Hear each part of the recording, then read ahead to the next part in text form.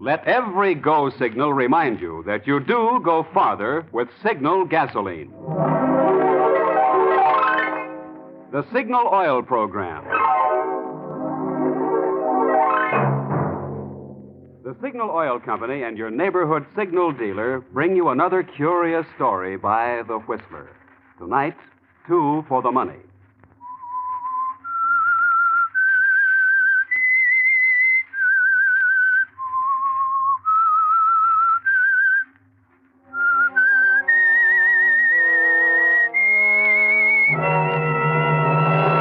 I am the Whistler, and I know many things, for I walk by night.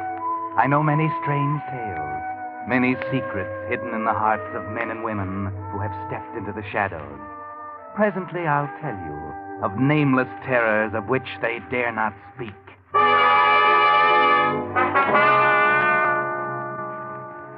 As New Year's Day 1945 draws to a close, the Signal Oil Company joins 1,800 Signal gasoline dealers in hoping that the coming year will be a good one for you and for your car, too. During 1944, you know, 150,000 cars wore out each month, 1 out of every 12 on the road. So yours has been a pretty lucky car so far. But it'll take more than luck alone to make today's cars last out the duration. It'll take thorough, conscientious servicing of every part. And no one gives more conscientious service than your neighborhood Signal gasoline dealer. Being in business for himself, he naturally has more incentive to do a better job. The kind of job that will keep you his satisfied customer. Later in the program, I want to tell you about several outstanding Signal services. For each one is designed to do for your car the thing you want most today, to help it go farther. But now, The Whistler.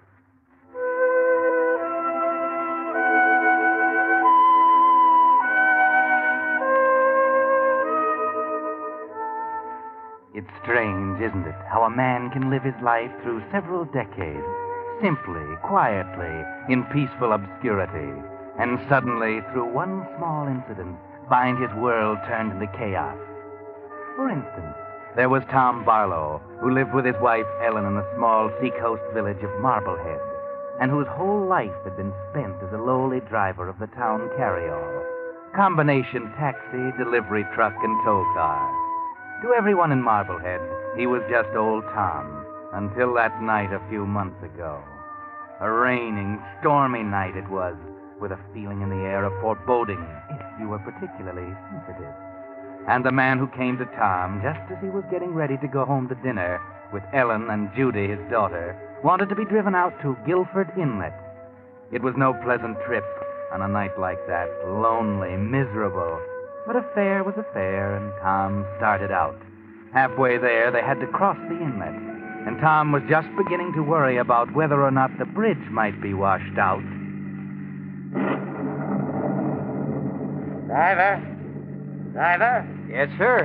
Is that the Guilford Bridge ahead? Yes, sir, that's it. Lucky for us, it's still there. You sure picked a night to come out to this godforsaken neck of the woods. When you get to the bridge, stop. Stop? What I said, stop. Mister, there's no need to stop. It's 8 miles yet to the inlet. Stop when you get to the bridge. Okay, mister, whatever you say.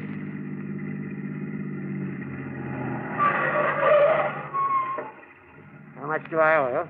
Well, you're not getting out here. How much do I owe you? $1.50, but look, mister. Yeah, $2.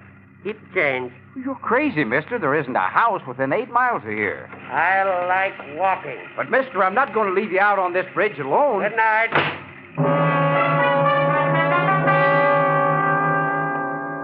Well, Tom, that's a queer thing, isn't it? Strange fellow. Never did get a good look at his face. He kept it muffled up in his scarf, his hat pulled down low. You've half a mind to run after him, but in 10 seconds he's disappeared into the blackness, and you drive back to town wondering, trying to make up your mind whether you should tell somebody about him or not. Then, when you're putting up the cab for the night and you happen to glance in the back, your mind is made up for you.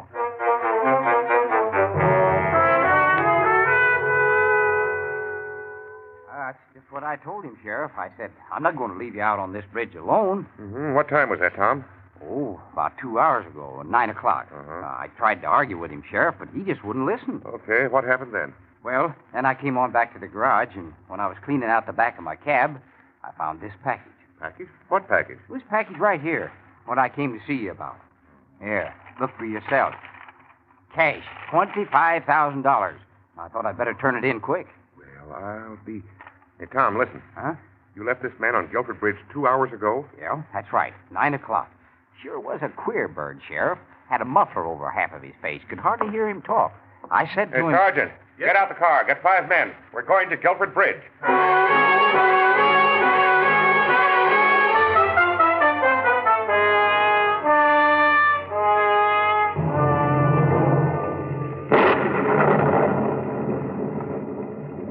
Gary, you see anything down there?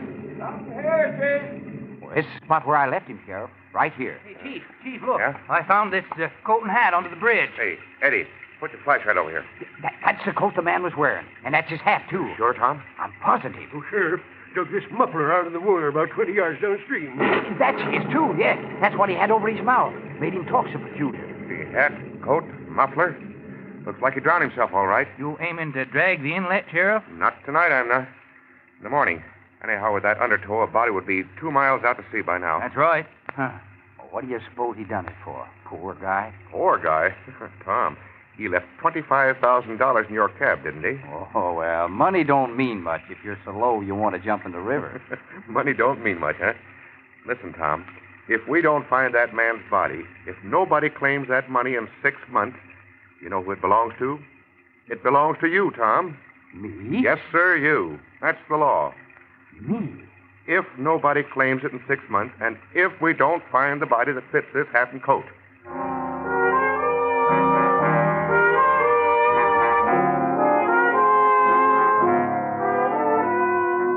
Well, Tom, that's quite a stroke of luck, isn't it? Imagine, $25,000. More than you've ever dreamed of. And it's yours. Almost. You stand on the bridge and gaze into the dark water below and wonder about your strange passenger.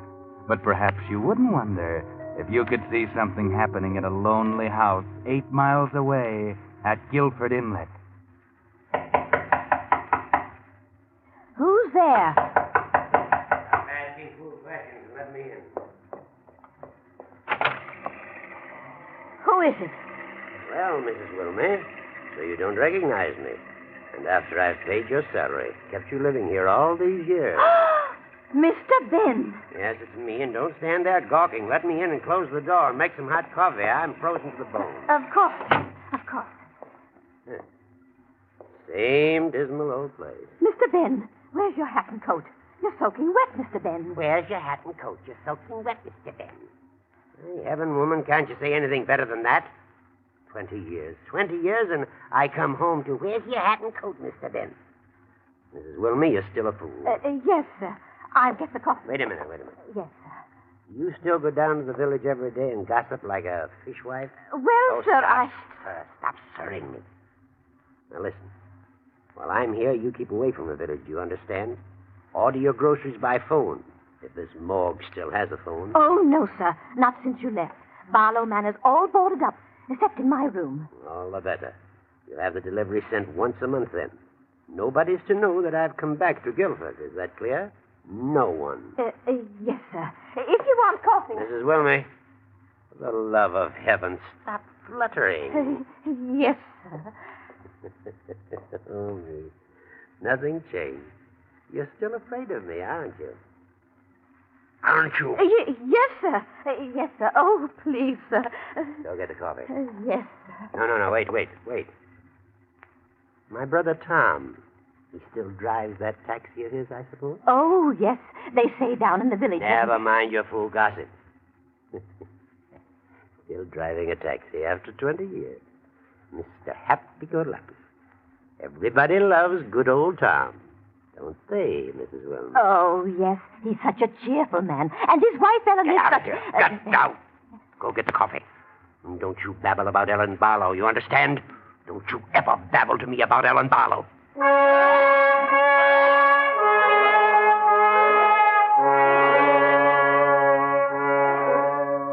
Yes, Tom Barlow, if you could see that scene, and your brother Ben sitting in the old family house in Guilford Inlet, perhaps you wouldn't wonder so about the stranger's disappearance. But you don't see that, and so to you and your wife, Ellen, it's like a dream. Oh, Ellen, it's like a dream. 20... Wilmy. Mrs. Wilmy. I'm coming, sir. I'm coming. I was just bringing your tea things. Oh, never mind the tea things. Where's my tonic? Heart's pounding like a trip hammer. Right here, sir, on the tray. Where's the afternoon paper? Here you are, sir. But there's nothing new about Mr. Tom and the money. Who asked you that? Well, Mrs. Wilmy, you're nosy, aren't you? Oh, please, Mr. Ben. Oh, stop that sniveling. You're nosy, Mrs. Wilmy, but you are a good housekeeper. Well, I do Be quiet, try. Be quiet. I feel like talking. Yes. Pour the tea. No, don't stand up. Sit down here by me. Oh, very We're well. going to chat, Mrs. Wilmy. I'm expecting a business friend of mine today at 5 sharp, a Mr. Peterson. Uh-huh. He's going to do something for me. Yes, sir. But you and I will chat until he arrives. Yes, sir. Lemon and 2 sugars, sir. Well. Yes. So you remember after all these years, huh? That's nice. Mrs. Wilmy, I'm a very rich man. I made a good deal of money in the city. Yes, sir. And I have remembered you in my will. Oh, thank you, sir. Be quiet, be quiet. You'll be well off when I die, Mrs. Wilmy. Very well off. That's why I think you'll keep your mouth closed about lots of things. Oh, I never I said... feel like talking. Mrs. Wilmy, did you read that they haven't found the body yet of the man who left the money in my brother's taxi? Oh, yes. They've been dragging me in it for weeks, sir. They can drag for years. They won't ever find the body. You know why, Mrs. Wilmy? Because I am the body. Mr. Ben. Sure, I'm the body. Oh. I left that $25,000 in Tom's cab. I wanted him to find it. I put it there. But, Mr. Ben... I'm going to break Tom Barlow. You watch. Please don't tell me. I don't want to know. 6 months he'll wait, thinking he's rich every day more certain. He'll be building air castles. You watch. I know Tom. He won't wait for 6 months. Fools around here to lend him money on speculation. He'll get in deep. You watch. Tom, happy-go-lucky. Always said he could get along without money. Married Ellen on a shoestring. Shoestring? And I could have given her everything. I could have given her clothes, a house in the city. You mustn't tell me, please don't. Mr. Happy-go-lucky. I can just hear him now. Money isn't everything. Money only causes trouble. Married Ellen on a shoestring. Well, this time he'll find out what money can do.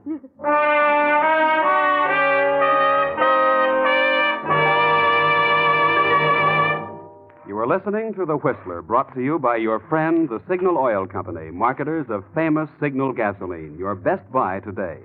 Remember to let every go signal remind you do go farther with Signal gasoline.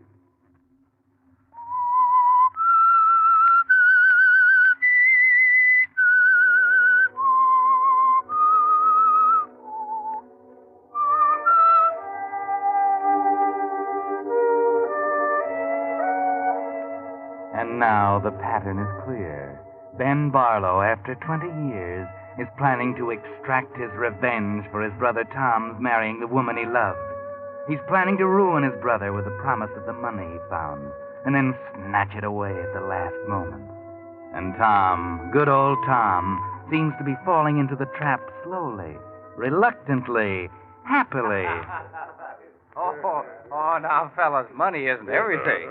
We'll see if you say that when you get the $25,000. I will. He's got 4 months to go yet. No use sense counting his chickens. The money's as good as in the bank. Been 8 weeks now, nobody's claimed it. And who do you expect's going to claim it anyhow? A ghost?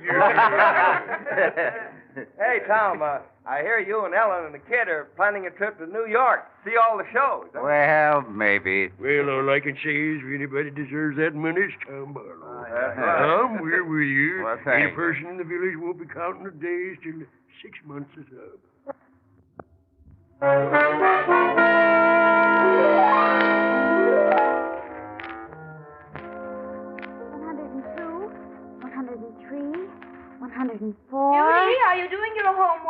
105, 106, 107. 107 days, Pa, and we'll be rich. Judy, I told you not to talk about that money. Oh, now, leave her be, Ellen. It don't hurt thinking about it. Oh, Tom, can't you see what I mean? Can't you understand? We've always been happy, Tom, the three of us, without too much money. And now Of course we have. And that's why I want you and Judy to have everything in the world. Why, you don't think I want the money for myself. Tom, listen. Let's withdraw our claim. Let's forget all about the money. What do you say? Tell the sheriff to give it to charity or something. Will you, Tom? Will you? Ma, are you crazy? Oh, she's teasing you, Judy. I'm not teasing. I've got a funny feeling about that money. But, Ellen, dear, I'm kind of counting on it. We've already run up a few bills and all, and what with this little deal I'm working... Deal? What deal? Oh, nothing, Ellen. Judy... What deal, Tom? Just a little surprise. You know what I've been thinking? We all need a little vacation. Yes, sir. Get away from town for a while. Jerry Mason says that I could get $600 for the cab. Tom, you're not going to sell the cab. Well... Oh, Pa, that's wonderful. We could go to New York and see Radio City and go to all the big shows and everything. Oh, Pa, I love you. You're so wonderful. Isn't he wonderful, Ma? Tom, you're not going to sell the cab. Please. Now, Ellen, don't you worry. Everything's going to be all right.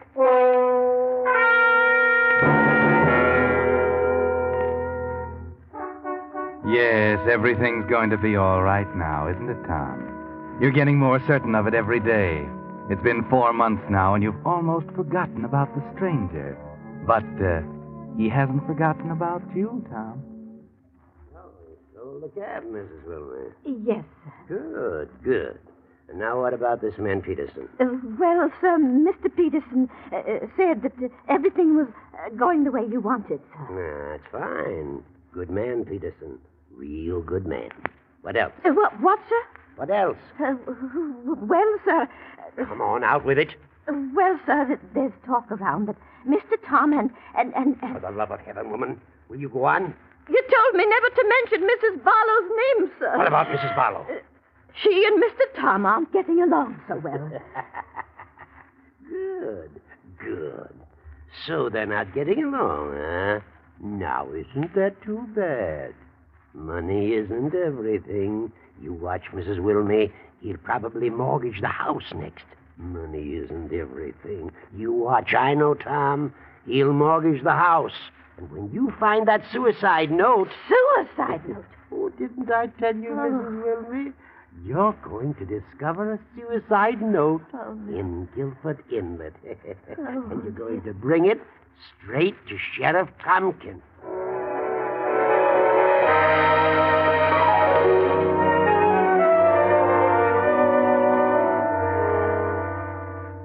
Well, Ben, you have it all figured out, don't you? And it's working out just as you expected.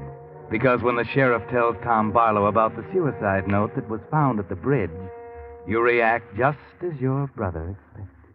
But, Ellen, there's no need to worry now. With that suicide note found, the money's practically in our hands. I told you it was just as good as ours. But, Tom, why did you have to go put a mortgage on this house? Oh, you don't understand, dear. I needed the money now for that deal that I was working on. So why wait till the 6 months is up and lose out on a great opportunity? But, Tom, how can you spend money like this before you get it? But I'm not spending it, Ellen. I'm investing it for our future and Judy's.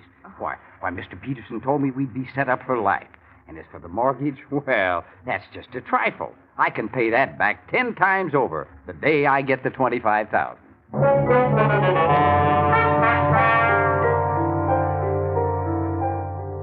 The day you get the $25,000, Tom. The day you get it. Will that day ever come? Ben waits in the lonely house at Guilford Inlet, enjoying reports of your spending money you haven't got. Yeah, set up 10 beers for the boys, Joe. You bet it won't be long now. One ale, Tom. And 1 ale for Jerry. Yes, sir. Oh, hi, Sheriff. What did you have? Tom, I've got to talk to you for a second. Well, sure, Sheriff. What's on your mind? Do you know a man named Peterson? Peterson? Well, I sure do. Come on, have a beer, Sheriff. Have any dealings with him? Well... This is important, Tom. Well, yes, I did. He came to see me with a mighty attractive proposition, and I placed some money in his hands. Very much money? All I could get my hands on. Mighty attractive proposition. That's not good. It's not good. No. Tom, this Peterson, as he calls himself, is a well-known New York crook. What? Real name's Clark, Pinky Clark. Deals in phony stocks and bonds. No. He's skipped town, and your money's gone with him. Tom, you've been swindled.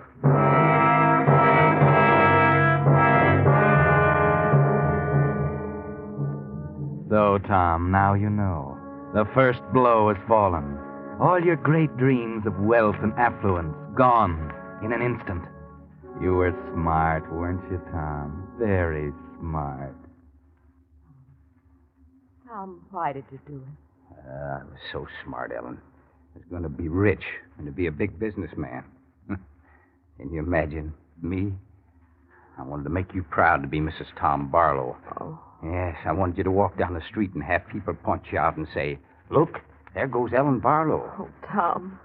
Guess I never meant to be anything but Tom, the taxi driver. You're right, Ellen. All along you were right. We should have withdrawn our claim like you said. Money's brought us nothing but trouble. Tom, how much do you owe the bank? $18,000. 18,000. Oh, Tom. Tom, we've just got to get that 25,000 now. We've just got to.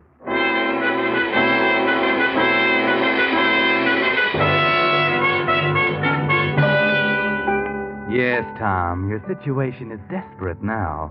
You have to get that $25,000 now. It will just about pay off your debts, lift the mortgage on your house, and buy back the taxi. And then the real blow falls. The 6 months is up. It's the night before you're to claim the money, and it's dark and stormy. Another foreboding night like that one 6 months ago. And as you sit by your fireside, you're startled by a knock on the door.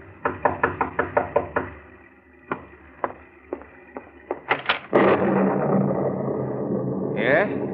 Hello, Tom. Well, I'm afraid I don't... Ben. Ben. Glad to see your old brother, Tom. Ben. I guess I'll have to invite myself in. Nasty night. Nice little place you have here. Ben, what are you doing here? Now, that's a fine way to greet your brother after 20 years. Ben, what do you want? Still haven't changed, have you, Tom? Still hate your devoted brother, Ben. Well, Tom, it's taken 20 years. 20 years. But I've just about done it. Done what? Driver, is that Guilford Bridge up ahead? Huh? Stop when you get to the bridge, driver. I like walking. Ben. Don't you remember your old lucky passenger, Tom, huh? Ben, you were... The man in the cab. No, the man in the cab was drowned. They found a suicide note. Ben, it was you. 20 years, Tom. 20 years, and I've come back. So, money isn't everything, Mr. Happy-Go-Lucky. You'll find out, you and Ellen both. Right now, that 25,000 is the most important thing in your life, and you're not going to get one red cent of it. I put it in your cab. I'm going to be at the sheriff's office with serial numbers and identification. Money isn't everything, eh? You married Ellen on a shoestring. You married the only woman I ever loved. You'll find out how important money is tomorrow morning.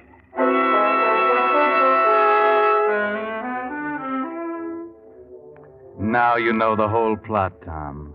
Now you know how you stand. The money you so desperately need is not yours and never will be.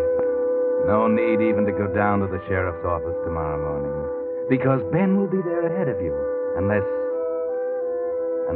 what if Ben didn't show up? What if Ben couldn't show up? Who would know but you? But that's murder you're thinking of, Tom. Murder. You've never done anything or thought anything like that. But tonight you're desperate and you think the whole thing out. It's simple, really. Ben's staying out at Guilford Inlet, alone in that big house. You can borrow the taxi back for a few hours and get out there. Drop his body in the inlet and... Yes, he's brought you to this, Tom. He's driven you to murder.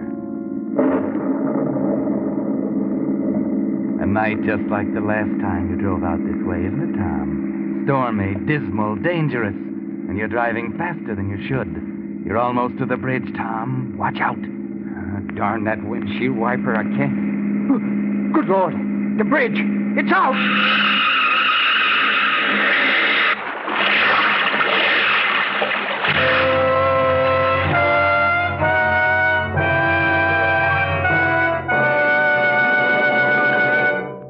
The Whistler will bring you the ending to our story in just a moment. Meantime, here are just a few of the signal services that are helping today's cars go farther. When your Signal gasoline dealer lubricates your car, he uses the famous Signal Safety Chart, on which the maker of your car shows every lubrication point and the exact lubricant it should have. And your Signal dealer checks every point against the safety chart, not just once, but twice, so not a single part can be missed. The Signal 4-star oil he puts in your motor is solvent refined to give you a pure paraffin-based oil that reduces carbon and sludge and protects every motor part with a tough, long-lasting film that resists heat and wear. His regular battery and tire checking service help you get extra months of wear. Should you need a new battery, his heavy-duty Signal Deluxe batteries are guaranteed up to 2 years. And his retread jobs, using only the finest material, help you get more miles out of every tire. In those and a dozen other ways, Signal dealers are helping today's cars go farther. You couldn't close New Year's Day with a better resolution than to get acquainted with your neighborhood Signal gasoline dealer soon. And now, back to the Whistler.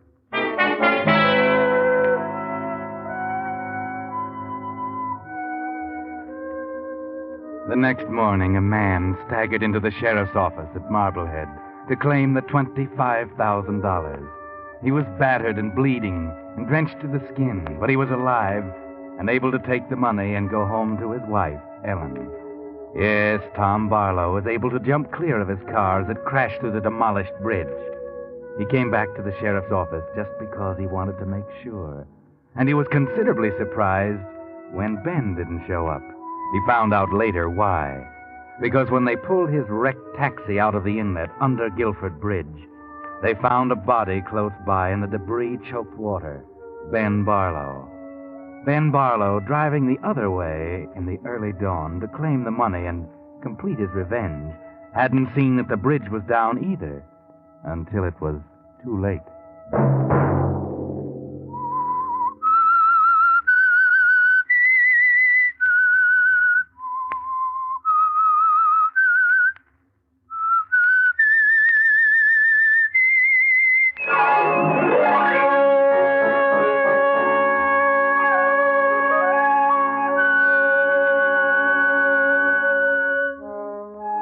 Next Monday at 9 o'clock, the Signal Oil program will bring you another strange tale by The Whistler. The Whistler is brought to you by the Signal Oil Company, marketers of Signal's famous Go Farther gasoline and motor oil, and by your neighborhood Signal Oil dealer who is at your service daily to keep your car running for the duration. The Signal Oil program, produced by George W. Allen, with story by Louis Pelletier and Jacques Ensign Fink, and music by Wilbur Hatch, is transmitted to our troops overseas by the Armed Forces Radio Service. Bob Anderson speaking for your friend, the Signal Oil Company, and suggesting once again that you let every go signal remind you that you do go farther with Signal gasoline. This is CBS, the Columbia Broadcasting System.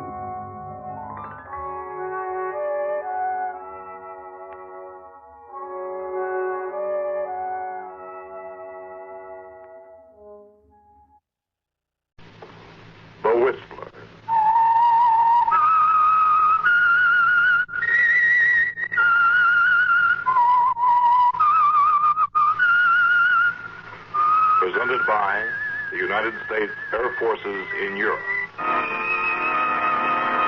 I am the Whistler, and I know many things, for I walk by night. I know many strange tales, hidden in the hearts of men and women who have stepped into the shadows. Yes, I know the nameless terrors of which they dare not speak. Tonight transcribed, it's the Whistler's strange story, 7 Steps to Murder. The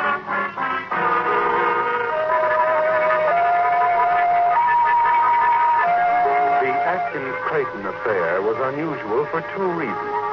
In the first place, of course, it involved a pair of famous newspaper men. Archer Atkins, the dean of New York drama critics, and Everett Clayton, a syndicated columnist. But more than that, it was interesting in its structure. Yes, there were 7 distinct steps between an apparently cordial relationship and a murder. The opening night of Clayton's first play at a Whirlwind was step number 1. Atkins had attended, of course, with the rest of the critics, and shortly after the final curtain, had walked across the street to the offices of the New York Globe with Murchison, his editor, to meet the newspaper's deadline.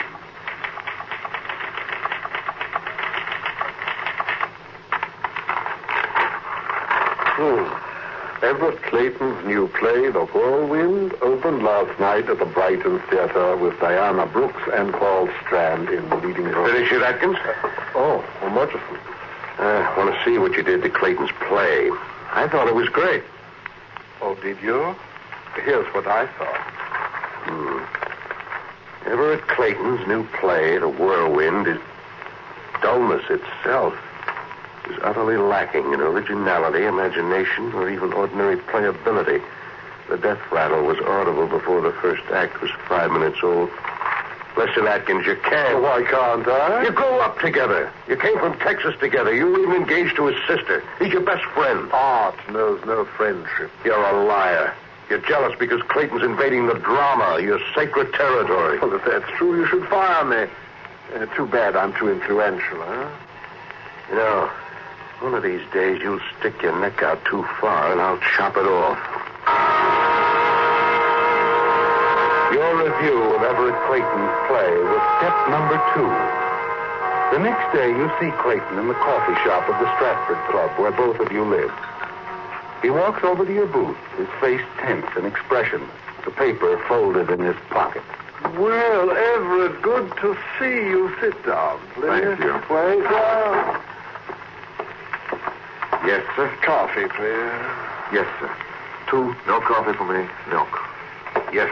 Your stomach again? Getting worse, I'm afraid. But that's not why I came, is it, Archer? I suppose not. That review, Archer. Nice of you. You're not a playwright, Everett.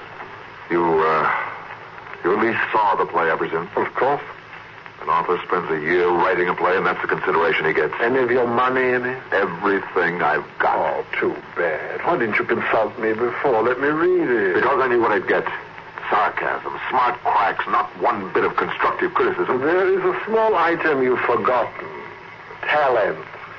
No one has yet succeeded in drawing milk from an elephant. Nor kindness from a critic. If you wanted charity, you should have said so. Do you want me to go over it scene by scene and show you how bad it is? No, because you couldn't. That's the trouble, you know. The people don't decide what's good or bad anymore. They wait for the critics to tell them. Well, thanks to you, I know my play is dead, Atkins. But I also know you're a fake. You've been phony all your life. If the Rover Boys in Switzerland had Edgar Allan Poe's name on it, you'd call it great. Go easy, old boy. You're getting carried away. You picked on the wrong guy, Archer. I've got 20 million readers, too, and before this thing's over, I'm going to make you look like the village idiot. Just do me a favor, Atkins. Check my column tomorrow. It'll interest you.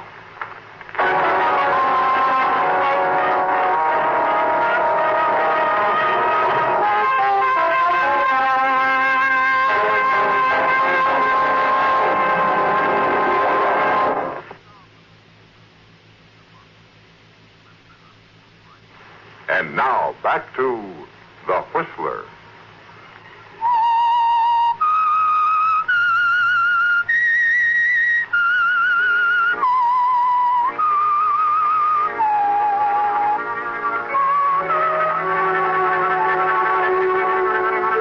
Yes, Archer. Although you didn't know it at the time, the case that was soon to become famous as the Atkins-Clayton affair fell neatly into 7 parts. 7 steps to murder. Clayton's play, of course, was the first step, and the scathing review that appeared in the Globe the next day over your signature was the second. But when you arrive at your office the next day, Murchison, the editor, is sitting on your desk waiting for you. the afternoon edition of the Ledger in his hand. Hello, Murchison. You read Clayton's column? I did not. Lead paragraph. Listen. I am now reconciled to the fact that my play, The Whirlwind, will close in a matter of days as a result of the efforts of a group of critics headed by Archer Atkins. As a matter of fact, Atkins is not equipped to set himself up as a critic or even a writer. He has no conception of literature, dramatic, poetic, or otherwise. And I intend to prove it. Well, amusing, but not very.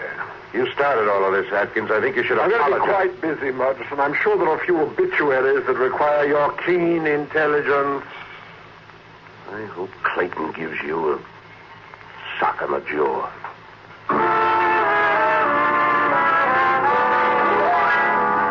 That's step number 3, Archer.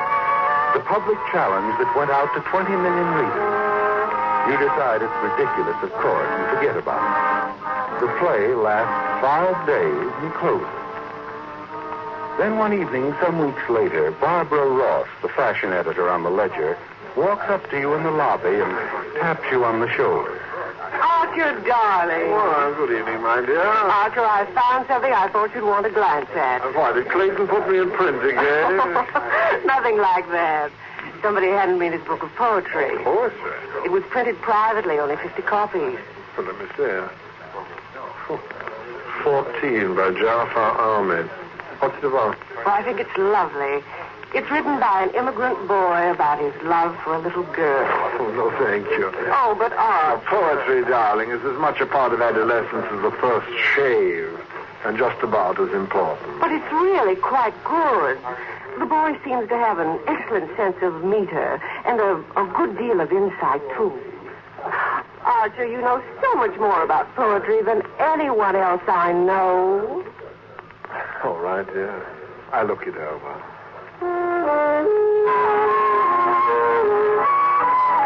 Step number 4, the book of poetry. Nothing to it, of course, is there, Archer? But you take it home and toss it on the nightstand. And just before you decide to turn out the lights, you pick it up and glance at the first page.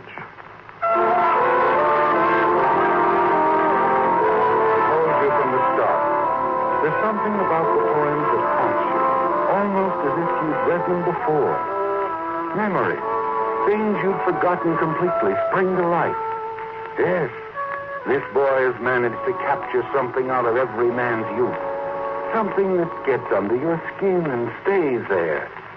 You finish the book, get out of bed hurriedly, and sit down at your typewriter. You can't wait until tomorrow, can you, Archer? You've got to get it on paper now.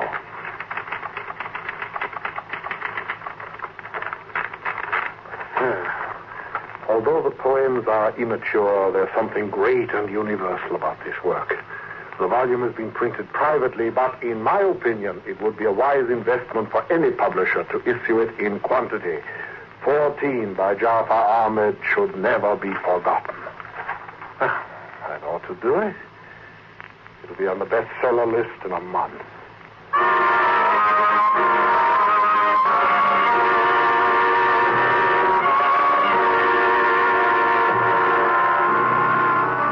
In the morning, you hand your article to a copy boy, unaware, of course, that you've just completed step number 5. Although you don't know it, the minute you turned in that review, you moved nearer to murder than you've ever been in your life.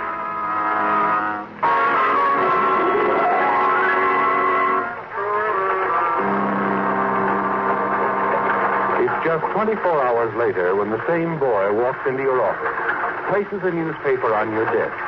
Step number 6. Here's your copy of the Ledger, Mr. Around town with everything. Oh, here we are. 3 months ago, I promised to reveal Archer Atkins, the so-called Dean of Literary Critics, as a phony. Today, I call attention to the raves he's been giving the book of poems called 14. Supposedly written by a 14-year-old Iranian lad. The fact is, gentle readers, I wrote 14. Oh, just shocking, eh, Archer? Oh, hello, Murchison. I didn't see you. That's all right. You needn't hide that. Some of our best people read Everett Clayton. including the publishers of this paper. It's trash. Just trash. And lies, too, I suppose. Clayton never wrote 14. He hasn't got enough sense. Seems to know a lot about it, Archer. Read on. He tells just how he did it. He had no knowledge of poetry, he says. Just threw together the lushest and most senseless adjectives he could concoct. Had the whole mess printed up on the quiet. You, the great Archer Atkins, praised it to the skies. Are you trying to tell me that you believe this nonsense? What's what a man's... A man's got readers, Archer. 20 million of them, so calm down. Don't tell me to calm down. As a matter of fact, why don't you get out of here? Let me at that typewriter. I'll teach Clayton his place. Not in a globe, you won't. And why not? I talked to the publishers. They want your resignation by the end of the month. From now on, I'm editing your material, and I don't intend to have any libel suits on my hands. Not even to save the great name of Archer Atkins. Good day. Oh. For once, I've had the last word.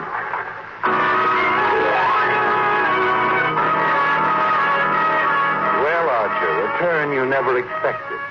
And it's even worse when you reach the Stratford Club and learn that you've suddenly been turned into a laughing stock.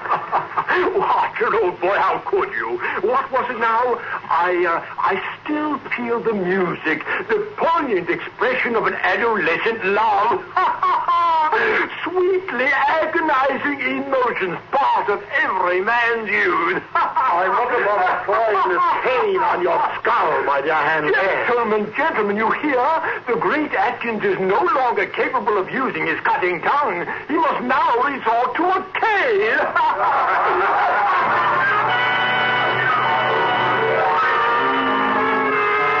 This thing has got you, hasn't it, Archer? And it hurts deep, twisting inside you until finally the seventh step begins to take shape. The seventh and final step, murder.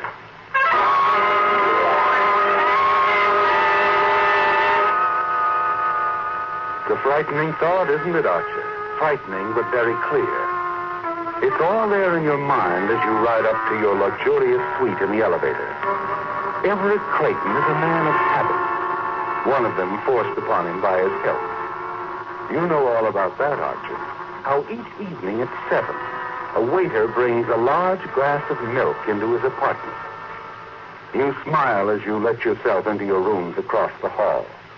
Tonight, that same waiter must bring you something as well. Hello, coffee shop. This is Mr. Atkins. I wonder if you'd send me up something, huh? Oh, I don't know. Something light, a chicken sandwich, perhaps. Oh, no hurry. Well, said you have a waiter coming to Mr. Clayton's rooms at 7? That's time enough, surely. Just don't make a special trip. Thank you.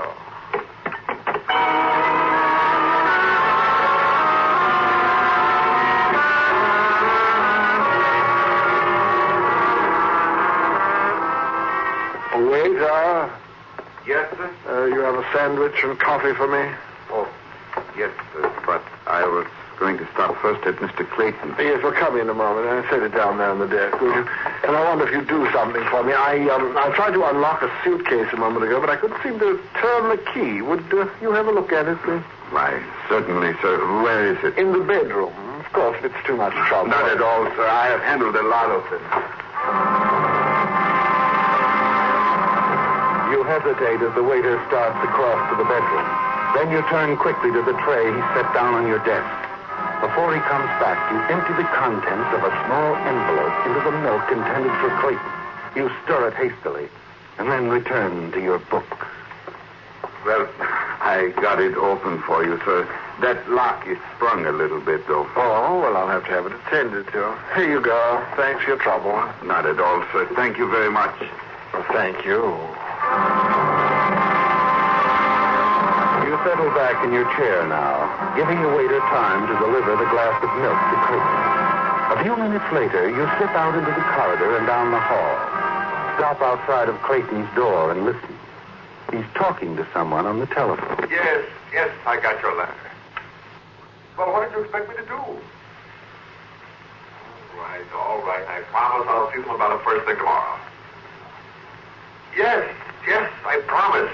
Goodbye. You wait wait tensely after Clayton hangs up, hoping no one will come along the hall and find you standing there. A moment dragged by. What is he doing? Isn't he ever going to pick up that glass? And then...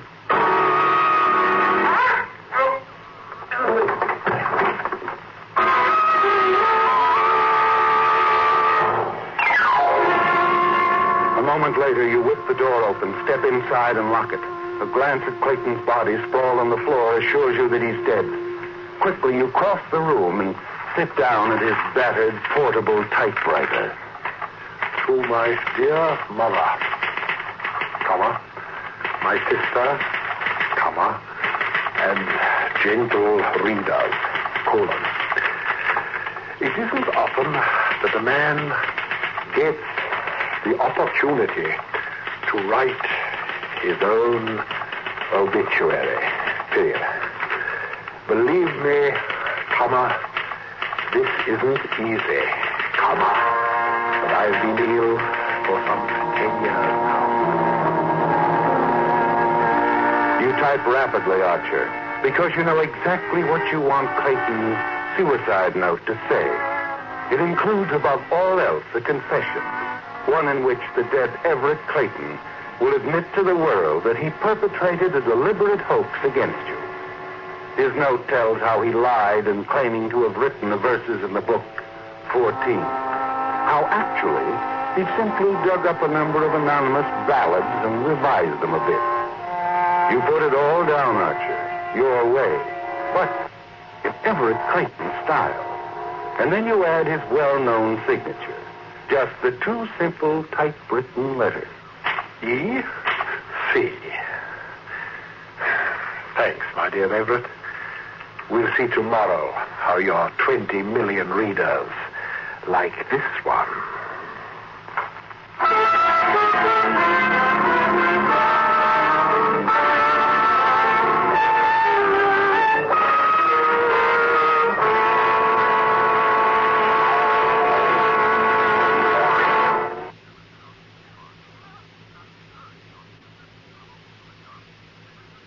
Back to The Whistler.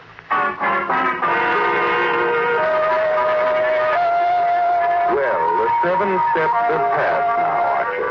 Everett Clayton is dead. But more important than that, the suicide note in his typewriter will put you back at the top of the heap. Yes, Murchison, your publishers, Hanley, and the whole literary world will have to admit who has the right to wear the critic's crown. You don't seem at all surprised at the police calling on you, Mr. Atkins. Oh, my dear Captain Foss. Well, the moment the manager of this club informed me of Clayton's demise, I resigned myself to a round of dull questions. Naturally. You've known him all his life, grew up with him, sweet on his sister at one Anything time. else you want to know? I was an incubator baby, weighed 3 pounds, 2 1/3 ounces. I'm surprised you aren't more interested in the way Clayton died. I like to believe people, Captain. When I'm told someone is dead, I assume he's dead. Whether he was shot through the head with a cannon, threw himself into Mount Vesuvius, or was clubbed to death with the missing arm of Venus de Milo doesn't concern me in the least. Poison is more to your liking, isn't it? I don't know what you're trying to imply. Well, let's make it clear, then. How long did it take you to write that note? Note, Captain? The suicide note in Clayton's typewriter. Oh, do tell. In verse, no doubt. It says Clayton never wrote those poems, that he stole them from some anonymous ballads. Well, I insisted on that all the time. Wait till I get hold of that editor. You wrote that note, Atkins. You poisoned Clayton and ran the note off on his typewriter. Nonsense. Who gave you that story? Some idiot from the Ledger? Take a look at these papers, Atkins. Ever seen them before? They're yellow. They're very old, aren't they? They're poems you wrote to Everett Clayton's sister when you were 14, over 40 years ago. What? That book of poetry you reviewed was not written by Jafar Ahmed or Everett Clayton, but by Archer Atkins. Reviewing my own poetry. So it wasn't suicide, you see. No, wait a minute. He still did it. It was a malicious trick. Now, listen, Captain. It wasn't suicide, Atkins. Because Clayton's sister blew up when she read what he did with those poems after she sent them to him. She phoned him last night. He was talking to his sister. She made him promise a public retraction. Clayton was going to see you about it in the morning.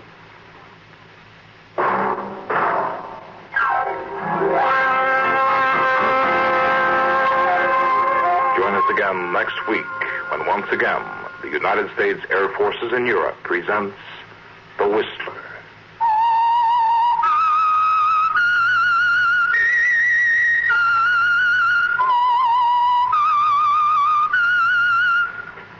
This is Air Force Sergeant Don Cormay speaking.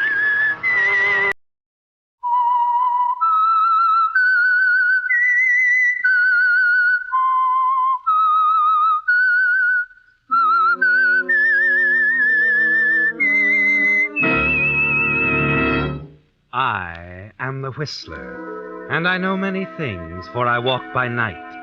I know many strange tales hidden in the hearts of men and women who have stepped into the shadows. Yes, I know the nameless terrors of which they dare not speak.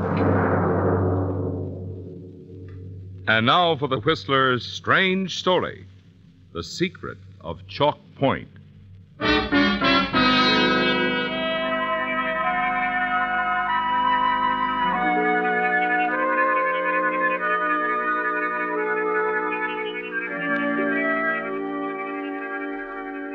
Chalk Point is a tiny strip of land that extends into the Pacific, and at land's end stands Yeager House, a large and gloomy old structure built at the turn of the century, barely visible now in the swirling mist, the heavy fog that clings to the coast of Northern California. And in that fog, strolling casually along the beach, Kay Fallon, young and attractive, a polo coat wrapped tightly around her, shutting out the chill of the evening. Then suddenly she stops, peers ahead into the gray shadows. A man. Yes, the figure of a man walking in from the sea, moving through the fog toward you, Kay, staggering now and falling on the beach. What's wrong? Are you hurt? The ship went down. A shipwreck? Yes. All hands lost. When did it happen? Where? Up the coast. Fog. We hit the rocks. Out there. Here. Let me help you. So tired. Been in the water for hours. Seemed like years. What ship were you on? Schooner. Star of Shanghai. My ship. She's gone. All hands gone. Easy now, easy. My fault. All my fault. Here. Can you walk? I think so. Take me to the house, please. The house? My house. Up there in the point. Your house? I've got to get back. Get back. Home.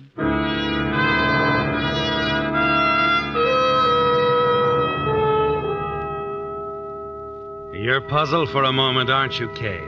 By the strange young man who calls Yeager House his home. You've been employed by the owner, Mrs. Yeager, as her secretary companion for over a year now. And you've never seen him there before, nor has Mrs. Yeager ever mentioned him. He's confused, isn't he, Kay? Yes, that's it. The shock of the wreck, the terrible experience he's been through. And so you help him along the beach into the house. You leave him sitting in a chair by the fireplace in the study, and then hurry down the path to the caretaker's cottage. Dave!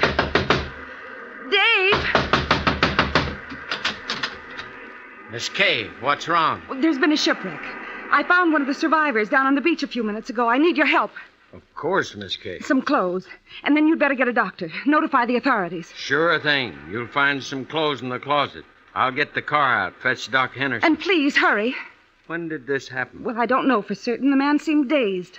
He did say it was his ship, a schooner, the Star of Shanghai. The Star of... What's the matter? You sure he said Star of Shanghai? Yes, of course. But, Miss Kay... What is it, Dave? What's the matter?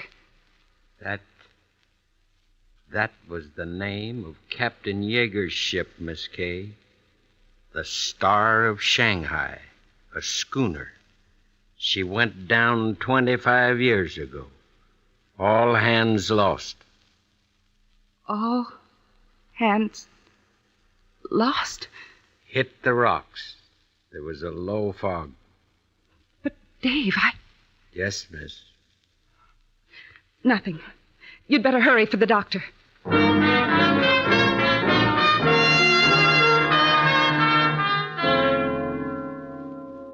Back inside the house a few moments later, you stop in the entry hall. Stare at the oil painting on the wall. A painting of a three-masted schooner, Captain Yeager's ship, the Star of Shanghai. An uneasy feeling begins to creep over you, doesn't it, Kay? Yes. And then suddenly you're aware of a buzzer ringing close by. It's Mrs. Yeager. She wants you, Kay. You hurry upstairs to her room. Find her, as usual, propped up in bed, a manuscript resting in her lap. I've been ringing for you for quite some time, my dear. I'm sorry, Mrs. Yeager. Oh, of course you've been out for your walk. Yes. Yes, I was. I forgot. I wanted to tell you I've just finished reading your manuscript, my dear. Oh, I like it very much, very much. Thank you. Have you heard from the publishers about it? No. I've written to them, but they haven't answered yet. Oh, I'm certain they'll accept it, Kay. It's quite good, really. Quite good. However, I do have a few suggestions. That is, if you don't mind a meddling old woman's advice. No, of course not, Mrs. Yeager. Well, we can talk about it in the morning. I feel rather tired now. Very tired. In the morning, then. If you'll be kind enough to bring me my hot milk now. Right away, Mrs. Yeager. Kay? Yes? Is something wrong? Why, no. You seem disturbed. No, it's nothing, really. There is something on your mind. Well, in a way. Oh, it's the novel, dear. You're anxious about it, aren't you? Yes, the novel. Oh, it'll work out, my dear. I know it will. Mrs. Yeager, your husband, his ship was lost at sea some 25 years ago. That's right. On a night very much like this one, Kay. Strange that you should ask about it now. Oh? For some reason, he's been in my thoughts all evening. It's the fog, I suppose, the horns and all. Where was the ship lost? Not far from here, up the coast. My life ended that night, my dear. I was very much in love with my husband. Yes, I know. He was such a handsome man. Tall, broad-shouldered, bronzed by the sun. Have you never seen a photograph of him, my dear? No. I never have. The album there. Hand it to me, will you? Here you are, Mrs. Yeager. Thank you, dear. Let's see. Oh, here. Here. The captain. This photograph was taken shortly after we were married. I insisted he sit for it. He hated to have his photograph taken, but I won out. Look, Kay. Wasn't he handsome? You take the album, and your hand begins to tremble as you stare at the faded photograph. You can't believe what you see, can you, Kay? The man in the photograph is the image of the man you found on the beach just a few minutes ago. Why, what's the matter, my dear? Nothing. Nothing at all, Mrs. Yeager.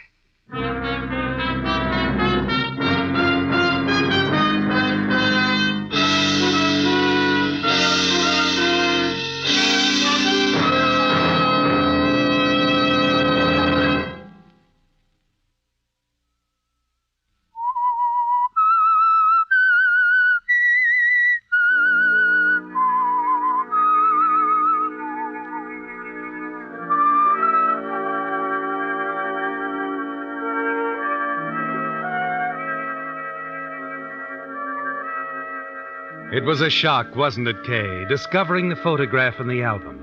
A photograph of Captain Yeager, lost at sea some 25 years ago.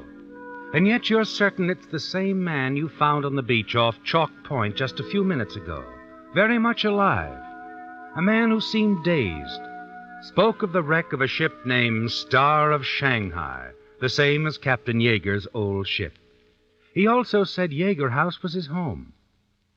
You leave Mrs. Yeager in the upstairs room, hurry down to the study, and then you stop just outside the door. You're afraid to go in, aren't you, Kay? Yes, because he's in there, the man you found on the beach. What? Oh, the doorbell. Here's the doc, Miss Kay. He brought the sheriff with him. Oh, yes. Come in, Dr. Henderson. Come in, Sheriff. Thank you, my dear. Evening, Miss Fallon. Now, where is this young man? In there. The study. Well, I'll take a look at him. I'll go with you, Doc. Miss Fallon, old Dave was telling me you said this man mentioned the Star of Shanghai. Yes, that's right. That was the name of Captain Yeager's ship that went down 25 years ago. So I understand. A schooner it was. So was this one. I see. You mentioned when this wreck happened? He said something about being in the water for hours and hours. Funny, we usually get a call from the Coast Guard when there's a shipwreck. And you didn't? No. Oh, Miss Kay. Yes, Doctor. The young man, you sure you left him in here? Why, of course, isn't he? He was sitting right there and he's gone. You notice a quick exchange of glances between Dr. Henderson and Dave, don't you, Kay? And then the sheriff joins you and the others in a search of the house. All the rooms except Mrs. Yeager's. You search the grounds, too, but there's no sign of the young man. I can't understand it. Where could he have gone? Well, he's not around here, that's a sure thing, miss. We might have wandered down to the beach again. Maybe. I'll have my deputy organize a search party as soon as I get to a phone. You're a writer, aren't you? In my spare time. Old Dave tells me you finished a novel, some sort of a sea story, right? Yes. That's right. Why do you ask? Oh, I was just wondering, that's all. What is it, Sheriff? Like I said, Miss Fallon, I'll have my boys organize a search party to look for this man you said you found on the beach. But you see... But what? For your sake, I hope this isn't just a publicity stunt, Miss Fallon. Publicity stunt? Sometimes a writer thinks a little sensational publicity, well, you know what I mean. Now, see here, Sheriff. If Captain Yeager was still alive, he'd have made himself known years ago. But the photograph in Mrs. Yeager's album, it's the same man. I know it. Sure. The album is in her room. You can see for yourself. Mrs. Yeager isn't well, as you know, and I don't think it would be advisable to intrude on her at this time. With a story like this, Miss Fallon. But I tell you, the man Good night. You stand there for a moment staring after him. Then you turn angrily, walk into the house. Then you remember the cup of milk Mrs. Yeager had asked for.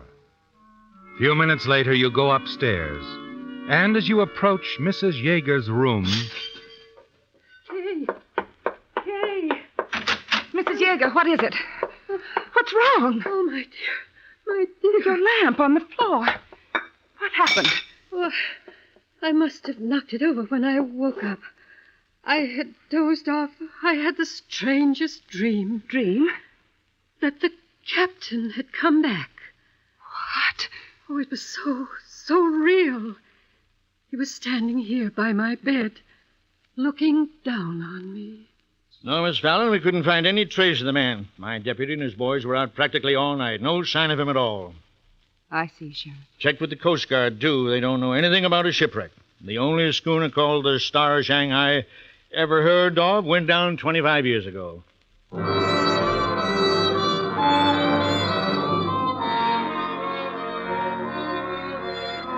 The sheriff still thinks it's a publicity stunt on your part, doesn't he, Kay? And so does everyone else. You're angry and still a little frightened. And you decide to go straight to your employer, Mrs. Yeager. Tell her of the wet footprints beside her bed the night she dreamed her husband had returned. and see if she has any possible explanation. You hurry to the parking lot behind the telegraph office where you parked your car. You get in, step on the starter. As you maneuver out of the narrow parking strip, your back bumper strikes something at the side of the building.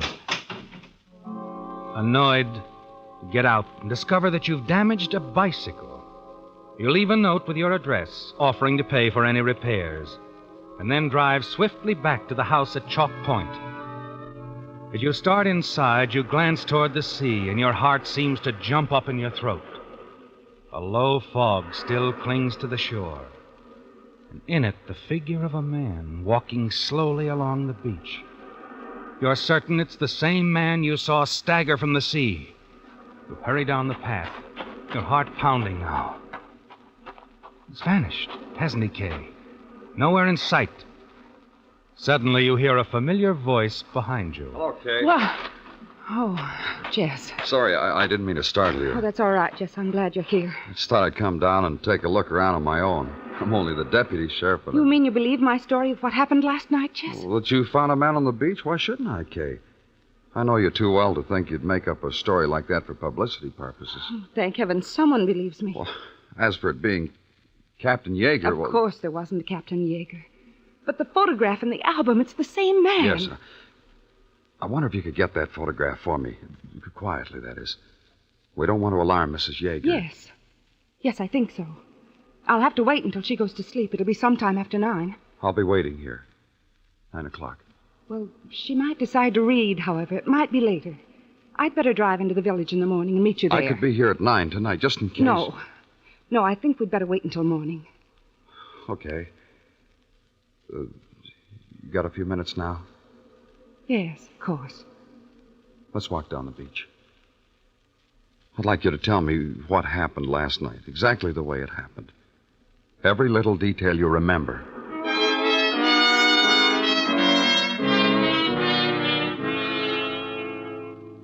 At last, Kay, you've found someone who believes in you. Jess Williams, the young deputy sheriff.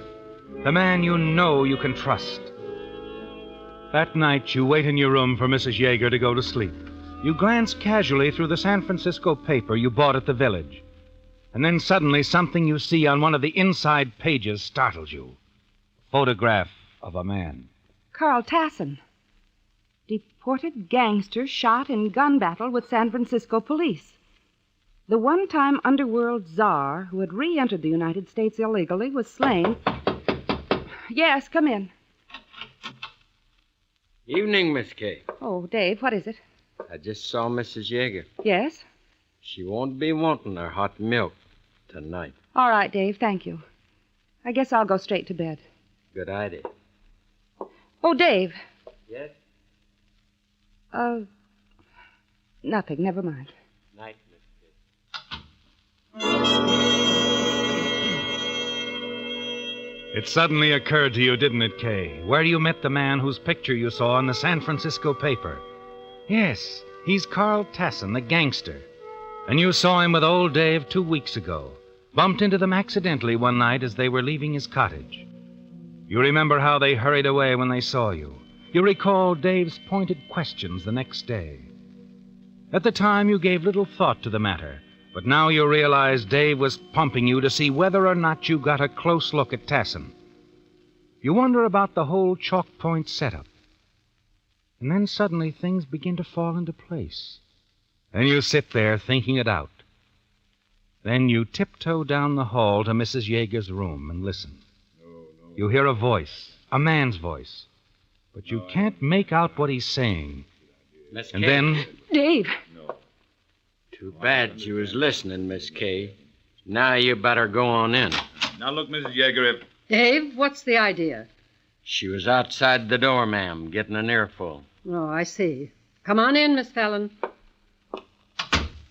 Well. We've met before, haven't we? That's right. On the beach last night. You, rescued me from the surf. Captain Yeager, that's me. Really? I find that a little hard to believe. So did the police, huh? You planned the whole act.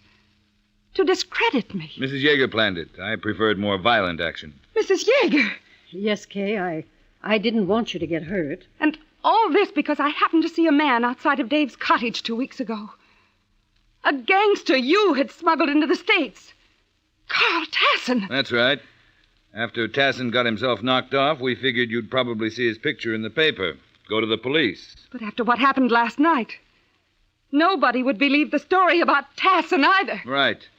In your case, the little girl who cried wolf once too often. Very clever, Mr. Norton. Captain Norton. Master of the freighter Western Star. So that's how you get your clients to the States. Carl Tassin was a special case, the kind of man we could have used. Actually, our main business is smuggling. We've got a great setup here, Miss Fallon, and you're not going to spoil it. Well, what are you going to do, Captain?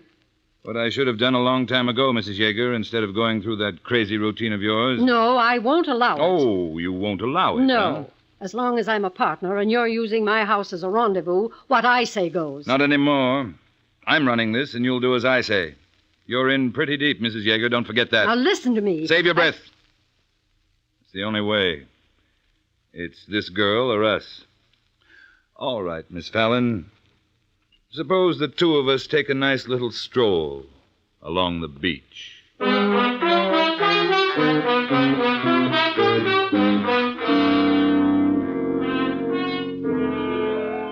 You're certain he's going to kill you, aren't you, Kay? Because you know too much. As you walk through the downstairs hall, you glance at the clock, a few minutes after 9. And then you realize if you'd listened to the deputy, agreed to let him wait for you at the beach, he'd be there now, close by to save you. You move out of the house, Captain Norton right behind you, the gun in his hand. And the two of you go down the path to the beach. All right, Miss Fallon. This is as far as we go. Listen to me, Captain Norton. Like I told the old lady, save it. You know, you're a nice-looking doll, Kay. Yeah. I sort of hate to do this, but I've got to think of that easy dough I'm making, those suckers who'll pay $5,000 to have me ease them into the States. I wouldn't tell anyone. Oh, sure, I bet you wouldn't. Sorry, baby. Sorry.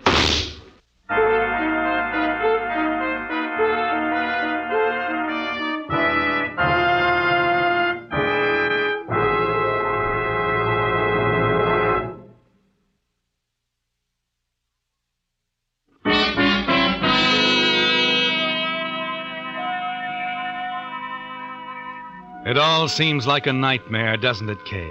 The strange man staggering out of the sea, his complete disappearance, the realization that Chalk Point is the headquarters of a criminal smuggling ring, that even your employer, Mrs. Yeager, is a part of it. And then the walk to the beach with Captain Norton, the head of the organization, his decision to kill you. Yes, your mind is spinning when suddenly you realize you're lying on the couch in the study of Yeager House. And your friend, Jess Williams, the deputy sheriff, is standing close by, looking down on you, smiling. Hiya, Kay. Feeling all right? I think so, Jess. How did I get here? You fainted. But Captain Norton... Oh, easy now. He's in the other room, handcuffed to old Dave. Dave gave me the whole story of the racket, including Mrs. Yeager's part in it. But Captain Norton had a gun. He was going to shoot me. I know. I spotted the two of you when you left the house. When I saw you had you covered with the gun, I followed. Looks like I fired just in time. You saved my life, Jess. Yeah. Funny the way it happened, too. I wasn't intending to see you until tomorrow morning. I was cruising around the village in the squad car a little while ago. Ran into Frankie Holden. The youngster at the telegraph office? Yeah. He had a telegram to deliver out this way. His bicycle was broken, so I gave him a lift. You mean? I mean a certain hit-and-run artist named Kay Fallon smashed Frankie's bicycle, left a very thoughtful note on it. Lucky you did, too. Otherwise, I wouldn't have picked Frankie up. Been out here tonight.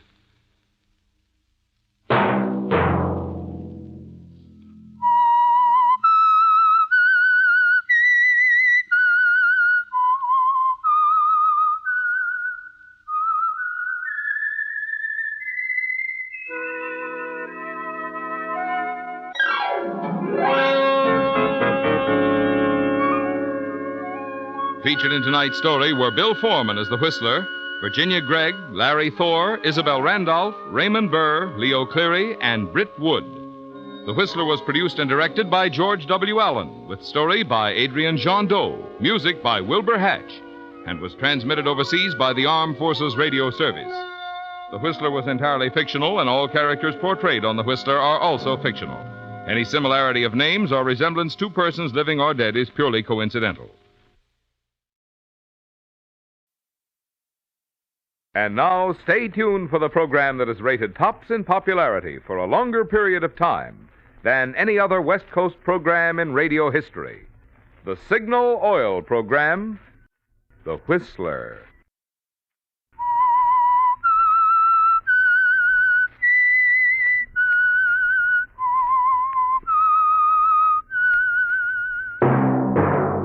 Signal, the famous Go Farther gasoline, invites you to sit back and enjoy another strange story by The Whistler.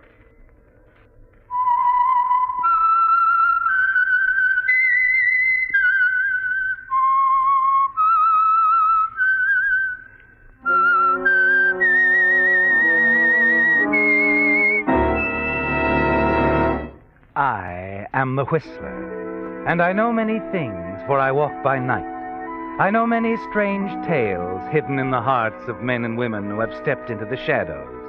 Yes, I know the nameless terrors of which they dare not speak. And now for the Signal Oil Company, The Whistler's strange story. Curiosity killed a cat.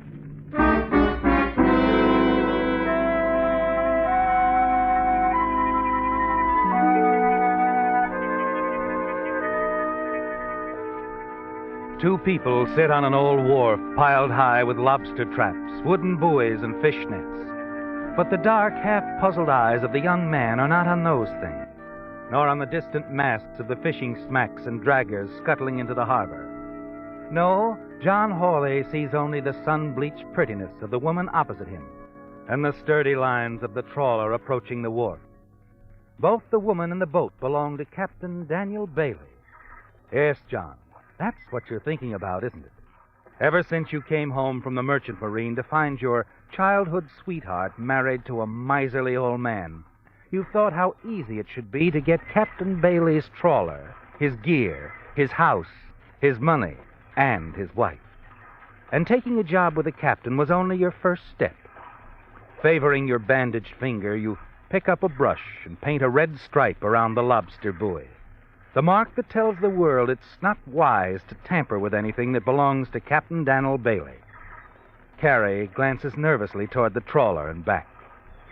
Guess it'd look kind of funny me going back to house now, with the Nautilus just landing. Daniel sees you, Carrie. So does old Matt Tuttle. He just waved. Daniel took Matt along to haul traps in your place. Can't figure why they came back so early. Weather, probably. Oh, I counted on crushing my finger to give us the whole day together, Carrie. You think Daniel guessed you did it on purpose? So I could stay ashore with his wife? Are you crazy? I'm not crazy. Buddy has to live with my husband and know how suspicious and mean he can be. I don't know. I remember when we were kids, we used to holler at him in the streets, call him a miser. And later I joined the merchant marine, and while I'm gone, you up and marry the old coot.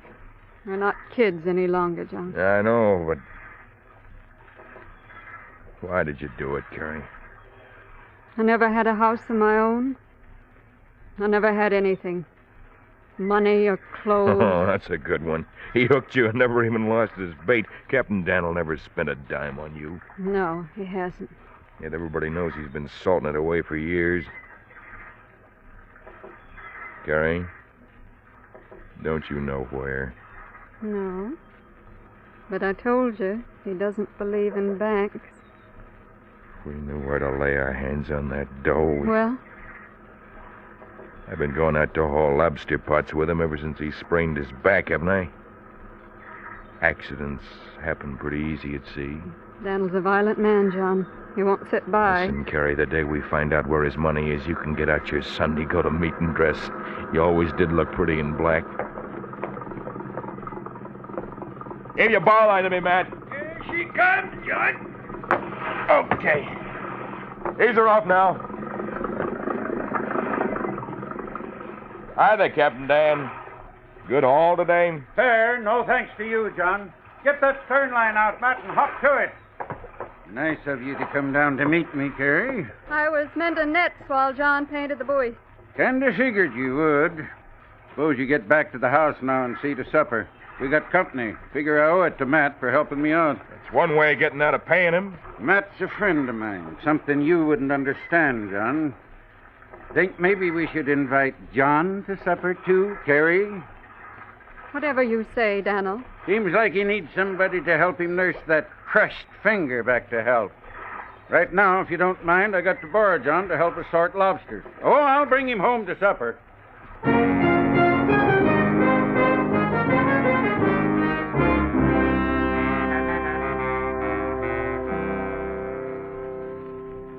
Well, you look right nice, Carrie. Quite a spell since you fixed yourself up like this. Quite a spell since we had company. Where do you think you're off to now? Want to go up to the attic for a minute? The supper's ready, Dan. Matt and John are all ready to sit down. It seems to me every time I call you for supper, you decide to go to the attic. Yeah, Daniel likes to look at that old sea chest he's got up there. Leastwise, what's in it. Maybe put a little more in it, eh, Daniel? Seems like Matt's let the cat out of the bag about your private bank, Captain Dan. All right, suppose I have got some money tucked away. Hard work's just as important as ever, John. And that's what you're afraid of. Yeah, like all young people today. Want to start at the top. I don't see where scrimping and slaving have got you, Matt. Up at 4:30 in bed at 8 all your life. I'd like to have some fun before I die. You never used to complain about your luck, Carrie. Anything special on your mind? I get fed up sometimes. Well, I'll put the things on. You men sit down at the table. Well, there's the horn starting. Guess I sniffed out the weather all right, eh, Matt? Yeah, Daniel. Sure glad we aren't aboard the Nautilus now. Why not? She's got a good compass. You know these waters as well as the rest of us, Matt. Yeah, maybe so, John, but too many men have piled up on the inner reef just the same. Not if you know where you're going and how to get there. Never heard you sound so almighty sure of yourself, John. Well, it's a question of knowing all there is to know about a subject, Captain Daniel. Navigation or anything else. Like maybe there's just one thing holding you up, and you find the answer to what you didn't know, and you're all set. I don't know as I exactly get the drift of all that, John. You understand him, Carrie? I think so, Daniel. Daniel's mind is on putting all that folding money in his sea chest. No, I'm thinking more of the fog closing in, Matt. Can't very well forget it with that foghorn sounding like it was calling the body to his doom. Know what the foghorn always makes me think of? Sure, Matt. Makes you think of death. Yes, sir. Yeah, does it that. How'd you know, John? Oh. I guess you might say it makes me think of the same thing.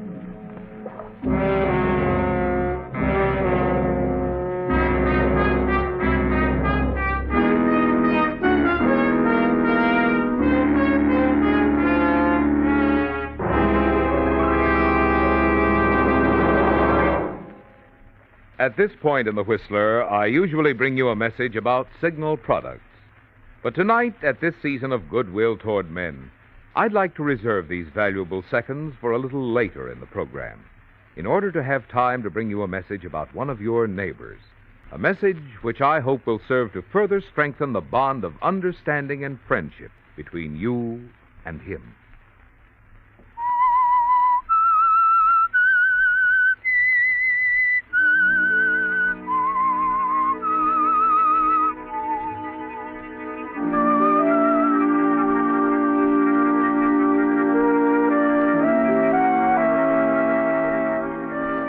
Well, John, it was quite a shock coming home from several years in the Merchant Marine to find your childhood sweetheart married to Captain Daniel Bailey, wasn't it? But you're certain Carrie still loves you, aren't you? And you tell yourself that things will soon be much different, especially now that you've made sure where the old miser keeps all his money. in an old iron sea chest in the attic. It's a cold and black Monday morning, 2 hours before dawn, as you walk into the cheerful beam of light coming from the Bailey kitchen window. Carrie's there getting her husband's breakfast. And you know she's thinking the same thing you are. How easy it is for accidents to happen at sea, especially when there's a reason and a will to help them along. Then, as you open the back door, you stumble over the sea chest. Oh, I hope you didn't hurt your toe on that chest, John. Be too bad if it kept you on land, too, like that crushed finger did. It's your fault for leaving it there, Daniel. I can't see why you brought it down in the first place. I figure on stowing it aboard the boat. Get your mug up, John. Let's cast off. You know, Captain, it's your wife's coffee, not your $25 a week that gets me up at this unholy hour to go out and haul traps with you. You know, I guess there was something about Carrie that interested you. Her coffee, huh? Consider that a flattering remark, Carrie? I'm considering the work I got ahead of me, Daniel. The sooner you two get yourselves and that chest out of my kitchen, the happier I'll be. Well, that chest looks good and solid, Captain Daniel. Yeah. They made things to last in my father's day. I always thought a lot of that chest. Well, do you really think it'll be safe on the boat, Daniel? Well, an old sea chest? Why not, Carrie? I got a feeling it's better stowed away in a locker where I can keep my eye on it. Good sturdy lock there. Fine workmanship. Hey, put that chest down. There's only heft in it, Daniel. Well, I was figuring on carrying it to the boat for you, Captain. Well, you keep your hands off things that don't belong to you. Now you swig down that coffee while I get a couple of lobster traps out of the shed if you're so anxious to carry something. All right, Captain. You don't need to get sore. You know, there's an old saying, John. Maybe you heard it. Curiosity killed a cat. Makes a lot of sense. Know where he keeps the keys to that chest, Carrie? On his key ring with the others in his jacket. Hauling gets to be hot work. If he'd take his coat off before he went out in the door, he might have a chance. Maybe he took the money out, hid it somewhere else. Not from the way he's acting. He suspects us, John. That's why he's moving the chest to the boat. Listen, the cabin's always locked except when he's on board.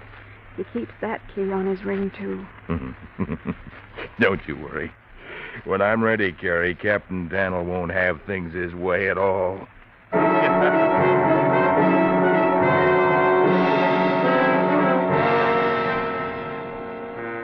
You wonder about Captain Daniel as he shoulders the chest and walks behind you down to the wharf where you board the Nautilus.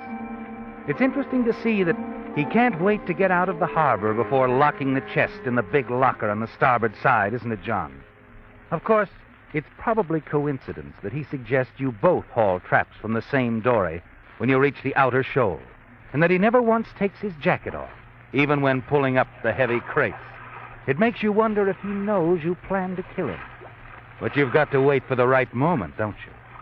And 2 days later, you think that time has come, when Daniel's about to climb up over the side of the trawler from the dory riding below. As you stand over him on the deck... Careful of your back, Captain. Let me give you a hand up. No, not yet. Let me get the door a mite closer, John. Wouldn't want to fall between her and the Nautilus. Well, come on, get a hold of my hand. I'll hang on to you. Say, would you look who's coming into view? Ahoy there, Matt! What's Matt's motorboat doing out here beyond the reef? I thought he stuck to shallower water. He changed his lobster traps day before yesterday. That's funny. I wonder why. Because I suggested it, John. Now you can give me a hand up.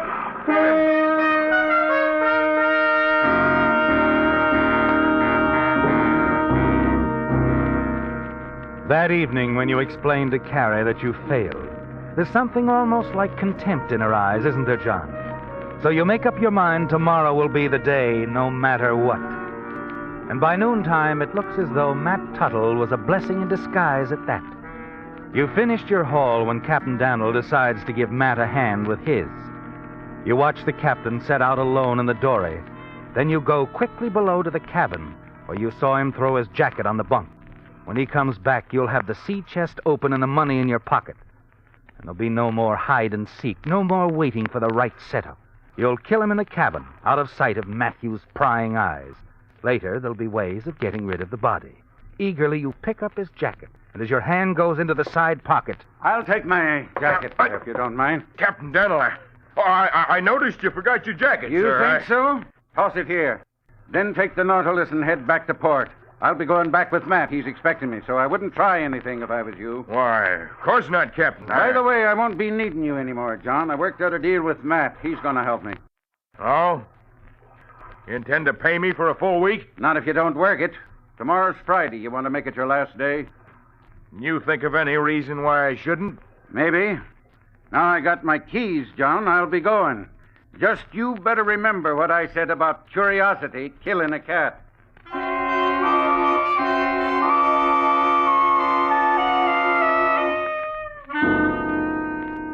You've failed again, haven't you, John? You tell yourself Captain Daniel wouldn't be alive now if he hadn't caught you by surprise. If it hadn't been that Matt was expecting him. The next morning, you skip your mug of strong black coffee in Carrie's kitchen and go directly to the trawler to wait for Captain Daniel.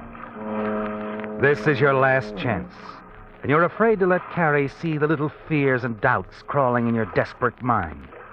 When the captain arrives, his mood is as cold and heavy and silent as the fog which hangs over land and sea. But just as you're about to cast off... Daniel! Daniel! Carrie, what do you want? I've decided to go out with you today, Daniel. I'm coming aboard. Well, I'm counting on stormy weather when the fog lifts, Carrie, but if you want, you're free to come aboard.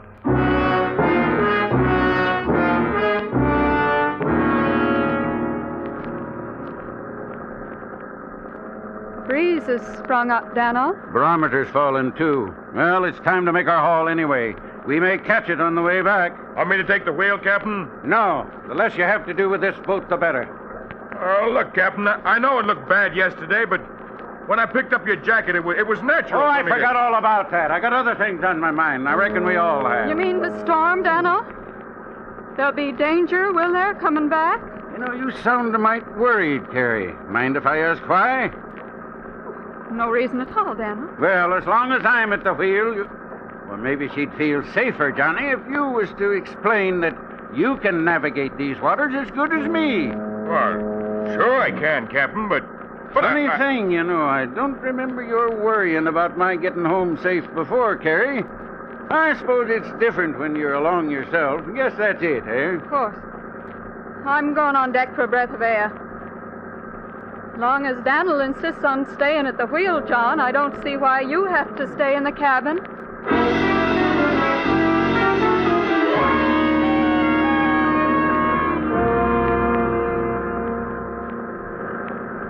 Why wait till we reach the lobster grounds, John? Why not now? These are fishing waters, Carrie. Don't you see those other boats off there? You think they're blind? Still trying to put it off, aren't you? Another half hour and we'll be there, Carrie. If the weather turns bad, can we get back without him? I've done it 100 times. I know these waters like the palm of my hand. Look, Carrie. When we're almost there, I'll slip up behind him while he's still got his attention on the wheel. I'll be watching to see you do. This time. No mistakes. It's got to be over before Matt Tuttle's boat gets there.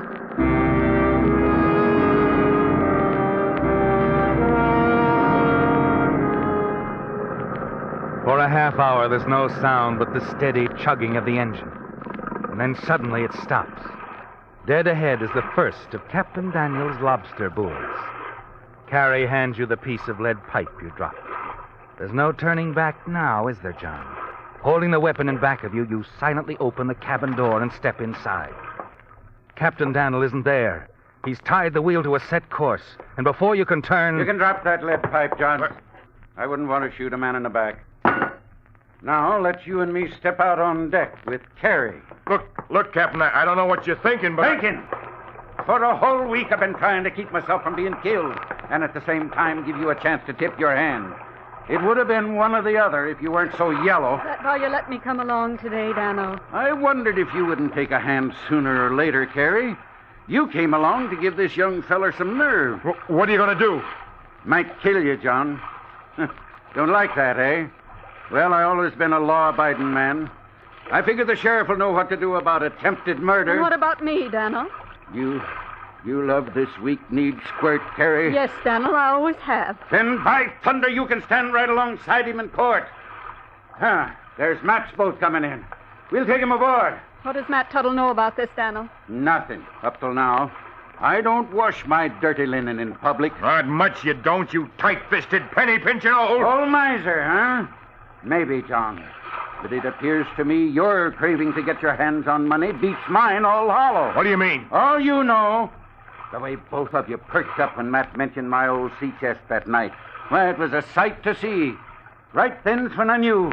Right then's when I decided to move it here on board. A man as mean and suspicious as you would be hard to fool. My money was the bait I hooked you two on.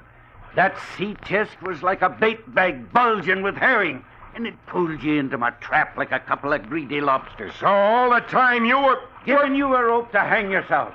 And now let's have no more talk. We'll anchor and wait for Matt. You get up forward, John. Be ready to drop that anchor over the side. And I'll come along, just in hopes you'll give me calls to shoot you the way I'd like.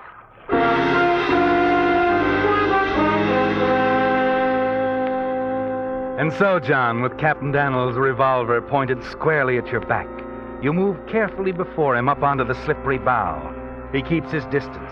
He's not giving you a chance to turn on him, is he, John?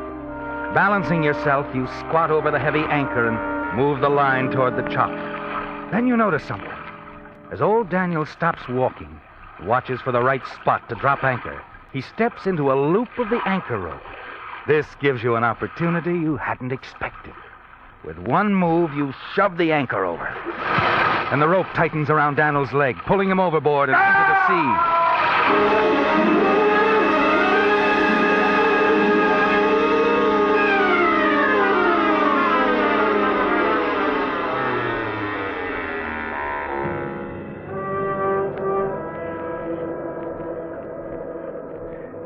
Now there, Carrie.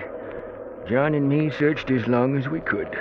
Daniel's gone. There's nothing more we can do. Thank you, Matt.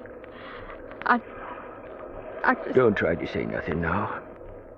And you, John, you better get out of those wet clothes. It was a mighty fine thing you did, going right over the side after him like that. I couldn't reach him, Matt. I think he got untangled from the anchor line all right, but he must have been in bad shape. Probably hit his head as he went over. Try not to think of it anymore. Lucky I happened along when I did, though. Oh, you were a big help, Matt. Ain't just what I mean, Carrie. There was something preying on Daniel's mind. Some said he was worried about you two. Well, now, look here, Matt. I wasn't one of them, John. Jumping catfish, I've known you kid since you was knee-high to a grasshopper. But Daniel, rest his soul, he had one of them suspicious minds. I don't think you should talk like that. But there might have been, talk about his death, Carrie. Lucky my boat was close enough so as I can swear nobody was near him when he fell over. You got me to prove to folks it was an accident. Well, I gotta get back to my motorboat. She don't ride a storm like this boat, eh, John? Hey, here she comes. I'll close your cabin door tight. By the time Matt gets through talking to folks, you'll be a hero, John. What a break. Soon as he gets out of the way, we'll start back, eh? Then we'll get that sea chest out of the locker and have a look at it. He called it a bait bag, bulging with herring, Carrie. To tempt a couple of greedy lobsters, John. Only this time, baby, you and me are the ones that got away.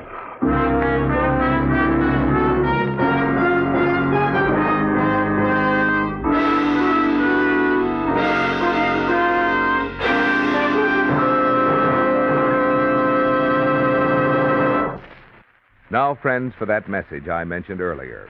That message about one of your neighbors. This neighbor is someone who often doesn't get a chance to spend as much time as he'd like to getting acquainted with you, because he feels you'd rather have him concentrate on serving you promptly and efficiently, checking your tires, your radiator, your oil, your battery. He's your signal dealer, of course. But who is he, really? Well, as you know, signal dealers are independent dealers. That means each signal dealer has invested his own money in his own business. So naturally, being a small businessman, he knows what's made America great. He's a strong believer in America, the kind of citizen you can be proud to do business with. Secondly, before deciding to go into business for himself, he, like most signal dealers, probably had long experience servicing automobiles. Experience which can be valuable in making your car run better and last longer. Moreover, each signal dealer realizes that his income and success depend upon pleasing you so well you'll want to deal with him regularly. That's why your signal dealer tries to give such thorough, such conscientious service. If all this adds up to the kind of serviceman you'd like to have looking after your car, then here's a suggestion. Sometime soon, before Christmas, stop at the signal dealers nearest you and exchange some little friendly words, such as how you enjoy this radio program, or the chuckle you get out of the cartoons on signal billboards, or even the weather. You'll be making that dealer's Christmas a much, much merrier one. And you'll be getting even better acquainted with a good fellow American who is in business there to serve you.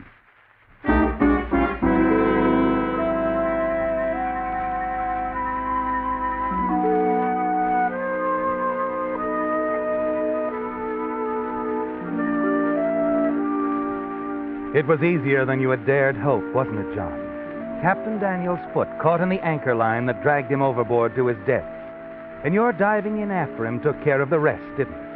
And you're perfectly safe because Matt Tuttle saw the accident.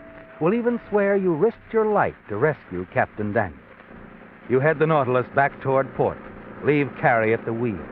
Get the captain's sea chest and rejoin Carrie.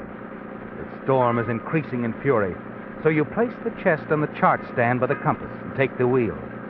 But soon your curiosity overcomes you. You turn the wheel over to Carrie again and start to open the chest. Just a few twists of the blade and we... Carrie? What, John? That bellbuoy sounds to port. Should be to starboard. Keeping the compass just like you said. I see. Oh, well, when rain cuts your visibility, you get to imagining all sorts of things about direction. Get on with the chest, why don't you? Oh, a lot, rope. Lid's kind of stiff, but I'm getting it.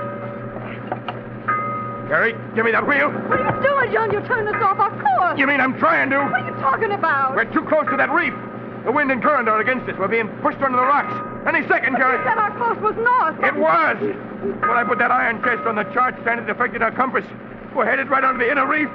If I hadn't been so excited about the money, I'd have remembered that chest was made of iron. Look, the chest is empty. Empty? Yes, except for Buell's charts. Look for yourself. Oh, that's what that scheming Captain Daniel was up to.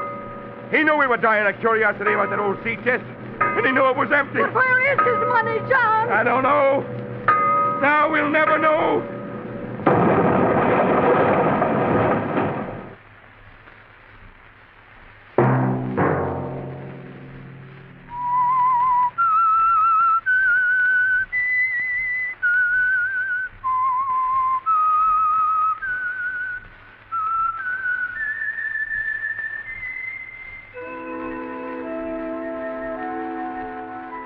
Let that whistle be your signal for the Signal Oil program, The Whistler, each Sunday night at this time. Signal Oil Company has asked me to remind you. During this busy pre-holiday season, it's especially important to drive at sensible speeds, be courteous, and obey traffic regulations, so that some avoidable accident doesn't mar your Merry Christmas.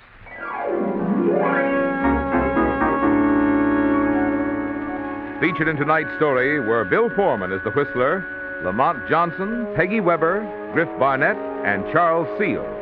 The Whistler was produced and directed by George W. Allen, with story by Jack Kelsey, music by Wilbur Hatch, and was transmitted overseas by the Armed Forces Radio Service. The Whistler is entirely fictional, and all characters portrayed on The Whistler are also fictional. Any similarity of names or resemblance to persons living or dead is purely coincidental. Remember to tune in at this same time next Sunday when the Signal Oil Company will bring you another strange story by The Whistler, entitled Christmas Gift, in which a nice girl pays a high price for a single mistake and then receives an unexpected Christmas gift. Marvin Miller speaking for the Signal Oil Company. Stay tuned now for our Miss Brooks, starring Eve Arden, which follows immediately over most of these stations.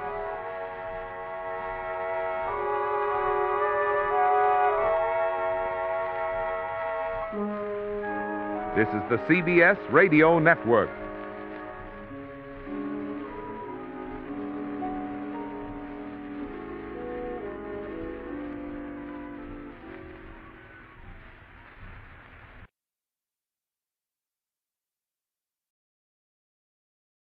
The Signal Oil program, The Whistler.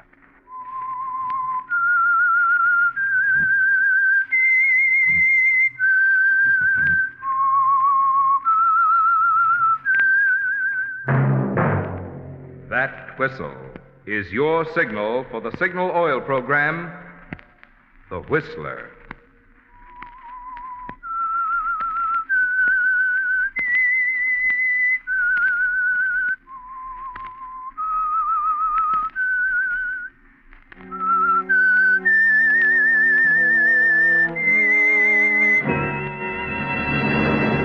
I am the Whistler, and I know many things, for I walk by night. I know many strange tales hidden in the hearts of men and women who have stepped into the shadows. Yes, I know the nameless terrors of which they dare not speak.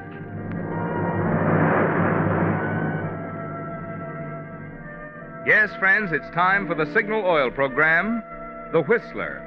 Rated by independent research, the most popular West Coast program in radio history. And Signal gasoline is tops, too. Tops in quality. It takes extra quality, you know, to give you extra mileage. And Signal is the famous Go Farther gasoline. So look for the Signal circle sign in yellow and black that identifies friendly dealer-owned Signal service stations from Canada to Mexico. And now the Whistler's strange story. Career Man.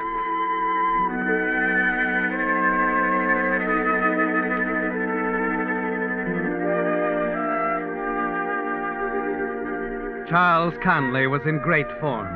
He knew as he spoke that his words were making an impression on the 20 important businessmen seated around the long oaken table in the conference room. And to Charles Conley, the impression was the thing he wanted to achieve. The speech itself only the means to the end. It's ridiculous to blame our police forces for the current epidemic of traffic accidents. It's too big a job for any police force to control the number of cars on the road today. But reckless driving must stop.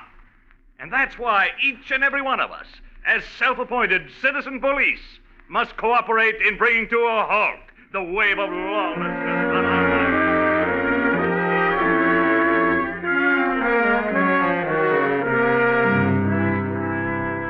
roads. 20 important men, Charles. 20 business leaders.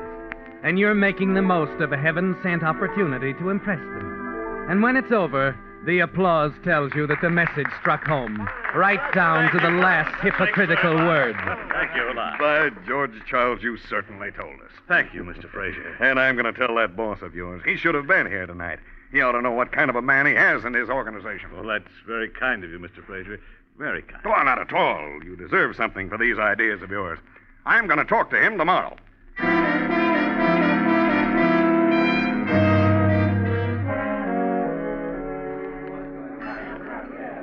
Sounds wonderful, Charles. I wish I could have been there. Oh, I wish you could have been too, Sheila. I tell you, I've been waiting years for this moment. The biggest men in town were there. Wonderful, Charles. But, dear, don't you think we should go home now? It's late. Go home? In the middle of our celebration? We're going to have another drink. No, I don't care for Harry, anymore. you're neglecting us. Be right there, Mr. Conley. Please, Charles, you've had enough. Now, don't be foolish. Oh, sweet little Sheila. Always worrying. It was the same when I got mixed up in that trial last year against Barney Cole. You thought I was foolish then, too. I didn't want anything to happen to you, that's all. I wouldn't testify against anyone unless I was Barney very Cole sure. was no good, Sheila. He deserved what he got. And Yes, I know, Charles.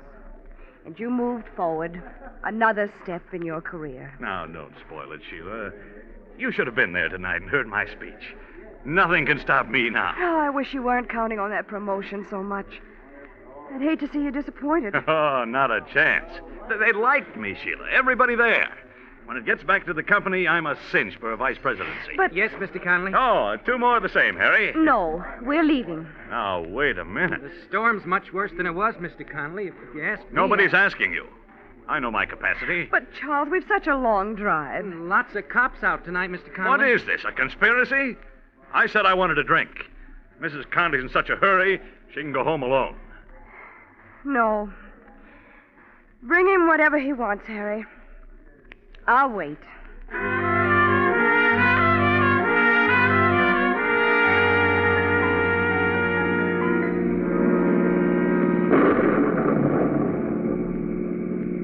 Charles. Sheila, let go of my arm. That was in the ditch. Slow down, Charles, please.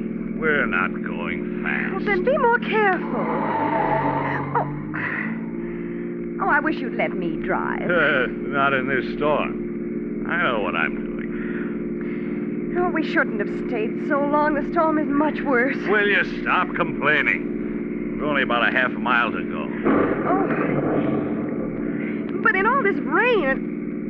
Charles, you've got to slow down. I can't Charles, look out. What are you doing? There's a man on the road. You're going to hit him. I can't stop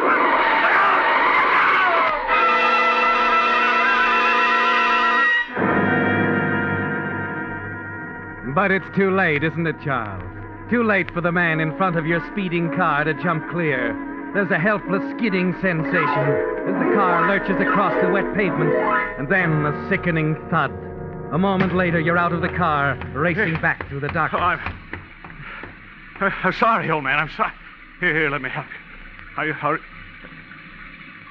Good Lord. What is it, Charles? Is he... Oh. He's dead, Sheila. There's nothing we can do for him. Oh, Charles. You'd better get back in the car. But what are we going to do? You'll have to report it right away, and they'll know you've been drinking. Get back in the car, Sheila. If only you'd listen to me. Charles, what are you going to do? They're not going to find him here, Sheila. Not tonight. What? But you can't move him. You've got to report... I'm not reporting anything. The police can make up their own story. Charles! Don't you realize what it would mean? My chances with the company? They'd be ruined. But it was an accident. Police will know I've been drinking. You said so yourself. Now go on, Sheila. Back to the car. I'll take care of this. You'll only make it worse, Charles, if ever they find out. They won't. Now go on. Do as I say, Sheila. We haven't all night. Charles, All right. I'll wait in the car. You watch uncertainly as Sheila turns, starts back through the rain to the car. Somehow you're not at all sure of her, are you, Charles? But you're sure of what you must do, and you turn and lift the limp form of the man you struck, carry it across a narrow, rain-filled ditch to a thick growth of bushes, ease it in behind them. If he's found here in a week or a few days, it won't matter, will it, Charles? Because they'll never connect it with tonight and you. Walking back to the car, you're thankful that it happened away out here in the country. You're thankful, too, that you're so close to home and that it's pouring rain. There'll be no telltale footprints or tire marks in the morning. Charles. Yes? I'm afraid we're doing wrong, Charles. Forget it, Sheila. It's all over.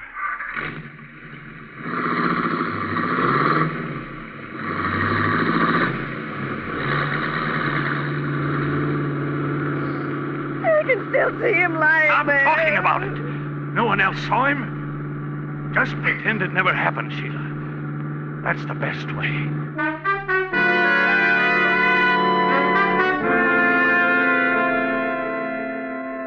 It's easy to say, isn't it, Charles, that it never happened. But it did happen. And you can't shut it out of your mind when you and Sheila reach home. You toss nervously in bed, reliving the accident over and over again in your mind, wondering if you'll get away with it. Wondering if Sheila is going to be a problem. She didn't say much, did she, Charles? You wish you could see if she's lying awake now, thinking the kind of thoughts that you're thinking. Wild, turbulent thoughts, like the storm that continues to rage all night long.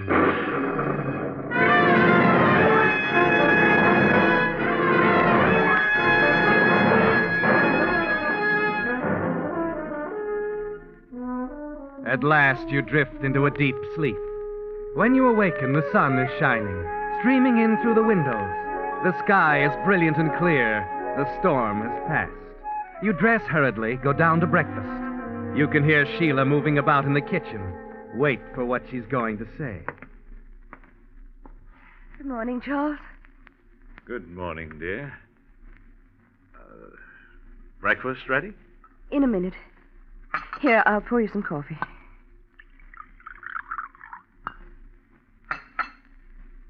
Charles, in case you've been wondering about what stand I'm going to take, well, you know that I love you very much. Well, of course I know. So that's all there is to it, Charles. You needn't worry about anything. Not ever. I think my mind has been made up for a long time. Sheila. You don't understand. It's just that I had dreams once, Charles. About what we were going to do. Where we were going. Together. And don't you worry about us.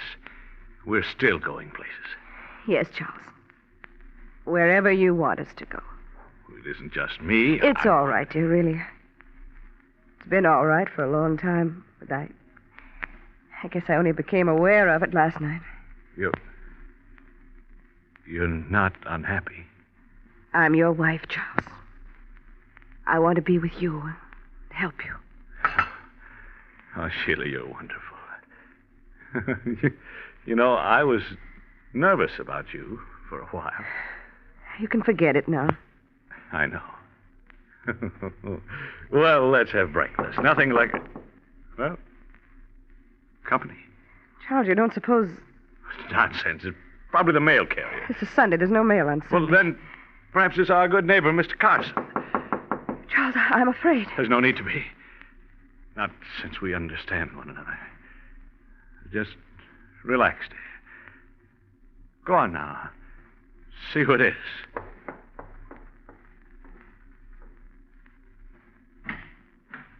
Yes?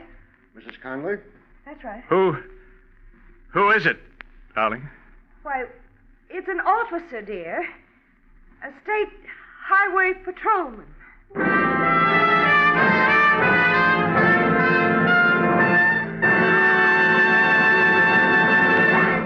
With the prologue of Career Man, the Signal Oil Company is bringing you another strange story by The Whistler. But first, some facts for drivers about an item for which you spend about $100 a year, gasoline. To make sure you're choosing for your car the gasoline that's tops in quality, there are just two things to remember. One, in gasoline, it takes extra quality to go farther. And two, Signal is the famous Go Farther gasoline. Yes, it's a fact. Mileage is the best yardstick of gasoline quality, and I'll tell you why. There's only one way any gasoline can put superior performance and extra driving pleasure into your car. And that's by helping your motor run more efficiently.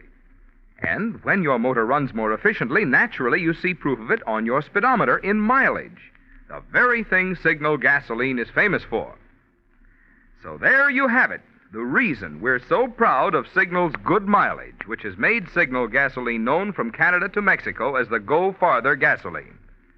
And the reason we say, to be sure of the tops in gasoline quality, there are just two things to remember. One, in gasoline, it takes extra quality to go farther. And two, Signal is the famous Go Farther gasoline. Now, back to the Whistler.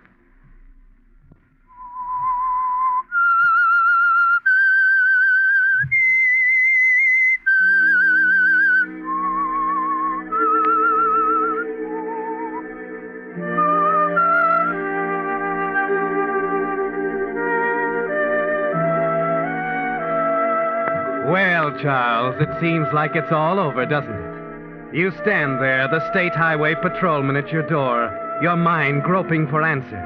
How could he know so soon? How could he have found the body of the man you ran down last night in the storm? It doesn't seem possible, does it, Charles? And yet the patrolman is here, and you can't think of a single other reason that would bring him to your door. I wonder if I could step inside, Mrs. Conley? Yes, of course. As Sheila lets him in, you can only think of one thing, Charles, your career, and how it's about to be destroyed. You'll never get that promotion now, will you? Your big speech last night on reckless driving, alongside the accusation that the patrolman is about to make, will sound like mockery. Charles, this is... Donovan, Sergeant Donovan. The police? But what? Oh, I didn't intend to alarm you folks. Just thought you and your wife could help us. Help you? Yes, there was an accident last night out on the highway. A man was run over and killed. An accident? We didn't hear anything. Well, with the storm and all, it's quite possible you didn't. Were you folks in all evening? No, we weren't. I made a speech on safety at a conference in town. Mrs. Conley met me afterwards, and we drove home. I see. You didn't notice anything unusual? Pass anyone on the highway, perhaps? No. It was raining so hard, officer. Charles had to drive so slowly and carefully that... Yes, I understand. Did they identify the man? Yes. His name was John Martin. You didn't know him, did you? John Martin? No. We thought he might have been visiting someone in the neighborhood. We're checking every place along the road. I see. Well, sorry to bother you folks. Well, I'm sorry we can't help. Thanks, Mr. Conley. Hope I don't have to stop by again. Well, any time. It's, perfectly all right.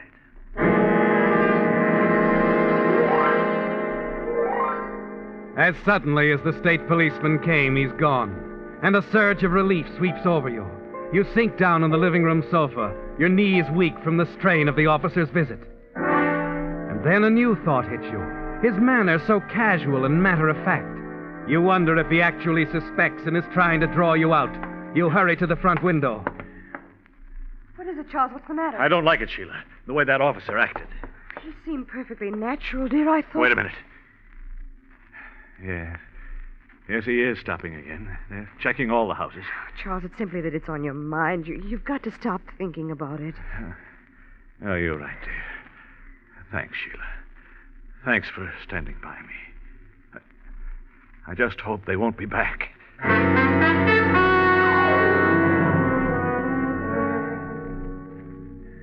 It's only 10 o'clock.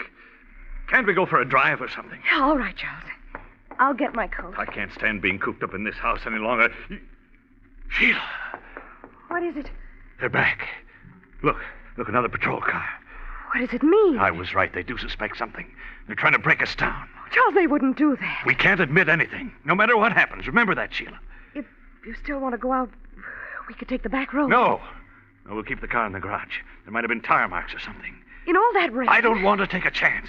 We've got to stay here, Sheila. Act as if nothing is wrong. It's the only thing to do now.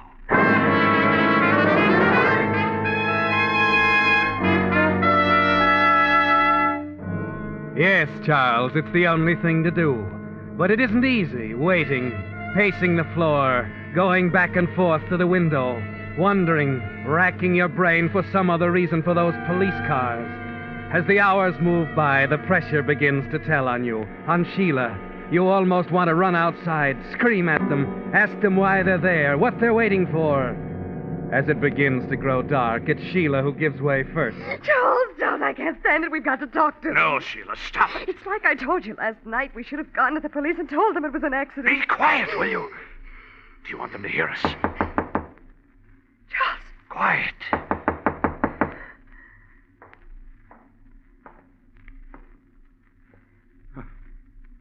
Oh, we're all unnerved, Sheila. It's only Frank Williams. The hired man at the Carson place. That's right. I'll let him in. Well, good evening, Frank. Evening, Mr. Connolly. Oh, come in, Frank. Don't stand outside. Oh, hello, Mrs. Connolly. Oh, thank you. I will step in for a minute or two. Was there something special you wanted, Frank? Anything wrong at the Carsons? Oh, no, Mrs. Connolly. Things are fine over there. All right if I sit down, I suppose. Something on your mind? Uh-huh. Turkeys, Mr. Connolly, turkeys. I lost one last night in the storm. Oh, what a shame. Yeah, isn't it? Oh, well, no matter. I ran across something that'll make up for it. Oh, I'm glad to hear that. Yes, Mr. Connolly. You know, you folks are well thought of out here. The Carsons think you're a fine neighbor. That's nice to hear, Frank. You should have heard how they praised you to the police. Suppose they dropped in on you? Oh, the accident last night. Yeah, the police were here. Certainly are a curious bunch, aren't they? I hate to let them go on wasting their time. I don't understand. All right, Mr. Conley, I'll make the picture clear for you, and I'll get right to the point. I dropped by to ask you for $5,000. Charles, have you any idea what he means? And, just what am I buying, Frank? Well, let's say a turkey, Mr. Conley. The one that got away last night. It got hit on the road. But it wasn't the only thing that got hit. You were? Oh, yeah. I was out there looking around at the time. Charles! Oh, poor Mr. Martin. You know, it's a shame. It was an accident. Can you understand that? Of course it was. Only you didn't leave it there. I couldn't afford to. Your position? Oh, certainly, Mr. Conley. That's what made me think that you'd understand my position, losing that turkey. I thought that we could be neighborly about the whole thing, you know, helpful to one another, you see. Mr. Carson will take the turkey out of my salary. But this is blackmail. You can't get away with it. If I can't, then Mr. Conley can't get away with hit-and-run driving. Why, you... Charles, don't. Your telephone, Mr. Conley. You better answer it. Oh, just be a minute. I'll be right here, Mr. Conley.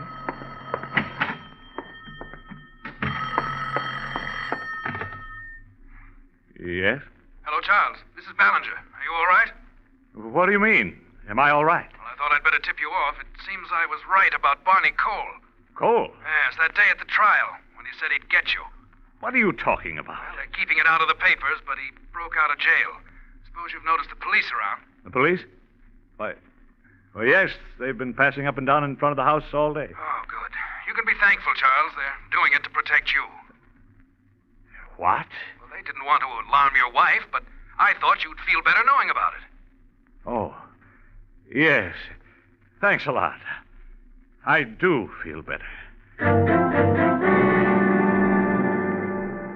You stand there for a moment after hanging up the phone, and then it hits you. It's perfect, isn't it, Charles? The police there to protect you. Barney Cole determined to kill you for sending him to jail. And only one man who knows the truth about your hit-and-run accident, Charles. One man who can ruin you forever. Rip the career you've struggled for out of your hands. The gun feels comfortable in your hands as you take it from the desk drawer. Start slowly back to the living room, running over the story you'll tell the police. The unguarded back road.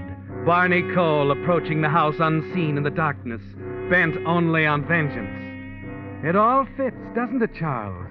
And as you walk back into the room, the gun carefully concealed in one hand at your side, you know exactly what to do.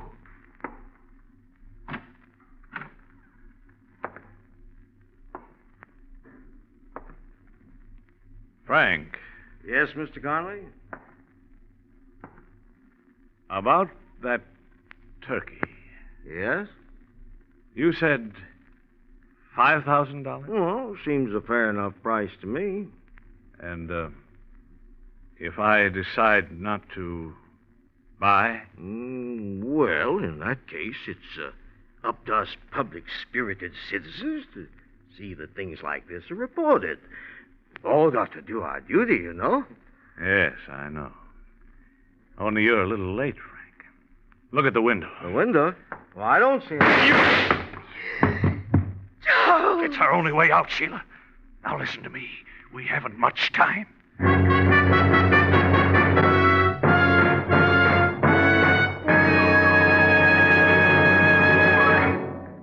The Whistler will return in just a moment with the strange ending to tonight's story. Meantime, in place of the message about Signal gasoline usually heard at this point, Signal Oil Company has asked me to devote this time to a chat with you about the Community Chest Drive. Well, frankly, I'm sure there's very little that needs saying. Everyone benefits from the Community Chest. Almost 1 out of every 2 families directly, the rest of us indirectly through better community conditions. Community Chest services include clinics, hospitals, maternity homes, and day nurseries.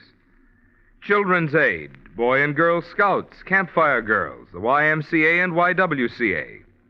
Also, aid to the handicapped, Home for the Aged, the Salvation Army, countless other worthy institutions too numerous to mention here. And who pays for all these services? Everyone who is fortunate enough to have a penny or a dime or a dollar to spare for those who are less fortunate. And you know, there's a wonderful thing about money that you share in this way. Money you spend on yourself brings happiness to only one person. But money that you share with the needy brings happiness to so many, including yourself. And now back to the Whistler.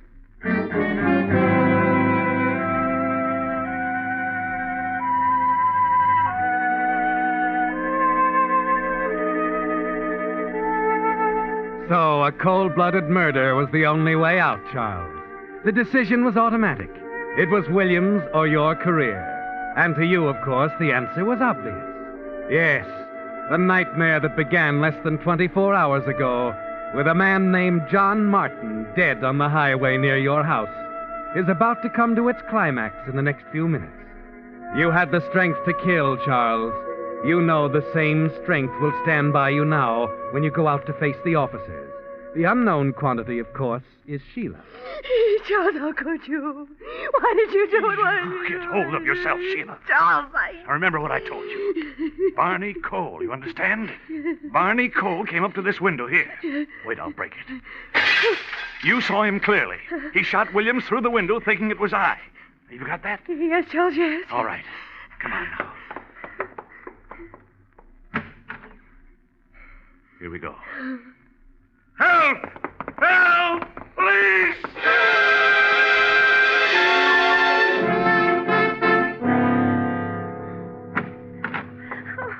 Here we are, officer. Oh, thank heaven you were out there. There he is, officer. Yeah, he's dead, all right. Shot in the back. You say you Sheila saw him. I was just coming in from the kitchen. Yes, I recognized him, officer. I tried to warn Mr. Williams, but it was too late.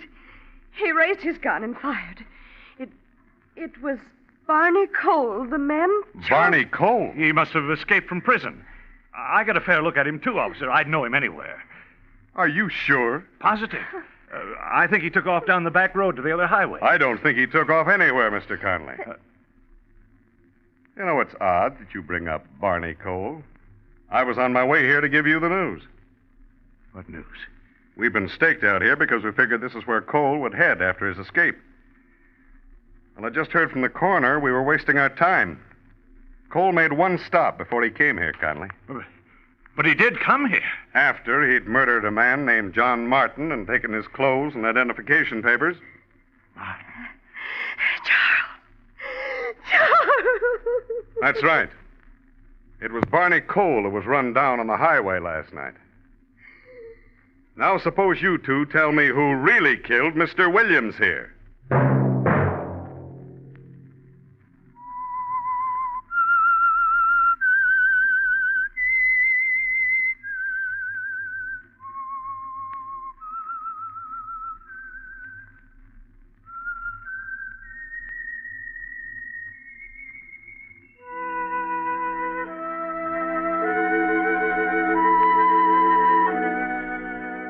That whistle be your signal for the Signal Oil program, The Whistler, each Wednesday at this same time. Brought to you by the Signal Oil Company, marketers of Signal gasoline and motor oil and fine quality automotive accessories.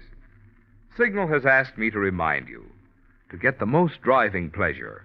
Drive at sensible speeds, be courteous, and obey traffic regulations. It may save a life, possibly your own.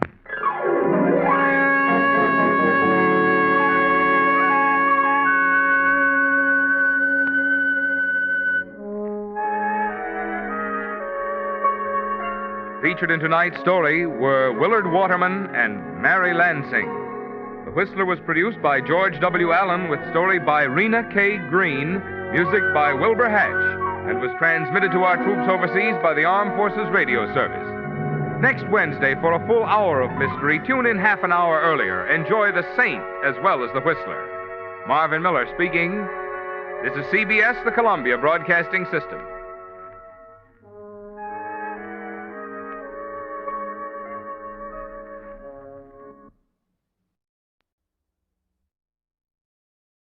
Wait a minute. Have you heard The Whistler?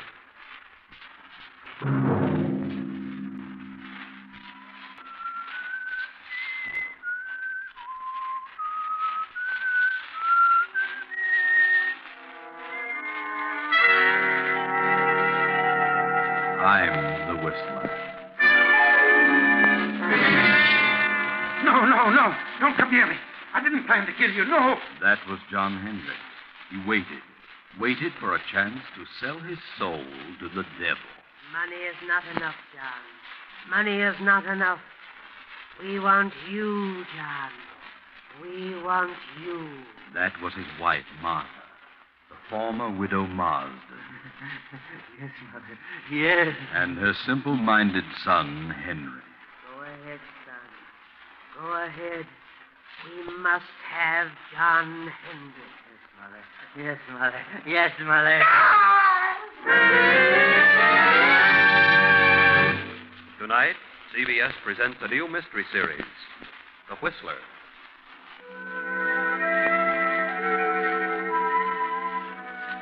And I, the Whistler, know many things, for I walk by night. I know many strange tales, many secrets hidden in the hearts of men and women who have stepped into the shadows. I know the nameless terrors of which they dare not speak. And so I tell you tonight the strange story of Retribution. Gaze up this muddy, rain-splattered road. A small, lonely stone building appears against the light and streaked sky. The dismal courthouse of a southern village. The village of Marsdenburg. It is nearly midnight. A trial is in progress. A murder trial. John Hendricks is on trial for his life. The state versus Hendricks. Killed his wife and stepson. He killed his wife and her simple-minded son, Henry, for the $10,000 in cash she kept in her big house on the outskirts of town. Open the door.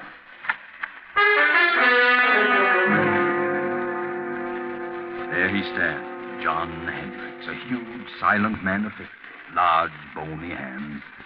Close the door. Well, what do you think? Does he look like a murderer? The prosecutor is closing his argument. Ladies and gentlemen Listen. of the jury, it has been proven that Mrs. Hendricks had no current bank account. It has been proven that she did have a large sum of money which she kept on her estate. John Hendricks knew of this money and attempted to steal it, was caught in the act, and killed them both in order to cover up the theft. It was not a tramp who killed that old gray-haired lady and her simple son. There was only one intruder, one thief, one murderer. And there he sits, ladies and gentlemen. There he sits in all his guilt, a vicious killer, a murderer. There is only one decision for you to make.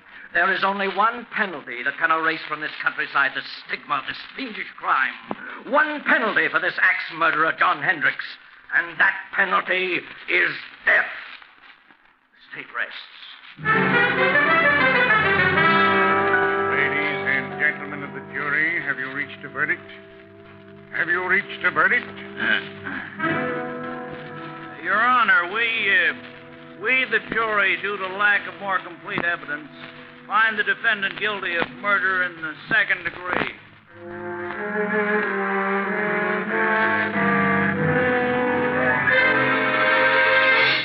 Second degree. Cheated death. You'll get life. Surprise? Of course you are. But it had to be.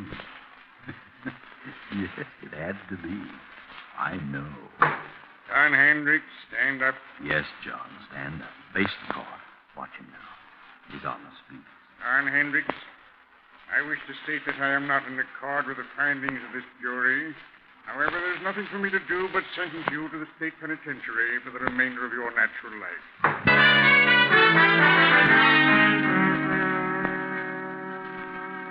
Know where you are now? Recognize that huge, sprawling stone structure with the high walls around it? State penitentiary. How much later? 10 years. John Hendricks is in there. He has a number now. It is 1013. Let's go through the gates. Up the steps. Down the corridor. Here we are in cell block 2. Night again. Just turned in.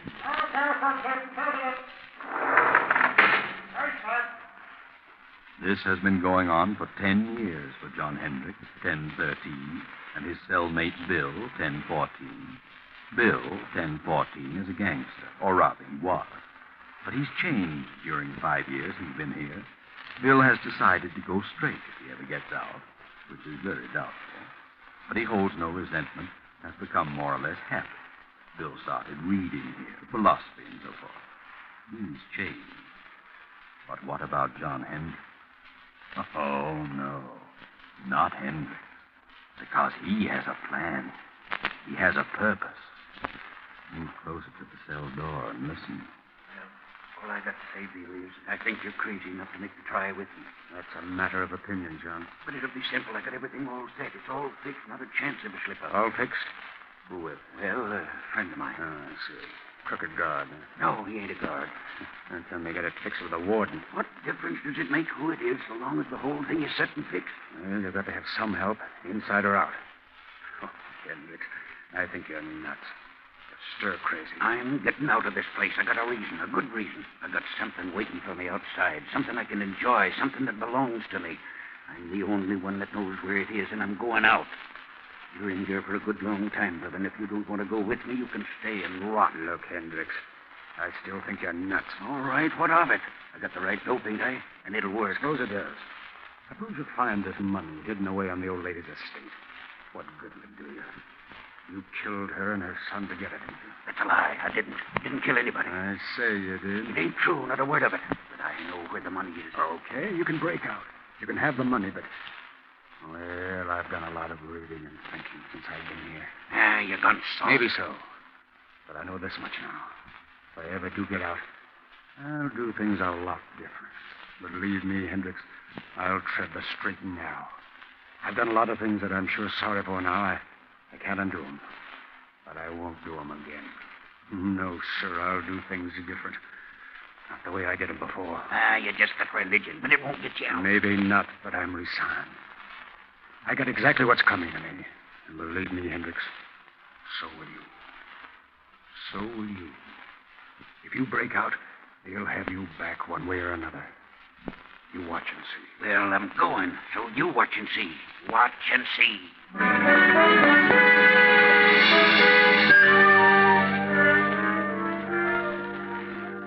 Now, another storm. Another night, a lonely country road, a car. We're in the south. That village we passed a few miles back, that silent, sleeping village, was Marsdenburg. Yes, Marsdenburg, remember? That small, lonely stone building was the courthouse. The courthouse where John Hendricks was tried and convicted. We're on the outskirts now, on a lonely road. A young man is driving the old car, and there's a girl beside him. Motor trouble? Well, there, just ahead, a light. Yes, it's a little crossroads store. Pull in. There's a light, but I don't see anybody. Oh, it's closed. We better drive on. I guess you're right. Evening, folks. What's your trouble? We're having motor trouble. Oh, is it? What are you doing driving around on a night like this? On our way west. Mister, is there an inn or something around here where we can stay for the night? An inn? Yes, there's a place about 8 miles up the road. They'll probably put you up. There's a sign on the left-hand side of the road. Can't miss it. This road's pretty bad when it rains. Gotta be careful or you'll find yourself walking. Thanks. We'll try. Good night. Good luck, mister. You'll need the luck.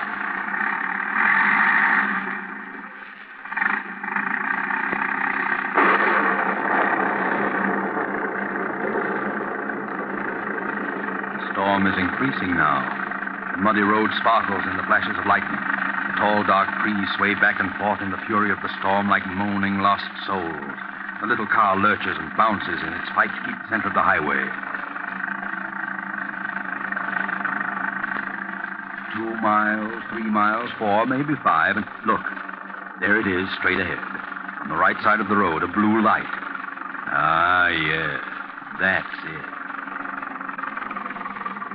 Wait, George. Did the old man say on the right side or the left side of the road? George, what's wrong? I don't know. The distributor must have gotten wet. Look, George. What? That blue light we saw, it's gone. Where is it? We must have passed it. Well, we couldn't have. I was looking right at it. It seemed as though it just disappeared in the thin air. I'd better turn in here. This motor won't last much longer. Guess so. I can't see a thing. No, Can you? it's certainly a desolate-looking place. There must be a house back in there. There it is. Look, there's a driveway. 20 feet ahead. Oh, yeah. This motor's about to conk out. We'd better drive in and see what we can find. Yes. Drive in, George. You'll find something. That's right. Through the gate. Make the curve. Hurry. There goes a motor. A little more. Now. Oh, we just made it. Thank heaven. Yes, that's right. Always thank heaven at a time like this. All right. Get out and go up on the porch. Now, let me help you. I'm all right. What do we do with the bags? We'll leave them here in the car till we find out if there's anyone here. Come on.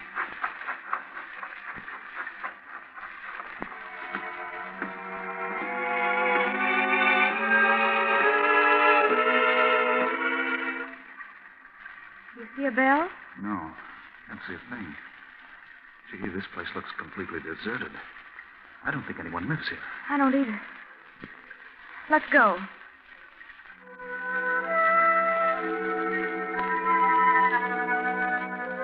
You're listening to The Whistler. We pause momentarily for station identification. This is the Columbia Broadcasting System.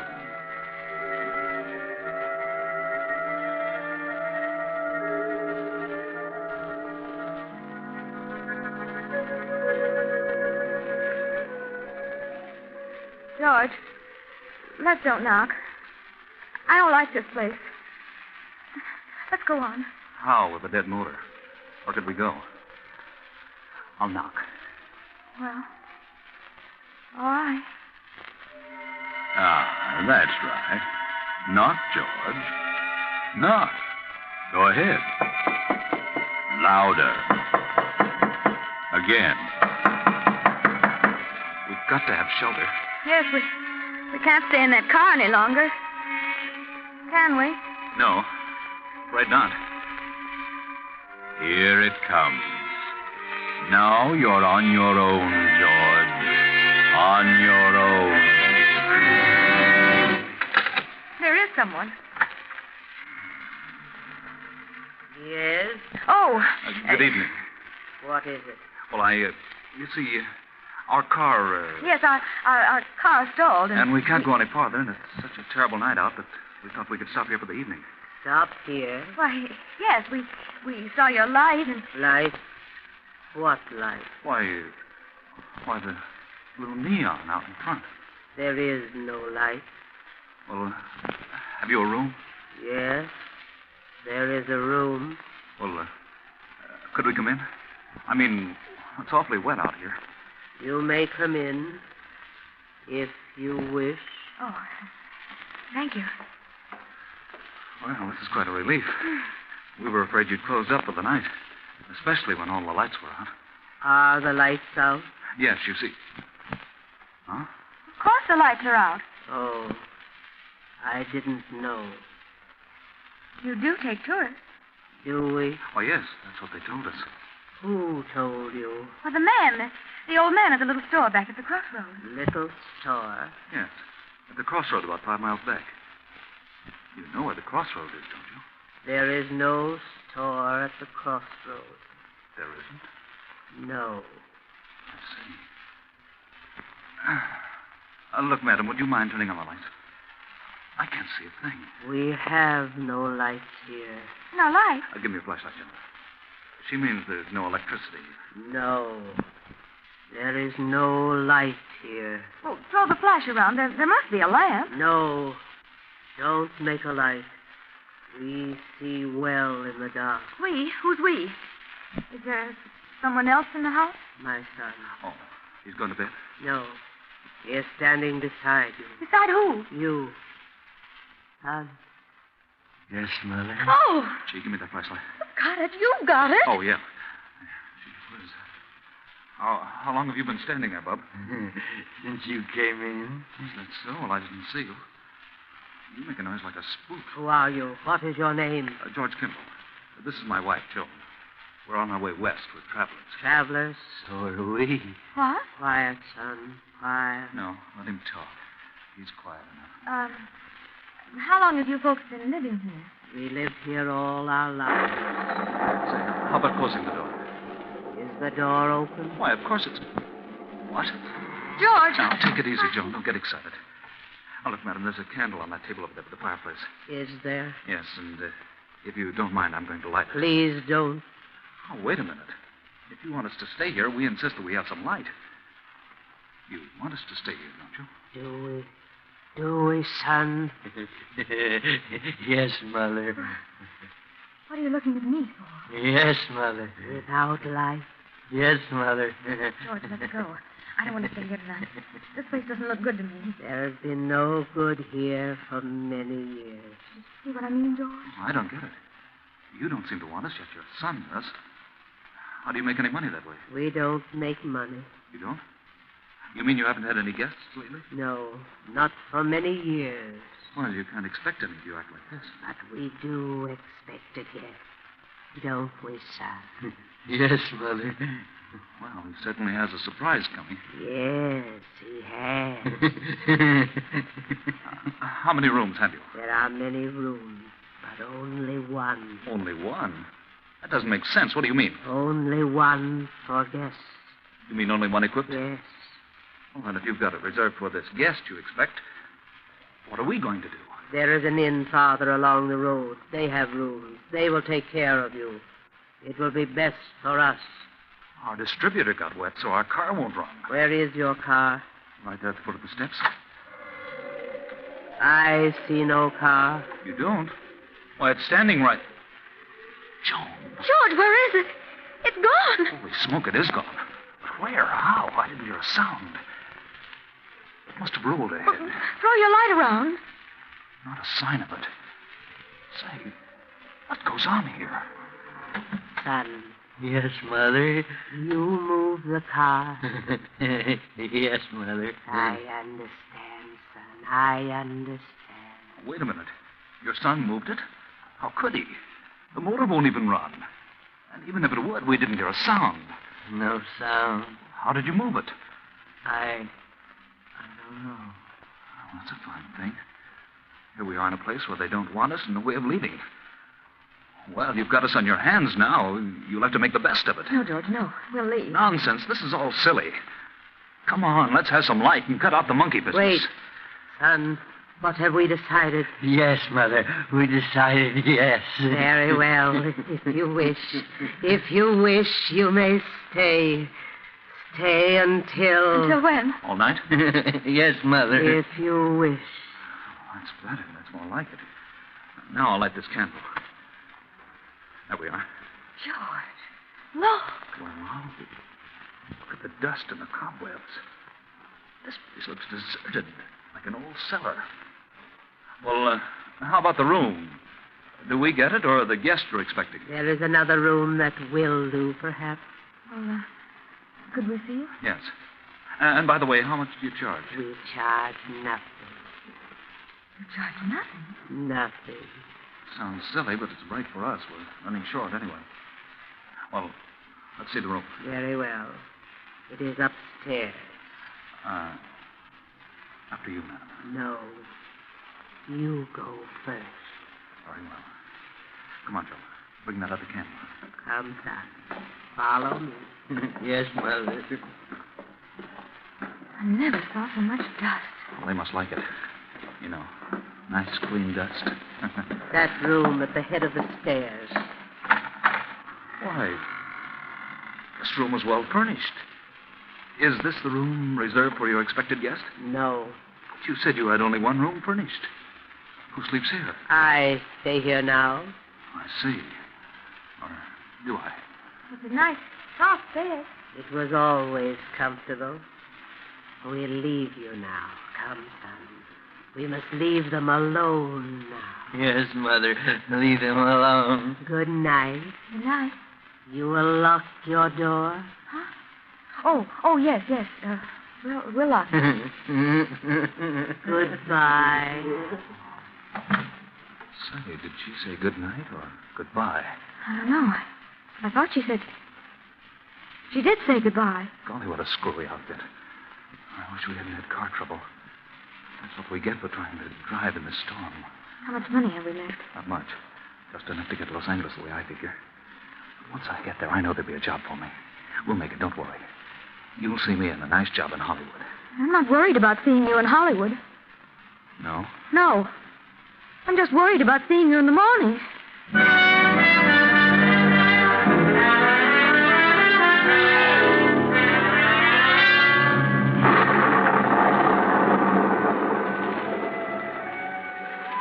The same night, but later. It's midnight. Another car on the same road. You know who it is.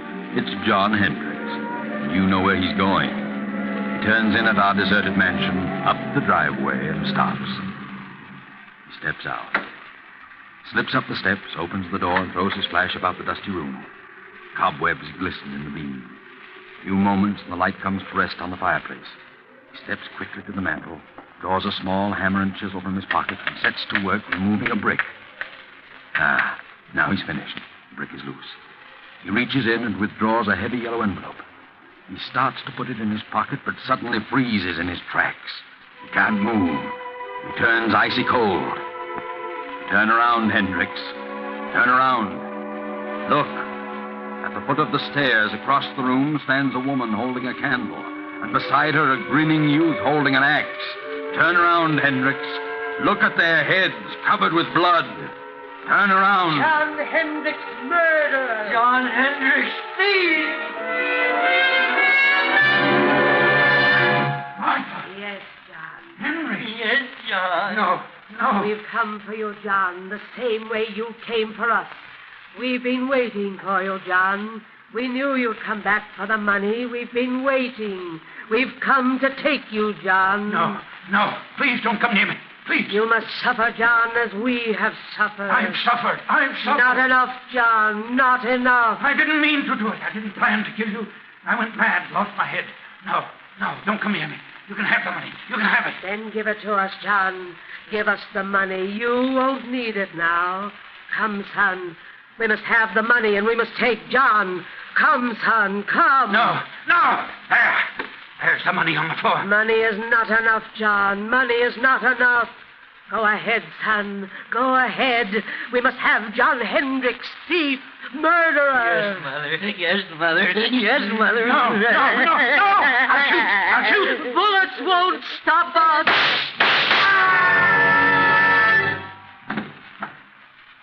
Good Lord, George. What was that? I heard a scream.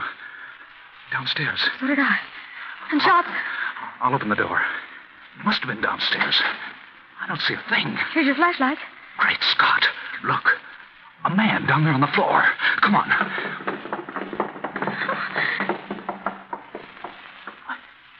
He's dead. Look at the gun. It's been fired. But I don't see a mark on him. Let's get out of here. I'll say, come on. No, you don't. Stand where you are. George! Cops. What's going on here? Hand over that gun. Thanks. What are you doing here? Why, we're stopping here. That is, we're just leaving. I can see that. Know this man on the floor? Know him? Yes. Joan, what's the matter with you? No, we don't Take we a look don't at know him, him. Frank. Yes, sir. What are you two doing here? Why, we're guests. Yes, we're both guests. Guests? Who's guests? Why, guests, lodgers, tourists, guests of the old lady. What old lady? The old lady that lives here, the old lady and her son. You'll have to cook up a better one than that. What do you mean? Drive here? Where's your car? The son took it. Son, old lady, what are you talking about? They live here. They said they owned this place. We had motor trouble, and they put us up for the night. What about him, Frank? Well, he isn't dead, breathing. Looks like he had a stroke or something. It's him, all right. John Hendricks. Take a look around. See if there's anyone else here. Yes, sir. What's your name? George Kimball. This is my wife. We're on our way to California. Do you know who this man is? Certainly. We've been on his trail. He's an escaped convict. This your gun? No, sir. Did he shoot at you? No, sir. You shoot at him? This gun's been fired, and we heard shots as we turned in the driveway. Not a sight of anyone, sir. Nothing but dust and cobwebs. Look, Campbell, you said there was an old lady and her son here. Sure. They were here all evening. They're not here now. Well, they let us in and showed us to our room. They certainly were here. What did the old lady look like? Well, she had gray hair, wore a house dress and an apron. What did the boy look like? He was a big kid, about 20. Had a round, rosy face, and I think... Well, in fact, I know he was kind of simple-minded. He had a strange laugh, and he had red hair. Well, I'll be darned. What do you think of that, Frank? Golly, gives me the creeps. Why so? Do you know who you've just described? No. The old lady and her son who used to live here. Used to live here? Yeah. They were murdered here 10 years ago. What? Murdered? Sure. This man on the floor was her husband, the boy's stepfather.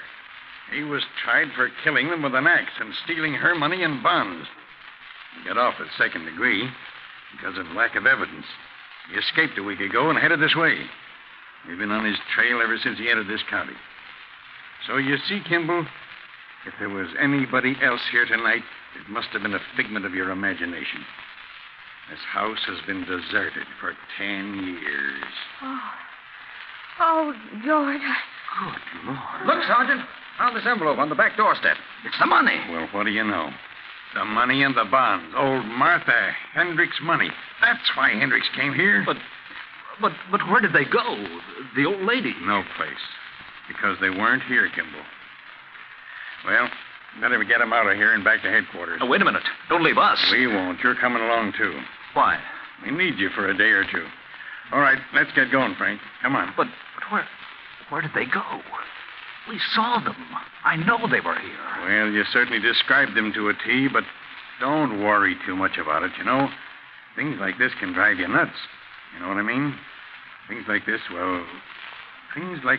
sometimes just happen. You know what I mean? No. Well, oh, come on, let's go before I get the heebie-jeebies. What did he say? Things like this just sometimes happen? Just happen? Well, sometimes they do and can't be explained. But not this time. Oh, no, not this time. This can be explained. Remember John Hendrick's cellmate, Bill? Bill, number 1014? He can explain. He knows all about it because he planned it. Bill wanted the money. He'd learned all the dope from Hendricks. He sent his pals, the phony spooks, made up like the old lady and her son, to grab the money when Hendricks recovered it. Too bad they dropped it in their hurry to get away. Bill didn't want to hurt John. He wanted to scare him out of it. Remember? Bill, 1014, had changed. He said he'd never do things the way he'd done them before. And he didn't. Bill meant what he said. Good night.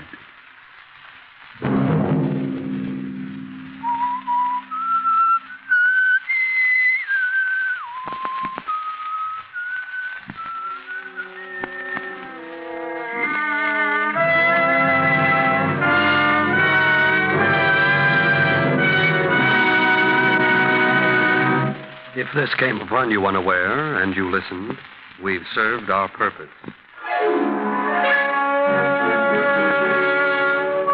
The Whistler, with original music composed and conducted by Wilbur Hatch, is written and directed by J. Donald Wilson and originates from Columbia Square in Hollywood. Next week, same time, The Whistler returns. This is the Columbia Broadcasting System.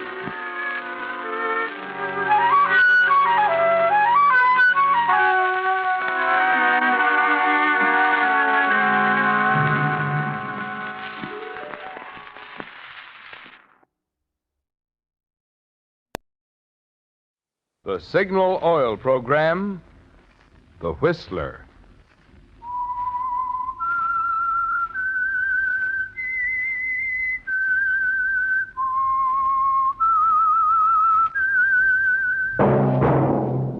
That whistle is your signal for the Signal Oil Program, The Whistler.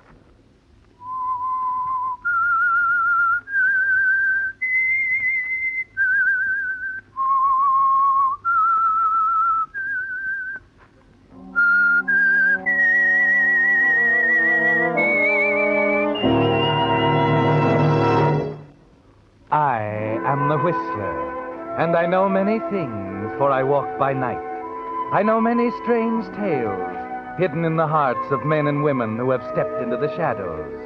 Yes, I know the nameless terrors of which they dare not speak. Yes, friends, it's time for the Signal Oil program, The Whistler. Rated by independent research, the most popular West Coast program in radio history. And Signal gasoline is tops, too. Tops in quality. It takes extra quality, you know, to give you extra mileage. And Signal is the famous Go Farther gasoline. So look for the Signal circle sign in yellow and black that identifies friendly dealer-owned Signal service stations from Canada to Mexico. And now the Whistler's strange story, Beyond Reasonable Doubt.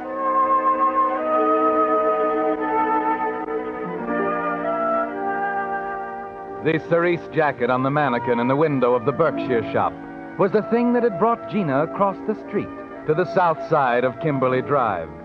It was an unusual thing for Gina to do, but the jacket was a stunning one, like everything handled by the Berkshire shops from coast to coast. And Gina had told herself that now, after 5 years, it was high time she got rid of the strange, subconscious dread that kept her away from the shiny black marble front of the most fashionable dress shop in Hillcrest. She examined the jacket and had almost decided to risk going inside to inquire about it when a man, a tall, dark-haired man with a white carnation in his lapel, hurried past her into the door. Her heart stopped cold for a moment and then began to pound. Her first impulse was to hurry on and never come back, but she stopped, not sure, and then walked back cautiously to the glass door, looked through at his retreating back, the familiarity of his walk, the slope of his shoulders, and then... Gina, darling. Oh, hello, Isabel. Oh, how wonderful to find you here. Darling, you've got to help me pick out a dress. You've simply got to. I'm a desperate woman. I'm sorry, Isabel. I'm in a hurry and I can't... What's the matter, Gina? Here you are, one of the best-dressed women in Hillcrest, yet you avoid the Berkshire like the plague. Have you got something against them? I've just been too busy to worry much about clothes. Rubbish. Look at you now, like you stepped out of a bandbox. Black and white, and that lovely black and white bag to match. Where did you get it? Oh, Stillman's this morning. It's a beautiful bag. How you managed to find these things. Well, in we go now. I can't stay long, really. We'll only be a minute. You love this store, darling. You look around. I want to speak to the clerk at the glove counter for a moment. All right, Isabel. Well, how are you, Jenny? Well, Haven't seen you in a long time. You startled me. Don't you remember me, Jenny? Jenny? That's right. Jenny Barton. I think you must have made a mistake. Oh? Did I? I'm afraid so. I'm very sorry. Clerk. Yes? You saw the woman I came in with, the lady in the blue crepe? Why, yes, ma'am. When she comes back, would you tell her I've gone home? Please, I don't feel well.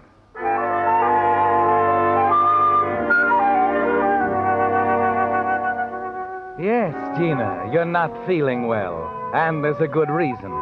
The tall, thin-faced man with a white carnation. Handsome in a cruel sort of a way. You do remember him, don't you, Gina? Yes. After Seattle, there was no forgetting Floyd Durant. All afternoon, you keep telling yourself you brought it off. That Floyd would decide he made a mistake. That Jenny Barton of Seattle and Gina Crane of Hillcrest are two different people. Just an unpleasant incident, Gina. Not worth mentioning to anyone. Least of all to Clinton Crane, your husband. Well, Gina, did you have a pleasant day? Why, yes, Clinton, quite pleasant. I went shopping. Oh? Isabel and she was looking for a dress. Oh, Gina, I wish you wouldn't see so much of Isabel. Oh, she's harmless, dear. And awfully stupid. I know it, Clinton, but somehow I couldn't help myself. You could tell her you're busy. Well, she wouldn't take no for an answer. Well, it's a cruel way to put it, I suppose, but you and I are going to have to be careful of the company we keep from now on. Why's that? At the last committee meeting, my name came up for state senator. After that Brooks affair, they'll go over the next candidate with a fine-tooth comb. But after all, Isabel... I know. Just keep it in mind, darling. Oh, by the way, this letter came for you this afternoon. What is it? Oh, I'm not the prying type, dear. You know that. Funny, though, it was stuck under the door when I came home. Oh, thank you. Well, aren't you going to read it? Yes, of course. June 14th, my dear Mrs. Oh.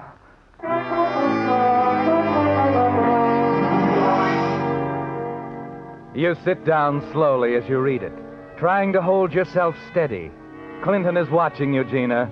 You can't let him know, can't give him the slightest chance to guess what's in that letter. What makes the words fly off the paper and bury themselves in your brain like jagged pieces of shrapnel. My dear Mrs. Crane, apparently you don't remember me, Floyd Durant. But I remember you, Jenny. I remember you very well. I know when you'll read this, you'll wish I was dead. Because of our strange association while I was store detective at the Berkshire shop in Seattle. I'm staying at a boarding house, 217 Pine Street, 3rd floor rear. If you'd like to talk over old times, drop around tonight at 9 o'clock and bring your checkbook with you. That is, unless you'd like me to have my conversation with someone else. Your husband, for example, or the police. What's the matter, dear? Bad news? No. Oh, no, it's nothing important. Just a note from my dressmaker. Oh? Remember, I told you I was getting a new suit? It's nothing important.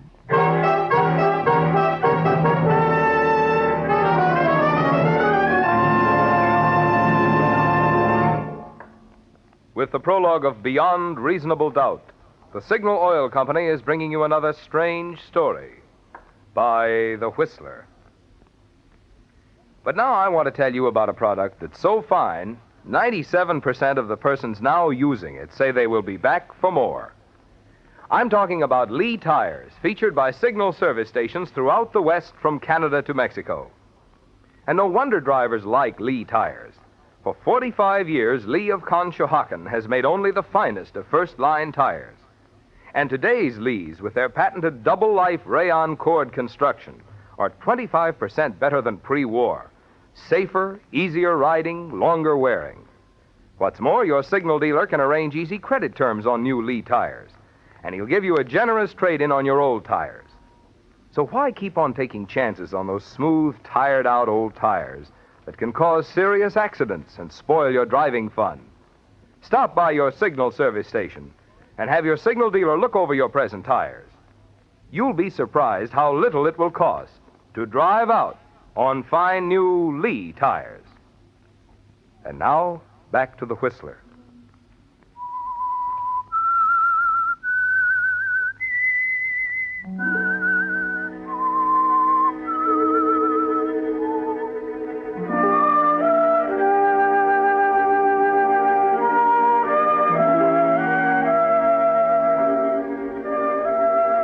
So that's it, Gina. 5 years are pushed aside and you're back where you started. Floyd Durant has found you at last. And the whole ugly mess you left behind in Seattle is right here on your doorstep. You know Floyd very well, don't you, Gina? You know he'll keep your secret. You know you can trust him, if you pay him as long as you live.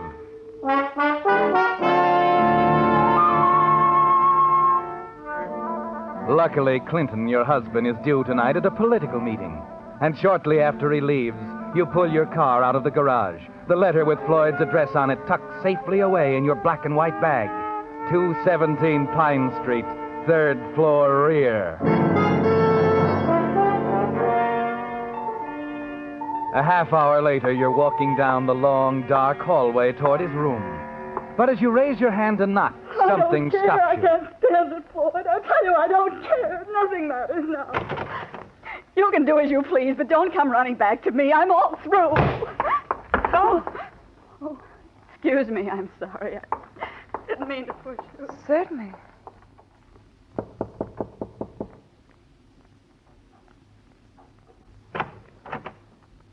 Hello, Jenny.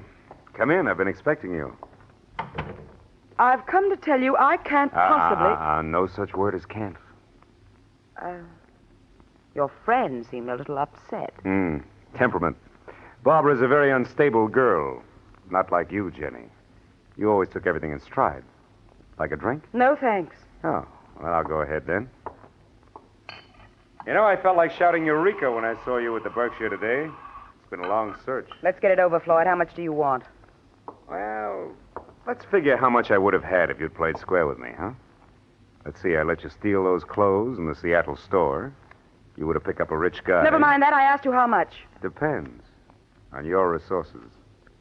You've got to give me some time. I can't raise the money overnight. Oh, now, Jenny, let's not be that way.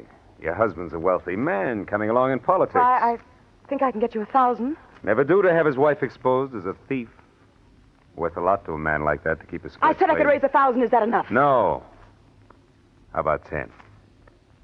I couldn't possibly. Clinton gives me a weekly allowance. He balances my bank statements. Listen, Jenny, I covered for you. It wasn't easy. I played it stupid. But not anymore. No cheap little shop girl's going to play me for a sucker twice. You ain't as much as I am. You're just as crazy. Now, careful, Jenny. You talk pretty big for a thief. I won't let you ruin my life, Floyd. I won't let you do it. No? I'll stop you. I swear I'll stop you. There's only one way you can stop me, Jenny. I just told you how. Think it over for a minute, huh? He walks out of the room for a moment, and you slump back in a chair, sure that he means what he says. That Seattle is caught up with Hillcrest, and there's no way out. Then, only a split second before he comes back, your eye strikes something on the table next to your chair. A long, bright, sharp pair of scissors. You reach out, grab them, hold them under your bag as you rise. Now, let's get down to cases, Jenny. It's not whether you're going to raise that dough anymore. It's how. Floyd, I want to be very sure about this. You know what you'll be doing to me. What? You know there's no possible way I could raise... I just told you. All right, Floyd, I'm just making sure. Okay. Okay. Well. Oh, would you pick up my bag, please? I thought you'd bring it with you. Sure, baby, sure. All right, Floyd. Oh, you decided.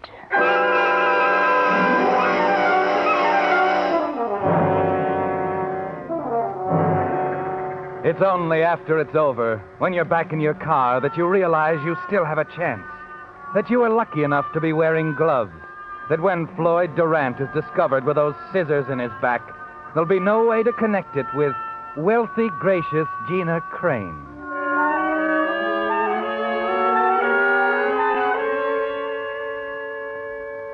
There's no sleep for you tonight, of course. And by morning, your mind is dull, your eyes heavy as you sit across the table from Clinton at breakfast, looking at the back of his paper. More coffee, dear? No, thanks. Well, another murder last night. What? Yes, but for once, thank heaven, the police are on their toes. You mean they know who did it? Yes, a woman. Could I see it, Clinton? Yes, here, read it.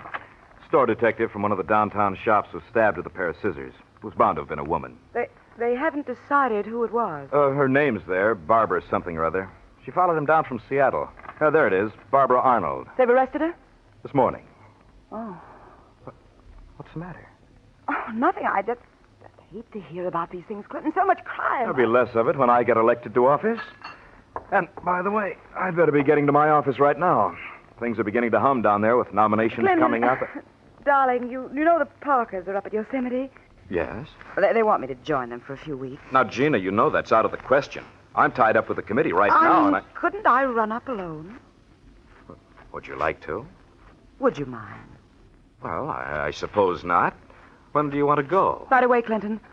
Today.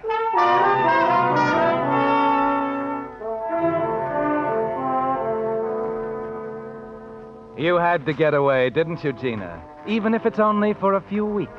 It gives you time to sit back, collect your thoughts, and then try to forget all about Floyd Durant and Barbara Arnold and murder. Somehow, by the time you return from Yosemite, you've almost managed to forget. At least your mind is made up that no matter what happens to the girl they've arrested, you're not going to interfere. Most important of all, Clinton must never know. I'd have appreciated your coming back last Friday, Gina. I wired you to return then. Oh, I'm sorry, darling, but I was Meeting so many important people and having such a marvelous time, I didn't think a few days would make any difference. Well, fortunately, they haven't. You won't be needed until tomorrow. Tomorrow for what? Jury duty, dear. You've been selected as a prospective juror in the Arnold trial. What? I'm sure they'll accept you. Clinton, Yes? Clinton, I can't serve on that jury. Can't serve? What are you talking about, Gina? You'll be ideal for them. Well, you've scarcely even read about the trial. No prejudice, an open mind. I'm sorry, Clinton, I won't serve. Huh? Well, now, see here, Gina. I'm sorry to disagree with you. I've given you your way many times, but this is one thing on which I've made up my mind. I want you to do everything in your power to get on that jury. But, Clinton, The committee notified me while you were away. I'm going to be nominated for state senator. Now, the campaign won't be easy. We can't have anyone saying that my wife refused the simple obligation of jury duty. Clinton, you don't understand. Of course I don't understand. Is there any reason, Gina, any reason in the world why you shouldn't be on that jury? No, Clinton, there isn't. Oh, that's better. Now, we'll go down together. Yes, Clinton. Oh, and by the way, none of that Hattie Carnegie stuff you wear. Wear something simple. Your black and white outfit, perhaps. Yes, of course, dear. I'll be ready in the morning.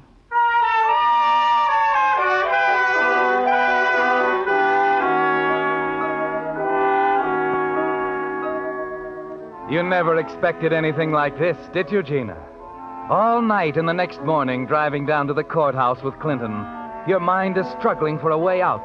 But there doesn't seem to be one. All you can do is pray that Barbara Arnold, the girl you ran into outside Floyd's room, will fail to recognize you.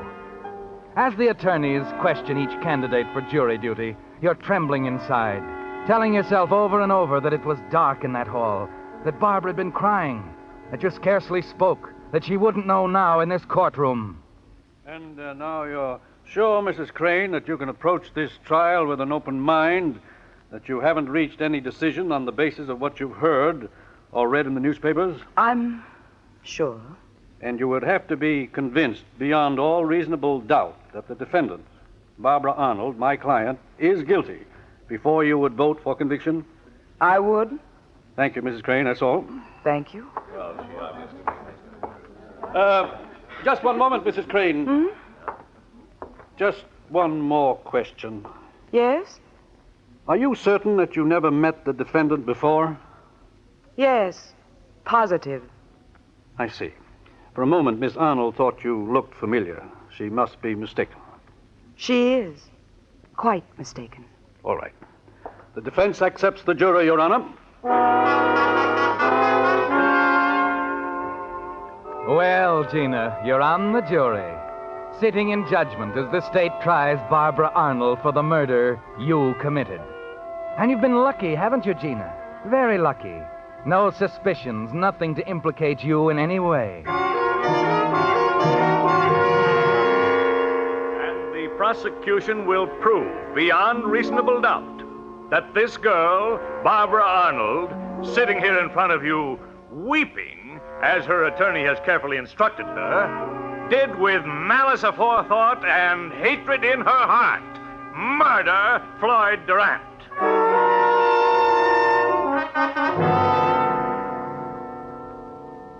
Now, are you positive, Mr. Jackson, that the defendant is the person you heard threaten Mr. Durant on the evening of June 14th? Well, I can't be sure of the voice, but I did hear him quarreling, and he called her Barbara. Oh? He called her Barbara? Yes, sir, I heard that all right. And what time was this quarrel? Oh, about 8:30, I guess. My wife and I were going out to the movies, and we heard the girl sobbing and yelling. And what were the words she used, Mr. Jackson, as near as you can remember? Well, she said, "I'm going to get even, Floyd. I don't care what happens." Thank you.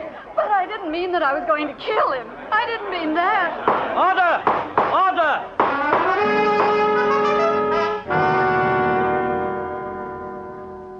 So, Miss Arnold, after your bitter quarrel with the deceased, you turned and ran out of the room. Yes, sir. Was that before or after you stabbed him with the scissors? I didn't stab him. I didn't. Then how do you explain your fingerprints on the shears? I must have picked them up to touch them while I was in Floyd's room. I was very upset I wouldn't remember. You'd have to believe that. You're asking us to believe a great deal, Miss Arnold. A mysterious woman outside in the hall, someone you can't identify. I don't care. I didn't kill Floyd. I didn't. No matter what you say, I didn't kill him. That is for the jury to decide, Miss Arnold.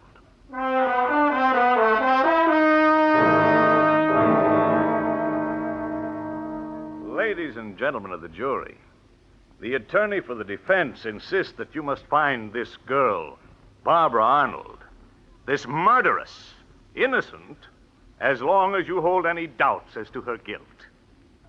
Well, for once, I agree with him. But there is no doubt. She quarreled with Durant. She admits that. She threatened him. She admits that. The only thing that she does not admit is that she killed him. She doesn't have to admit that. Her fingerprints are on the weapon. There you are, ladies and gentlemen. Motive, opportunity, and evidence.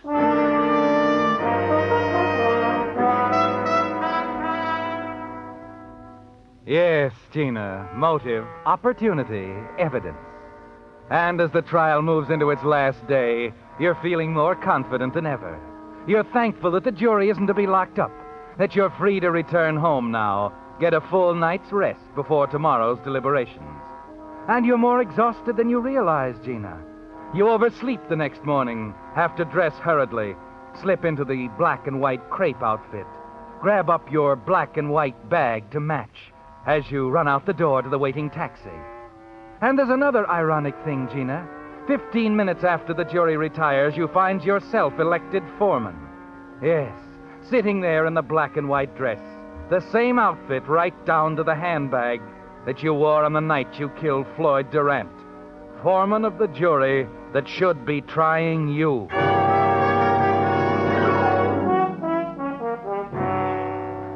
Five, 6, 7, 8. We stand 8 for conviction, 4 for acquittal. We'll have to talk it out further.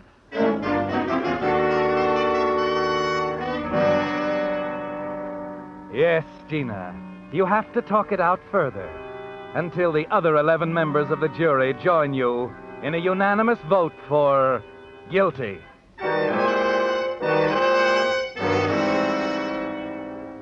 But, Mrs. Crane, I still don't see why, if it was premeditated, she would use a scissors. I should It's a woman's weapon. I thought of that, too, Mrs. Adamson. You don't believe, then, that there's anything to her claim about a mystery woman? None at all.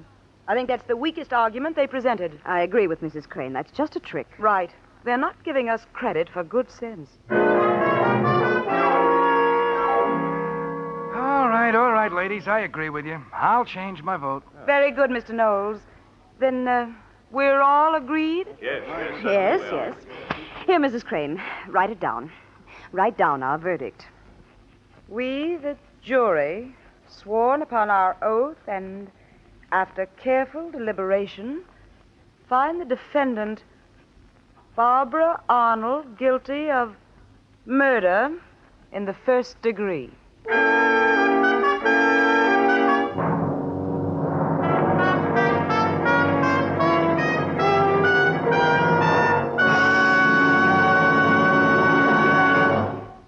The Whistler will return in just a moment with the strange ending to tonight's story. Meantime, since you're going to be passing a lot of signal service stations during your summer driving, I thought you'd like to know a little more about the organization that brings you the Whistler and the policies it stands for.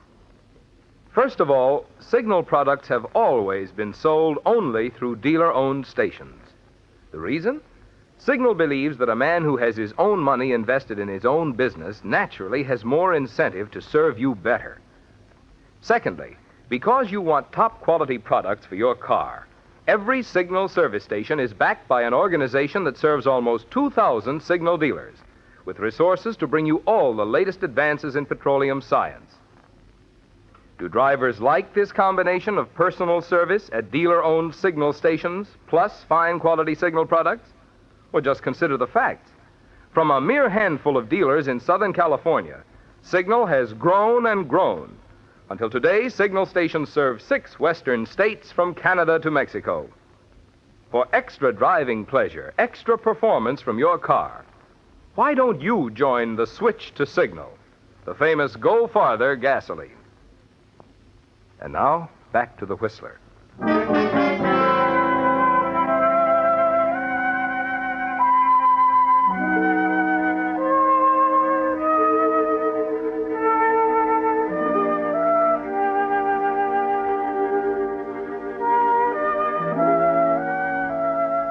Well, Gina, you put it over. The incident in Seattle with the late Floyd Durant is closed for good.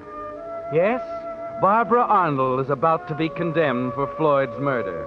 Clinton will never know the truth now, will he, Gina? All he'll have is praise for the way you conducted yourself in serving as foreman of the jury that should have been trying you.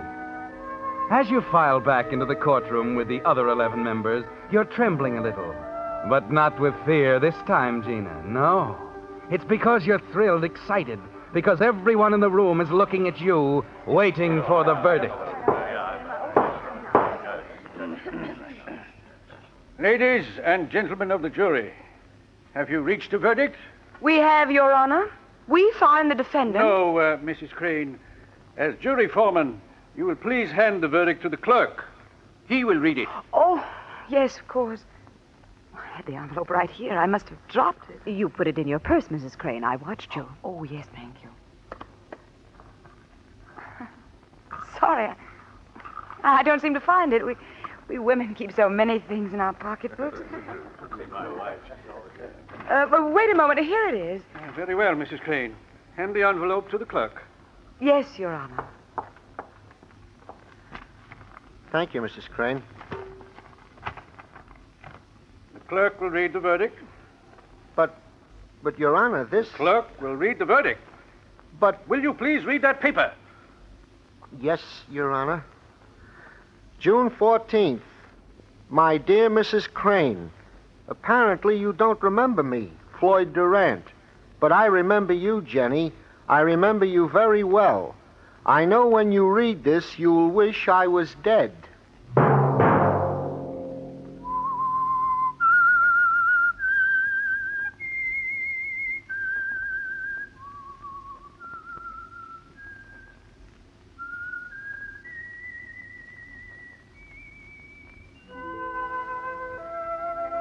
Let that whistle be your signal for the Signal Oil program, The Whistler, each Wednesday at this same time. Brought to you by the Signal Oil Company, marketers of Signal gasoline and motor oil and fine quality automotive accessories. Signal has asked me to remind you to get the most driving pleasure, drive at sensible speeds, be courteous, and obey traffic regulations. It may save a life, possibly your own.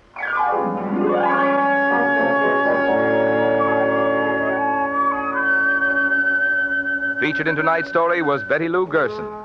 The Whistler was produced by George W. Allen, with story by Robert Libet and Frank Burt, music by Wilbur Hatch, and was transmitted to our troops overseas by the Armed Forces Radio Service. This is Marvin Miller speaking. This is CBS, the Columbia Broadcasting System.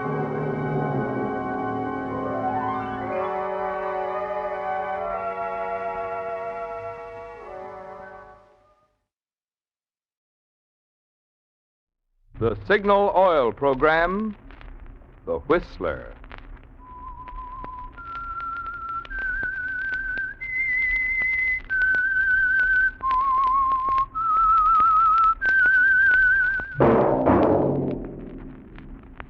That whistle is your signal for the Signal Oil program, The Whistler.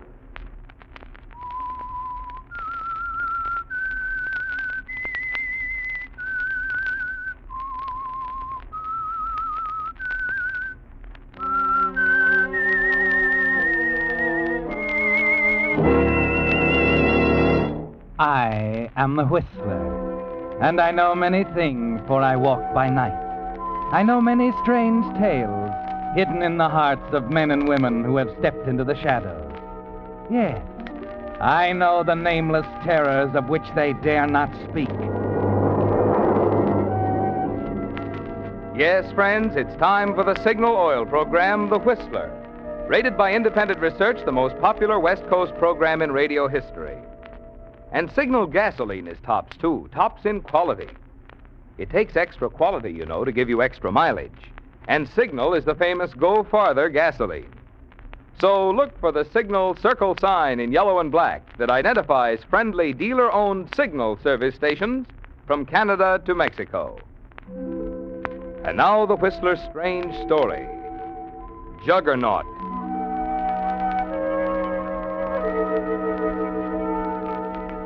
Hampton Crossing is quiet now, and the solid, respectable people who live there are going about their business with the same easy pace as before.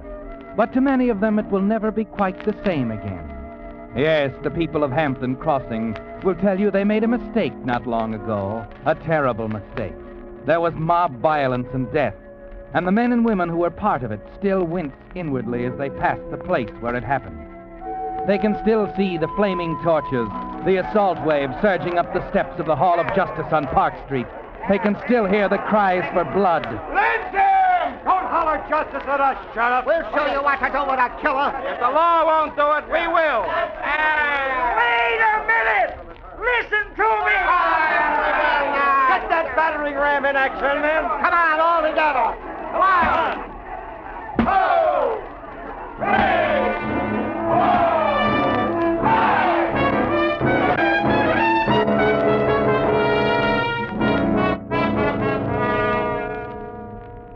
Yes, there was a mob killing that night in Hampton Crossing. But there will never be another. The mob was a juggernaut, and neither the sheriff nor anyone else could have stopped them. They had to stop themselves, and they did in a very unusual way. But more unusual still was the thing that caused it all.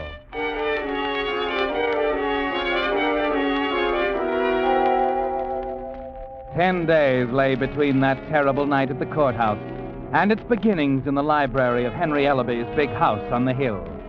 Josh Ellerby sat across the desk from his brother listening, the green-shaded lamp between them making a caricature of Henry's face as he talked. Well, Josh, we've both been a part of Hampton Crossing for a long time, haven't we? 20 years. 22, to be exact. And we've both come a long way, Josh. I've come to love this town and the folks who live here. I've given most of them good jobs in my mill, provided a good living for them, put their kids through school, taken care of them when they were sick. Of course, Henry. Is that why you asked me to come here, to tell me... I think it's time for a little self-analysis, Josh. Time to stand off a ways and look at each other. Yep, I've done a lot for the people here. But I think you've done even more, in a way. Why, I don't know, Henry. Yes, I feed their bodies, put clothes on their backs, but you own their hearts. Why, I tried to be good to them. You've done better than that. They have an immense faith in you, Josh. I had faith in you, too. That's why I've let you handle my affairs. You could have at least been honest with me, Josh. I have some respect for an out-and-out crook who has the guts to play the part to the hilt. I was afraid that's why you asked me to come here. If I didn't have the figures right in front of me, I'd never have believed it myself. Well, Henry, what do you plan to do about it? You're through as of tomorrow morning, both as my manager and my executor. Furthermore, I'll give you 1 week to produce the money you've embezzled from me. Otherwise, I'm taking it up with the sheriff's office. Is that clear enough? Not quite. The money isn't the real reason, is it, Henry? It's pretty real to me. $40,000. No. You're jealous of me because this town, the people in it love me. They're mine because I've succeeded where you failed. What are you talking about? Because of that faith you talked about. That's what you want to destroy, Henry. The money is nothing to you. You want to destroy the people's faith in me. Isn't that true? Why, you hypocritical fake. You won't destroy their faith in me, Henry. I'm not going to let you. Where did you get that gun? Does that matter now? You know this won't get you anywhere. My daughter, Kit. If anything happens to me, you'll have to account to her. Every penny. If she marries, Henry, don't forget that. The money is mine until she marries. Listen to me, Josh. Put that gun down. You'll be found out, don't you understand? Kit will... Never mind, Kit. The people down there need me. They've got to have someone to lean on. I won't let you kill their confidence in me. Josh!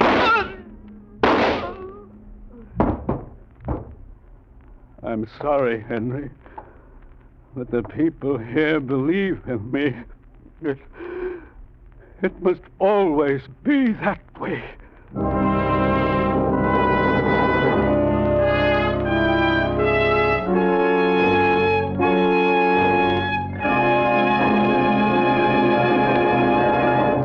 with the prologue of Juggernaut, the Signal Oil Company is bringing you another strange story by The Whistler. If you've stopped at a Signal service station recently, you probably noticed a poster picturing a tire, a battery, a fan belt, radiator hose, windshield wiper blade, and other accessories. Well, this is to remind you that in addition to being headquarters for Signal's famous Go Farther gasoline and Signal Premium Motor Oil, your Signal dealer also features a wide selection of automotive accessories, most of which he's prepared to install for you while you wait. And every item is of finest recognized quality that your Signal dealer is proud to stand back of. It's tires, for instance, or Lee's, famous Lee's of Conshohocken. For 45 years, the finest of first-run tires. His batteries are built to Signal's own rigid specifications for trouble-free service and long life. And your Signal dealer's polishes, radiator cleaner, leak sealer, and other automotive accessories are nationally advertised brands. So to ready your car for summer trips, stop by your Signal service station this week for a checkover of these little items that can make such a big difference in driving pleasure. It's part of your Signal dealer's complete service to help your car run better, look better, and last longer. And now back to The Whistler.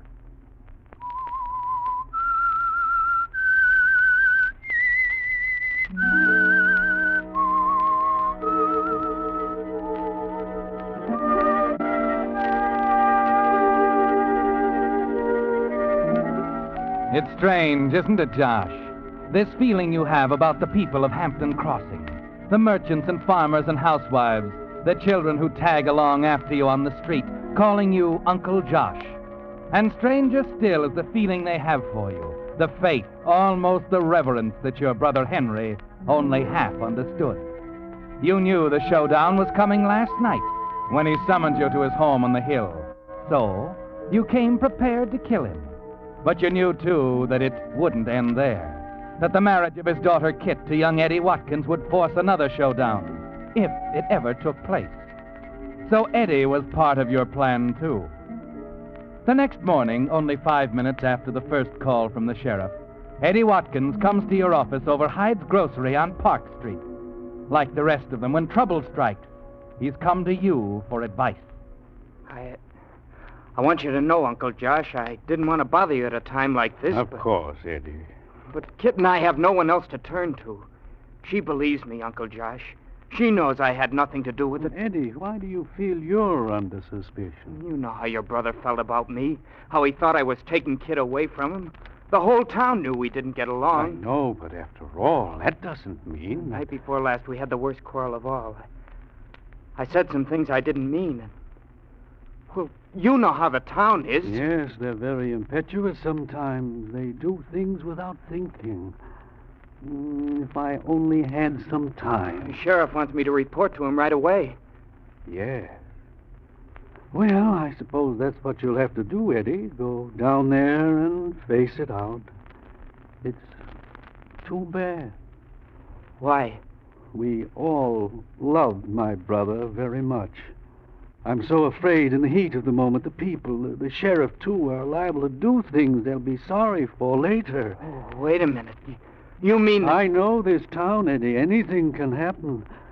Lord, if I only had a couple of days to talk to them, reason with them. Well, I haven't been summoned officially. But the sheriff has asked you to see him, so that's that. I'll do all I can, Eddie, but you know what a handicap I'll have. You need a couple of days, huh? Oh, it's out of the question, I guess. Well, I guess I'll have to make my own decision about how soon I report to the sheriff. Yes, Eddie. There are some things we have to decide for ourselves.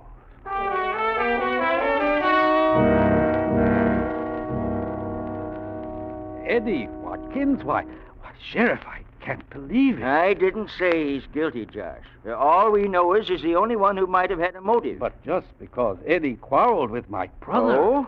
He did have a quarrel then? Henry was opposed to his marrying Kit. But that doesn't mean Eddie would... Maybe not. But the smart thing for young Eddie to do is to show up here and start explaining.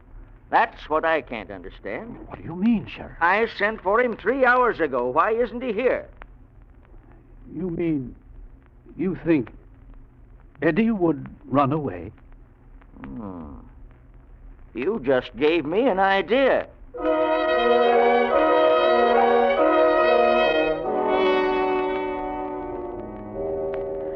Uncle John. Kid, darling, you must get hold of yourself. They say Eddie killed Father, Uncle Josh. They say he was trying to run away when they picked him up at the station. Oh, there, dear. It's going to be all right. I'm scared. They have no evidence, dear, don't you see? But Father was killed with Eddie's gun. With Eddie's gun?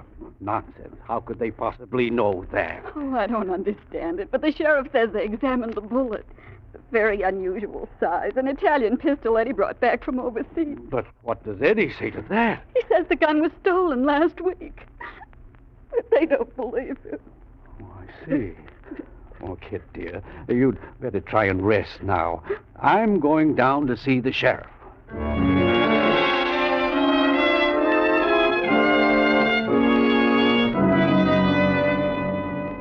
Listen to me, Sheriff. You listen to me. I know how you feel, Josh. I know what Henry meant to you. But don't you see, Sheriff? And I know you're too kind-hearted to believe Eddie Watkins or anybody else could have killed him. But the point is, somebody did. Eddie's young, impetuous, madly in love.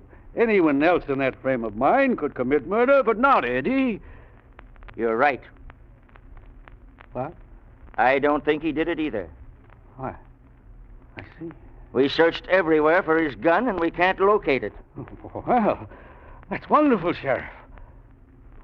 What are you going to do? Hold him till the first of the week, and then release him. Release him?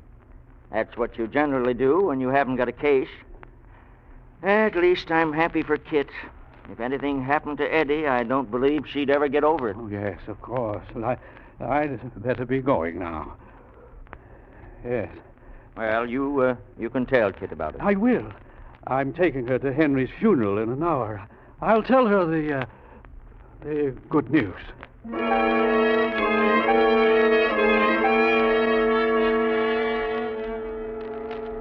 It was hard not to show the shocked surprise you felt when the sheriff told you there was no case against Eddie. Wasn't it, Josh? You'd planned that part so carefully, throwing Eddie's gun into the river, knowing the unusual size of the bullet would trap him.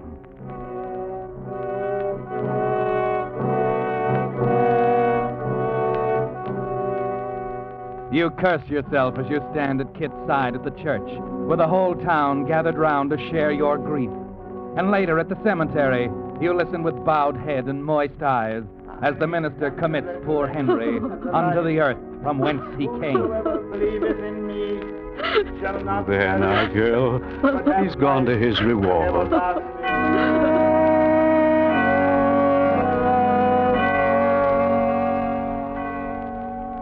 You raise your head when it's over with a silent glance of appreciation at each group of mourning friends, your mind still searching for the answer to Eddie Watkins and the missing gun. It's after you've shown Kit to the waiting car that the answer comes. Yes, you were right, Josh. They're your people, and the sorrow you display is their sorrow. You feel it on every side now as the car moves off, as you turn to a couple of the men moving up to express their sympathy. We're awfully sorry, Josh. It's a terrible thing. Terrible. Thank you, Dave. Frank, for coming out here, leaving the bank, your store. There was little to do. Whole town's closed up today. It's almost like something had happened to you, Josh. Thank them all for me, will you? I'm not quite up to it myself. They understand, Josh. No, and tell them not to be too bitter about Eddie Watkins. You can't change that. I mean, in view of the fact that he's going to be released. Huh? Released? We haven't heard anything about that. The sheriff knows what he's doing. We must put our faith in him. What? Now, he knows Eddie's guilty, that he's murdered your brother. Everybody knows it. What kind of justice is this? Dave, don't talk violence. You know how I feel about those things. But he's right, Josh. That boy took a life. He's got to pay. I've seen it in other towns. Bloodshed, an eye for an eye, lynchings. Sometimes that's the only answer. No, Dave. No one can ask the people to take the law into their own hands. But, Josh... Even if Eddie is guilty, if the law says he goes free, that is what we must accept. Now, if you'll excuse me, I must be going. Kit needs me. Bye, Josh. Free. That young murderer going free. Josh won't even lift a hand against him. Maybe it's up to Josh's friends to lift a hand.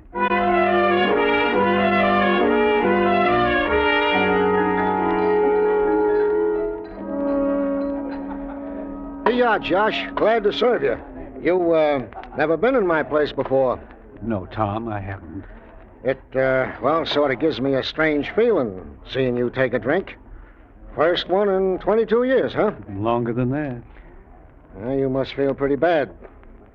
Tom, I figure the best thing is to go away. Maybe find some other place to live. Huh? You mean you'd leave town? Oh, no, Josh.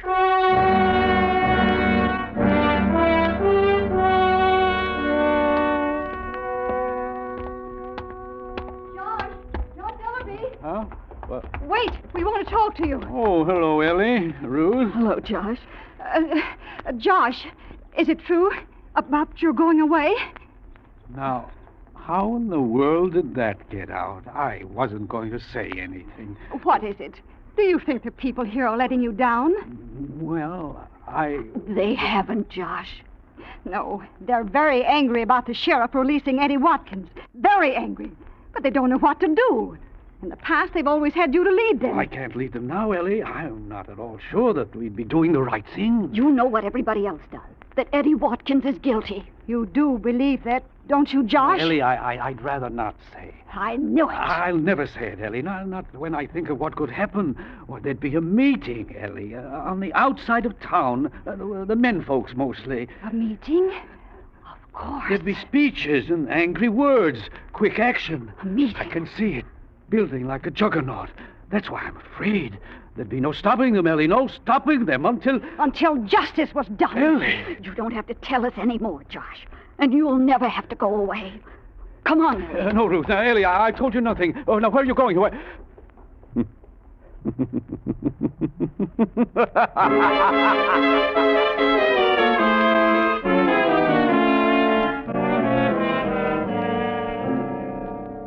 That's only a rumor, Ellie. He isn't going to leave. It isn't a rumor. I tell you, I talked to him myself, Frank. Huh? He thinks we've deserted him. But what can we do? I don't even know where to start. We've talked to the sheriff, Ellie, and he thinks that we ought The sheriff is a fool. This is more than law and opinions, Frank. Josh Ellerby's given his life to this town. He has a right to expect something in return. If only there was some way that we could think this thing out. You could call a meeting, Frank. Everyone's of the same mind. Get them together and... A meeting? Ellie, do you know what could happen? Why, if that mob ever got stirred up, Of course I know. But when it's over, our murderer will have gotten what he deserves. And even Josh will thank us. He'll understand and thank us. And Josh won't leave Hampton Crossing then. No. A meeting? Yeah. I wonder if Len Frawley would let us use his barn.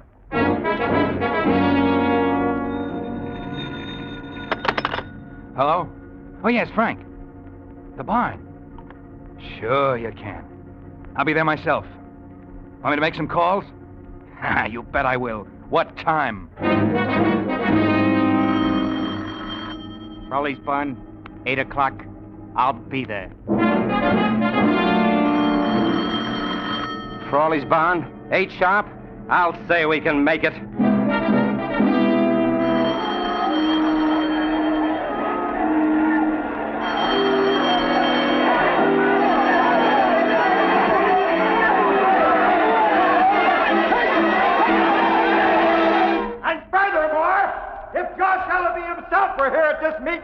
He tried to stop us, even though he knows in his own heart that Eddie Watkins is a murderer. But I tell you, I feel different. And I'm not going to rest tonight until justice is done. That's the answer I want. Come on, let's go.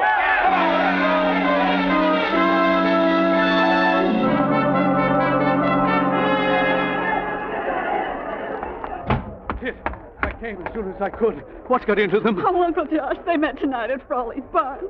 They've come here to the jail to take Eddie. Good Lord, Sheriff, isn't there some way to stop them? No, they're all riled up. They're half crazy. They'll kill Eddie. I told they will. What about it, Sheriff? You can't just let them... They're not going to let them. That boy's innocent, Josh. Of course. I found out today that he couldn't have done it. Kid, I know where he was when your father was killed. And Josh, he didn't go anywhere near your brother's place that night. His alibi is complete. It's perfect. Can't you tell them that? Listen, do you think I could make myself heard? Have you some sort of plan, Sheriff? Yes. If they keep coming, I'm going to take him out of here. Take him out? But how? The east wing exit is just a few yards from the river. If they storm the front door here, they won't be watching. Well, isn't it an awful chance to take? Eddie could make it. I talked to him. He's a good swimmer, and with his life depending on it... I see. If it comes to that, Josh, I want to keep their attention out front. Maybe if you talk to them... I'm not going to wait for that, Sheriff. I'm going out there right now. Try to reason with them. Be careful, Uncle Josh. I'm not afraid, kid. They're my friends. They trust me. They may even listen to me now.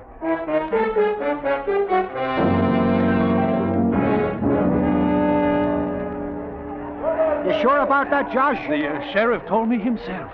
He's letting Eddie out the east wing, huh? Yes, the east wing. Ah, that's interesting. Josh, up to now you've been so anxious to save the boy. Why are you telling us this? Well, I haven't time to go into that. I've told you. That's enough. Uh-huh. When's it going to happen? Any minute now. That's good enough for me. The east wing, huh? Come on, Bill. Yeah. Let's have a look.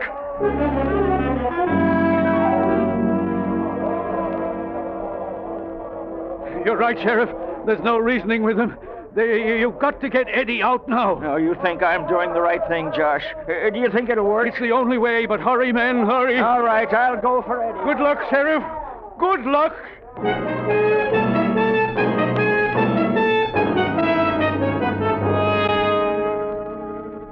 It's all over now, isn't it, Josh? Your scheme is all but complete. You can't lose with the mob on the front steps of the courthouse, the rifleman waiting for Eddie Watkins at the east wing. And one more thing will make it perfect, Josh. The thud of a battering ram against the big front door tells you there's no going out that way. So you walk down the deserted west corridor of the building toward the third exit. Yes, you want to be out there now among your friends, pleading with them at the top of your lungs, shouting at them to stop at the exact moment Eddie Watkins is slipping out that east wing door to certain death. You reach the west door, open it cautiously, and peer out into the darkness.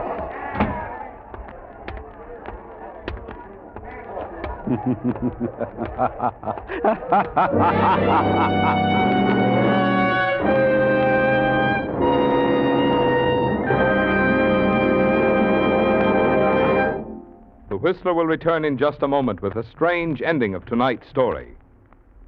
Meantime, a word of wisdom to Mr. Average Driver. You spend about $100 a year for gasoline. That's a lot of money. You'd like to be sure it's buying the gasoline that's tops in quality, the gasoline that gives you top performance from your car. Well, you can be sure if you'll just keep 2 points in mind when you buy gasoline. 1, it takes extra quality to go farther. And 2, Signal is the famous Go Farther gasoline. After all, the only way any gasoline can put more thrilling performance into your car is by helping your motor run more efficiently. And when your motor runs more efficiently, naturally you get better mileage. So there you have it in a nutshell, the reason why Signal's good mileage is so important to you. And the reason Signal says, to be sure of the tops in gasoline quality, there are just 2 things to remember. 1, it takes extra quality to go farther. And 2, Signal is the famous Go Farther gasoline. And now back to the Whistler.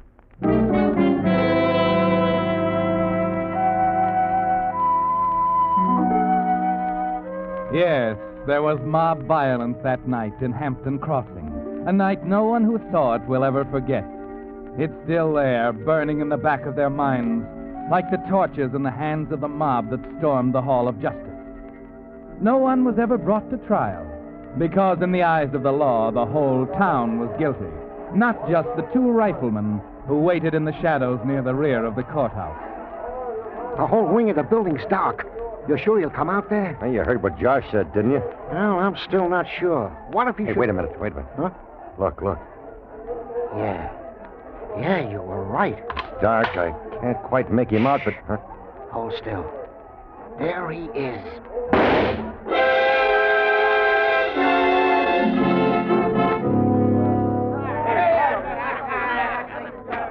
That takes care of Eddie Watkins. Nice work, fellas. I might teach the sheriff a lesson. Murderers won't get out of this town. Well, there he is, boys. Turn him over. Right. Here you go, Eddie. Good Lord, what have we done? It's Josh. Bill, he told us the truth. What do you mean? He said they were going to get Eddie out the east wing. That's why we waited here, on the west side. Yes, we figured he'd do anything to save that boy. We were sure that this time, for once in his life, Josh Ellaby would tell a lie.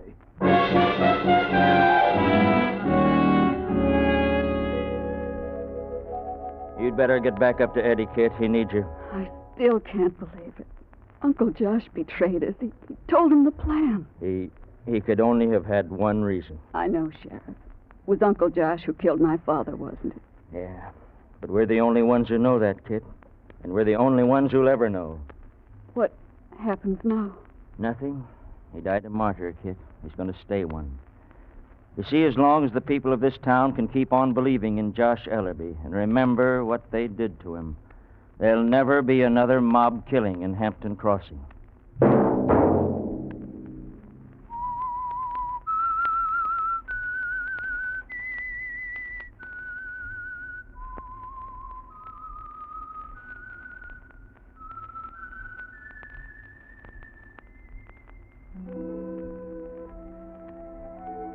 Let that whistle be your signal for the Signal Oil program, The Whistler, each Monday at this same time. Brought to you by the Signal Oil Company, marketers of Signal gasoline and motor oil and fine quality automotive accessories. Signal has asked me to remind you, to get the most driving pleasure, drive at sensible speeds, be courteous, and obey traffic regulations. It may save a life, possibly your own. Featured in tonight's story was Herb Butterfield. The Whistler was produced by George W. Allen with story by Joel Malone and Harold Swanton, music by Wilbur Hatch, and was transmitted to our troops overseas by the Armed Forces Radio Service. This is Marvin Miller speaking for the Signal Oil Company. This is CBS, the Columbia Broadcasting System.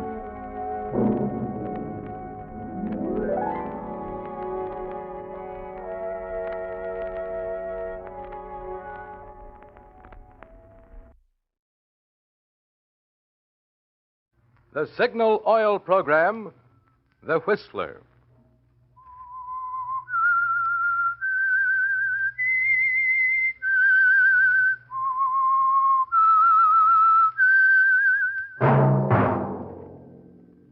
That whistle is your signal for the Signal Oil program, The Whistler.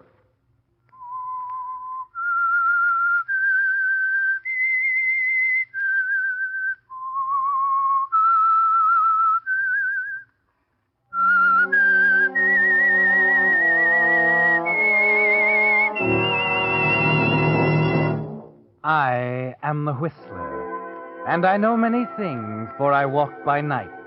I know many strange tales hidden in the hearts of men and women who have stepped into the shadows. Yes, I know the nameless terrors of which they dare not speak.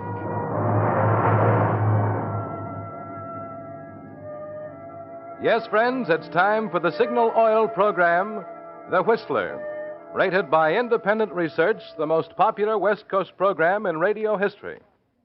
And Signal gasoline is tops, too. Tops in quality. It takes extra quality, you know, to give you extra mileage. And Signal is the famous Go Farther gasoline. So look for the Signal circle sign in yellow and black that identifies friendly dealer-owned Signal service stations from Canada to Mexico. Now, the Whistler's strange story, Whispered Verdict.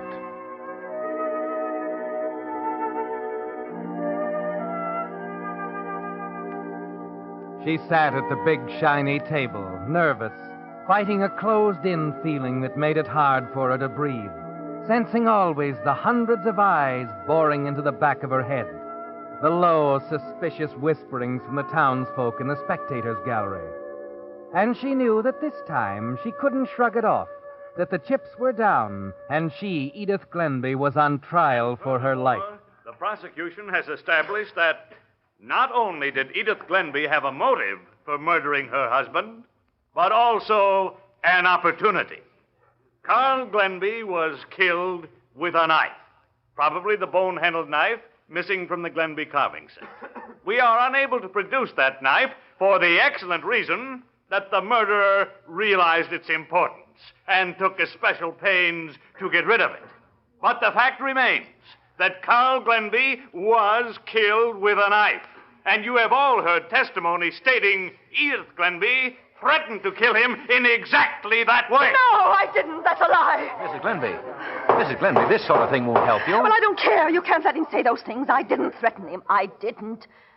When the defendant has regained control of herself, we will proceed with the summation.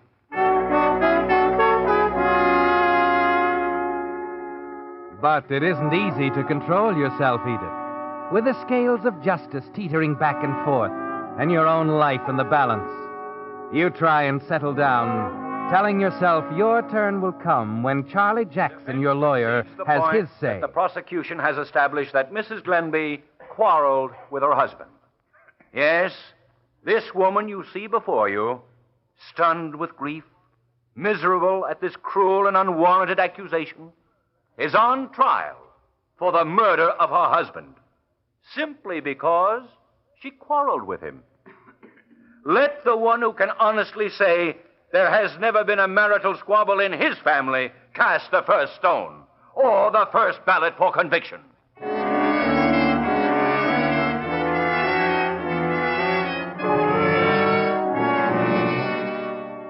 You were smart to retain Charlie Jackson, weren't you, Edith? His young, honest face, his candid eyes, the sincere delivery that's so important now as he sums up to the jury. And you were shrewd with Charlie, Edith, about that last quarrel. He knows just what he ought to know, nothing more.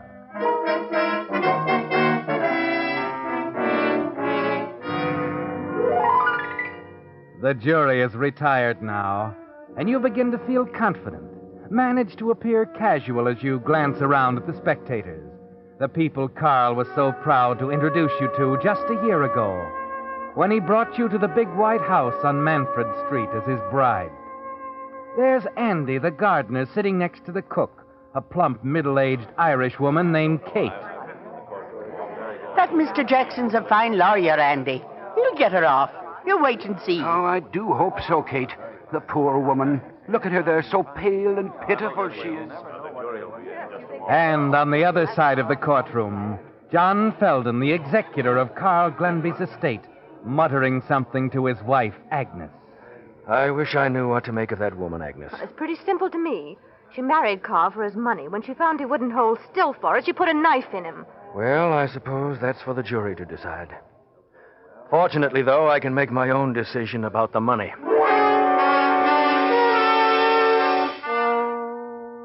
It seems an age before the door to the jury room opens, and the 12 most important people in the world take their places in the box. Ladies and gentlemen of the jury, have you agreed upon a verdict? We have, Your Honor. Will you hand it to the clerk, please? We, the jury, find the defendant not guilty.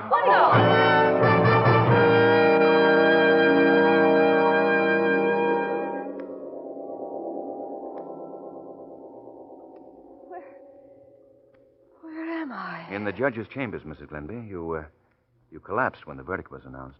Oh, Charlie. They acquitted me. You did it. I'm safe. I never had a moment's doubt you would be. It's really over. They can't try me again. No? No matter what they find out? Is there something to find out? No. I only meant If somebody should trump up a piece of evidence. Like the murder knife, I suppose? Well, maybe. You know, Mrs. Glenby, there's another court, higher than the one that just cleared you. It's public opinion. Sometimes its verdict carries heavier penalties than the one you've just escaped. Well, I don't care what people think of me in this town. You don't intend to stay here? After the way these yokels have treated me, the sooner I can sell the house and clear out, the better I'll like it. Under the circumstances, I think you're wise. What does that mean, Charlie? Whatever you want it to mean, Mrs. Glenby. Good day.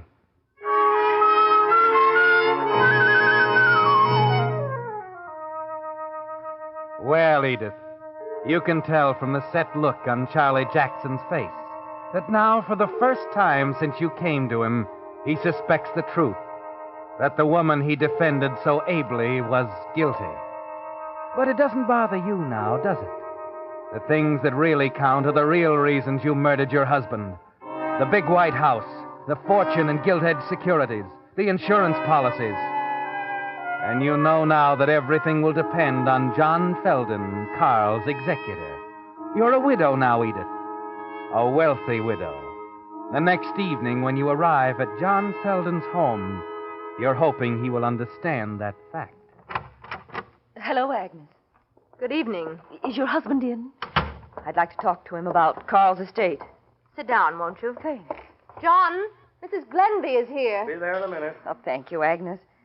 I'm sorry I didn't get a chance to speak to you after the trial. Don't apologize. I'm rather glad you didn't. Why, Agnes, what do you mean? I'm sorry. You may as well know how I feel. What do you mean? Well, Edith, I've lost a great deal of faith in the courts. Agnes, you can't possibly think I was guilty. Not after the jury... It isn't only what I think. It's what everybody thinks. It's all over town, Edith. If your innocence had been clearly established, so many people wouldn't feel that... Good evening. I only dropped in for a moment, John, to see how soon you could arrange for the sale of the house. You're very prompt. Apparently, you've lost confidence in the jury system, too. Perhaps. However, as executor of Carl's estate, I'm forced to treat your late husband's affairs as a matter of sound business, Mrs. Glenby. I'm aware of that. Good. Then you're also aware that all of his property, all of it, including the house, has been left in trust for you. A trust not lightly to be dissipated. That's for me to decide. As his beneficiary... I haven't finished. As you know, Carl and I had been friends for a great many years. At the time of your marriage, he drew up a trust agreement, which leaves the administration of his estate entirely up to my discretion. I intend to carry out his instructions to the letter. But where does that leave me? I've simply got to have There money. will be a stated amount coming to you on the first of every month. Ample for your needs here. You still think I killed him? I didn't say that. The man who killed my husband is still at large somewhere, John. He'll be caught sooner or later, and you'll be very sorry for what you've said. When that happens, you'll find me very ready to apologize, Mrs. Glenby. To put it bluntly, then, I don't get the money until you're... Until I'm completely convinced of your innocence. Exactly. Very well, John. I guess the next move is up to me.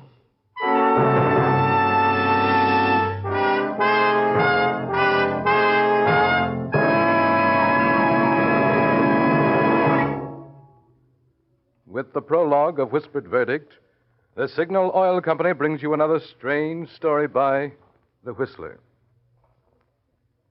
You regular Whistler fans have all heard me speak of the more thorough, more conscientious service cars get at dealer-owned Signal service stations.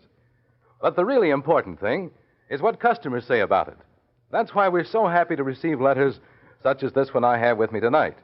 It's from J. Edward Keating of Los Angeles, who writes, "The first tankful of Signal gasoline I ever tried was at the station owned by Jerry Holtzfaster. Well, it took just that one experience to convince me that Signal gasoline not only deserves its growing popularity, but also that Signal dealers are quite different from the usual station managers. Mr. Holtzfaster showed a genuine eagerness to please by giving many little unasked-for services that make such a big difference in driving pleasure. And I found I could place complete confidence in his recommendations. Since then, although a change in location has placed me out of Jerry Holtzfaster's neighborhood, I gladly drive out of my way to get his kind of service, which means I'm a steady Signal customer and I like it.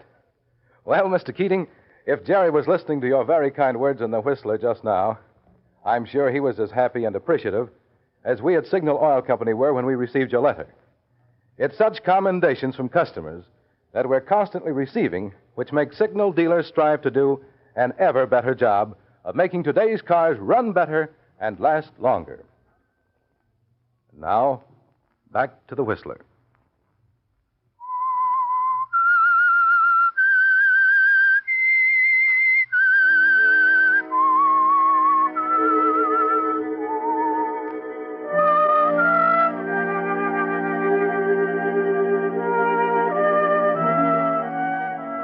Well, Edith, it's taken a strange turn, hasn't it? You were so sure that the one thing that stood between you and the thing you killed for was the verdict of the jury.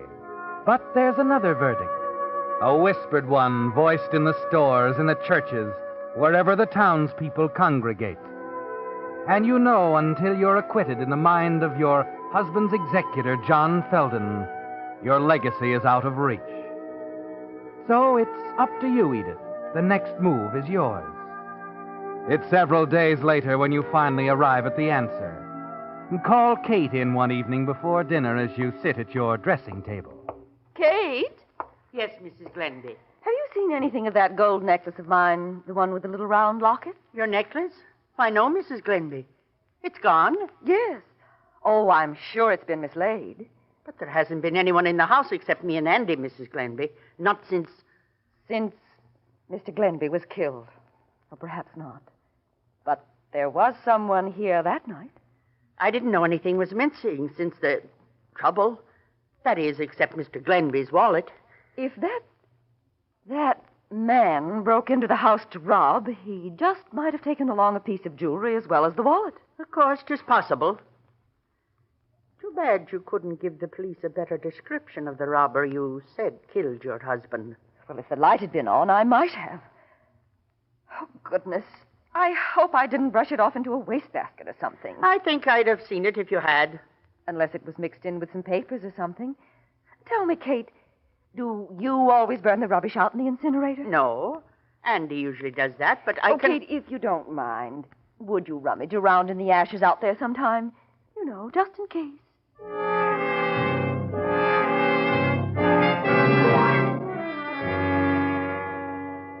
It started, isn't it, Edith? Your move to divert their suspicions. Yes. You know the missing necklace won't be in with that burned rubbish. But Kate might run across something else. Something that will turn the pointing fingers in another direction. Reverse the whispered verdict which stands against you. You wait patiently until later that afternoon, and then... Mrs. Glenby! Mrs. Glenby! What is it, Kate? Mrs. Glenby, I looked out in the incinerator for your necklace. You found No, it? I didn't. But I did find this. What? Oh, little bits of gold and leather. Yes.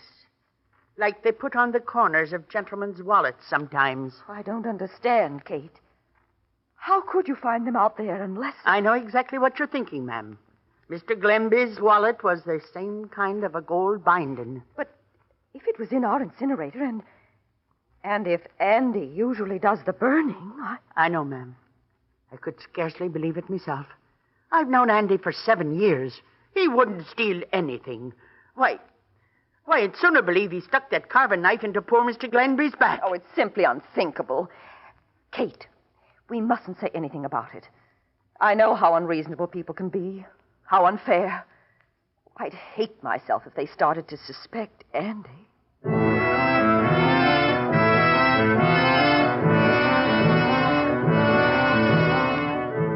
You're trembling with excitement now because your plan is working. You said just enough to Kate, showed the right amount of surprise, then left her alone with her thoughts. You've something else to attend to now, Edith. The carving knife buried in the garden. The knife you used to kill your husband. You slip outside to make certain that it's exactly where you left it, so that it'll be ready when you decide the time is right to plant it in Andy's room.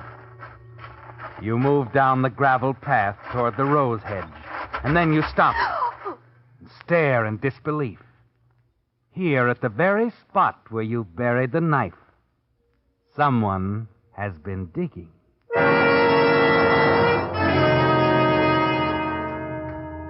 Oh, Mrs. Glenby. Oh, Andy.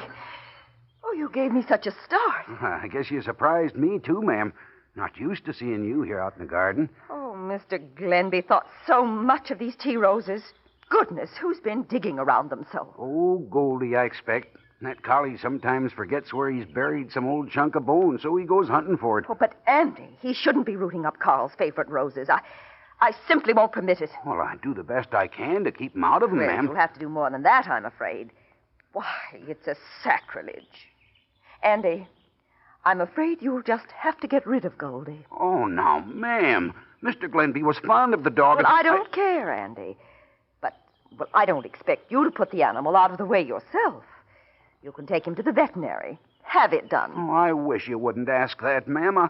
I'm almighty fond of that collie myself, and I know Mr. Glenby wouldn't like You'll it. do as I say, Andy. My mind's made up. Here's some money for the vet. Oh, but, ma'am, 50? Ma'am, it won't cost $50, even Well, if... you can have it changed at the bank. It's all I have with me now. And I want this done right away, Andy. This instant. I won't have any more digging up of these roses. Understand?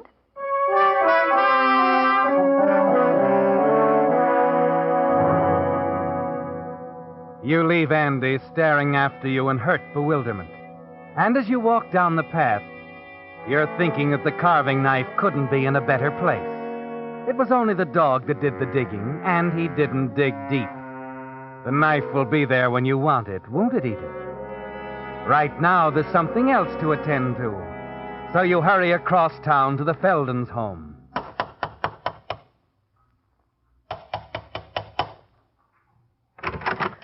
Oh, Mrs. Glenby. Agnes, I must talk to you. I need advice. I believe my husband has paid a salary to give you... Look at this, Agnes.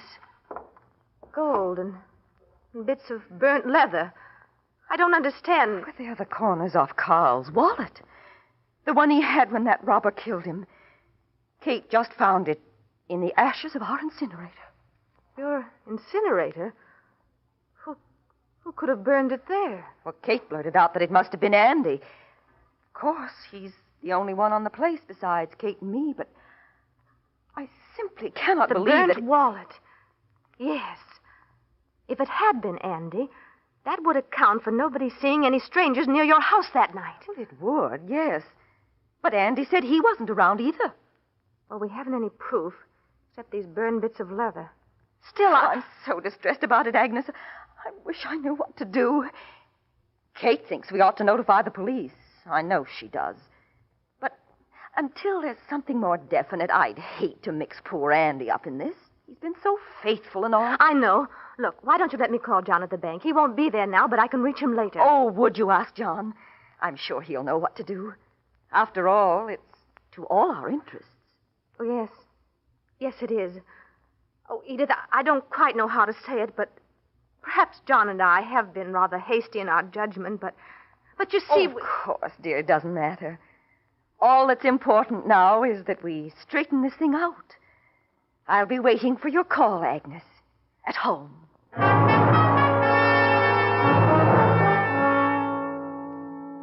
Yes, Edith.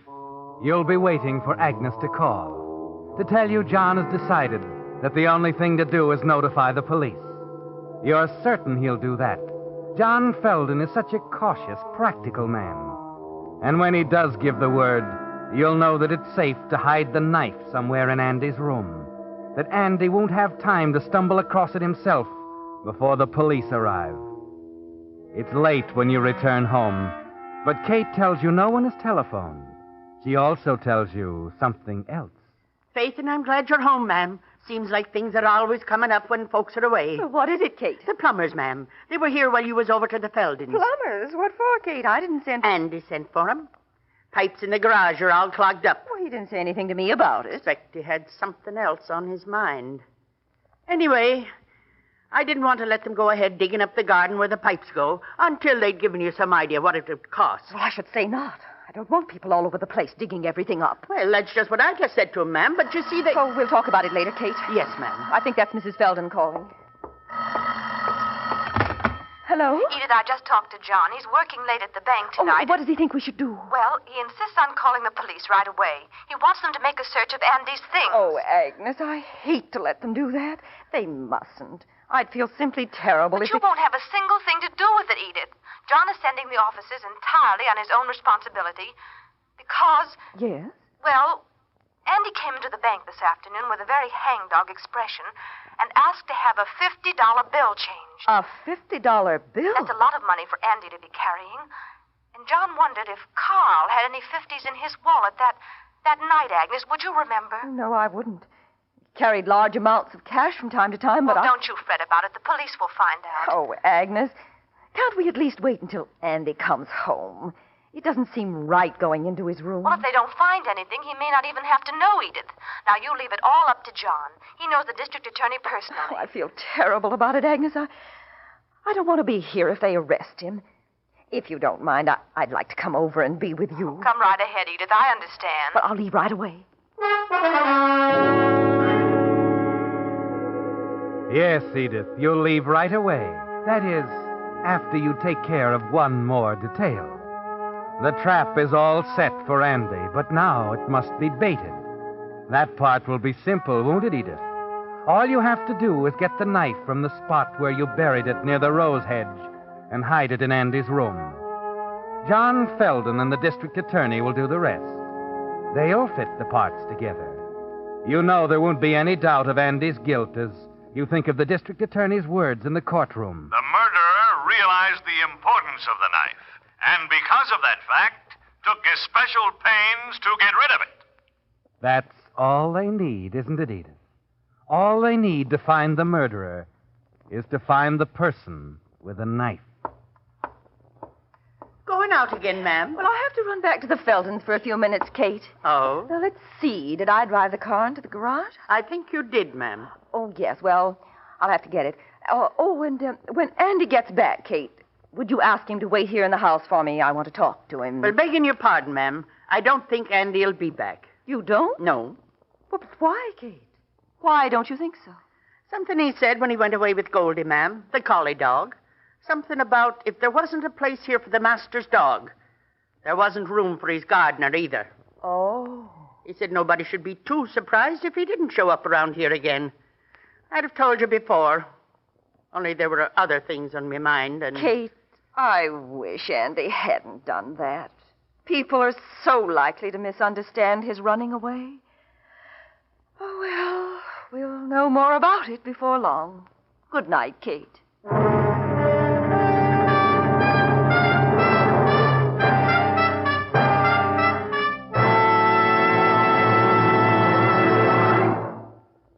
The Whistler will return in just a moment with the strange ending to tonight's story. Meantime, a word to you drivers who want to be sure you're getting the tops in quality when you buy gasoline.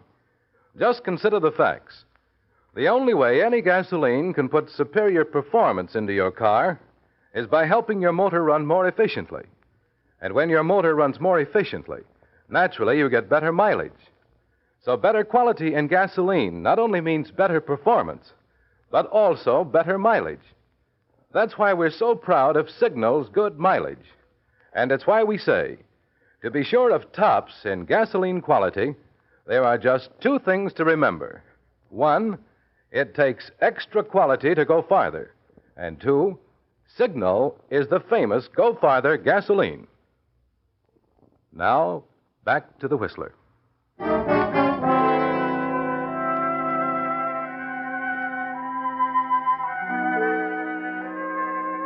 So there were two verdicts in the case of the state versus Edith Glenby, weren't there, Edith? The jury's and the public's. And you're sure now that in a matter of hours, the suspicious whisperings around town will become apologies, with John Felden the most humble of all. Yes, Edith. Once the all-important knife is found in Andy's room over the garage, it'll be all over.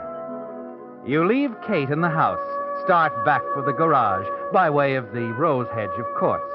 And you're wondering, Edith, if your timing is right, hoping John Felden is on his way.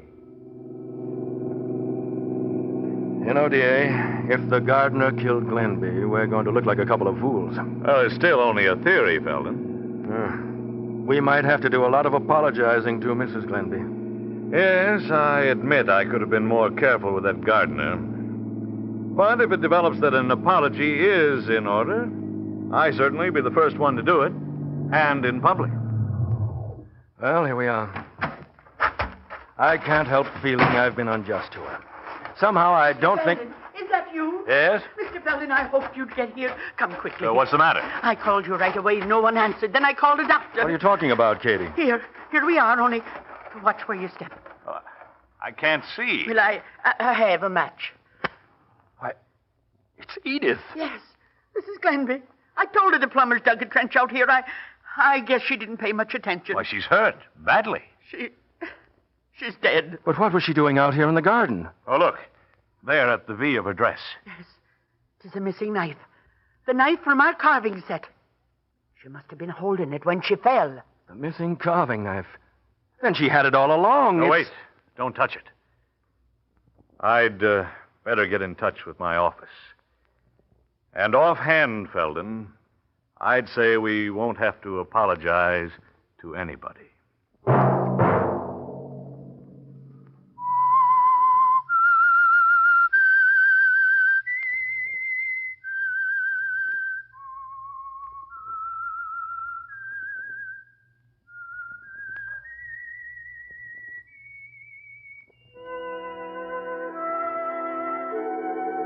Let that whistle be your signal for the Signal Oil program, The Whistler, each Wednesday at the same time, brought to you by the Signal Oil Company, marketers of Signal gasoline and motor oil and fine quality automotive accessories. Signal has asked me to remind you to get the most driving pleasure, drive at sensible speeds, be courteous, and obey traffic regulations. It may save a life, possibly your own.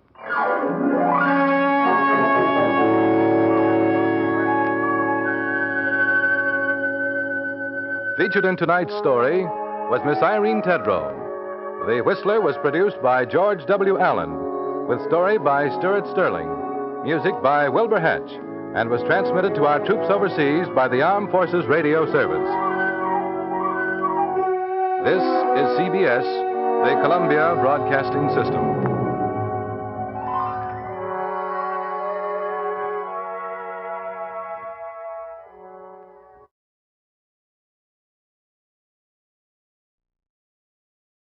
The Signal Oil Program.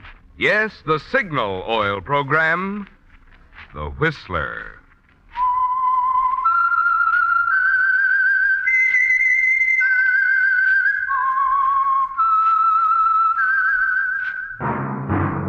That whistle is your signal for the Signal Oil Program, The Whistler.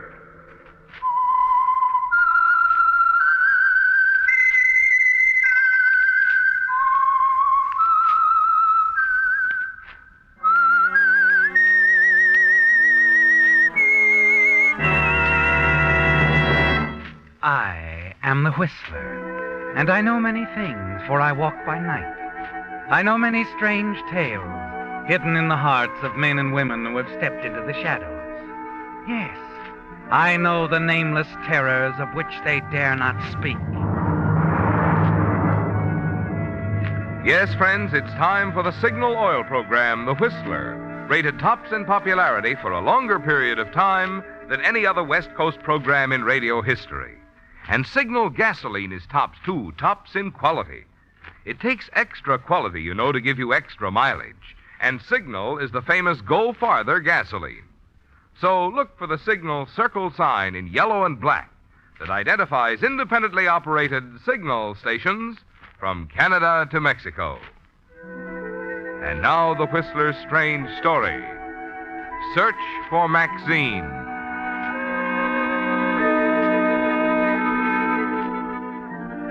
For a long time, he'd been standing in the darkened doorway across the street from the Swank Bachelors Club. As Ted Pomeroy struggled to make up his mind, he stared up at the second-floor windows of the building and puffed nervously at a cigarette. It was the last thing he wanted to do, to go to Cousin Walter for a favor. But there was nothing else he could do. Ted was a good newspaper man who'd suffered one bad break after the other through no fault of his own. But he always felt that someday the big opportunity would present itself. Now that opportunity had arrived, but he needed capital. And Walter Pomeroy was the only man he knew who had the kind of money he needed. Suddenly, Ted flipped a cigarette into the street and hurried into the Bachelor's Club. Unnoticed by the desk clerk, he strolled across the lobby, up the stairs to the second floor, and stopped before the door of apartment 206.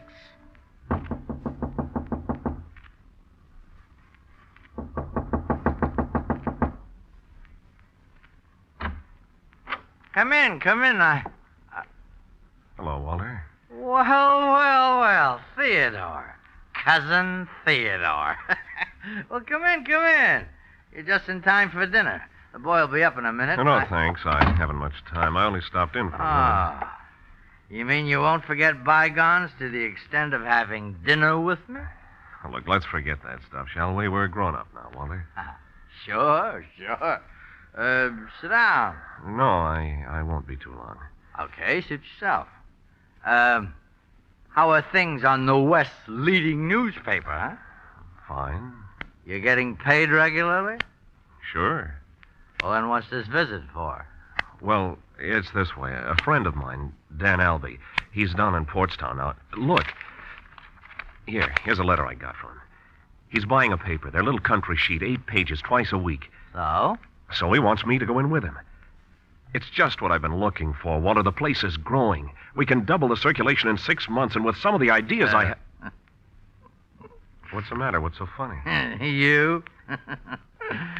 How much, Ted? The price is $10,000. I'll need half of it. $5,000. Walter, I'm asking you for a loan. You can have the whole plant for security. I'm not interested in newspapers. You mean you're not interested in me? Oh, I didn't say that. You're not interested in letting bygones be bygones. And I didn't say that either. I thought we agreed to forget... Oh, I didn't agree to anything. Okay, Walter. Okay. That answers my question. It's good for a laugh, though. I thought you once said you'd never come to me even if you were starving to death. That's enough, Walter. You haven't had a couple of drinks too many. $5,000, and you thought I just handed it. That's enough, Walter. I'd like to... Hey, take your hands off me, or I'll... Okay, Walter, you asked for it. No! I've owed you that for a long time, Walter. Sure, you're right. I was stupid to... Get up, Walter. Walter! As you bend over him, you see the ugly gash on his right temple, where his head struck the edge of the fireplace. A cold wave of fear sweeps over you. You stare at him, unable to move, to think. And suddenly you remember the beachhead at Salerno where you saw dead men often. You grasp Walter's pulse and feel nothing. I've killed him. The realization of what you've done overwhelms you, doesn't it? Slowly you turn, half stumble across the room to the door. Your only thought now is escape. Yes, escape. There's still a chance you can slip away unnoticed, isn't there, Ted? The desk clerk downstairs didn't see you come in. Now, if you can get out of the building without being seen, you'll be in the clear. You place your handkerchief over the knob door and turn it. Before you step out of the hall, you look back to give the room one last look, and then you see it. The telephone receiver is off the hook.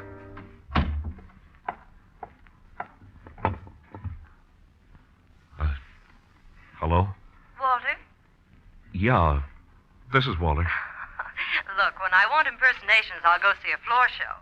Now, why don't you call your dear cousin Walter and tell him I'm getting tired of holding this telephone? Oh. Who'll I say is calling? He knows. I made that pretty clear before you barged into his apartment. Theodore? What makes you think I barged in? From this end, the dialogue sounded more like a brawl than a tea party. Come on, friend, put him on. Well, he's not here. He just stepped out. Then let me talk to Bill. Bill? Last name Putnam, Walter's business manager. You're supposed to have dinner there. Or is he now administering first aid? He hasn't arrived. Listen, why don't you give me your name and number? Walt already has it. I gave it to him a year ago at a moment of weakness. dinner, Mr. Pomeroy. Hello? Hello? You still there? Listen, Walter won't be back. Call him later in the morning. Hey, what's going on? Mr. Pomeroy? You in there? Mr. Pomeroy?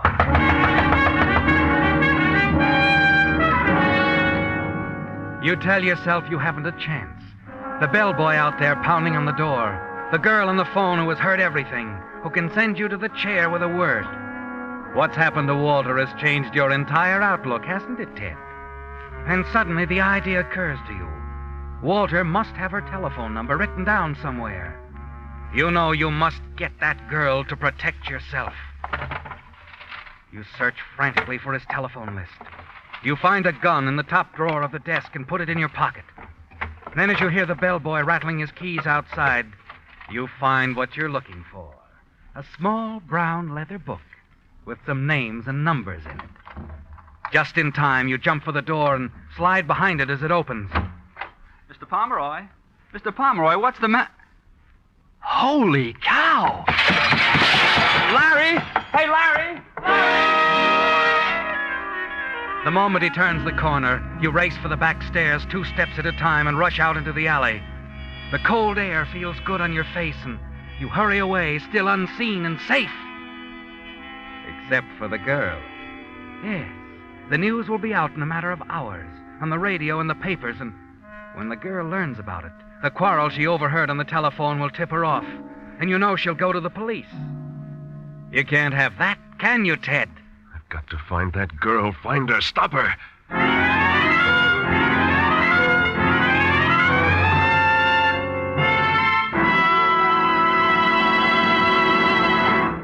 With the prologue of Search for Maxine, the Signal Oil Company brings you another strange story by The Whistler.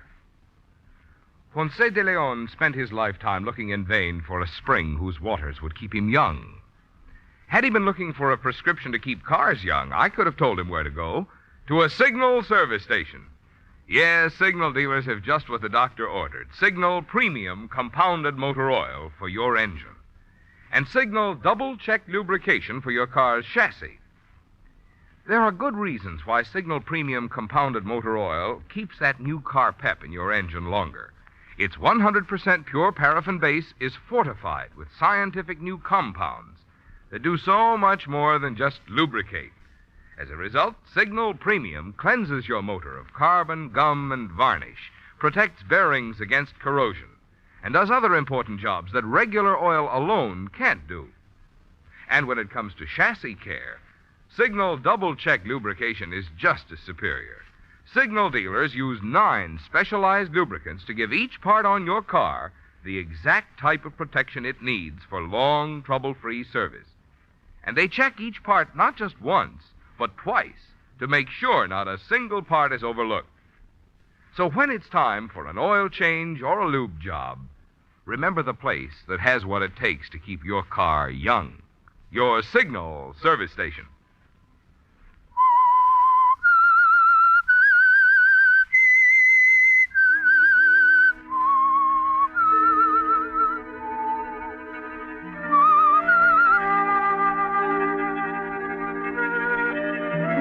She's the only thing standing between you and freedom, isn't she, Ted?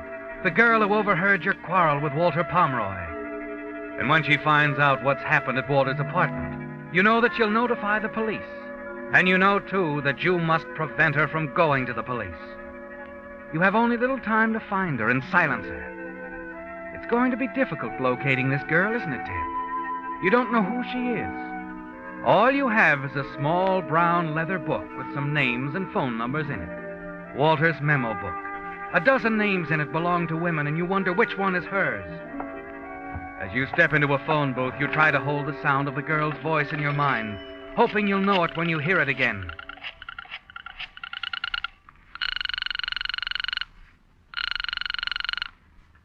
Hello?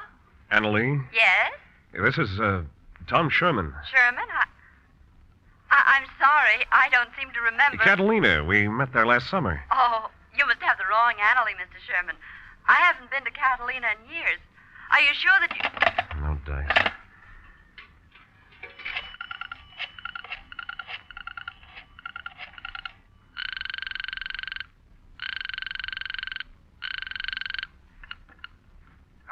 I'd like to speak with Louise. She ain't in. If you're the guy who's been bothering her, let me tell you... Let me see. Hilldale 17375.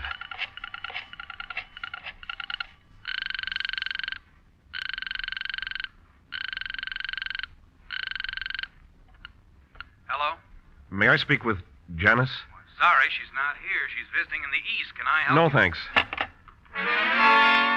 I'm sorry, sir. Your party does not answer. You say you're making a survey? Well, my little old head isn't much good at figures, but I'll surely be glad to...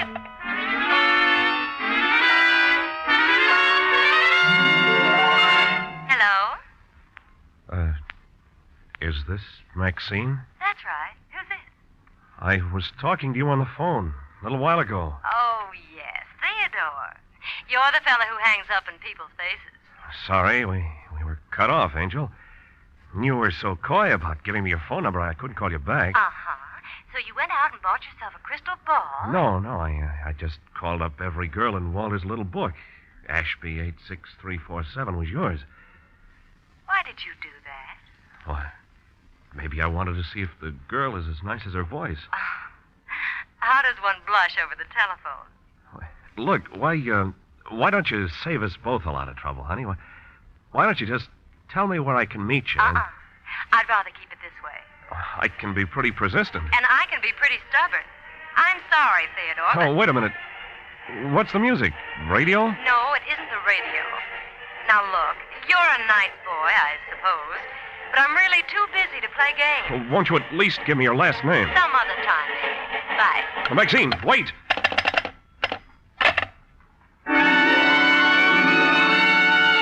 A feeling of panic sweeps over you as you stand there in the telephone booth. And something inside tells you to run, to take the next plane for anywhere. But you struggle against the urge and fight it down. You've been a reporter a long time, haven't you, Ted? Certainly long enough to know what happens to a man who runs. What you must do is coldly clear. You've got to find that girl, Ted. It's the only way. Hey. Yeah? Through with the phone? Yeah, go ahead. Thanks. Hate to bother you, but I gotta get hold of the little woman. The more I explain to her now, the less I'll have to do when I get home. Boy, they're sure going all out in that parade, ain't they? Yeah. Parade? Excuse me. Sure, what's the matter? What was that you said about a parade? Well, like I said, a big parade coming up the street. Crosstown traffic's tied up for 2 hours. Coming by here? Yeah, band's down the street now. Man, that's what I heard over the phone. What? Nothing. Thanks a lot.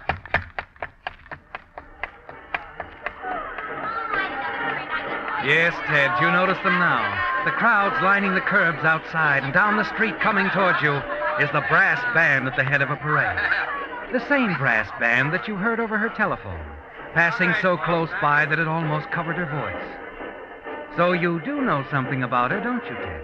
That she's someplace not far from the street, and the band had passed her at exactly 1 minute to 9. You remember looking at your watch. It's a chance, isn't it, Ted? A wild one, perhaps, but one that you must take. Excuse me, will you? Mind letting me through? Oh, goodness. If you're going to walk along with the parade, young man, why don't you get out there? You weren't listening, were you, Ted? You were threading your way along that sidewalk through the crowds for a very definite purpose. And you kept it up for a full block and then looked at your watch again. It took the parade 1 minute and 20 seconds to cover 1 block. Figuring it back, that meant they'd covered 13 blocks since passing the girl's telephone. Alvarado Street, Ted, that's where she was. Probably in that big apartment house opposite the Signal oil station on the corner.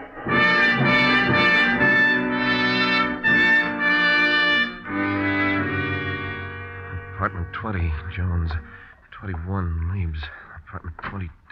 What are you looking for, young man? Why, I was looking for Maxine. Maxine who? Why? There's no Maxine living here. I'd know. I'm the manager. Hey, and it's all right, thanks. Oh, there's a Maxine in the next apartment house. Oh? What number? Kind of funny the way you're snooping around here, trying to find names and apartment numbers. What's this all about? Well, you know how it is. We just met. An awfully nice kid, but I didn't get around to last names. Girlfriend, huh? I'd like her to be. Uh-huh. In that case, I wouldn't waste my time next door. The Maxine I'm talking about is 72. Your heart sinks, Ted, and you walk away. And the nameplates in the apartments on the rest of the block reveal no more Maxines. You're left with only one more possibility. A residence hotel in the middle of the block. You enter the place and decide to try to call her again. Walk past the cigarette counter in the lobby toward a row of phone booths in the rear. Here, just a minute, mister. What's the matter? Where are you going? Just want to use the phone. Oh, well, go ahead, but make it fast. This here's woman's hotel. House rule against men in the building after 11 on weeknights. Oh, I'll hurry it up. Thanks.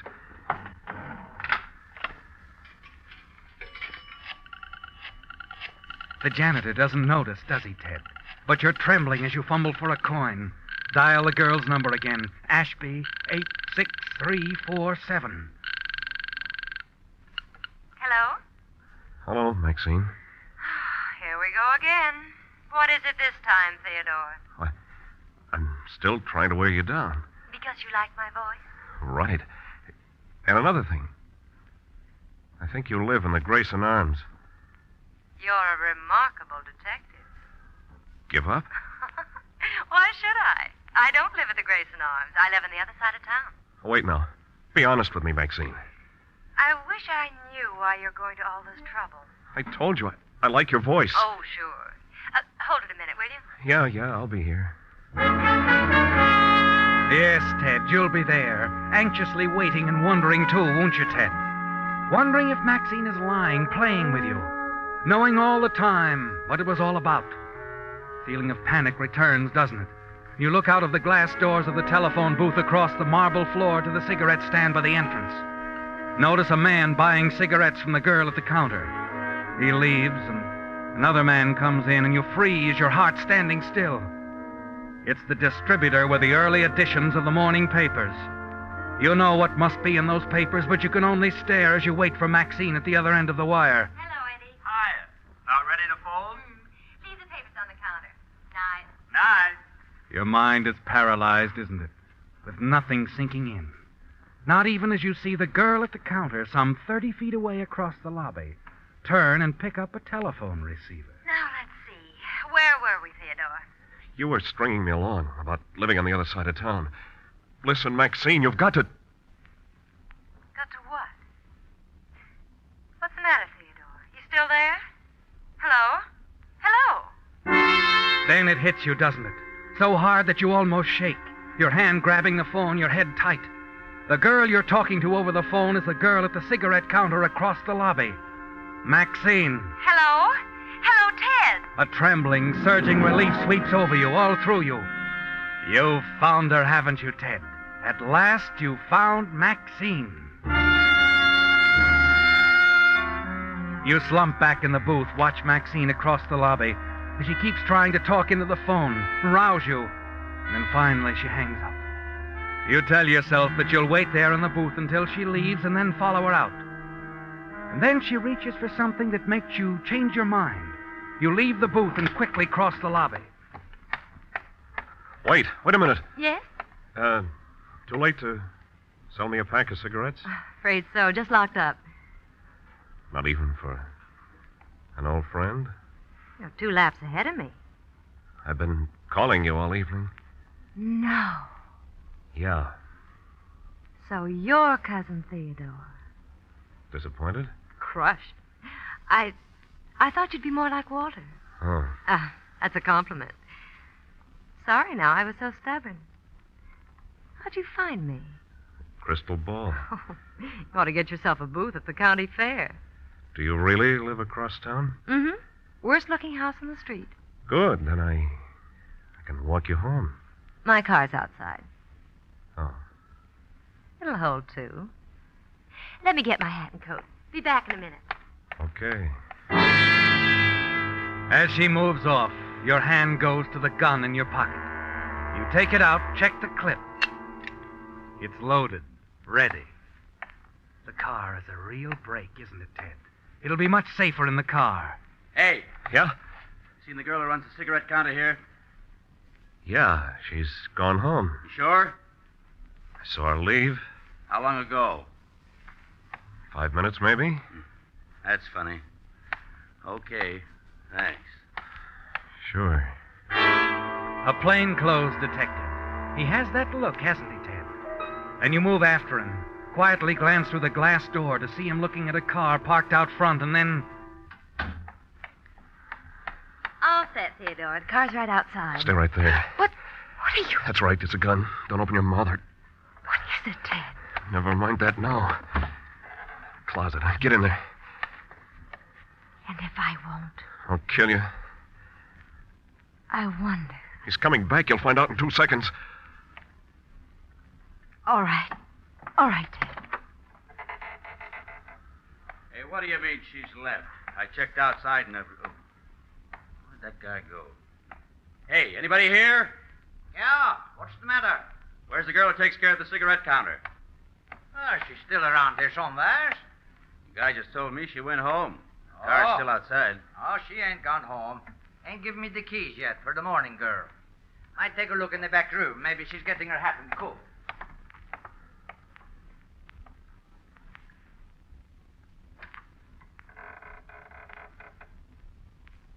They're gone. Come on. That's Bill Putnam, Walter's business manager. Shut up, or I'll kill you right here. Now get going. Where? Across the street. We're going to take a walk. A nice, quiet walk in the park. We can be alone.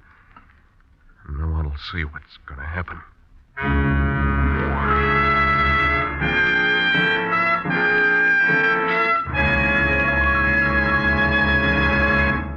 The Whistler will return in just a moment with the strange ending to tonight's story. Since Thursday will be St. Patrick's Day, you've no doubt been getting your share of Killarney on today's radio programs. I had thought of describing how your friends would turn green with envy when you power your car with Signal gasoline, because today's Signal drives the pings and sluggishness out of a motor like St. Patrick drove the snakes out of Ireland. Or I thought of reminding you that your wallet would feel lucky as a four-leaf clover because of Signal's good mileage. But sure, Indicora, when you buy gasoline, there's really just one thing that matters. You want to be sure that you're getting the tops in quality, the gasoline that helps your motor operate at top efficiency. And that's something you can determine with your own speedometer. After all, when your motor runs more efficiently, you not only enjoy quicker starting, faster pickup, and smoother, knock-free power, but also more mileage. Good reason why we're so proud of Signal's famous mileage, and why we say, to be sure of the tops in gasoline quality, there are just two things to remember. One, it takes extra quality to go farther. And two, Signal is the famous Go Farther gasoline. Igora? You tell yourself that this is the way it's got to be, don't you, Ted? Yes, from the moment you realized that Maxine could send you to the chair because of the quarrel she heard over the telephone, your quarrel with Walter, you knew you had to find her and silence her. Now, as you follow her into the park, your hand grips the gun in your pocket. It'll be over quickly, won't it? Simply, coldly, and you'll be away and free. As you reach the protective, shadowy darkness of the park, Maxine stops, turns calmly to face you. There's a look on her face, a look that could haunt you for the rest of your life. And then suddenly you know. You know that love her or hate her, you simply cannot kill her. Get away, Maxine. I'm not going to do what I can't. Go on, get away. Hear what I said. Get away now before I change my mind. No, Ted. Come on. Let's sit down here. I think you'd better tell me everything.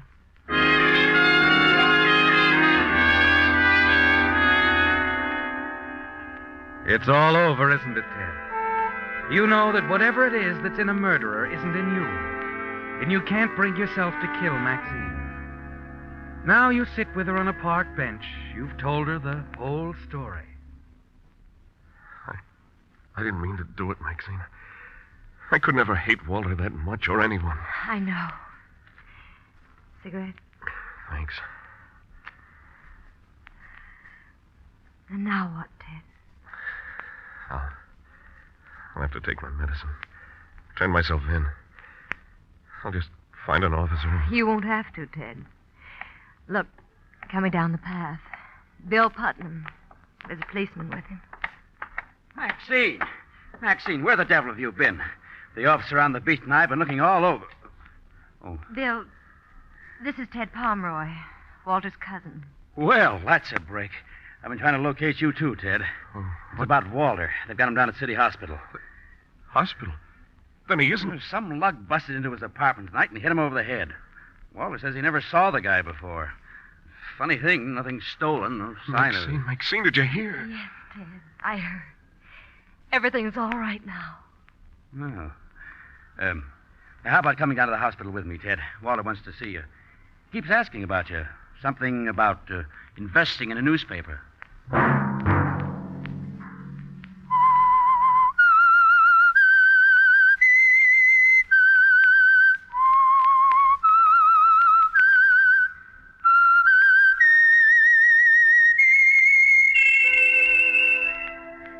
Let that whistle be your signal for the Signal Oil program, The Whistler, each Sunday night at the same time. Brought to you by the Signal Oil Company, marketers of Signal gasoline and motor oil and fine quality automotive accessories. During the current Red Cross drive, Signal Oil Company has asked me to remind you it's the little contributions each one of us make which enable the Red Cross to be of such big help in time of need. Featured in tonight's story were Rye Billsbury, Doris Singleton, and Joseph Kearns.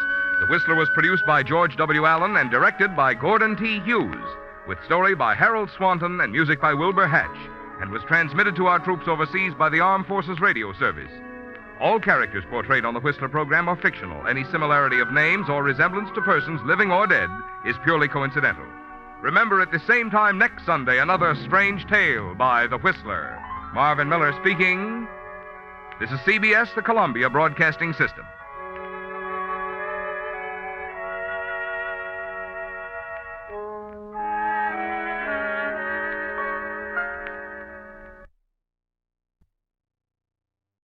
And now for the radio program that has rated tops in popularity for a longer period of time than any other West Coast program. The mystery program that's unique among all mystery programs. And I'll tell you why. It's because you know who's guilty. You see his every move. You know his complete plans, even his innermost thoughts. Yet the final curtain always brings a startling surprise. In the Signal Oil program, The Whistler.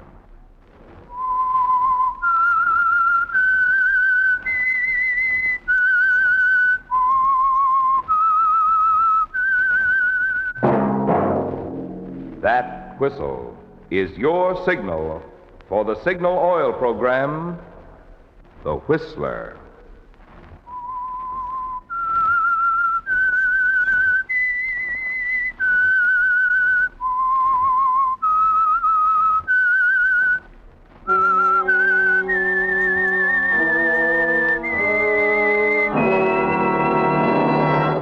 I am the Whistler, and I know many things, for I walk by night. I know many strange tales hidden in the hearts of men and women who have stepped into the shadows. Yes, I know the nameless terrors of which they dare not speak. Yes, friends, it's The Whistler for the tops in entertainment. And for the tops in gasoline quality, it's Signal. It takes extra quality, you know, to give you extra mileage. And Signal is the famous Go Farther gasoline. So look for the Signal circle sign in yellow and black that identifies friendly independent signal stations from Canada to Mexico. And now the Whistler's strange story, Lady from the Sea.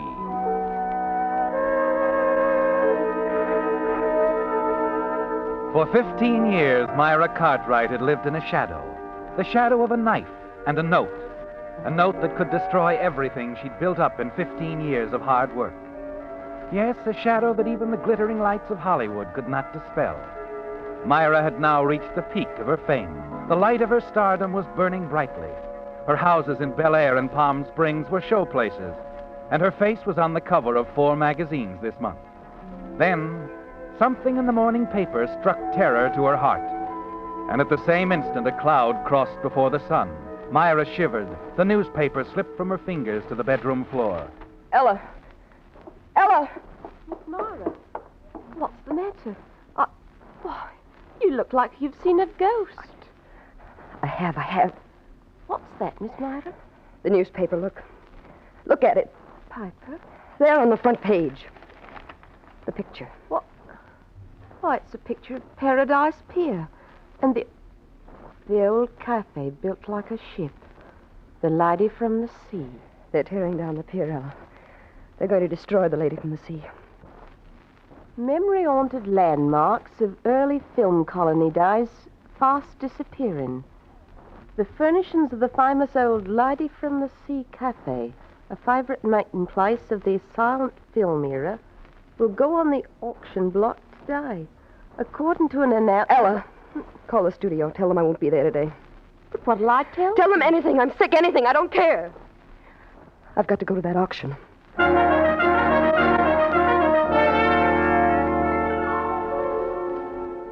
Yes, the dismantling of an old cafe built like a ship had a strange significance in the life of Myra Cartwright. To her, the Lady from the Sea cafe meant more than memories of plushy Hollywood parties and Prohibition gin. It stood for Craig Douglas, the one-time Hollywood director who once owned it. It stood for Craig's beautiful wife, Norma Douglas, star of the silent films. And above all, it brought back memories of that evening 15 years ago when Myra, then a farm girl from Montana, radiant after her first important screen role in Marie Dressler's latest picture, had stood beside Craig on the upper deck of the Lady from the Sea cafe, overlooking the churning waters that moved under Paradise Pier. Craig? Yes, darling? Craig, did you talk to Norma? Yes. The answer's still the same. She won't consent to a divorce. Craig, I've been thinking. You could force her into a divorce. What? I mean, well, if it were known about us, she'd have to... No. I won't have that, Myra. She'd drag your name through the mud and take pleasure doing it. But, darling, No, Myra. No, you're young, on the threshold of a great career. Bad publicity would ruin you. I don't care about my career. I don't care about anything. But you... Oh, darling. Oh, Craig, what are we going to do? Very little, I'm afraid. Myra. Yes? You remember the Ibsen play we read together? The one you named the cafe for, The Lady from the Sea? Uh-huh. He took from his pocket a key ring. And drew a ring that he always wore from his finger. And he took a small ring that I had. These two he put on the key ring, and he said we should wed ourselves to the sea. Wed? Yes, so he said. And with that, he threw the key ring and our rings with all his might, as far as he could, into the deep. Myra, give me your ring. Here. And now mine. Yours and mine. On the key ring. There! Craig, darling. Do you remember the rest of the lines? For she is mine, and mine she will remain. And she shall follow me if I should come back and fetch her as a drowned man from the dark sea. Oh, Craig. Craig.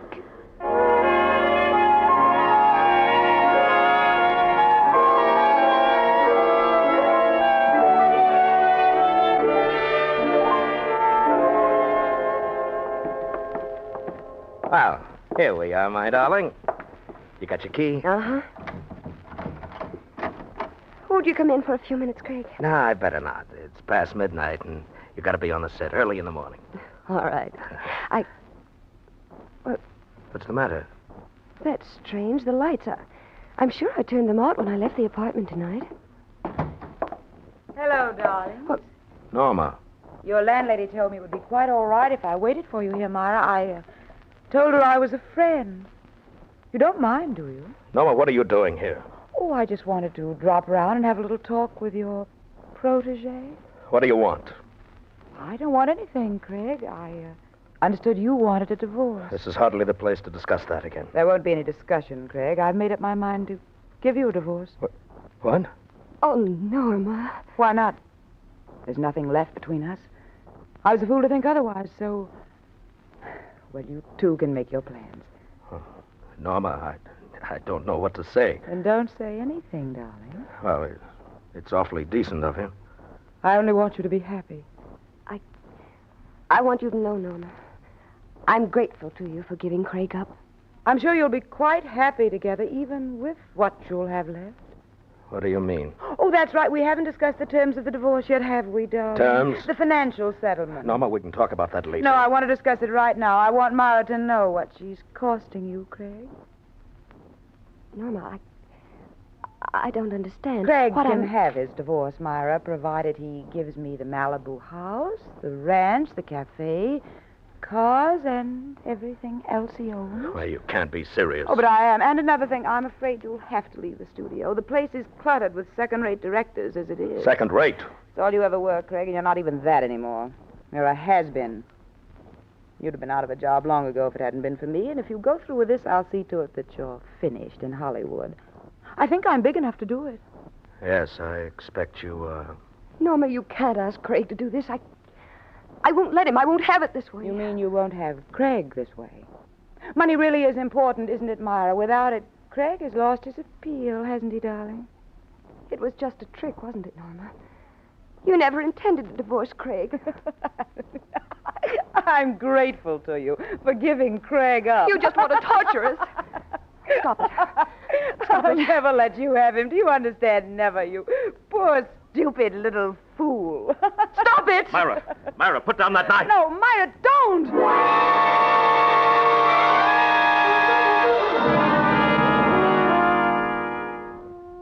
It's all over in an instant, isn't it, Myra? The paper knife in your hand. The sudden, blind, raging lunge at Norma. And now she lies on the floor at your feet.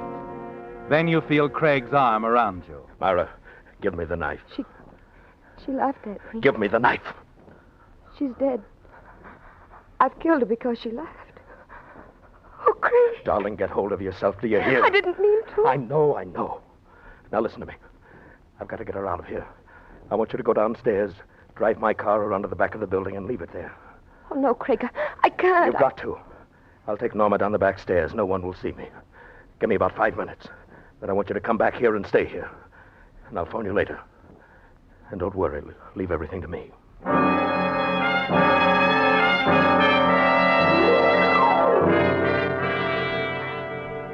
Yes, Myra, leave everything to Craig. He'll know what to do. Quickly, you go downstairs, drive the car around to the rear of the building, and a few minutes later, you're back in your apartment. Craig is gone with Myra, and he's taken the murder weapon with him.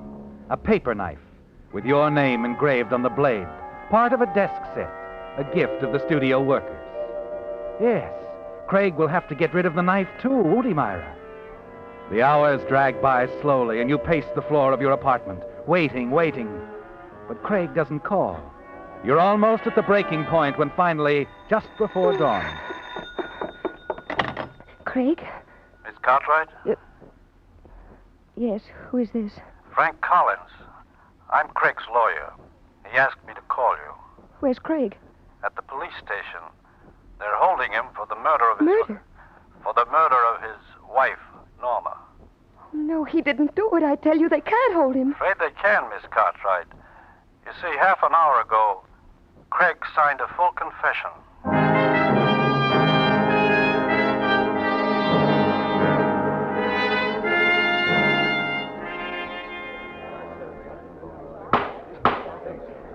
You may proceed, Mr. Kenton. Thank you, Your Honor. Now, Mr. Douglas, you have told the court that during a quarrel with your wife at the Lady from the Sea Cafe, that in a blind rage you struck her several times with a knife. Yes. What became of the murder weapon? What did you do with the knife? I told you I didn't know what I was doing. I don't remember. You don't remember. Oh, now, really, Mr. Douglas. Your Honor, I object. The defendant has already testified that in a moment of uncontrolled rage or sudden emotional... But, Your Honor, the murder weapon is of vital importance. Objection sustained. Mr. Douglas, just what do you remember? You struck your wife several times with the knife. And then? Then she fell to the floor. Somehow I must have wandered outside. And after that, I remember standing by the rail. And how long were you out there? I don't know. Then I came back in and called the police. And that's all I remember.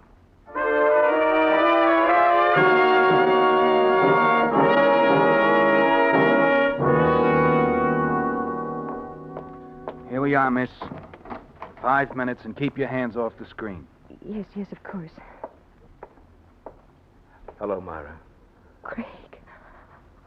Oh, Craig. Oh, no, Myra, it's all right. The trial's over, and that's the worst part. Darling, 15 years. 15 years. If my lawyer hadn't managed to have the charge reduced to manslaughter, it might have been much worse. Craig, why? Why did you do it? Why did you confess? Because I love you, Myra. Because you have a career before you. Not like Norma's, based on a pretty face and a few cheap tricks. But something really great.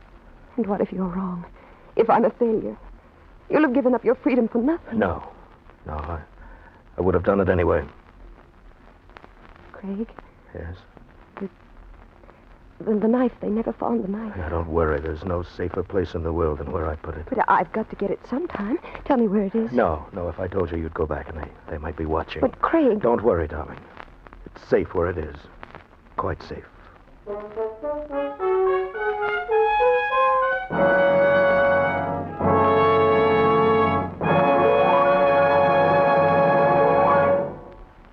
With the prologue of Lady from the Sea, the Signal Oil Company brings you another strange story by The Whistler.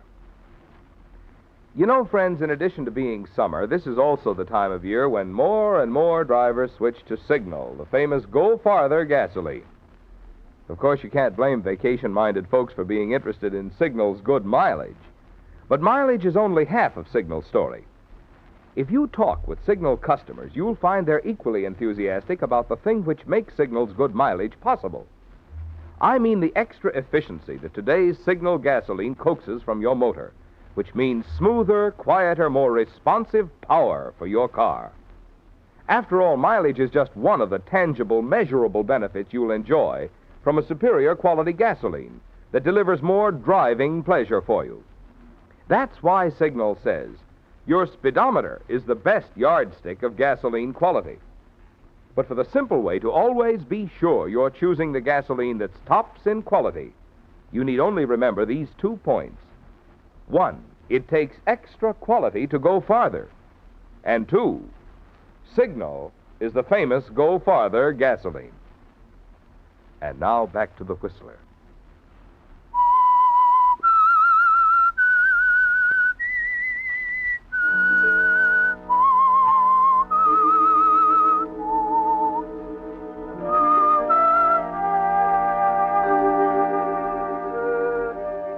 And so, Myra, a shadow entered your life. The shadow of a knife. A shadow that has been with you now for 10 years. 10 years since Craig Douglas went to prison. 10 years since his Lady of the Sea cafe passed into other hands. The murder of Norma Douglas, his wife, is almost forgotten. But you've never forgotten it, have you? Even when success followed success, as your fame and power grew in the motion picture world, you have remembered. For you loved Craig Douglas. Yes, and he knows where the knife is hidden. Even now, as you stand on the set between takes, the whole horrible nightmare comes back to you, and you struggle to keep it out of your mind. As you turn to light a cigarette, you see your maid walking toward you.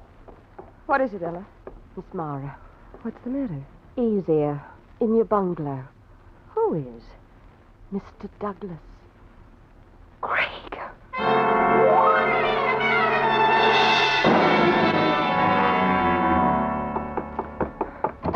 Craig. Hello, Myra. Craig, you... Craig. Don't look so upset, Myra. It'll take a little time to get used to me. But how did you... I mean... Time off for good behavior. I'm on parole. Oh, I see. I'm so glad, Craig. You don't seem to be, Myra. But, of course I am. Why shouldn't I be glad after all? Well? You've changed so, Craig. You look so different. Yes. 10 years in prison can do a lot to a man. But inside, I haven't changed. I still love you, Myra. Oh, darling, I felt so often how it would be to see you again, to put my arms around you. Please. But, Myra... Well, it's just that someone might come. Well, someone has. Me, the man who went to prison for a murder you committed. Craig, what are you going to do? Do? Myra, don't you understand? I'm back. I'm free. Darling, we're free. Craig, don't touch me. Oh. So that's it.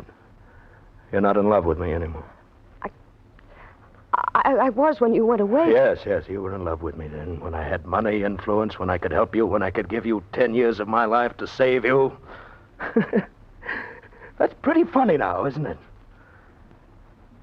What's happened to all our plans, Myra? Craig, please.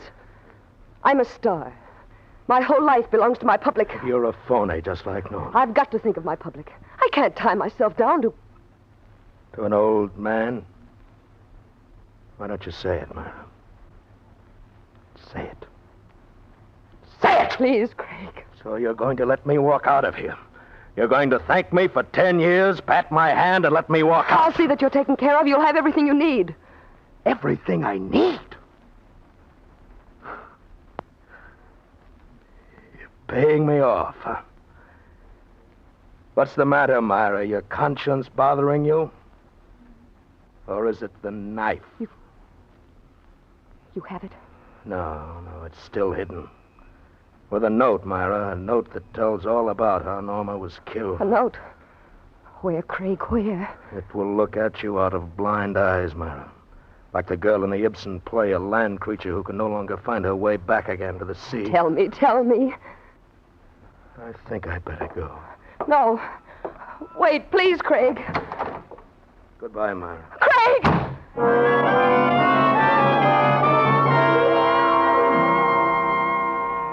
There's no point in going after him, is there, Myra? Craig will never tell you where he's hidden the knife.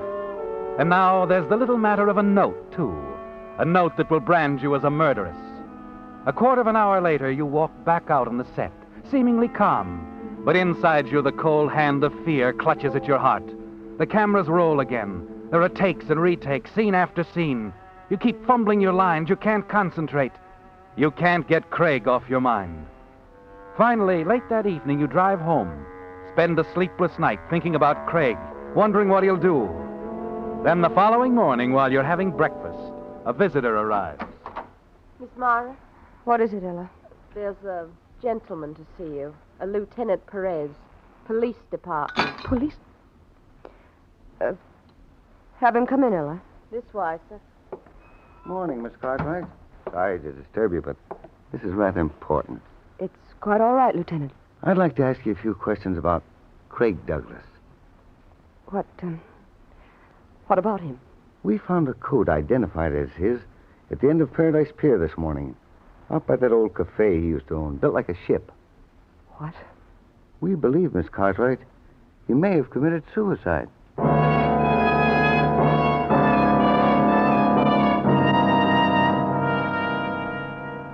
The years have rolled by since that morning when Lieutenant Perez of the Los Angeles Police made his call. 5 more years, Myra, but the shadow has remained. Craig's body was never found, and there was no proof that he was really dead. Of course, as the lieutenant had explained, the tides under the old pier were swift and treacherous. Yes, Myra, as treacherous as the knife Craig had hidden. The knife and the note that no one found, unless someone should find them today. For now it's 1948. 5 years have passed since Craig's coat was found on the pier. You've had a long time to think about it, haven't you, Myra? But your thoughts have brought you nothing. Until this morning, when the newspaper told you of the auction at the Lady of the Sea Cafe. Then it hit you. That's where Craig hid the knife and the note. Somewhere in his beloved Lady of the Sea Cafe. As you hurry up the gangplank to the auction, you're quite certain that Craig has hidden them somewhere on board ship. Careful there, ma'am. What? These old boards ain't as smooth as they used to be. No, sir. I remember in the old days... What do you know about the old days? Plenty, ma'am. Used to run a sightseeing boat right off this pier in the late 20s. Yep. The lady's taken quite a buffeting since those days. Face cracked wide open now. What are you talking about? The lady. That's what I call the figurehead. The carved woman up there on the prow of the ship. Used to set my sights on her in the old days. Oh, the figurehead, yes. You going to the auction? Yes, where? Over there, the dining salon. That way. Ain't much interested in what's going on myself. I'm just waiting till they get round to her. The lady up there. Gonna get her, too. What you figure on bidding for, ma'am? I don't know. Perhaps for my life.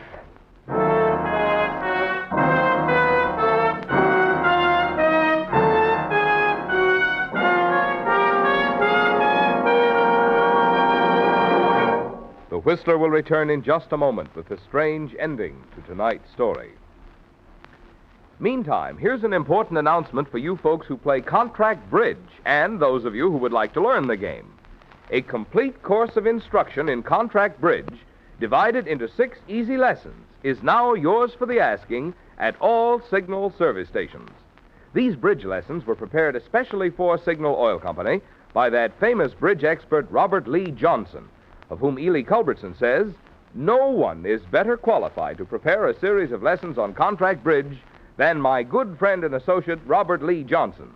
I am glad to recommend these Signal bridge lessons to all who are interested in learning bridge or in improving their game." You see, friends, Mr. Johnson's style is so simple and understandable that even beginners can learn the game in these 6 easy lessons, and advanced players will especially enjoy the challenging quiz at the end of each lesson. The first lesson is at your Signal dealers now, and there'll be a new lesson each week for the next 6 weeks.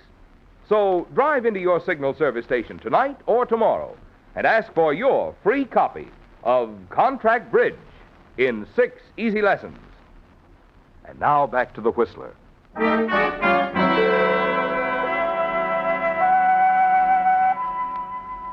Yes, Myra, as you sit in the dining salon of the old ship-like cafe, listening to the drone of the auctioneer's voice, you realize that you're about to bid for your life, aren't you?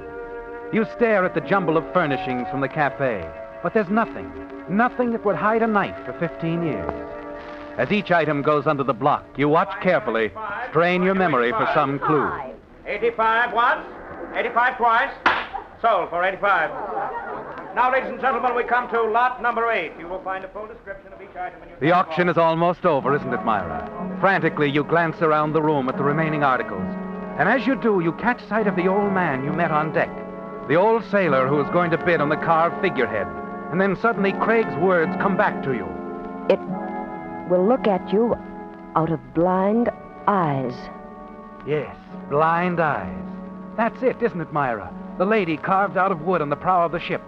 Quickly, you hurry out to the deserted deck, up to the figurehead. You slip around the narrow passageway, stand for a moment looking up at the carved figure, the cracked face. Quickly, you climb on the rickety wooden railing, pull yourself up until you reach the carved face. Lady! Lady! What are you doing up there? It's got to be here. It must be in here. Lady, better be careful. That railing... If I could just get my hand inside. Man, the railing is splitting. Look out!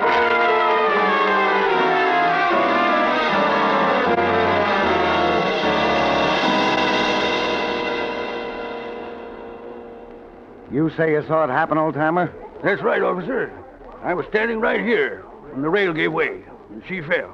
Down there. You, find her body yet? No. We won't for a while anyway. Have you any idea what the woman was up to? Nope. Seemed to be trying to get her arm through a crack in the figurehead. Then the, rail gave way. Uh-huh. About this note. You say it was inside the figurehead? Must have been.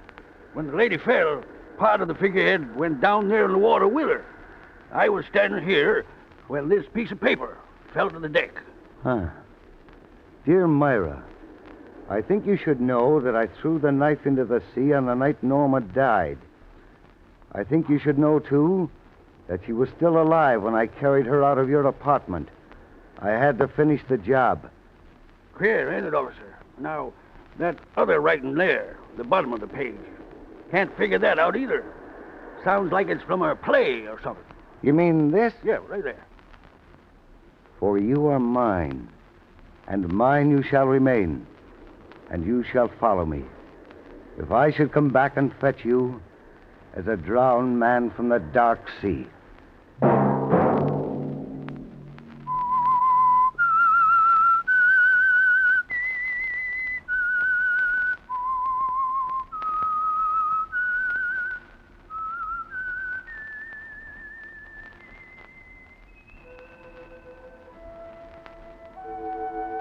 Let that whistle be your signal for the Signal Oil program, The Whistler, each Wednesday night at the same time. Brought to you by the Signal Oil Company, marketers of Signal gasoline and motor oil and fine quality automotive accessories. Signal has asked me to remind you, to get the most driving pleasure, drive at sensible speeds, be courteous, and obey traffic regulations. It may save a life, possibly your own.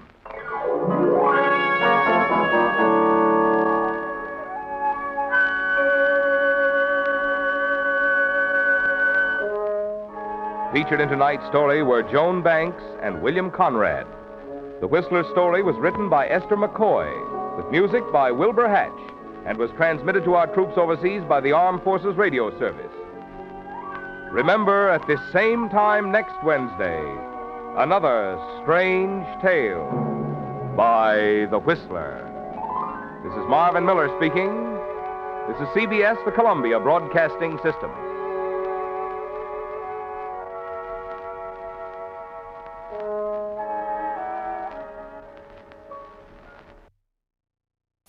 The Signal Oil program, The Whistler.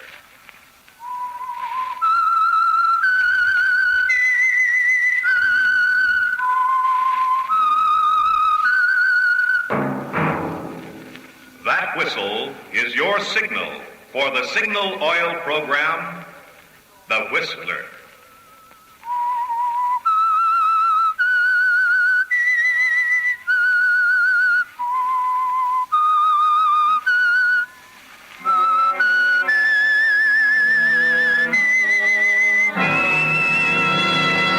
I am the Whistler, and I know many things, for I walk by night. I know many strange tales hidden in the hearts of men and women who have stepped into the shadows. Yes, I know the nameless terrors of which they dare not speak.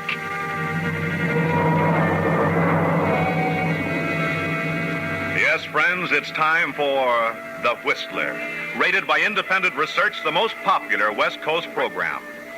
And remember, let every traffic signal remind you, with new Signal gasoline, you do go farther than ever. Look for the familiar big yellow and black circle sign that identifies those popular Signal service stations throughout the West from Canada to Mexico. And now, The Whistler's strange story, The Brass Ring.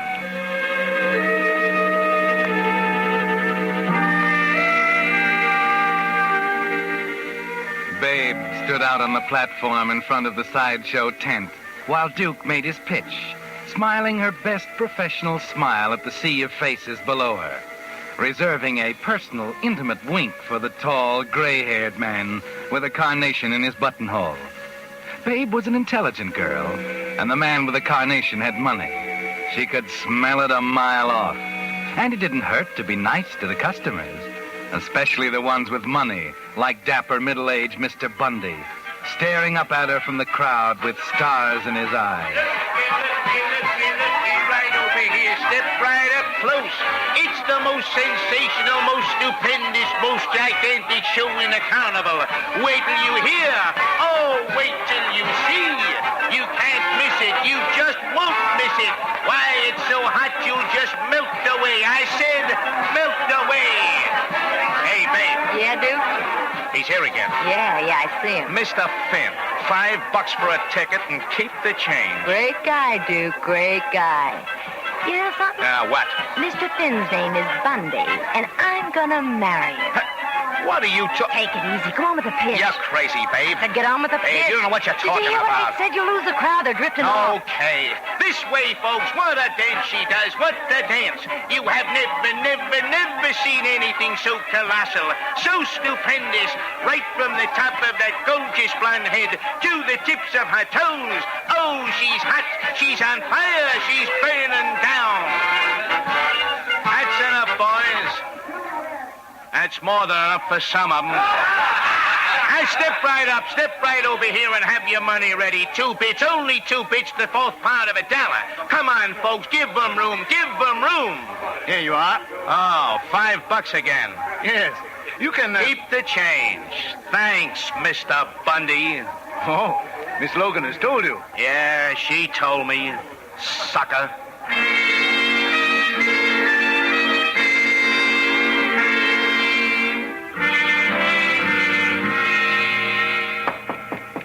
Who is it? Mr. Bundy. Oh, just a minute. There we are. Nice and respectable. Oh, hello, Mr. Bundy. Good evening, Georgette. Am I... Oh, no, not at all, Mr. Bundy. Come on in. I don't want to intrude. Forget it. I got lots of time. What's the matter with you? We're ready to go. You better get on the move on. Stall them off. I'm busy. They're going in right now. Did you hear me, Duke? I said stall them off. Okay, babe. Anything you say. You know how the customers are, Mr. Bundy. Get a little over-anxious once in a while. I shouldn't wonder. Your dance is very good. Oh, you like it, huh? I haven't missed a night in 3 weeks. Well, maybe I ain't good enough for the Ritz Plaza, but I give them their money's worth. You certainly do. Oh, well, I don't quite know how to take that, Mr. Bundy. See here, Georgette. Must you always call me Mr. Bundy? Well, after all... Charles. Make it Charles, will you? All right. Charles. Why do you think I've come here night after night for 3 weeks? Oh, I guess maybe you like me a little. They all like you, Georgette. All of those people out there. Well, Charles, I can't help it if I know. Trouble is, I don't want it that way. What do you mean, Charles? Quite simple. I don't want to share you with anyone else. Oh? In plain words, Georgette, I want you to marry me. Why, gee, Mr. Bundy. I mean, Charles, I don't blame you for being surprised. You see, I was rather surprised myself. Oh, gee, I've got to think it over. You know, a girl can't go into this, tie up her whole life like that without looking at all sides to it. Of course, Georgette. You know, I got a career here, my whole future. You don't need to worry about your future. I'll take care of that. But how? I have more money than I could possibly spend, Georgette. Well, gee, you can't blame me if I'm a little cagey, Charles. There are so many fellas, and... Oh, I'll make it legal if you want. I'll get a lawyer and have an agreement drawn. Oh, will you, Charles? Will you? Babe, I told you to wait. Just a minute, Duke. Just a minute, nothing. You're going to tear the house down if I stall them any longer. No, I'm sorry, Charles. I got to do my show. What about it, Georgette? Yes, Charles. Yes.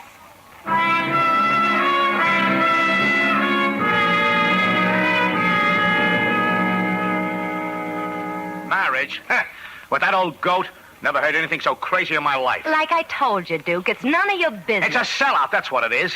Money's important, sure. I stand out there in the Midway 7 nights a week, blustering my lungs out. I hustled props, sold peanuts when I didn't have it. But I wouldn't... What wouldn't you do, Duke? I wouldn't sell out, babe. You got money on your mind right now, haven't you? What do you mean? You're through without me. That's all washed up. That's what's on your mind, ain't it? Not the sellout.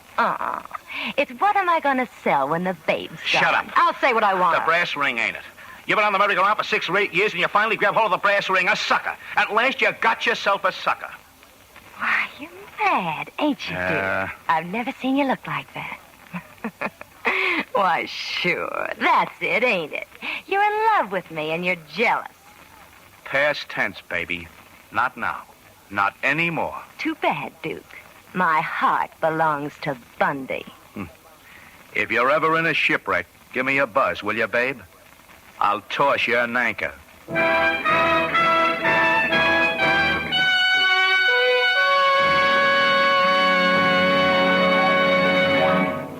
With the prologue of The Brass Ring, the Signal Oil Company brings you another strange tale by The Whistler. If you've lived out west any length of time, you know that Signal gasoline is famous as the Go Farther gasoline. And if you've noticed Signal's recent magazine, newspaper, and billboard advertising, you know that you now go farther than ever with today's Signal gasoline. Well, what does this all mean to you? Economy, yes. But even more than that, it means extra performance from your car. For in gasoline, it takes extra quality to go farther. Now, let me make that point clear. When science employed the modern magic of catalytic cracking to put amazing new power into today's Signal gasoline, they naturally gave you quicker starting, faster pickup, and quieter, higher anti-knock. And it's because of this, because Signal's increased power helps your motor perform more efficiently, that you now go farther than ever with Signal gasoline.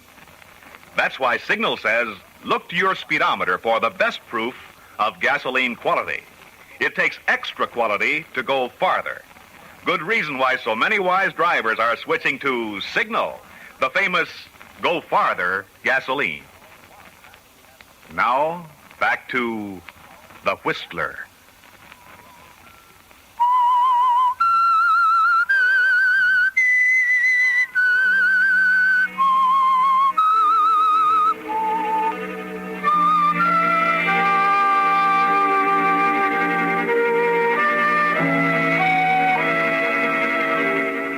So you grabbed the brass ring, didn't you, babe? And Mr. Bundy came through nobly with the legal arrangements. Something about the marriage of 6 months in Connecticut as Mrs. Bundy to demonstrate good faith. Of your freedom to do what you please after that. With a solid feeling that the money set up for you in trust by Mr. Bundy will be all yours in the event of his death. That's all, babe. 6 tedious months with Mr. Bundy. Of course, it seemed like 6 years, but it had to come to an end sometime. I can't give you. Georgia? Don't bother me. I'm busy packing. What do you mean, packing? We're going to the Williamsons, darling.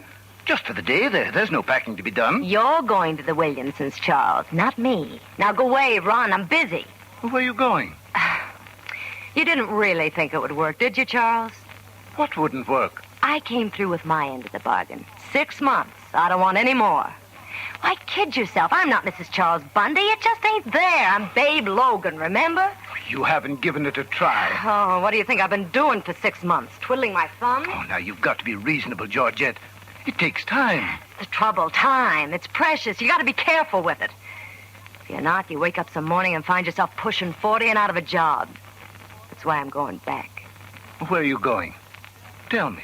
Back to the drafty tents, the smell of damp sawdust, cat calls, wolf whistles. You're not serious. Just try and stop me, Charles. Try. I won't let you. They'll laugh at me. They'll all laugh at me. With your don't let them. Listen, Charles, I don't want to hurt you, honest. I want to let you down easy. I'm not Connecticut, and I never will be. I'm a carnival girl. I belong there in a sideshow with a guy like Duke to make the pitch for me, see?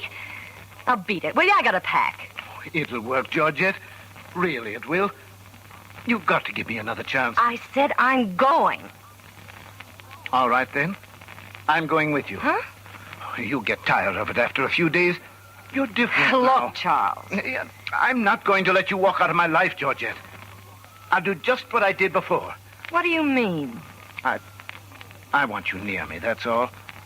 You change your mind, and I won't get in your way. I'll just stand around and be there, just like before.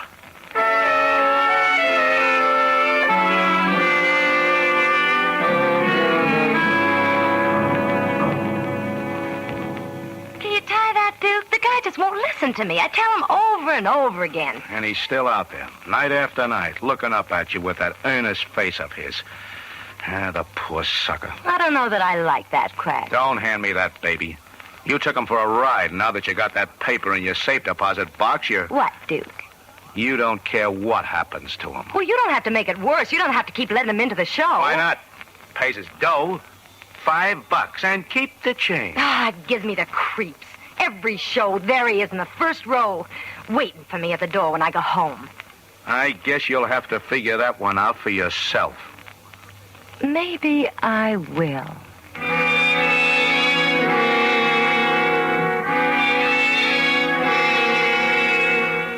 Yes, there were strings on that brass ring, weren't there, babe? It's not quite as easy to drop Mr. Bundy as it was to pick him up. And all you have to do is look into those earnest, pleading eyes of his to realize it'll go on as long as he lives. Night after night, day after day, as long as he lives. You wish there was some other way, don't you, babe? It'll be a shame to have to kill him. It comes to a climax on Monday night as you leave by the stage entrance after your 9 o'clock show. He's there waiting for you as usual. And it's right then that you decide it can't go on any longer. Monday night, a quiet night at the carnival. As good a night as any. Hello, Georgette. Charles. How long till your next show? Oh, about 30 minutes. Would you like to take a walk around the grounds? Why, of course. Oh, I'd be delighted.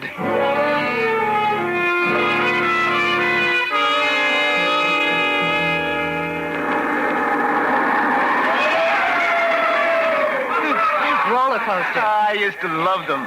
Haven't been on one for years. You know, this might be hard for you to believe, but I haven't either. That is odd. Sky ride, the tunnel of love, used to scare me to death. Let's try it, Babe. What do you say? You gotta watch your blood pressure. Oh, so that's what you're thinking. I'm too old for you. Oh, don't be silly. Come on, let's win a Cupid doll or something. No, I insist. The sky ride. Too high for me. I'd just as soon stay on the ground. Now who's afraid? Too old, am I? Well, we'll see about that. Are you game? All right, Charles. I'm game.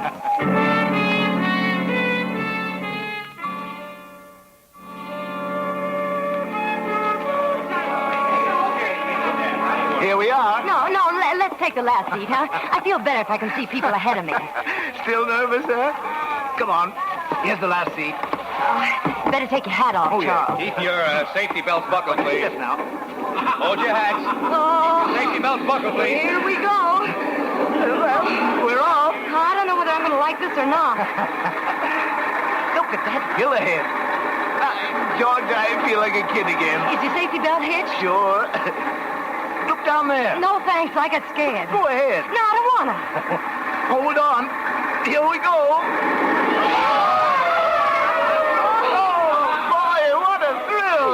Your stomach stays back at the ticket office. I used to go around with a guy who was awfully foolhardy. You know what he used to do? Can't imagine. What?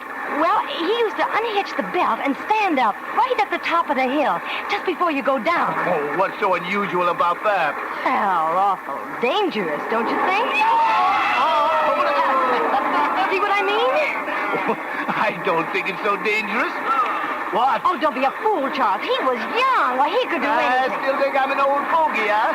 Well, watch this. There goes the belt. Charles, we're almost at the top. Get down. Get stuff. How's this? Charles, my hat. Where? Over the side. Grab it. Look out. Don't push me. Don't push me. Oh, he fell on. He fell on.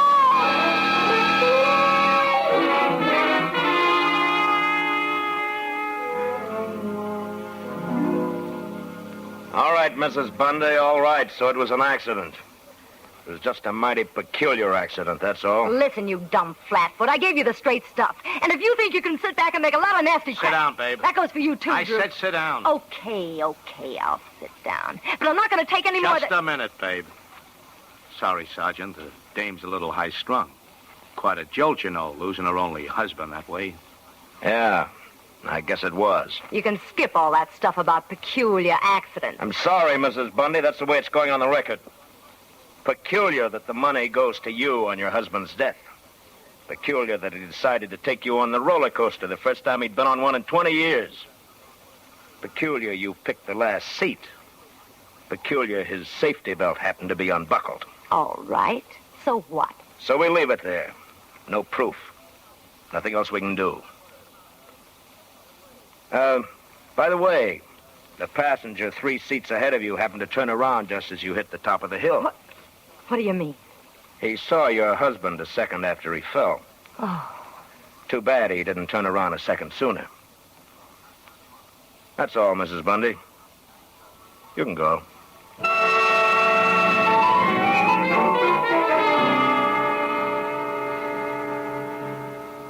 So it's over now, all over. Mr. Bundy has gone for good, and the brass ring is yours to keep. You ought to be able to relax now, get back in the swing, work 10 shows a day to pass the time until the probate is complete and the money arrives. Yes, it's smarter to keep right on working as if nothing had happened. No use exciting any more suspicion, is there, babe? You can't decide whether or not it's imagination, but it seems as if they all suspect you. Your friends along the Midway are noticeably cooler, more distant since the accident. But it doesn't matter now. The brass ring is yours. You can tell them all where to get off. Then you suddenly realize it isn't over after all. 2 weeks later, just before the 9 o'clock show, Duke comes into your dressing room. Yeah? Duke. Oh, I ought to be flattered, I guess. What's the matter? We pals again? Take it off, babe. Take what off? The chip on your shoulder. I ain't looking for a fight. Ah, you're smart. Ain't easy for a broken-down vaudeville ham to find a job these days. And in a couple of weeks, you might be working for me. Wonderful. What's so funny? Don't look now, baby, but your conscience is showing. Why, you... Listen, sweetheart, don't blow up on me. I'm the only friend you got left. Ah, you're just like all the rest of them, you and your smart... Forget it, will you? Maybe it was an accident, maybe it wasn't. I'm still working the show, ain't I? What do you want? What you come here for? I got something that might interest you, kid. There was a guy out there the last show. Looks like he's going to take up where Mr. Bundy left off. What do you mean? Can't figure it out. Pays $5 for a ticket and tells me to keep the change. Sat in the same seat Bundy had. What is it? What's he want? I don't know. Thought maybe you might. Oh, by the way, the guy's out there now waiting for the next show. That's all, babe. Just thought I'd drop by and give you something to think about.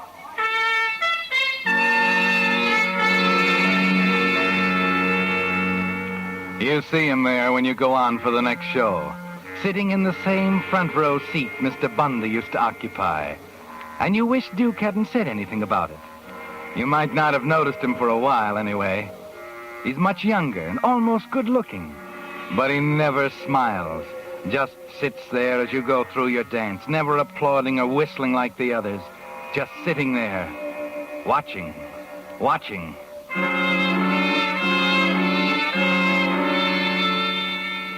He's there the next day and the next.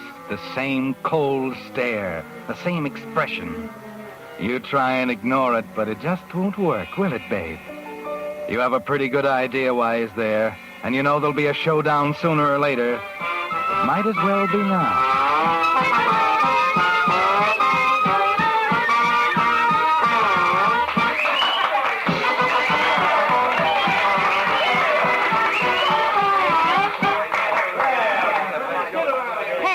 Hey, you down there. Me? Yeah, you. Come here a minute. Okay. This way.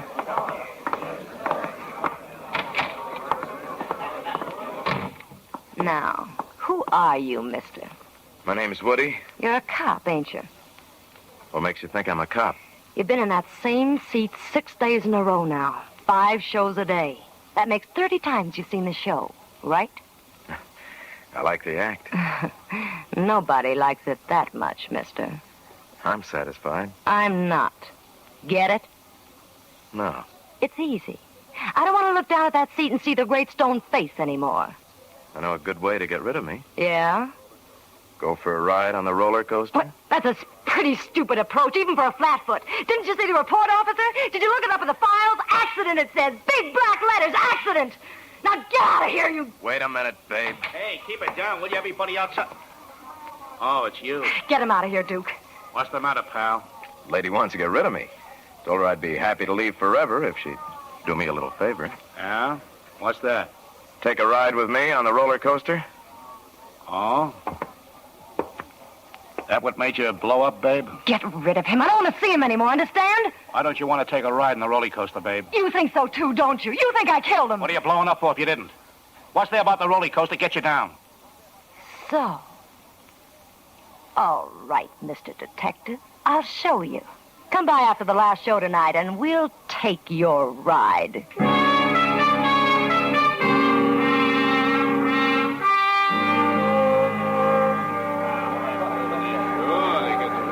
Next car loading, how many, please? I'll take them all. My girl and I want to be alone this trip. I get it. That'll be $4.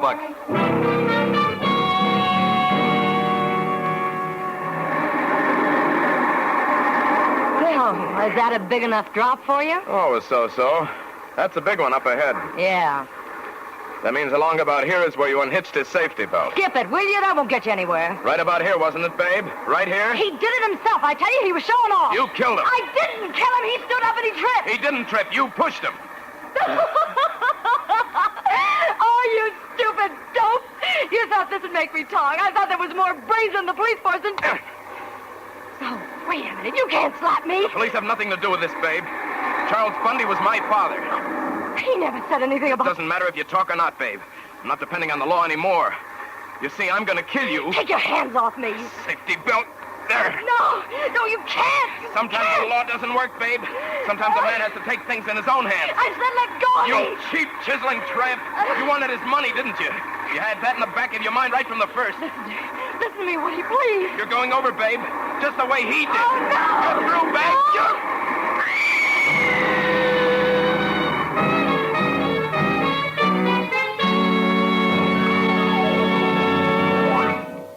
The Whistler will return in just a moment with the strange ending of tonight's story. You know, the proof of the pudding, they say, is in the eating. And the proof of the service you get at dealer-owned Signal gasoline stations is, after all, in what actual customers say about it. That's why we're so happy to receive letters such as this one from Mrs. Leon F. Marsh of Berkeley, California, who wrote, During a recent trip, which took me from Berkeley as far south as Calexico on the Mexican border, I met with courtesy from every signal dealer with whom I traded. Especially, I want to commend Harvey Nathanson of 4400 Beverly Boulevard, Hollywood, whose service was both prompt and complete in every detail. I never had to request that my windshield be wiped or my tires checked. These and many other services were done automatically and with a smile. It's men like Harvey Nathanson who make trading with independent signal dealers a pleasure. Mrs. Marsh, on behalf of my sponsor, Signal Oil Company, I want to take this opportunity to thank you and the many other kind drivers who have dropped me a line, telling of their experiences with Signal products or of little extra services you have enjoyed at dealer-owned Signal stations. It's letters like yours that make independent Signal dealers want to do an even better job of helping today's cars run better and last longer.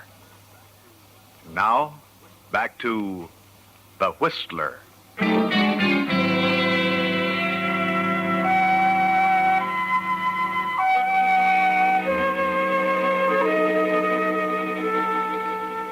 So the career of Babe Logan, carnival dancer, came to an end. It was a sensational ending, of course.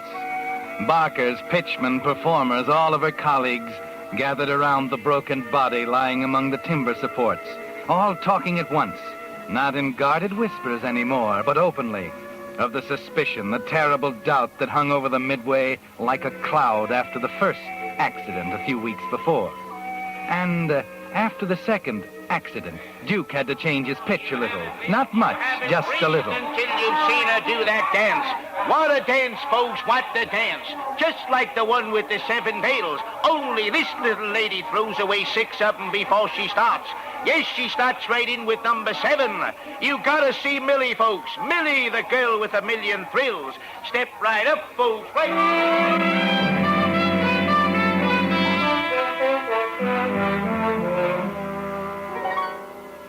Yes, now that Babe was gone, there was a new attraction in Duke's tent. An ambitious young redhead named Millie. And at that very moment, a few blocks away at police headquarters, Sergeant Case had changed his approach, too. There's no use going over it all again. We've been through it before. But it was an accident. He tried to push me. He slipped. I was the one who was supposed to go out of that roller coaster. Sure. You were supposed to go out, but you didn't. He fell, just like his father did 2 months ago. Both of them accidents, huh? Can I help that? It was an accident. Maybe. Maybe they were, Babe, but you don't really think a jury is going to believe that, do you? No, I guess you're right. They'd never believe me now.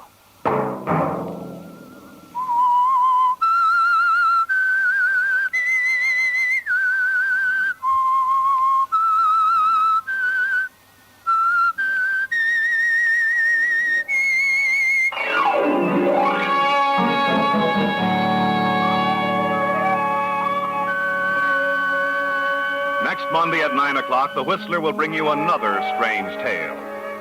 The Whistler is broadcast for your entertainment by the marketers of Signal, gasoline, and motor oil, and fine quality automotive accessories, and by your neighborhood Signal dealer.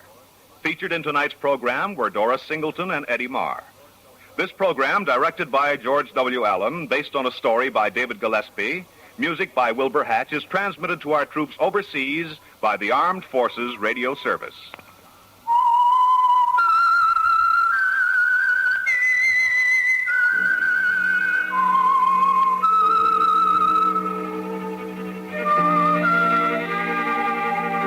That whistle is your signal for the Signal Oil program, The Whistler. This is Dick Wells speaking, reminding you to look for those familiar yellow and black circle signs that identify those popular Signal Oil stations throughout the West from Canada to Mexico. This is CBS, the Columbia Broadcasting System.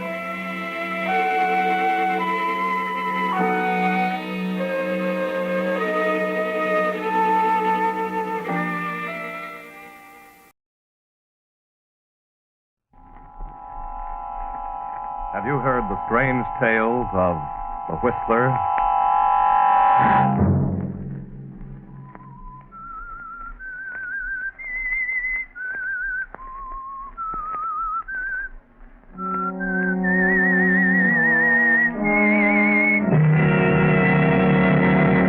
I'm the Whistler. I know who you are. I know all about you and what you've done. You're trying to run away, but I'm going with you. Saturday night, and CBS presents The Whistler.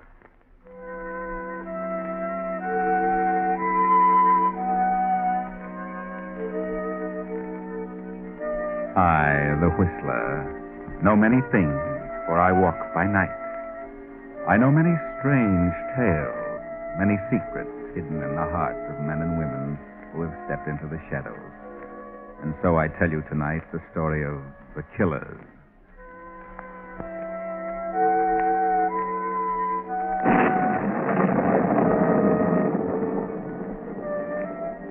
The rain beats down in torrents, and during the brief flashes of lightning, a certain stone building stands out in the darkness of the night, the courthouse of a county in a southwestern state.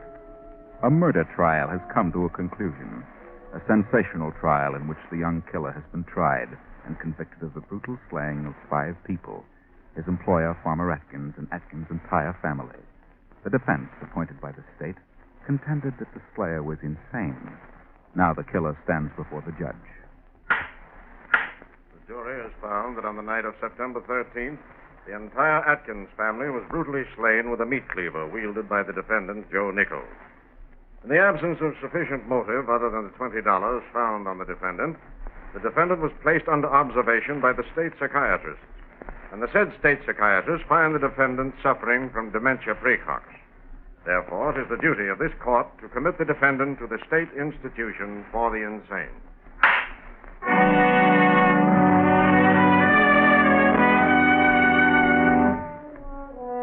And so, Joe Nichols was taken to the state asylum, there to be placed under observation and treatment. Now let us travel south in the same state to a certain farm, a farm belonging to the widow Agatha Mayberry. There's no connection whatever between Agatha Mayberry and the insane killer Joe Nichols, but let us go to the farm anyway. Agatha's husband died 3 years ago and left her with a rather large farm. At first she managed things very well, but then came the war, and hands became scarcer and scarcer. Then Agatha's sister Ellen came to live with her, and Ellen's daughter, a lazy girl named Della.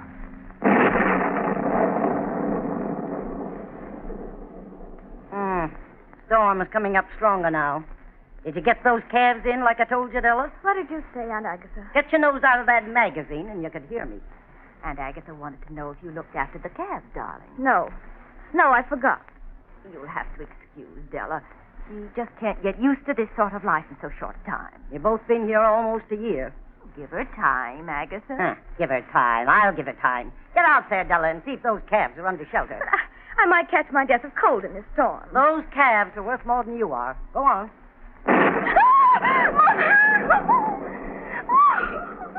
She's frightened to death of lightning, Agatha. I don't think she's frightened of anything. Why don't you hire a man to do these things? Wish I could.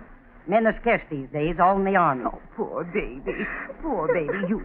You stay here. I'll go and see to the cabs. You'll do no such thing, Ellen. Stay here and take care of your baby. And I'll attend to the cab. Well, she'll be all right just as soon as the storm's over. Yeah? Well, you've got to do something around here, Della. At least you can wash the dishes. But I dried them yesterday. Don't hurt your beautiful hands. Anyway, I've got to do something around here under these conditions. You need a man. You need a farmhand. Yes, but I can't get one.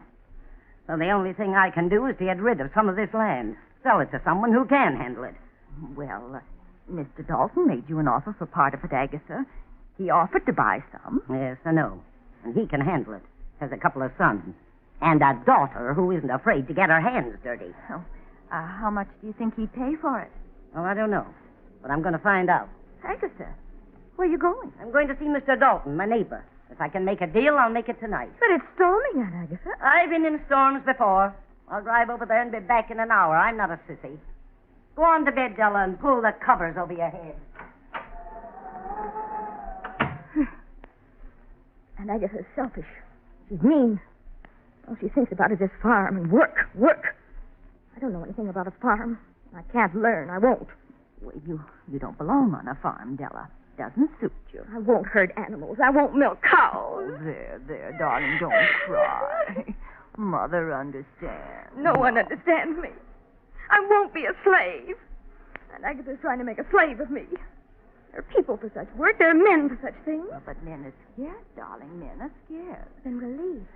We won't put up with this. Well, how can we leave, baby? We have no money. No. Well, I won't take care of animals. I'm going to be a model. I should be in New York or in Hollywood.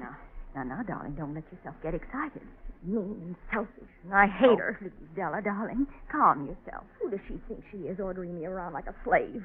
I won't stand for it. Miserly old fool. I hate her. You don't mean a word you say, darling. You're just upset now. Please try and relax. Please. No, baby.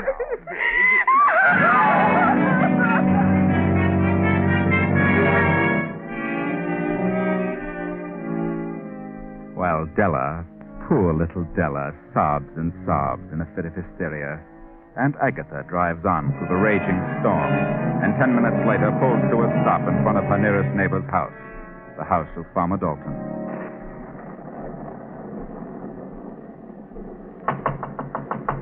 Anybody home? Dalton. Well, land of mercy, Agatha Mayberry. Well, come on in, come in. You must think I'm kind of crazy running around on a night like this, Mr. Dalton. Well, there must be a reason for it, Agatha. Yes, there is. I want to talk business. Business? Well, all right. What's on your mind all of a sudden? You want to buy the east half of the farm? Why, sure. I told you I did. What was your offer? $2,000. Well, that's a little low, don't you think? Well, perhaps, but, what are you going to be able to do with it? You ain't got no menfolk around. You'll have to let it go to grass. Yes, I know that. But if we could only get a few women to give up their fancy manicures and long fingernails, it wouldn't hurt them any, I know. I've tried it. Yeah, you're right about that, Agatha. Well, let's get down to business. You'll give me $2,000 for the east half of my land? Yeah, that's right. Well, the deal. Good. Shake. Now, how do you want it? Well, how are you prepared to handle it? Well, I'll tell you, I collected $1,000 cash from Henry Jacobs late this afternoon. It was too late to put in the bank, so I'll just give you that cash and a note for 12 months on the balance. All right, fair enough. Make out the note. All right. I, John Dalton, in consideration, in the sum of $1,000. Well, there you are, Agatha. I see. Well, shouldn't we have a witness to this transaction? If you want it that way, sure. Oh, I'm sorry. I just wanted to thank you, Mr. Dalton. That was a swell supper. Oh, come in here a minute. I want you to do something. Sure. Sure, anything you say, Mr. Dalton. What can I do? Joe, this is Mrs. Agatha Mayberry, my neighbor of the West. She just sold me the east half of her land. I'm paying her half cash and the other half on a 12-month note. Like you to witness that note, if you would, Joe. Is that necessary? Oh, I don't know, but that's the way Agatha wants it. Very well, I'll witness it. There you are. Thanks, Joe. And who is this man? Well, Joe came here today, early this morning, and he's worked like a dog all day, done 10 men's work, and that's something I can't understand. What do you mean? Well, he's been discharged from the Army because of a physical reason. He's a 4F, but certainly didn't show any bad signs today. I can still do a lot of useful things. I thought you had enough men around here to handle things. Oh, I have, but he was broke and hungry. Well, if you don't really need him, how about lending him to me? I could use him. Yes, that's right. You could. She's got a farm and not a man on the place, Joe. How about it, huh? Sure, I'd be glad to help her. Fine. Well, you go on with Mrs. Mayberry. She really needs help, Joe. She lives alone with her sister and her young niece, and they can't help her much, but you can. It's a deal. Right. Well, here's your $1,000 cash, Agatha, and the note. Next payment's due in 30 days. I'll have it there. I'm not worried about you, John. See you later. Well, now, you better keep an eye on me. I'm a strange sort of critter. I forget sometimes, you know. Well, come along, young man. It's getting late, and the storm's getting worse. Yes, I know. Are you alone? Yes. Good night, Mr. Dalton, and thanks for everything. Night, Joe.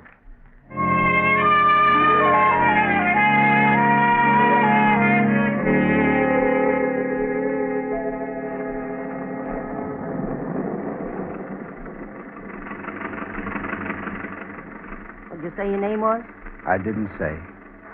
But my name's Joe. Oh, I see. Ever do any farm work, Joe? Yes, I've done a little, here and there. You're sure welcome. Why did you sell half of your farm? Because I couldn't take care of it. You sold it short, didn't you? Yep, $2,000. And it's really worth $4,000.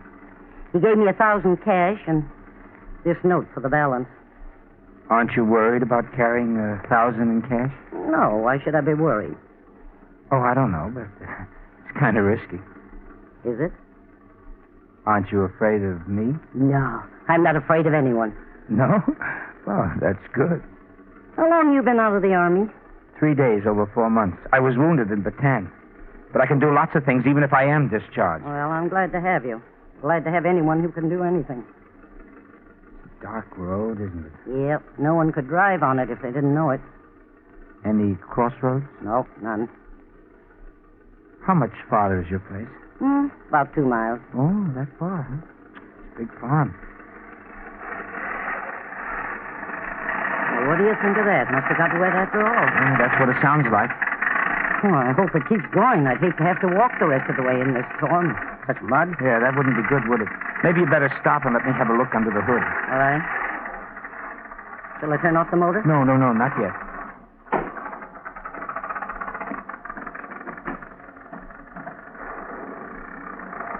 Oh, your fan isn't working. The belt's slipping and your motor's too hot. Well, can you fix it? Yeah. Yeah, I can fix it. Have you got a wrench? Yes, in that door pocket. Oh, yes. Here we are. This'll do it. Turn it off. Well, what are you staring at? Oh, I was just thinking what a brave woman you are to be riding around alone on a night like this with $1,000 in cash.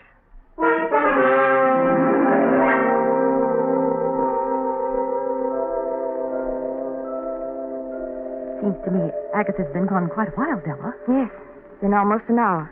Maybe she got stuck or something happened to the car. Serve her right if it did. I don't care if she never comes back. Della, what are you saying? You don't mean that. Well, maybe not. But I was just thinking. So were you, but you won't admit it. Admit what? If she didn't come back, why, well, then we could leave here. We could go to New York or Hollywood, and I could follow my career. How? Well, we could sell the farm and everything. Have plenty of money to live on till I got started. We sell the farm? Don't be so dumb, Mother. Wouldn't you inherit all her property? Don't talk like that, Della. It frightens me. I can imagine how frightened you are. You're not afraid something has happened to her. You're afraid something won't. Be still. All right. Getting worse. Yes. That'll make the road slicker, muddier. Be hard to keep from skidding. Stella, don't open it. Who's there? It's all right. Open the door. Good news, maybe, Mother. What is it? Oh, gee, it's mighty wet out here. Are you Mrs. Mayberry's niece? Yes? What happened? Well, she had a little trouble and... Where is she? Is she all right? I'm her sister. No, don't close the door. She'll be along in a moment. Is she... How did it happen? Well, the fan belt slipped and the motor got hot, and then when she started down that steep hill, the car started to slide, and she went into a tree at the bottom. I see. Where is she now? Well, I got in the garage all right. Not hurt much. Front axle bent a little. Agatha! What? She's all right. Yeah, but I certainly had a time with that car. What do you mean, all right? Of course I'm all right. But we thought... Make some tea, Ellen. I'm frozen stiff. Who's this man? Oh, this is Joe. Joe, this is my niece Della, and this is her mother, my sister Ellen. We've met. We're going to have a man around here. Joe's the new hand. Maybe we'll get something done around here for a change. Did you make the deal with Mr. Dalton? Sure. And he paid me $1,000 down, in cash. Balance monthly. Joe here was witness to the deal. Witness? Yes, I happened to be at the Dalton's place. I worked there today. Your aunt said she needed a hand, so here I am.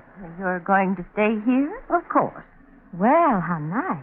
Your aunt's a very brave woman to take a chance riding with a stranger and $1,000 cash around her neck. Oh, I'm not afraid. I'm a pretty good judge of people. Well, since you aren't going to make that tea, Ellen, I'll do it myself. Sit down, Ellen, before you fall down. Turn on the radio, Della. I want to hear the news in a little bit.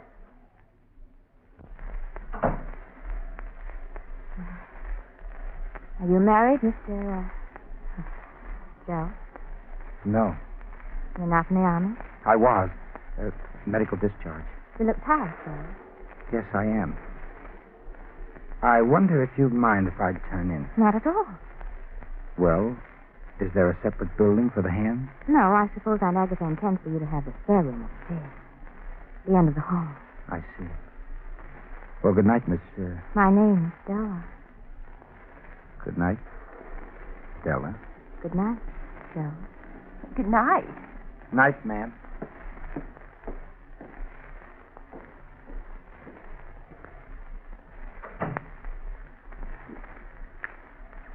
He's a bit odd, isn't he? I like him. He's not bad looking, either. Murder of a farmer and his entire family with a meat cleaver. He was later found to be insane and sentenced to the insane asylum. He escaped last night and is believed to be heading south. This man is dangerous, regardless of his seeming sanity, and authorities are to be notified of any man answering his description. He is 5 feet 9, dark brown hair, blue eyes, and his name is Joe Nichols. He was last seen... Stella. It's him. And his name is Joe. Yes, Stella. His name is Joe. Upstairs in that spare room is Joe, a mad killer. That frightens you, doesn't it? You and your mother and your aunt, 3 women alone in a house with a madman. And the man knows about the $1,000. What are you going to do, Della? What are we going to do, Della? What'll we do? Quiet, Mother. I'll tell Agatha. Agatha should know. Come back here. Be quiet. Agatha should be warned. Maybe she'll know what to do. No, not a word to Aunt Agatha. It would only frighten her. Well, then call the police. Call somebody. We can't. The phone isn't working. It's gone dead. Gone dead? Stella, what do you mean? What I said. I tried it earlier this evening. Well, when? I don't remember. You be still. Now go upstairs and go to bed. Go upstairs? What? No, Della, I can't. We've got to tell Agatha. Go to bed. But what if he should... Della, he knows about that money. He might kill us all. There's a gun in this table drawer. I can see both your room and Aunt Agatha's from this chair by the door. I'll stay here in the dark until morning. Understand? Yes, but go on upstairs before Agatha sees you. Go on.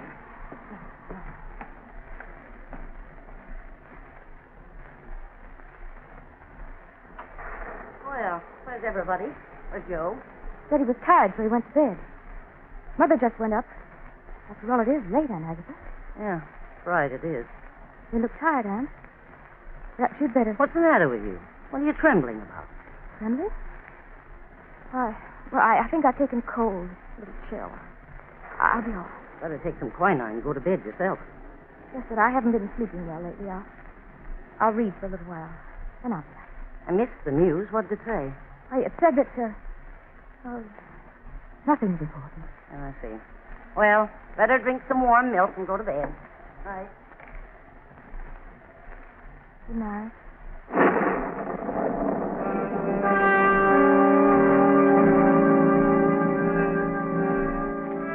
Why didn't you tell her, Della? Do you really think you can handle the situation? You think you can cope with a madman? Your face grows more pale. Your hands tremble. Della steps to the table, studies the phone, then opens the drawer, takes the revolver, turns out the lights, and slips into the chair by the door. As the hours pass, the storm increases to a fury. It is 3 a.m. now, and Agatha sleeps soundly in her 4-poster bed. Then her door opens softly, and a tall figure steps into the room, slips to the side of Agatha's bed. A few moments pass, then a hand reaches toward Agatha's throat, removes the money bag. Agatha opens her eyes. What do you want? What is it you...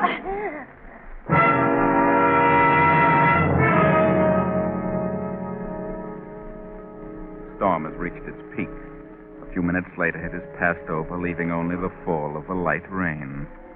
Suddenly, Della stirs in the chair beside the door. A figure is slowly, stealthily coming down the stairs. Reaches the bottom and starts to cross the room toward Della. She waits breathlessly, then snaps on the light. Where were you going? Why, I was, What are you doing down here? Where were you going? Well, the storm woke me up, and I got a little hungry. I thought I'd have a look in the kitchen. You were headed the wrong way, Joe. Huh? The kitchen is over there. Oh, yeah? Yes, sure. I guess I got turned around in the dark. I don't think you were confused, Joe. What do you mean? You had no intention of spending the night here. And you weren't planning to start work in the morning. Of course I was. I know who you are, Joe. I know all about you. What? How do you know? Radio. There was a warning and a description. They said you were in the suspense. And what are you going to do? Phone the police? No. Phone's dead. Yes? I'm not afraid of you. I understand you're kind, Joe. What do you mean by that? I don't condemn you. I sympathize with You do? you. Yes. If they know I'm in the vicinity, then I've got to get out of here. You've got a little money. Haven't you, Joe? Yes? Then I'm going with you. What? You're going... What do you mean I can't do that? Yes, you can. You've got to. Once we're across the state line, everything will be all right. State line? I don't get it. I've got to get away from here. I've got to. I'm being held here against my wishes. Held here? Yes, they think I'm crazy, unbalanced. Crazy? You don't act crazy to me. Neither do you. But they've got some reason for keeping me here, and I can't stand it any longer. I've left before, but I haven't got a cent, and they watch me like a hawk. Here are the keys to the car. I don't need a car. I can hide out better on foot. I don't want anybody with me, especially a girl, and besides, I don't intend to cross the state line. But you're taking me with you. Nothing doing. I'm getting out now while it's dark. Wait a minute. What? Shoot if I have to open that door and go to the garage. Now go on. Remember, you're a fugitive. And if I shoot you, they'll think nothing of it. Straight ahead to the garage.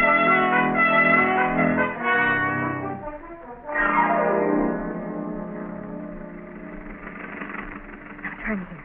This is the main highway. Well, why the main highway? I'd rather keep to the side. I wouldn't. Straight ahead. Maybe they're right. Maybe you are nuts. Oh, are you crazy, Joe? Certainly not. Of course not. Neither am I. Where does this highway go? To the state line. Look, I'm in a tough enough spot as it is. I'm not going to try and cross the state line with a girl at this time of the morning. I'll take care of that. I know it. Straight ahead. Oh, Sapphire. I could wring your neck for this.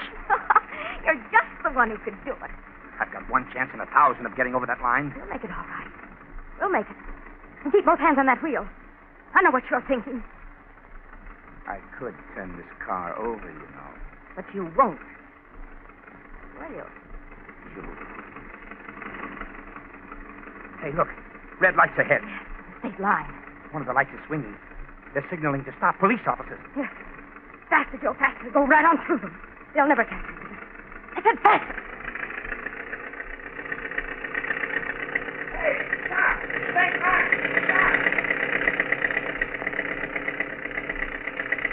We've made it. Keep going.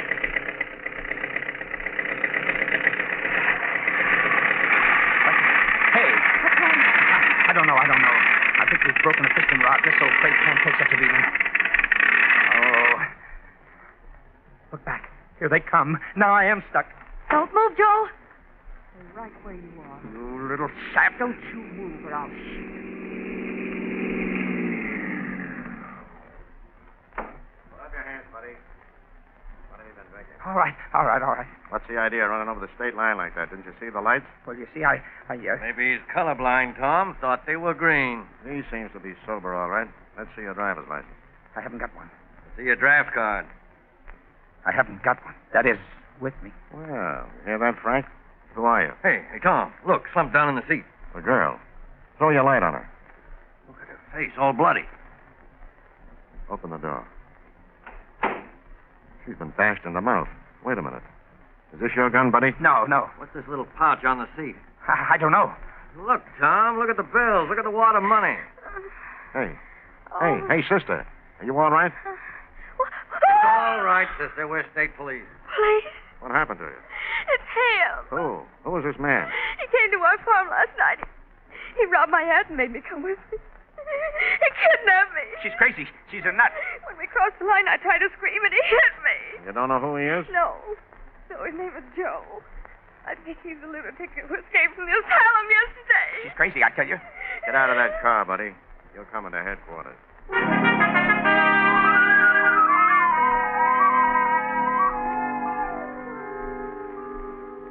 Go on, miss. What happened then? Well, after Mother and I heard the announcement on the radio, I knew it was him. I couldn't call the police because the phone was dead. Why didn't you go for help? Because he knew that Aunt Agatha had the money. I was afraid to go because of what he might do. I got Aunt's gun and sat by the door where I could see him as he went into his room. Yes? But I must have fallen asleep because I waked up just in time to see him coming down the stairs and start for the outer door. I turned on the light and he said he was looking for the kitchen. It was then you realized that while you'd been asleep that he'd gone into your aunt's room, killed her, and taken the money? Yes. If I hadn't fallen asleep, I might have prevented it. I could have shot him. Officer, you know this woman's crazy, don't you? Crazy? Yes, she told me so herself. She said she was being kept a prisoner by her aunt and her mother because they knew she was unbalanced. Yeah. Well, maybe you're right, Joe. Maybe she is crazy. What do you mean by that? She's crazy. Yeah.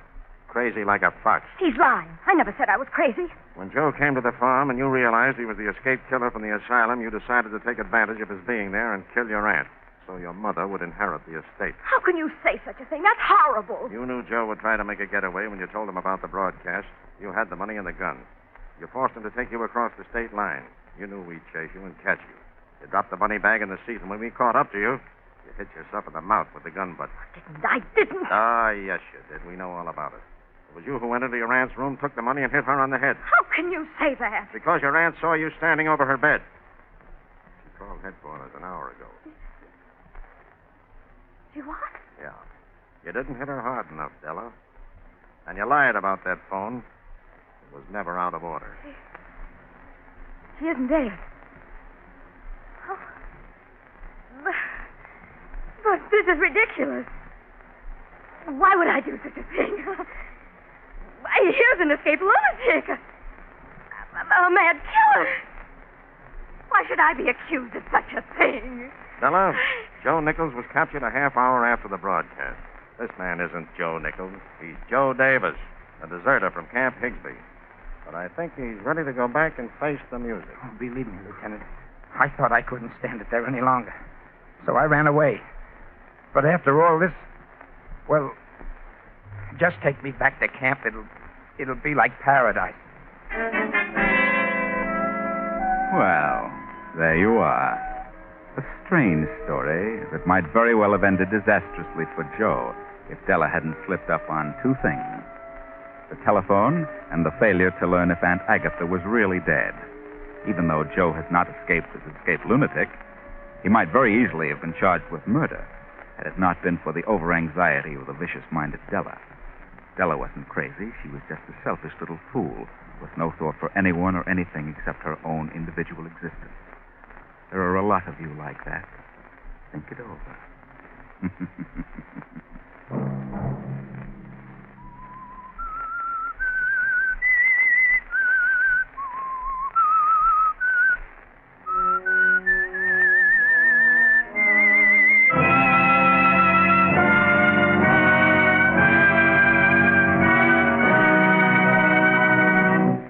CBS has presented The Whistler.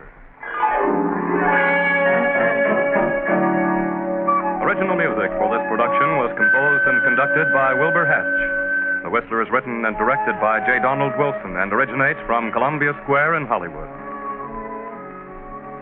Next week, same time, I, the Whistler, will return to tell you another unusual tale.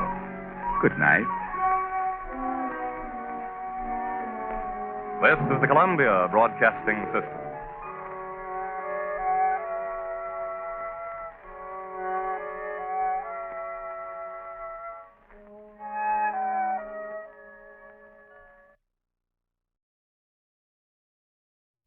The Signal Oil Program, The Whistler.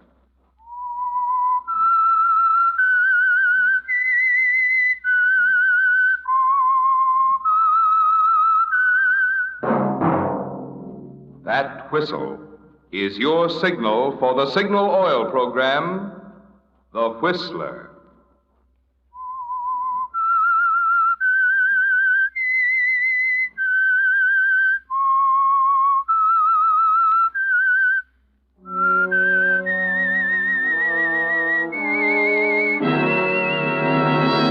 I am the Whistler, and I know many things, for I walk by night. I know many strange tales hidden in the hearts of men and women who have stepped into the shadows. Yes, I know the nameless terrors of which they dare not speak. Yes, friends, it's time for The Whistler, rated by independent research, the most popular West Coast radio program. And remember, let every traffic signal remind you, with new Signal gasoline, you do go farther than ever. Look for the familiar big yellow and black circle sign that identifies those popular Signal service stations in 7 western states from Canada to Mexico. And now, the Whistler's strange story, Boomerang.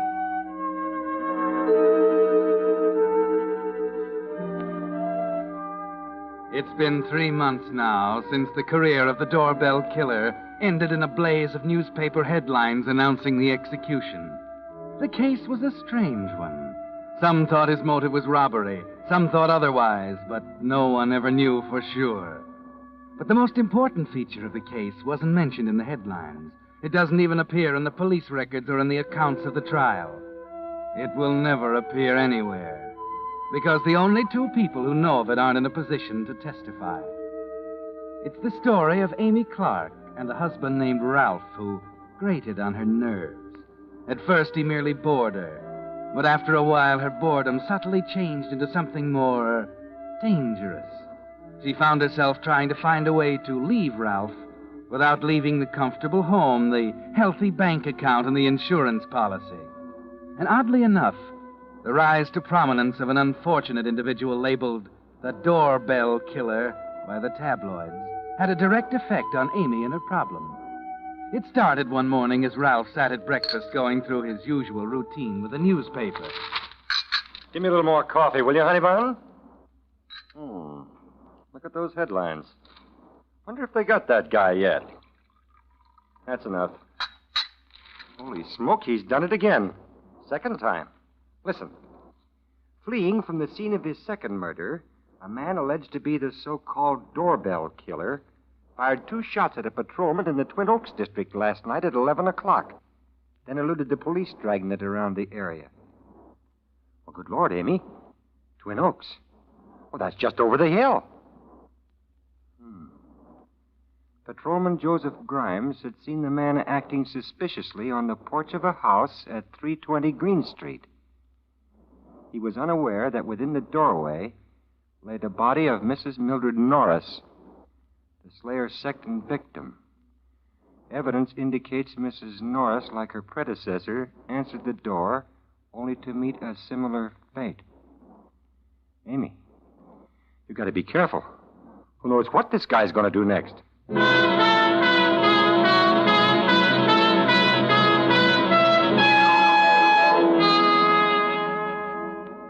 So you tell him you'll be careful, Amy, and he gives you the usual dutiful peck on the cheek. turns in the hallway at the exact spot he always turns, and you wait for it. Well, so long, honey bun. Don't take any wooden nickels. See you in the funny papers. How many times have you heard that one, Amy? And how many times must you hear it again? You think about it all day as you go through your routine. And finally, in the afternoon, you get a chance to relax by the radio. Patrolman Grimes reported that all he could see of the killer was a dim shape, a heavy-set man about 6 feet tall vaulting over a low stone wall in the distance. A small metal tie clasp bearing the initial R found near the scene is a possible clue to the criminal's identity. Chief of Police Henderson suspects the killer is a familiar figure, possibly a resident of the Twin Oaks neighborhood, since in both cases he was apparently recognized and accepted by the victim who opened the door.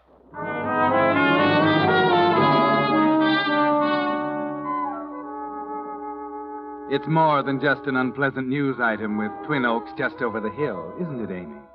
That night, Ralph comes home a little early, before dark, and you notice he's carrying his .38 pistol. There's an unhealthy suspicion through the neighborhood, a feeling that perhaps your next-door neighbor might be the guilty man. Ralph is tense and worried through dinner, and afterwards, during the usual routine with the evening paper, he skips his customary comments on the stock market. Well, according to this, they couldn't find the bullet. But from the size of the nick in the patrolman's leg, they figured it was a .38. I don't care what you say, Amy. I'm still going to pack this little pistol of mine. And if that bird ever shows up around here, I'll have the welcome all ready for... Stay where you are, Amy. I'll go to the door. I'll give this guy the surprise of his life. What do you want? Well, I'm Haley, Evening Bulletin. Working with Chief of Police Henderson on the doorbell case. Just checking the neighborhood. Oh, well, it's good to know the police are on the job. You seem to be on the job, too. Hmm? That .38. Yeah. Well, I'm not taking chances. Yes, I understand. Got a permit, I suppose? Sure. What's your name? Ralph Clark. Oh, Clark. How long have you been in this neighborhood? 3 years. What? Yeah, Amy. She's back in the kitchen. Okay. Look, have you seen anyone acting suspicious around here last night or tonight? No. Where were you at 9 o'clock last night? Now, wait a minute, Mr. Haley. Did you say you were a reporter or a police investigator? I told you I'm working with Henderson. Isn't that good enough? No. You better run along, Haley. I've answered enough questions. If the chief of police has any more in mind, tell him to send one of his men in uniform. Any particular reason, Mr. Clark? Yeah. One reason, and a good one. I have no intention of standing at the front door telling my life history to any reporter who happens to come along. Okay, Mr. Clark. Keep your door locked and be careful when you open it. That's all.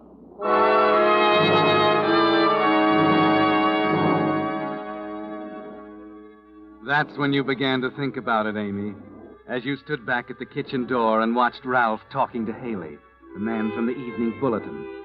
Ralph was jittery, almost suspiciously jittery, wasn't he? Standing there answering questions, the gun in his hand. And later that evening, when the doorbell rings again... Stay here. I'll go.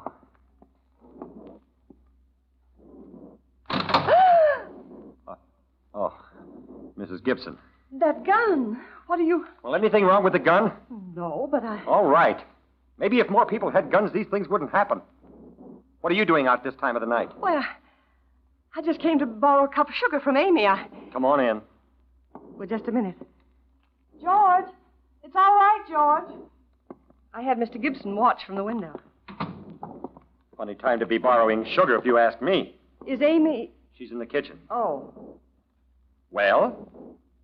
Aren't you going to get your sugar? Oh. Of course, Mr. Clark. I'll only be a minute. I'm sorry. It's all right. Get your sugar.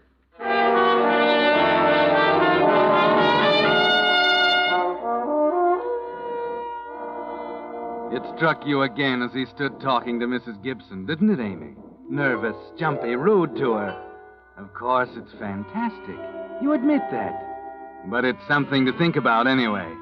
And perhaps a remark or two to Mrs. Gibson the next day as both of you go outside to hang up the washing. Just a suggestion, a remark that slips out accidentally. Mrs. Gibson, after all, is always interested in her neighbors. She might see fit to pass it on. Here's your mail, Mrs. Gibson. A couple of magazines, too. Thank you, Postman. Sorry I jumped when you rang the doorbell. Oh, I'm getting it from everyone these days. I swear my husband George is going to break down if this business keeps up much longer. That awful man still at large. Yeah. Oh, hello, Mr. Clark. How are you, Mrs. Gibson? Very well, thank you. Say, I wanted to apologize for the way I acted last night. I was sort of on edge and I see. worried about Amy and all. And you know how it is with this doorbell man running around the neighborhood. Well, I better be getting home to Amy. See you later. Home early, ain't he? Yes. Yesterday, too. Pretty jumpy. Do you think so? You seem to be. You know, I think the worst part of the whole affair is what the paper said about the man being a resident around here. About him being recognized by the victims just before Yeah. Can't trust anybody. You're right at that. For example, that tie clip with the R on it. Huh? Might even be him. R for Ralph. Oh, well, now, I don't know. Could be, couldn't it? 6 feet tall, heavy set. Lots of people are 6 feet tall and heavy set. And carry guns? Same kind of gun the killer carries? Huh? He has one. He was carrying it right now. I could see the bulge in his pocket. Oh, now, Mrs. Gibson, it might have been something else. It's a gun. Amy told me this morning. You don't say. A 38? Yes. Says he's carrying it on account of the knifer. You won't mention this to anyone. Oh, no, you can trust me. Amy said he began acting queer just before the first one happened. Yeah? Says that lately it's gotten so he scares her. Told me so just this morning.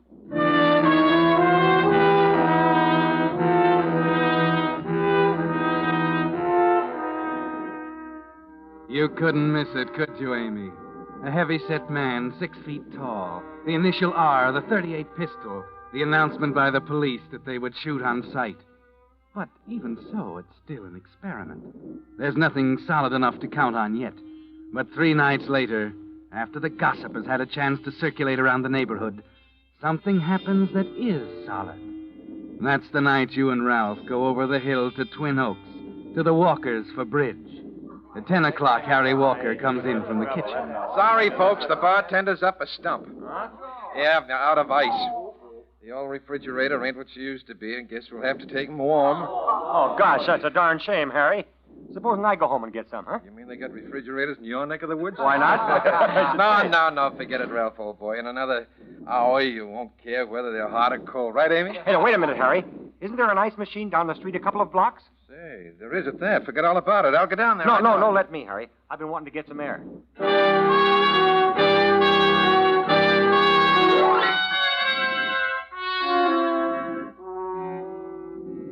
So Ralph leaves for the ice machine.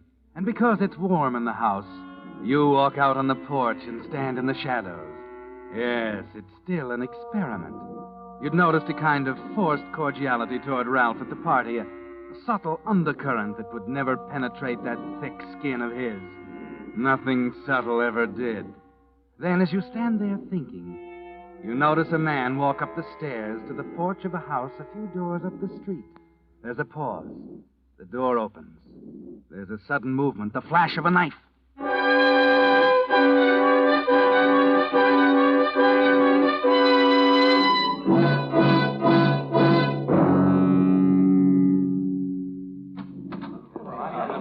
Wait a minute, everybody. Wait. You may as well sit down. Did you see it, Harry?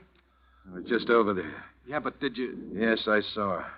She's right where he left her. The police are in there now. Why don't they get him? I can't stand this any longer. They're doing all they can. May I come in? Well, it looks like a party. Who's the host? I am. Oh, I'm Haley, Evening Bulletin. What's your name? Harry Walker. Well, is it a party? Yeah, I had a few in for bridge. Well, friend, I'd send him home if I were you and tell him to stay there the rest of the night. Lock their doors. They all here?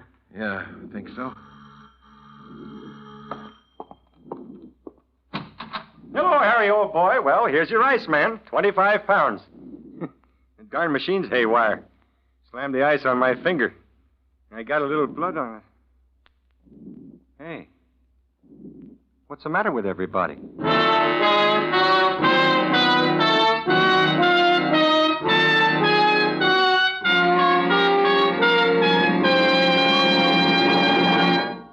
the prologue of Boomerang, the Signal Oil Company brings you another strange story by The Whistler. But first, I want to thank all you friends who helped make January the biggest month in all of Signal's 14 years of growth. Bigger even than pre-war midsummer months when travel sent gasoline sales soaring. Yes, the recent swing to Signal has been terrific. And I think I can tell you 2 reasons why. The first is that great new Signal gasoline, in which chemists actually rearrange the atoms in gasoline molecules to create amazing new power. Power that makes today's vintage model cars feel young again, with quicker starting, faster pickup, and smooth anti-knock performance, even when you're taking the steepest hills and high. Power that gets so much extra efficiency from your motor, you actually go farther than ever with each gallon of new Signal gasoline. Well, that'd be reason enough, wouldn't you say, for today's swing to Signal? But there's another equally important reason. If you're already trading with a Signal dealer, you know it. If not, I'll be back later to tell you about it. But for now, back to the Whistler.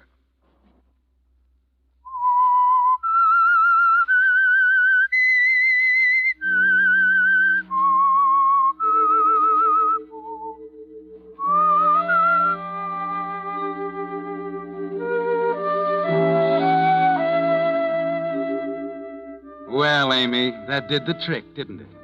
Changed it from a vague idea in the back of your head, from an experiment in creating suspicion, to a solid plan to end your marriage in such a way that you'll manage to hold on to Ralph's house, his bank account, and the insurance policy. Somehow, Ralph manages to explain it to the police, shows them the defective ice machine, convinces them he actually did cut his finger when the ice dropped down. But the suspicion remains, much stronger than before, and the town is aroused to such a pitch by the 3rd killing in Twin Oaks that the police and the people are ready for anything. The next day, after Ralph has left, you visit Chief of Police Henderson, and a few minutes later... Did you see her, Chief? Yeah, Haley, I saw her. She's out there now. What about it? I don't know. Sometimes I think she knows what she's talking about. Sometimes I think she's just a dizzy dame who's got the jitters like everybody else. What are you going to do? I don't know. I checked the neighbors. They seem to think she's on the beam. The papers are screaming for an arrest. Mayor called me this morning. I think you've got a case. I don't. You know, it's funny. I had a feeling Mrs. Clark was holding something out on me. Yeah? Something she was afraid to spill. Like what? Well, that's just it. I don't know. She told me after they got home last night she saw her husband go into the kitchen and boil a knife in caustic soda after he thought she'd gone to bed. What? What do you mean? That's it, so help me. You think the guy could be that stupid? He leaves a party in a house full of witnesses, kills a lady 3 doors away, comes back with blood in his hands and a nutty story about an ice machine, takes his wife home and goes into the kitchen to boil out the knife. What's wrong with that? Well, would you do it that way, Haley? Well, no. Neither would the killer. I still think Clark is your man. Well, you've been right before. The guy's jumpy as a cat. I thought he was going to pull the trigger the other night, so help me. Well, you're going to get a chance to find out tonight. You going to run him in? Yeah, just for questioning. But if his wife is right, he'll come out fighting. He's still carrying that gun, you know. Yes, I checked the license. For some reason, she's afraid he'll try to kill her tonight. Oh? Yeah, now here's the plot. Sergeant Ransom's taking her home, letting her out a block away from the house. Now, she'll go in and try to get his gun. If she gets it, she'll raise the front window shade. But if she doesn't, she'll open the front door. That's pretty game of her. She says it'll be easier that way. I think she's right. What if she can't get the gun? Then Ransom goes in shooting. Well, there's a story in that for me. I think I better be out there, Chief. That's fine with me. We need all the help we can get on this case.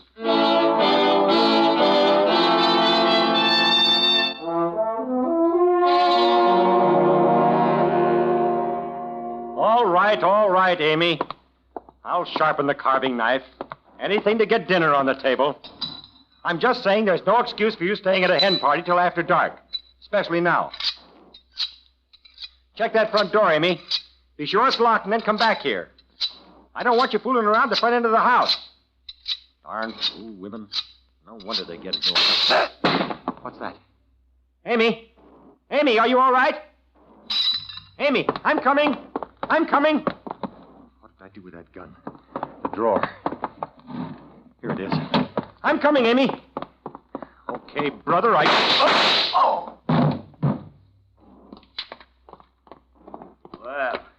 right, Mrs. Clark. Did I get him, Haley? You sure did, Sergeant.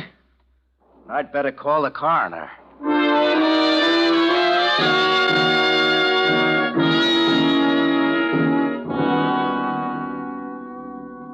So, you think we can close this case, Haley? I don't know why not, Chief. The guy came out shooting just like she said he would. Yeah, with a knife and a sharpening stone on the floor of the kitchen. Yes, he was sharpening it when she got there.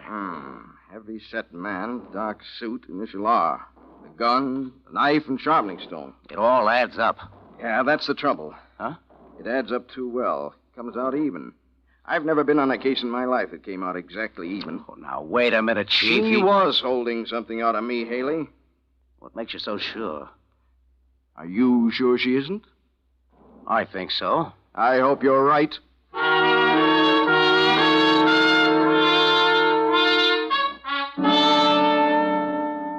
This is your evening reporter, ladies and gentlemen, with another last-minute news roundup.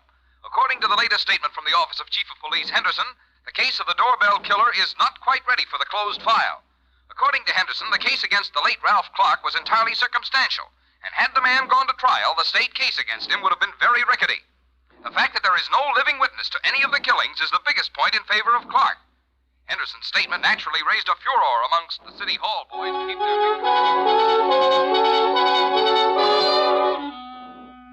Well, Amy, it came off almost perfectly. The house is yours now, and the bank account and the insurance policy. You're proud of yourself, aren't you?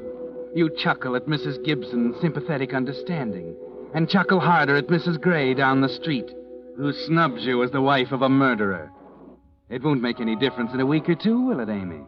You'll be relaxing in Miami, forgetting all about the dull little city and the dull little people in it. Meanwhile, the case is still a little unsettled, and you decide to settle it once and for all. So you make another visit to Chief of Police Henderson's office. Now that Ralph is gone, it won't make any difference. I saw her again today, Haley. Who? Mrs. Clark. Yeah? Yeah. Yeah, we can send the case to closed file. Well, how come, Chief? Oh, I'll give you a statement for your paper in 10 minutes. I'm satisfied now that we got the right man. You see, the case against Clark is no longer circumstantial. What do you mean? There was an eyewitness to the third killing. Wait a minute. An eyewitness? Yeah, I knew she was holding out on me. She was standing on the porch of the Walker house during the bridge party. She saw the killer walk up to the front door 3 houses away. Say, that is something. Do you think she could identify him at night at that distance? She says so, and I believe her. She says it was her husband. Why did she hold out? Afraid. Oh? Satisfied? I don't know. Maybe.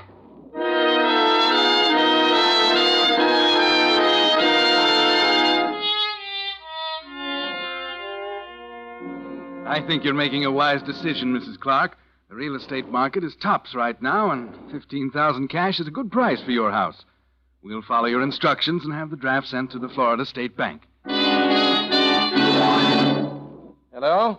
Hello, Mrs. Clark? Yes, we've done just as you requested.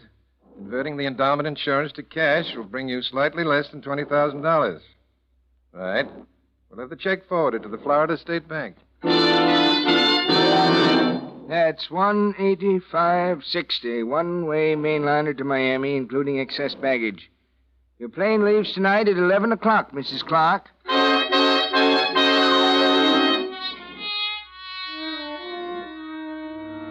So you're all ready to go, aren't you, Amy? Your bags are packed in the living room. The house is sold. The airline tickets are in your purse. And there's over $35,000 in cash waiting for you in the Florida State Bank. It was a neat job, wasn't it? There wasn't a hole in it, not a loose end. You're waiting now for the taxi that will take you to the airport. And then promptly, at 10:30...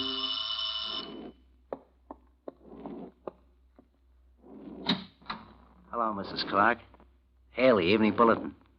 Remember me?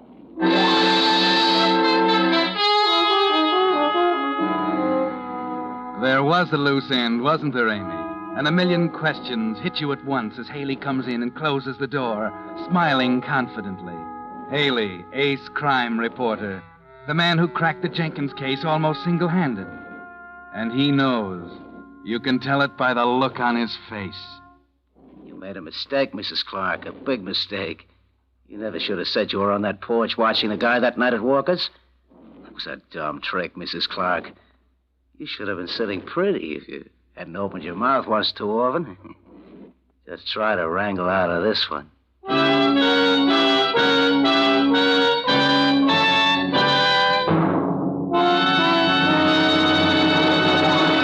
The Whistler will return in just a moment with the strange ending of tonight's story. Meantime, here's that second reason for today's amazing swing to signal. The first, you'll recall, is that great new signal gasoline. But equally important is the more thorough, more conscientious service your car gets at independently operated signal stations. Typical of this is Signal's double-check lubrication service. And why is it called double-check? Because each part is checked not just once, but twice against Signal's lubrication chart, which shows every lubrication point and specifies which of Signal's 9 specialized oils and greases each part should have. That's Signal's way of making doubly sure that not a single lubrication point on your car is ever overlooked. No wonder Signal serviced cars stay so happy and last so long. Now, wouldn't you say these are two mighty good reasons for today's swing to Signal? More conscientious Signal service geared to keep today's aging cars in the running. And that great new Signal gasoline that helps you enjoy peak performance from your car while you go farther than ever per gallon. And now, back to the Whistler.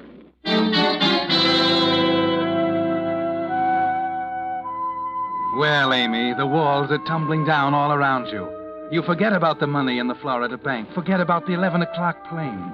All you can think of is the slip you must have made somewhere. The statement to Chief Henderson that you were a witness to the third killing, even though the man was nothing but a shadowy form to you 3 houses away. Somehow it caught you up, Amy. Somehow it brought Haley to you, just as you were about to leave. You stand there petrified, wondering, then suddenly you see something in Haley's eyes you never noticed before as he slowly walks toward you. You were going to leave town. You were going to take a powder, weren't you? Well, that'd never do, Mrs. Clark. Wouldn't do to have a loose witness floating around the country ready to spill the beans whenever she felt like it. No, I wouldn't like that at all, Mrs. Clark. There are just 2 people who know who the doorbell killer is. You and me. That's one too many. I gotta fix that, don't I? Chief Henderson of my newspaper wouldn't like it if they knew the guy with the knife was me.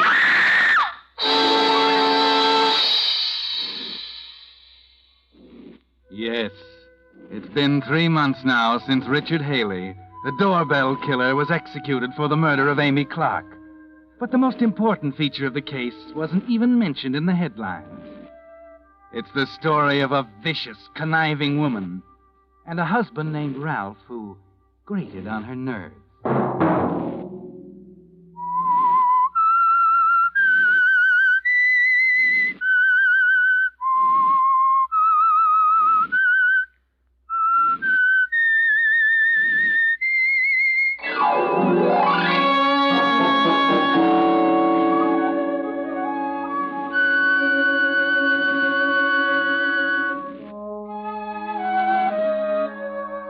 Next Monday at 9 o'clock, The Whistler will bring you another strange tale.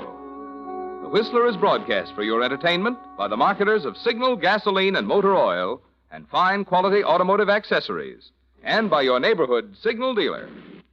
This program, produced by George W. Allen, based on a story by Nancy and Alfred Seal, music by Wilbur Hatch, is transmitted to our troops overseas by the Armed Forces Radio Service.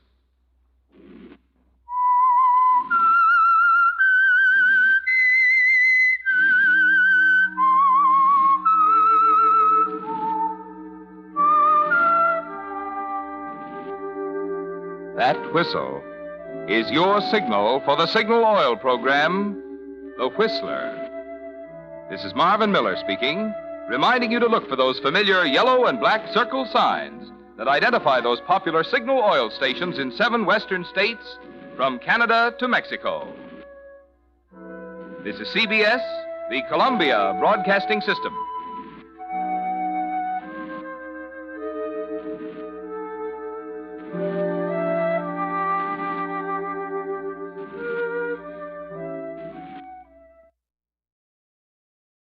And now, stay tuned for the program that has rated tops in popularity for a longer period of time than any other West Coast program in radio history. The Signal Oil program, The Whistler.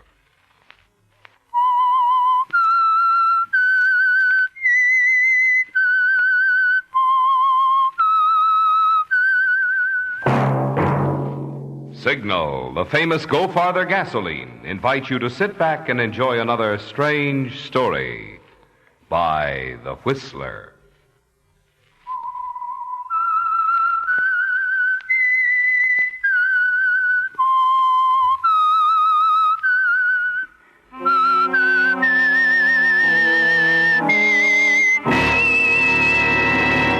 I am the Whistler. And I know many things, for I walk by night. I know many strange tales hidden in the hearts of men and women who have stepped into the shadows. Yes, I know the nameless terrors of which they dare not speak. And now for the Signal Oil Company, The Whistler's strange story, Fateful Reminder.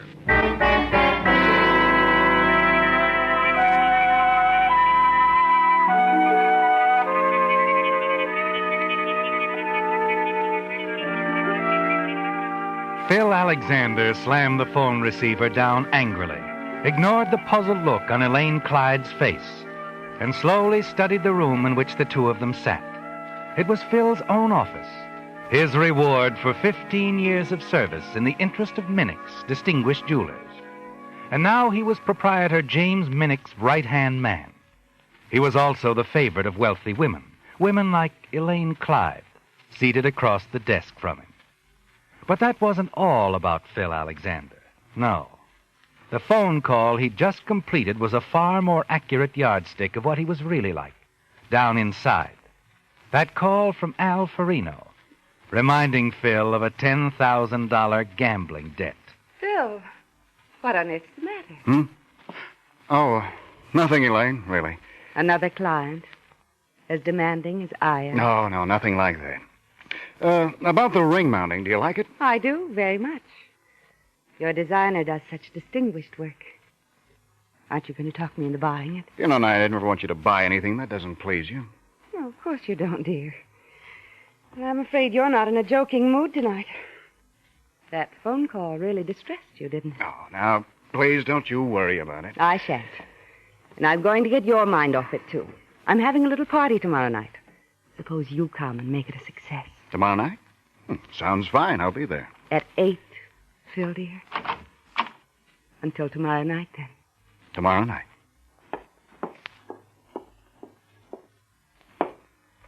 Mr. Alexander. What?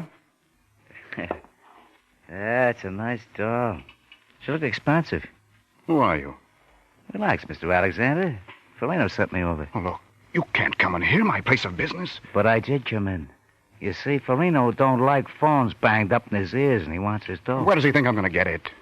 Well, that's not his problem. Tell you what, though. I'll give you a lead. Why don't you bring the doll that just left down to the tables tonight? We can fix it so she'll drop at least 10 G's. Then you'll be square. Oh, you get out of here. Okay. It's your right, Buster. Till Friday night, anyway. Friday night? Yeah, 11 sharp. Farino's place. But Farino I'm telling you what Farino said. Friday night at 11. You pay up or pay off, Mr. Alexander.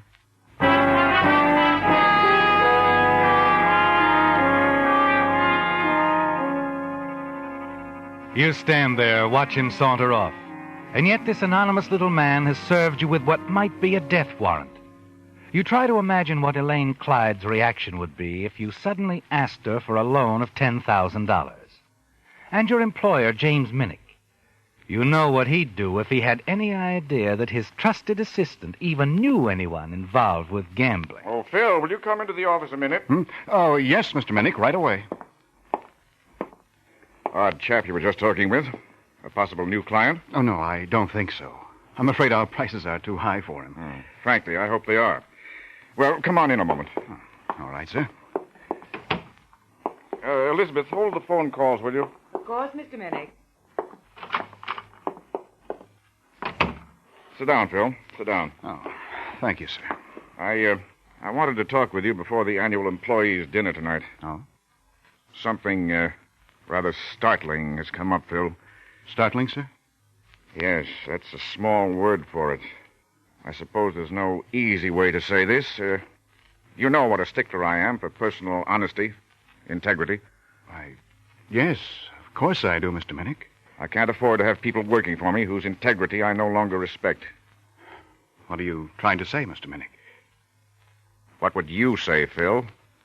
If you thought one of your most trusted employees was no longer worthy of your trust. I don't know. I guess there isn't much to say.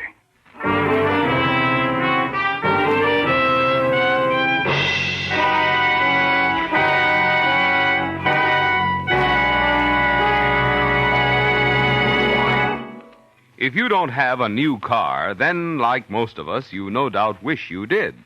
Well, here's a tip. The next best thing to a spankin' new car is a car of any age powered with Signal ethyl gasoline. Yes, the premium grade of Signal's famous Go Farther gasoline is a true super fuel, scientifically engineered to bring out the best in any car of any age. And when I say best, I mean the kind of performance many drivers never thought their cars capable of. I mean pickup, the thrilling kind that makes the back of the seat come up and nudge you forward. And I mean power, the kind that hoists you smoothly, easily over hills that used to call for shifting. Now, don't get the idea, of course, that Signal Ethyl's going to let you step away from all new cars. After all, smart new car drivers use Signal Ethyl, too, to bring out all the exciting performance that's built into today's power-packed high-compression motors. But of this you can be sure. The next best thing to a new car is your car powered with Signal ethyl gasoline.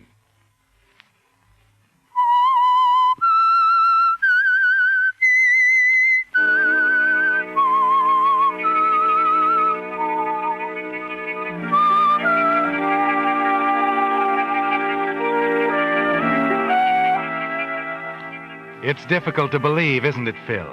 But apparently James Minnick has discovered your association with Al Farino. You stand there stunned, unable to speak, your mind spinning, wondering if your employer also knows of the $10,000 you must pay Farino, and soon. And as he speaks, you realize Mr. Minnick is looking at you and watching your face. I don't blame you for looking so surprised, Phil. I found the knowledge that one of my trusted employees was stealing almost incredible myself. What are you going to do? Nothing immediately. In matters of this kind, it's important to be absolutely certain of the facts. Yes. I want to be very sure. Excuse me, Mr. Minnick. Yes, Elizabeth? Sorry to disturb you, sir, but there's a man outside about the employees' banquet tonight. He said you wanted to go over the final arrangements. Oh, that's right, I do. All right, in just a moment. Yes, sir. I'll appreciate it if you wait for me, Phil. I think it might be a good idea if you and I went to the employees' dinner together. If I don't get a chance to see you before then, we can finish our talk afterwards. Certainly, Mr. Minnick. I'll wait for you.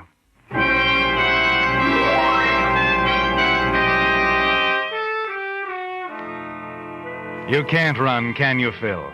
You know, if Mr. Minnick has found you out, no amount of running away can save you. Because if Mr. Minnick doesn't find you, Farino will. Mr. Minnick is unable to see you again before the annual employees' dinner. And as it progresses, you toy with your food. Half listen as Mr. Minnick delivers the familiar speech he makes every year about the rewards of honest endeavor, the value of personal integrity. But then something he says pulls you up short. Now, this is more than just our annual dinner tonight. It's an occasion.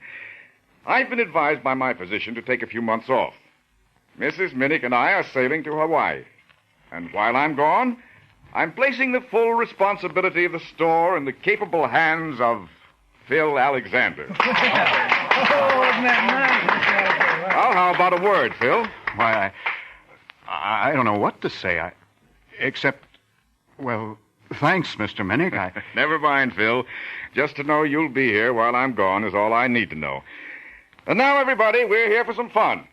Enjoy yourselves. There's music for dancing, everything you want. Have a good trip, Mr. Congratulations. Thank you very much. Or must I call you Mr. Alexander now? Phil's fine with me, Elizabeth. Oh, excuse me, Elizabeth. I'll send Phil back to the party in a moment. I want to give him some fatherly advice right now. Of course. We won't be long. Well, Phil, surprised? Oh, I certainly was, sir. I hope you enjoy your trip, Mr. Minnick. You've earned a rest, all right. Yeah, that's what Mrs. Minnick says. We'll sail this Saturday. And now, Phil, that dishonesty matter I brought up late this afternoon. Oh, yes. My timing was none too good.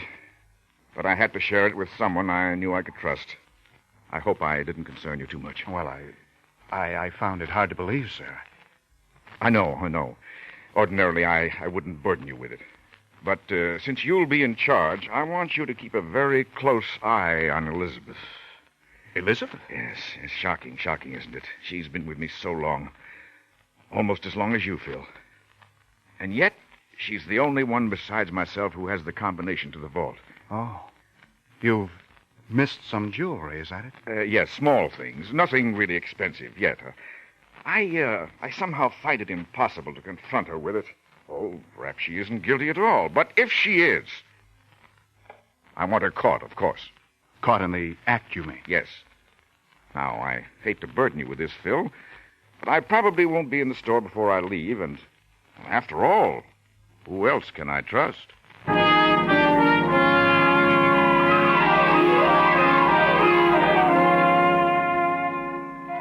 Your mind spins again, Phil. Because even as James Minnick hands you the combination to the jewelry store vault and tells you to keep a close watch on his secretary, Elizabeth, he's handing you a solution to your own problem, isn't he? Yes. If he suspects Elizabeth and trusts you, it will be a simple matter of your word against hers. James Minnick has played right into your hands, hasn't he, Phil? And as you return to the company party, you've already a half-formed plan in your mind concerning Elizabeth.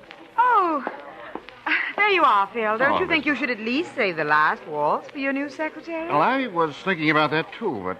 Oh, you promised the dance to Mr. Minnick. No, not quite.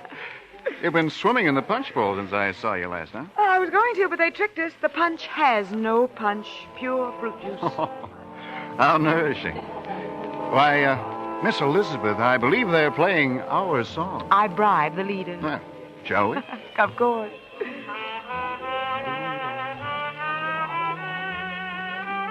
Elizabeth, I know a place with a far more interesting punch bowl. You do? Mm-hmm. They fill the punch bowl with popcorn and serve you rare old native drinks like scotch and water. Sounds quaint. Oh, it is. And rare old native musicians play rare old native tunes like Ragma. Minnick's shadow with a sense of humor. I don't believe it. Let's go. I'll prove it to you.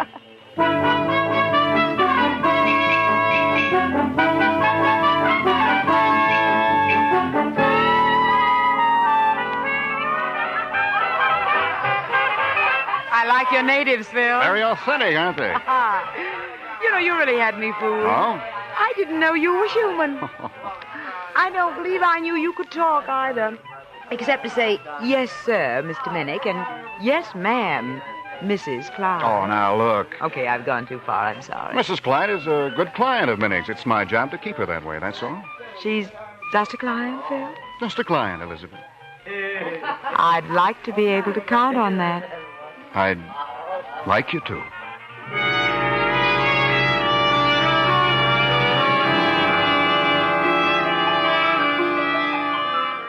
It's going well, isn't it, Phil? You're certain now you'll have no trouble with Elizabeth. Her interest in you is obvious. And for the first time in weeks, you feel sure of yourself, don't you? Late that night, as you return to your apartment, your confidence is soaring. Been out celebrating, Phil? Huh? Farino. Good news travels fast, Phil. I heard about Mr. Minnick leaving you in charge of the store while he's away. That's fine, Phil. Fine. Look, Farino, now that you know you'll get the $10,000, can you give me till Monday? Mr. Minnick's sailing Saturday. I wouldn't want to do anything before he left town. You wouldn't, huh? No. I'll tell you something, Phil. The Friday night figure is $10,000. By Monday, it's 20. Oh, look, you can't do that. No. Try me. But it isn't going to be simple to get the 10.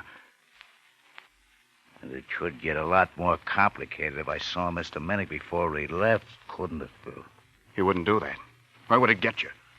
Off the hook for punks like you who got no business playing the wheel? I want my dough Friday night, Phil. No later.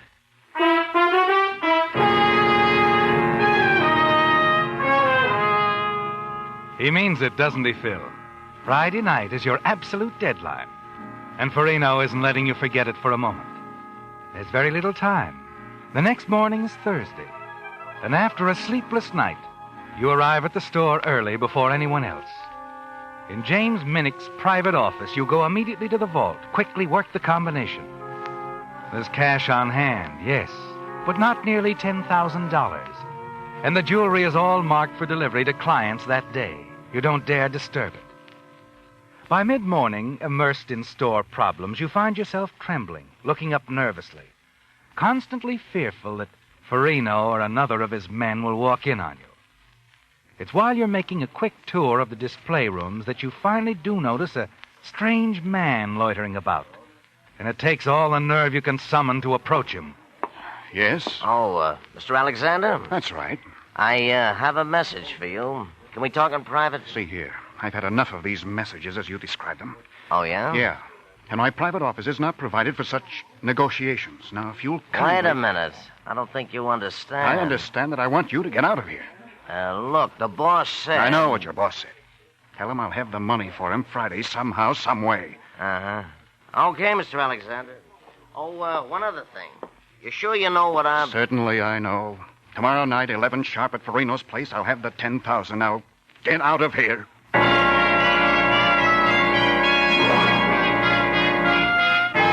You watch him go, Phil. Curse Farino for hounding you. As you start back towards your office, go inside. You're vaguely aware that Elizabeth is speaking to you. Phil, Mrs. Clyde is on the phone. Huh? Oh, okay. If you take it on my phone, I'll hear just your end of the conversation. If you take it in Minnick's office, I'll hear both. I'll take it here. Hello, Mrs. Clyde. Hello, Mr. Alexander. My, we're so formal today, aren't we? Why, no, I'm kidding you, Phil. You haven't forgotten about tonight, have you? Tonight? Oh, my, you have forgotten. My party this evening, 8 o'clock. I asked you when I was in the store yesterday. Oh, yes, of course. I'll send Charles around for you about 1/4 off. Is that all right with you? Yes, fine. Wonderful, dear. I'll see you tonight. I look forward to it. Goodbye. You know, I think I like your other side better, the one I saw last night. Huh? Oh, sure. We'll have to do it often, Elizabeth.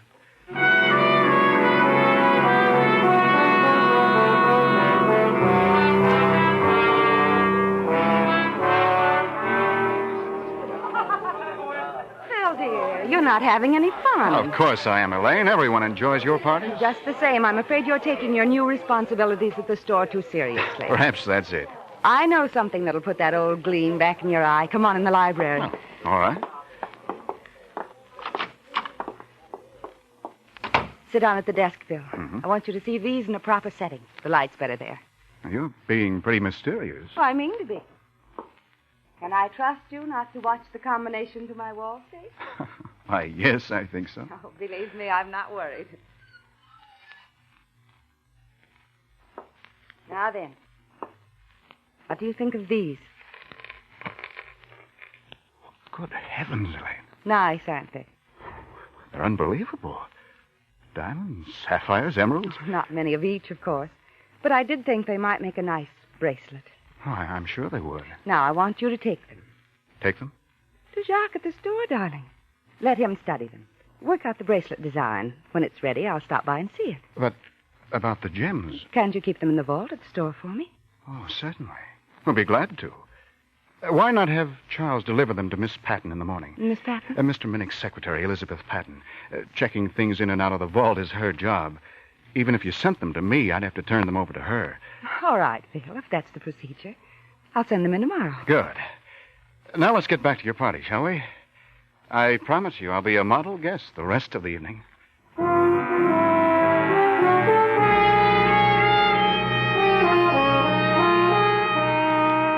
It's a break, isn't it, Phil? You know enough about gems to estimate the value of Elaine Clyde's collection. You'll have no trouble fencing him, you're certain of that. And the amount you can raise from one or two will more than cover your gambling debt to Al Farino. You're pleased, aren't you, Phil? Because your plan is so simple, so easy.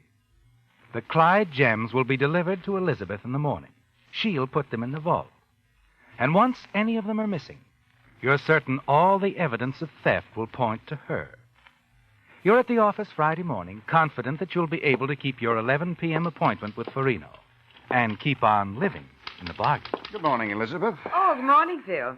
Well, your party last night must have agreed with you. Oh, feel fine. So fine, in fact, I'd like to have dinner with you this evening. You know, that's nice, because I'd like to have dinner with you, too. Oh, good.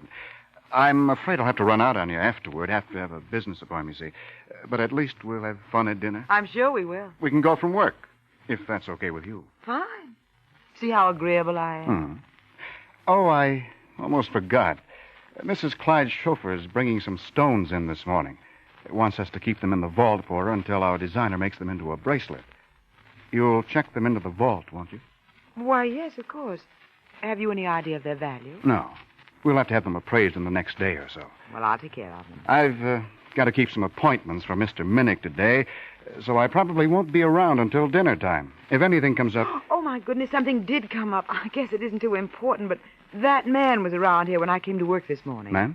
Well, you know, the fellow you were talking with yesterday on a personal matter, you said. Oh. Did you talk to him? No. If he should come back, shall I tell him anything for you? Yes. Tell him hello.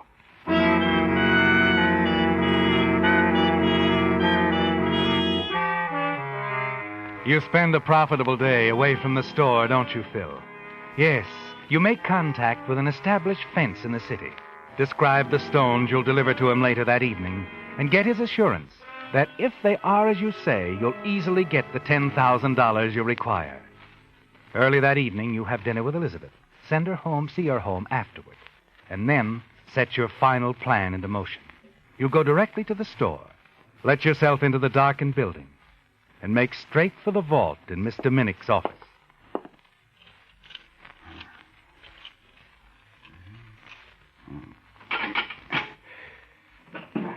You really expect to get away with that, Phil? Elizabeth, how on earth... I followed that cab, as they say, only I know a shortcut. Get away from that vault, Phil. You surely don't expect to use that gun? If I have to, and I may. You made two mistakes, Phil. First, in thinking I'd go for your sudden interest in me after all these years. And second, when you spent most of the day away from the office. You see, your Mr. Farino called to remind you of your appointment tonight. Look, Elizabeth... I'll take that box of Mrs. Clyde's, Phil. I have use for what's inside. Minnick's on to you, Elizabeth. You're on to me. Let's make a deal. The box, Phil, hand it over. Minnick will be no concern, and you little use where I'm going. Okay, I'll hand it over. You only made one mistake, Elizabeth, but that one's going to prove fatal.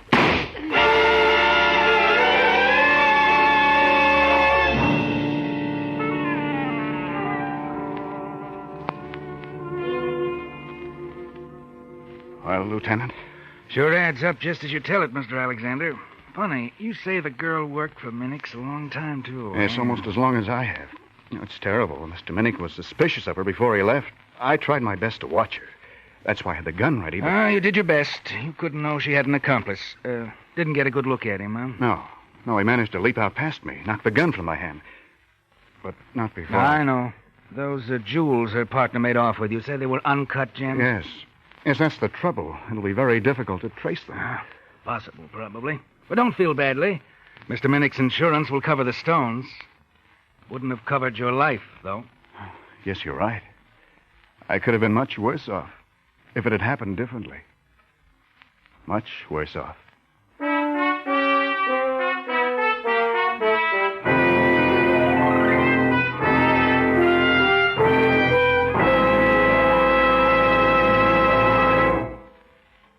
How long will your car last? How long will your car last? Well, this much is certain. If you could reduce engine wear 50%, your car should last a lot longer, shouldn't it? And now you can do just that. Reduce engine wear due to lubrication 50% with wonderful new Signal Premium Motor Oil. Think what this can mean to you in extra savings, extra driving pleasure. Thanks to new Signal Premium, your car should now run twice as many miles before needing an overhaul due to engine wear. If your car is not already an oil eater, new Signal Premium should help you enjoy low oil consumption twice as long. And speaking of price, although most things have gone up, this superior heavy-duty type oil that gives you all these extra benefits has not been increased in price at Signal stations. So if you want to keep expenses down and your car's performance up for a long time to come, you know the oil to change to. New Signal Premium. You know where to get it. At Signal service stations.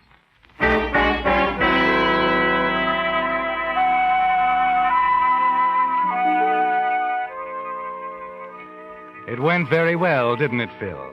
With James Minnick having warned you of his suspicions of Elizabeth, it seemed to the police as if you had caught her in the act of theft. There is no suspicion that it was the other way around, that Elizabeth interrupted you and that you killed her.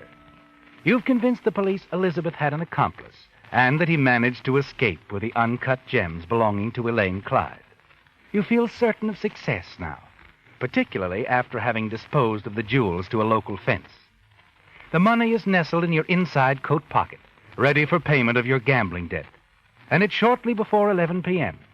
You're right on schedule as you enter Al Farino's gambling establishment. On the black number, ladies and gentlemen. The black this time. Excuse me. Excuse me, please. Come in. Right on time, Farino. Yeah, I see. And here's your money. Now, see, your lackey is on hand to count it for you. You're so right, Mr. Alexander. I'll say something for this boy, Farino. He was more polite than that first one you sent. Yeah? Actually seemed concerned about my being upset, worried. I was worried, Mr. Alexander. Worried and very puzzled. I got news for you, Phil. This is not my boy. Huh? What are you talking about? He's a cop. Your boss was worried about you because of that Elizabeth dame. Thought she might give you some trouble. Mr. Minnick called headquarters, asked us to look in on you from time to time. And you weren't sent by Al here. I put you on the track myself. You sure did. I've had you tailed since that day in the store. I don't believe it. You wouldn't have let me kill her. We were too late to stop you, that's all. Didn't know she'd walk in on you. Too bad. But now we've got all the answers. And they add up to murder.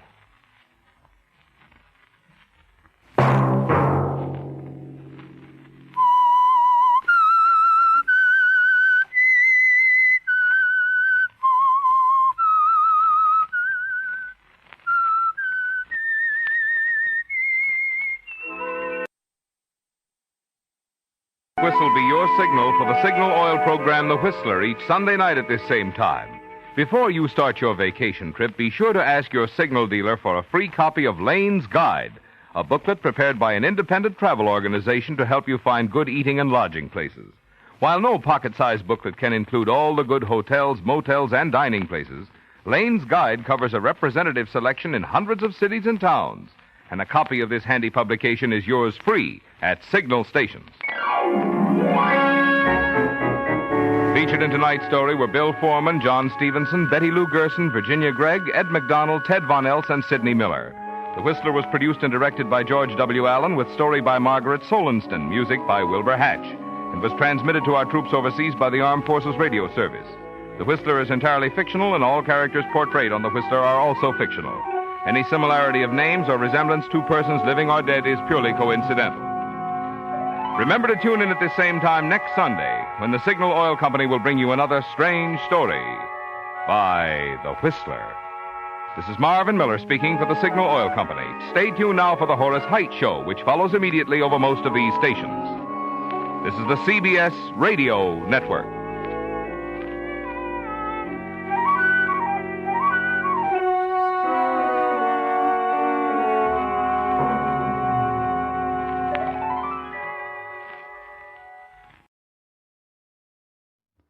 Have you heard the weird tales of the Whistler?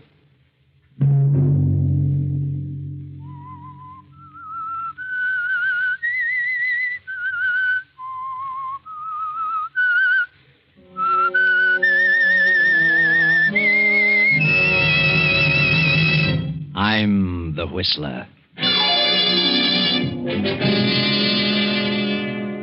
Gentlemen, we 7 scientists have banded together because the government of Austria is in deadly peril.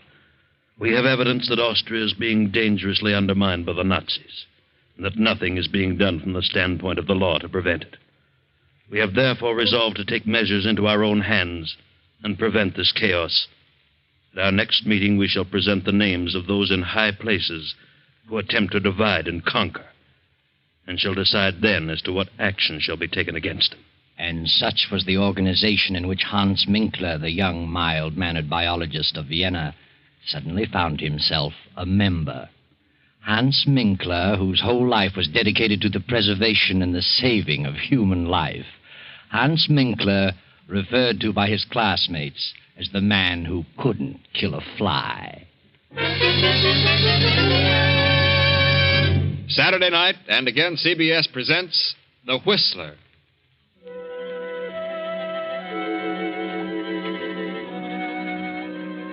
I, the Whistler, know many things, for I walk by night. I know many strange tales, many secrets hidden in the hearts of men and women who have stepped into the shadows. And so I tell you tonight the incredible tale of The Letter. Hans Minkler, the young biologist, only half heard the speech of the leader of the 7 scientists, for Hans was dreaming of his beloved experiments.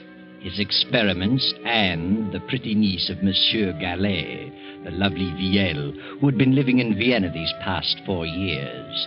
Kindly Monsieur Gallet was interested in Hans Minkler's theories, and Hans was hoping Gallet might finance them. Well, Dr. Minkler, I've studied the outline of your proposed experiments, and I've come to the conclusion that you can accomplish great things. Oh, well, that makes me very happy, Monsieur Gallet. How much do you think you'll need to carry on? I feel quite sure that I could get along for a couple of years on 5,000. If my cell experiments prove successful, human life may be prolonged considerably. I have all the faith in the world in Hans, Uncle.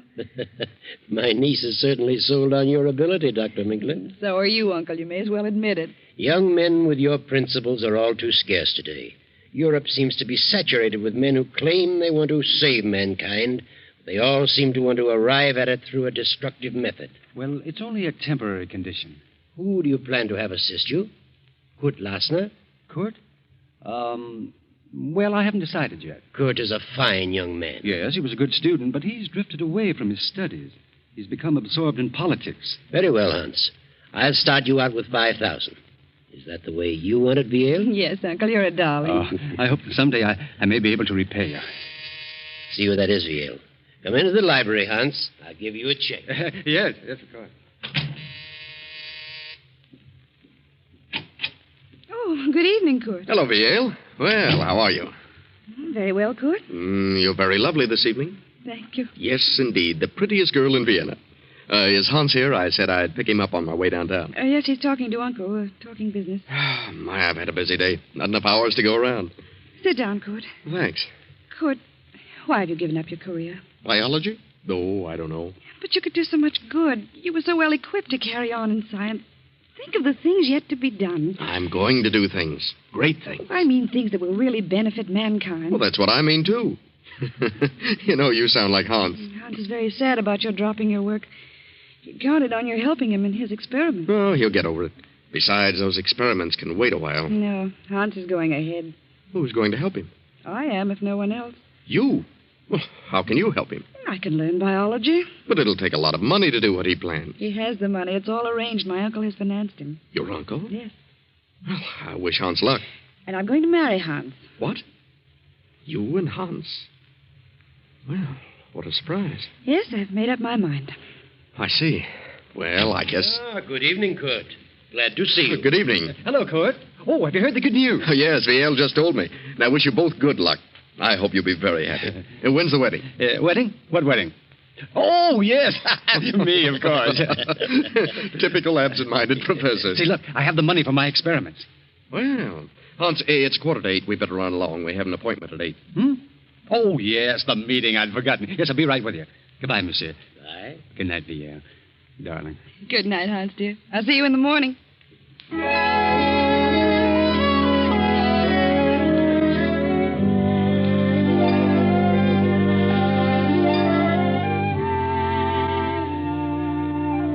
So Hans Minkler reluctantly attends his second meeting, and with Kurt Lassner joins the 5 scientists in the darkened room. The single low lamp on the table casts their shadows on the wall. The leader is speaking again. Gentlemen, we have learned who these fifth columnists are. So it is our duty as loyal citizens to take action against these men. We have learned who the leader is, and naturally he must be the first one to go. In this envelope I have his name. We will now draw lots to select the one among us to carry out instructions which will be read later. Are you ready with the straws, Kurt Lassner? Ready, sir. This is an old and simple method, but since there are only 7 of us, it will suffice. Proceed, Kurt. Yes. 1, 2, 3, 4, 5, 6, 7. All of us have drawn, sir. Good. Here's the envelope containing the name of our victim. Who has the short straw? Well, I guess I have. Hans Minkler. Here's the envelope. But before you open it, we must tell you what the committee has decided to do about this man. He is to die. Die? And that task has fallen to you. You mean this man is to be murdered? Exactly. What? You don't know me, gentlemen. I'm a saver of life. I wouldn't consider such a thing for a moment. Herr Minkler, you are a member of this group. You know our secrets. It will be best for us and for you if you completely forget your scruples. Oh, but I can't belong to a society with such diabolical purposes. Why, I didn't realize what this was all about. Oh, no, I withdraw. It's too late to think about withdrawing. Do you mean that you actually expect me to kill someone? You have been selected. You are fools. Oh, I couldn't kill a fly. I couldn't harm a living thing if the whole country went up in smoke. This is the most ridiculous thing I've ever heard of. You're not scientists. You're a band of madmen. Fiends. Sit down, Hans Minkler. We're not a band of madmen, and we are not fiends. We are loyal patriots of Austria who are determined to save our country. Any one of us might have drawn that straw. Well, I don't want to be a party to such a plan. I'll not commit murder. Unfortunately, you know too much about us now to pull out. And suppose I refuse? Then you will accomplish nothing.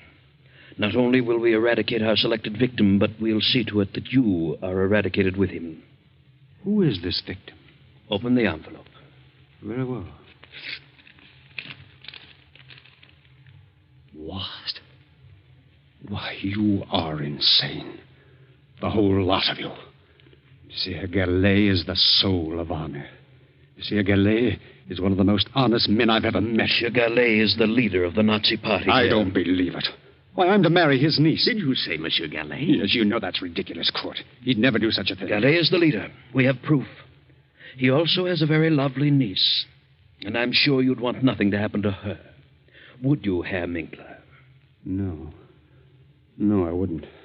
But you must give me time. Time to think. There is nothing to think about. It has been decided. Gallet must be exterminated within 12 hours. Very well. And there's nothing else for me to do. Good night, gentlemen. Good night, Herr Minkler. And remember, if you don't accomplish this task within 12 hours, we will be forced to take care of you. And if we can't find you, we will find the girl. Yes, I understand. Good night.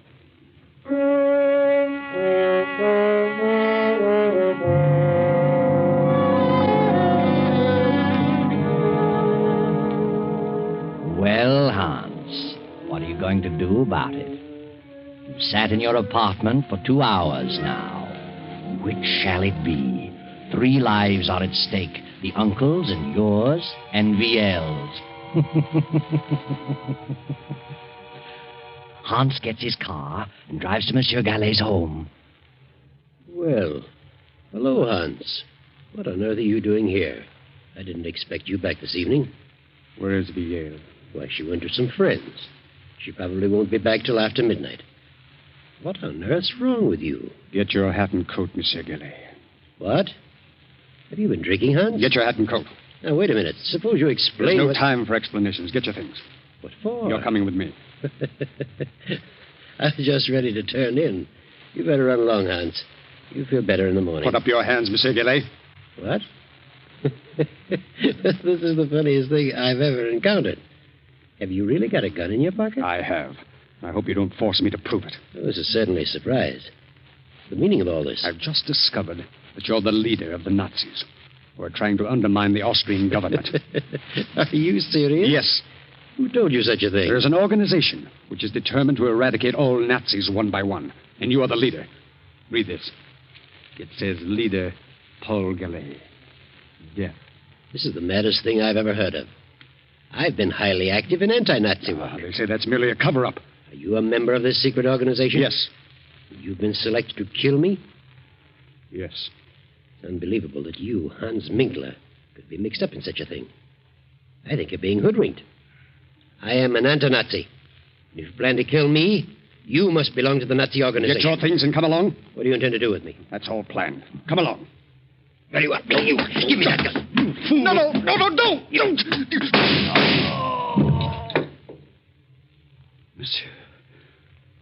Monsieur. Good Lord.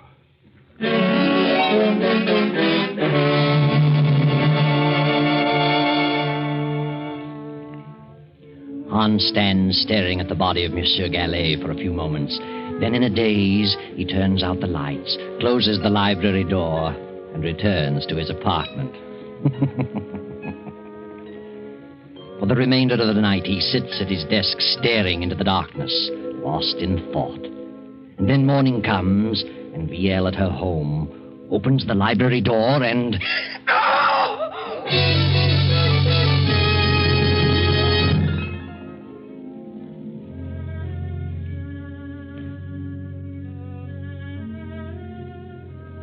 Well, he's been dead about 8 hours, Fräulein. Who on earth would do such a thing?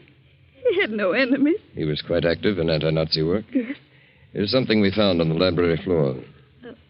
The pipe? Yes. The bowl is hand-carved, has initials on it. As you see, the stem is broken. Have you ever seen this pipe before? Well, I don't remember. There's something else we found, a note, which reads, Leader Paul Gallet, death. Do you recognize the handwriting? No. Do you know anyone whose initials are HM, the initials carved on the pipe bowl? Yes, the pipe belongs to my fiancé, Hans Minkler. Your fiancé.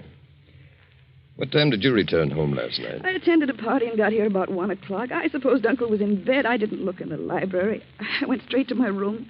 What is Hans Minkler's address? I'm sure Hans had nothing to do with this. Are you?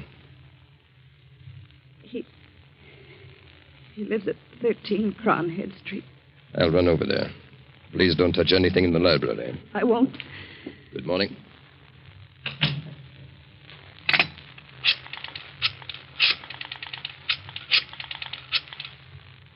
Court, something terrible's happened. Uncle was murdered last night. The police have just left. They found Hans's pipe on the library floor. It was broken. They've gone to his apartment. Please come over right away.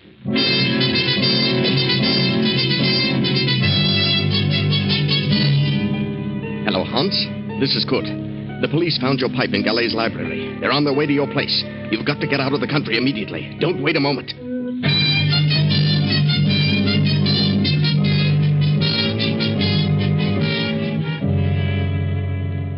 Oh, Kurt, it's terrible. Oh, now, control yourself, Ian. Oh, Kurt, I can't imagine why anyone would do such a thing. Kurt, you know where Hans is. Well, I suppose he's at his apartment. Hasn't he called you this morning? He usually does, but he hasn't. They found Hans's broken pipe near Uncle's body. Kurt, I must warn Hans. I must let him know what's happened. Hans' pipe, huh? Oh, that's bad. By all means, phone him at once. Oh, you call him. Of course. It's Kronigstadt 4347. Right.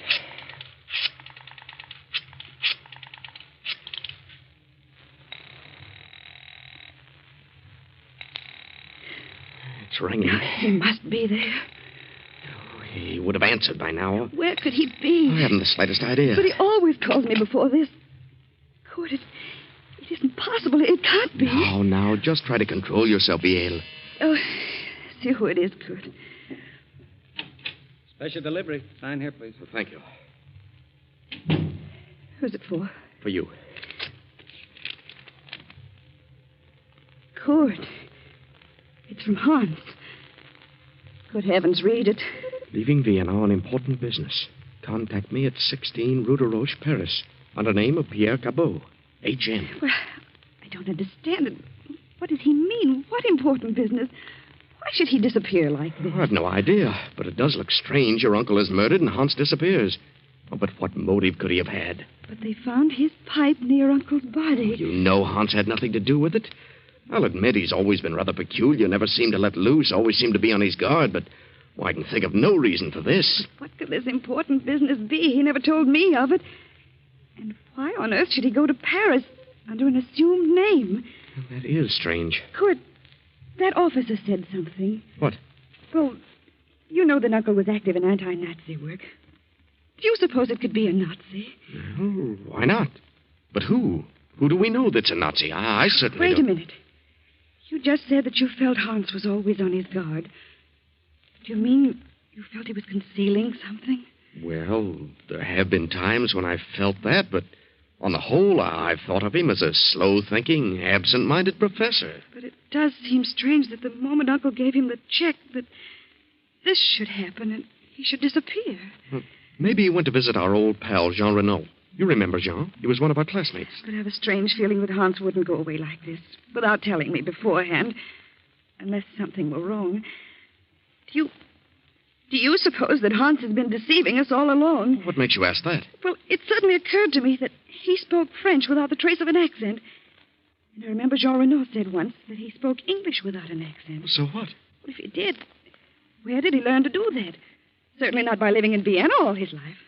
Oh, I see what you mean. Why didn't he tell me beforehand that he was leaving? But he wrote you this letter. Yes, but it wasn't written by the Hans I know. Oh, I think you'd better forget about it. Good.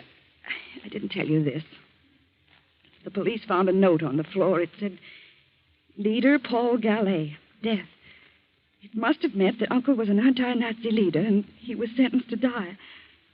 And if this ties in with Hans' disappearance, then Hans must have been connected with the Nazis. Oh, darling, you're getting yourself all worked up. You don't think Hans was a Nazi? Well, I'll admit the way you've got it all worked out, it sounds plausible, but if he was a Nazi and he's left the country, what can we do about it? He won't come back. But why should he go to Paris? Well, Jean Renaud was a good friend of ours. I'm sure Jean knows nothing about Hans being a Nazi. Jean would never suspect him. Maybe Paris is his next assignment. Nazis are just as busy in France as they are here. Let's see that letter from Hans. He says here, contact me, 16 Rue de Roche, Paris. That's Renaud's address, 16 Rue de Roche. Oh, good. I just can't believe it. How could I have been such a fool? I'll see who it is, darling. I'm Captain Gruber from police headquarters. Oh, come in, Captain. Sorry to trouble you again, Fräulein, but we went to Herr Minkler's apartment. He wasn't there. He wasn't. His car has not been in the garage all night. That's strange. We found this writing on the notepad on his desk. Is it his handwriting? Yes. He's written the same two words over and over again, Gallet and Lier, as though he tried to make up his mind about something. But what's become of his car? The car's been found. Where? In a public garage. From all indications, Minkler's left the country, probably for France. Oh, why France? We've discovered that Hans Minkler is a French citizen. A French citizen? What? He always led us to believe that he was a native Austrian. Now, we'll want to check things over a little further. We'll be back this afternoon. Please don't disturb anything. No, we won't. By the way, what is your name, sir? Oh, my name is Kurt Lasner. Good day. Kurt, what did you see? What were you looking at just then? What do you mean? What startled you on Uncle's desk? Well, nothing at all. Here, let me see. Good heavens, I see it. Here on the desk blotter, Uncle's handwriting, it says, Find Hans Minkler. And it was Hans. It was. Uncle was trying to tell us who did it. Maybe. To think that he could be so low as to take Uncle's money and then kill him. Oh, please, Viel. I just can't believe it. I won't believe it. I mustn't. Well, I'm sorry to say that all the evidence is certainly against him. Oh, come, Viel. Try to get this off your mind. Try to get some rest. The police will take care of everything. Oh, yes, Kurt. I guess you're right. If Hans did do it, he'll pay. He's the one who'll do the suffering. Believe me.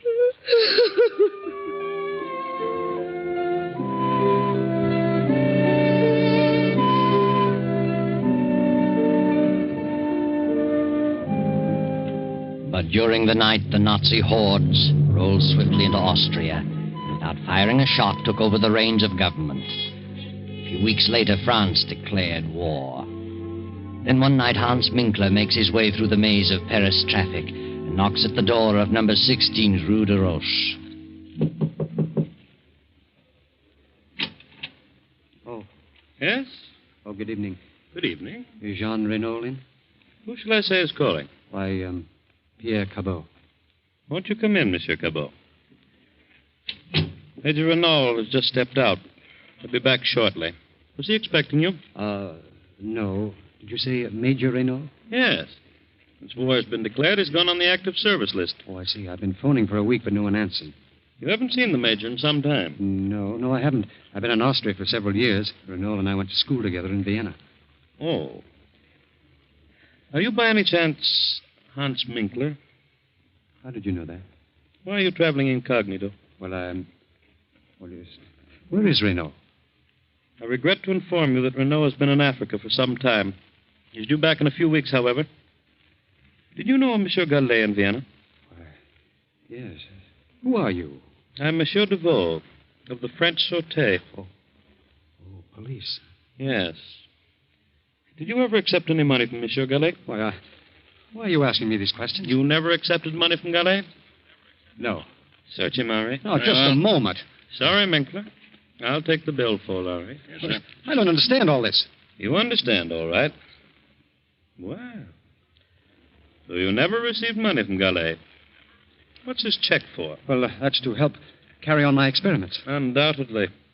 Monsieur Gallet was helping you and quite a number of others to carry on experiments. Others? I suppose you say you're new at this game. Game? I don't know what you mean. I had nothing to do with his death. Nothing. Yes, I believe that. Why should you kill one of your own? Oh, I don't know what you're talking about. If you were intending to carry on experiments in Vienna, why is this check drawn on the Bank of Paris? Well, maybe he had a surplus of funds here. Indeed, he did. How did you know I was coming here? We knew. Just what were your plans? Oh, this is ridiculous. I'm not a spy. I was engaged to marry Galet's niece. Really? Some way I got mixed up with an organization which planned to rid Austria of all Nazis. They claimed that Monsieur Gallet was the leader in Vienna. I denied it.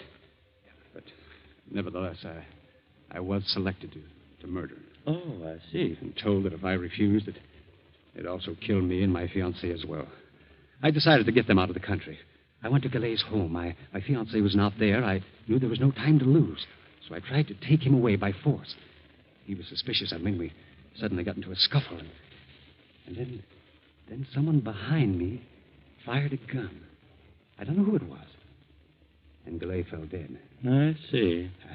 I went to my home. Next morning learned that they were looking for me. I got out of the country, and in a roundabout way, I came to Paris. A good story. But it doesn't hold water.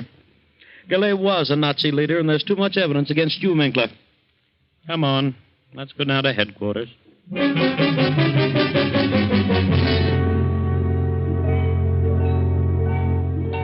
2 weeks later, Jean Renault returns to Paris. Then, 6 weeks after Austria surrenders, Kurt and Viel escape from the Nazis and make their way to Paris. Jean Renault meets Kurt on the street and asks him to bring Viel to visit him at 16 Rue de Roche. Come in, Kurt. Well, Viel. It's been a long time. How are you? Excellent, thank you. So you two are married. Well, my congratulations. Though I didn't expect it to work out quite this way. No? Why not? Well, I always had an idea that you might marry Hans Minkler. Well, one never knows. No, Kurt. One never does. By the way, have you seen Hans? He's in Paris, been here for several weeks. Has he? Yes. Don't tell me you haven't seen him. Well, he told us he was coming to visit you. Oh, yes. He's in Paris. I wasn't here when he arrived. He left several notes. I found them when I returned. But do you know where he is now? Yes. Would you like to see him? Yes, I would. Hans is dead. Dead? What? Dead?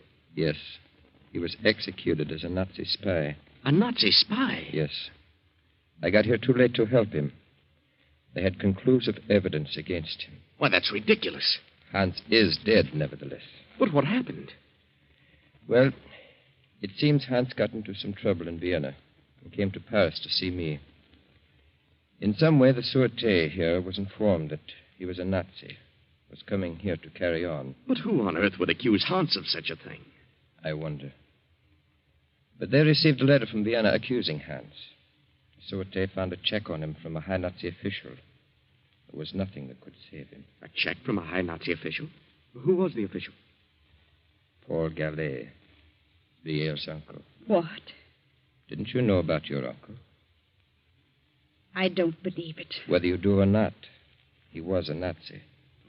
The Secret Service has known it for years. He may or may not have given the check to Hans for Nazi purposes. But the evidence was against Hans. Then the letter came to the Sûreté saying Hans was a Nazi agent. They found him here, arrested him. That's all there was to it. But who would write such a letter? Hans had no enemies. Would you like to read the letter? Yes. Here it is. Hans Minkler, under alias of Pierre Capot, has given evidence of being a Nazi spy. Locate him at 16 Rue de Roche, Paris. And that's all that was necessary. How awful. I can't imagine such a thing. Notice the handwriting, Kurt. What? Ah, yes. Viel, this is your handwriting. It is not. I'm positive. You wrote this. No. Don't lie to me. I know your writing. You wrote this letter. All right.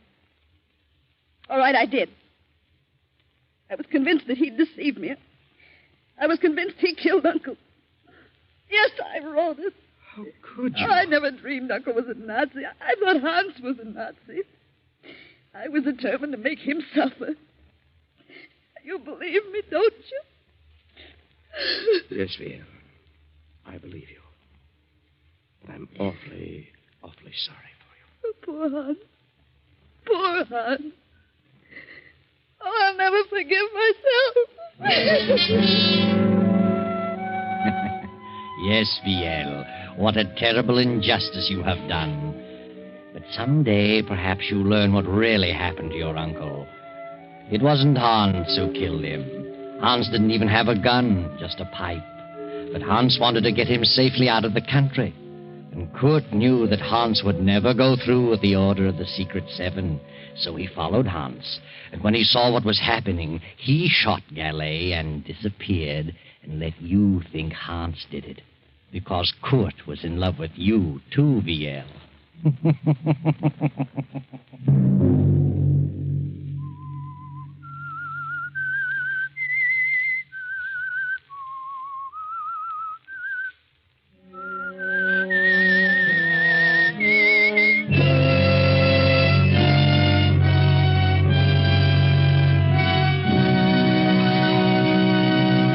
CBS has presented The Whistler. Original music for this production was composed and conducted by Wilbur Hatch. The Whistler is written and directed by J. Donald Wilson and originates from Columbia Square in Hollywood. Next week, same time, I, the Whistler, will return to tell you the strange tale of Out of the Fog. Good night.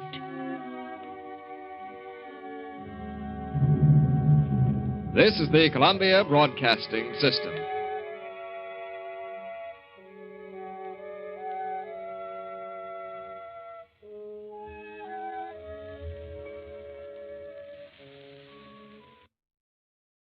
Signal. Signal gasoline. Yes, Signal is the new gasoline you can prove is superior.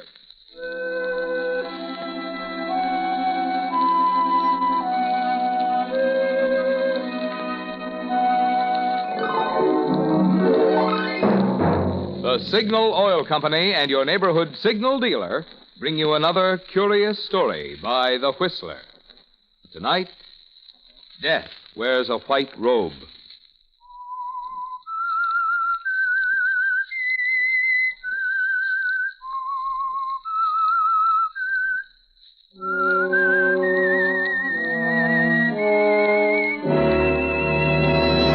I am the Whistler, and I know many things, for I walk by night. I know many strange tales hidden in the hearts of men and women who have stepped into the shadows. Yes, I know the nameless terrors of which they dare not speak.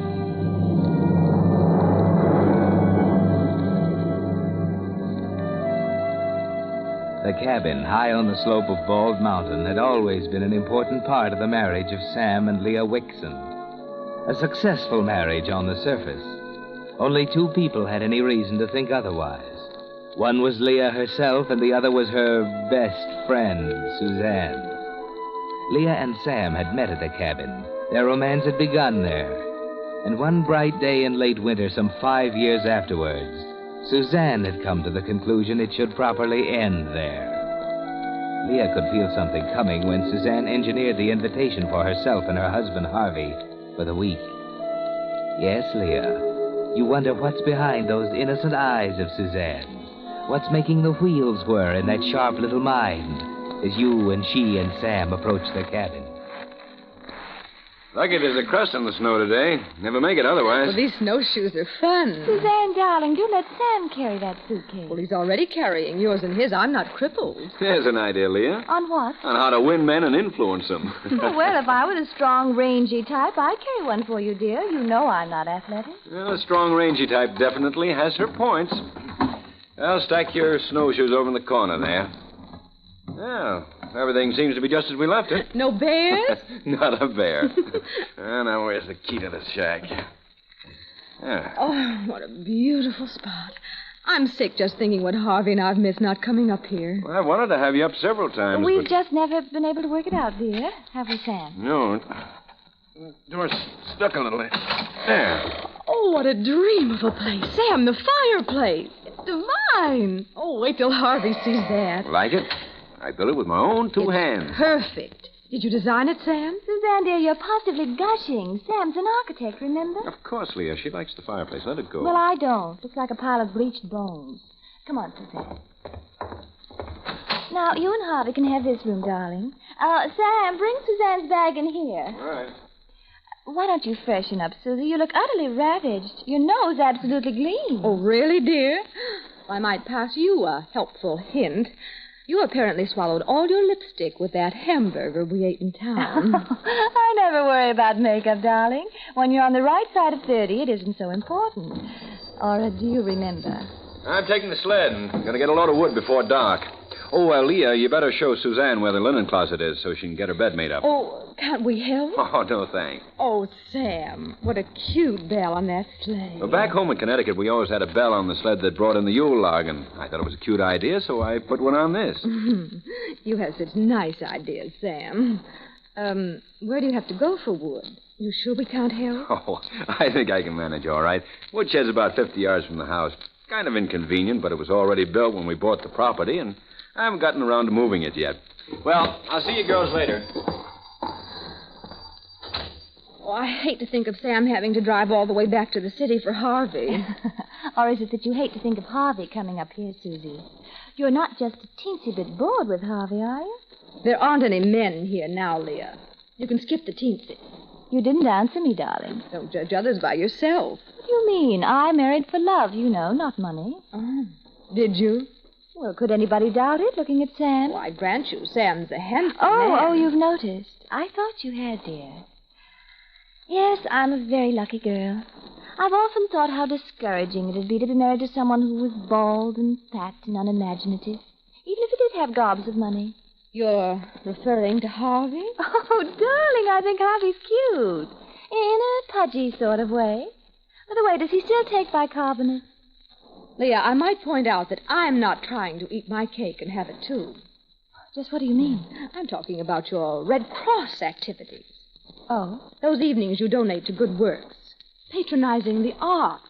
What are you talking about? Shall I come to the point? Or would you like to fence for a while? You're not being clever, dear. Well, I'll try to be more specific. I'm referring to the movie type you picked up at Sandra Gilman's. The pianist. Picked up? I hardly know him. Why, Leah, you're actually blushing. I can see it clear through that Westmore number 12. I've nothing to hide. Your taste isn't bad at that. He is fascinating and talented. Musically, of course. But I should think you'd worry a little of Chopin after 6 months.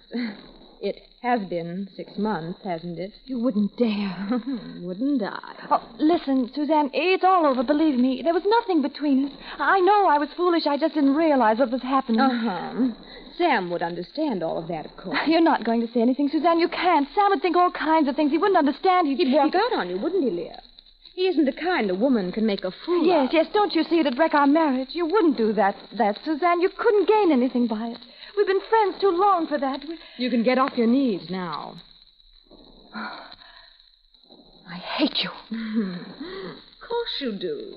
You always have. You're just trying to get back at me. You've been waiting for a chance like this ever since Sam and I were married. You love him, don't you? You've been in love with him for years. I didn't say that. But it's true. And you think this is your opportunity. But you won't tell Sam what you found out. You won't. Do you understand? Why, darling, you're so terribly dramatic. How could you stop me? I don't know. But I will, Suzanne. I will if I have to. Have to what, Leah? There's just the two of us here.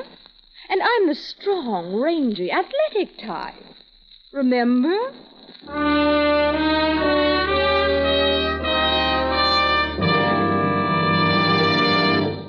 That new car you've been waiting for is apparently still quite a ways off. But for the fun of improved driving performance, there's no need to wait any longer for that. No, sir. With new signal in your tank, you actually feel your present car get young again right now. Yes, whether you're driving a 32 Ford or a 42 Cadillac, you'll thrill to performance you never dreamed was built into your car. For new signal gasoline isn't just pre-war quality, not just old-style gasoline improved. No, indeed.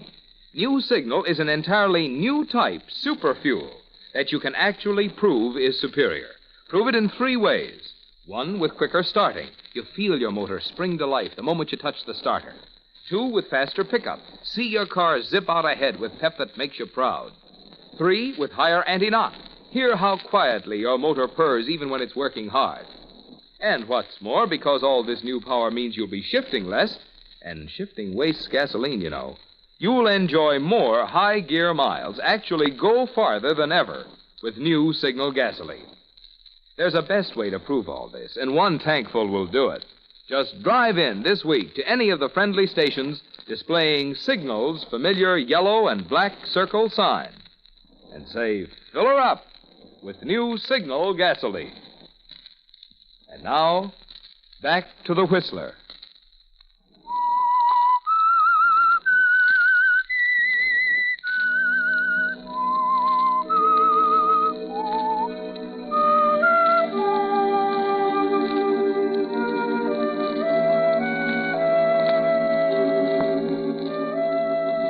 Well, Leah, you thought you'd managed the musician pretty cleverly, didn't you?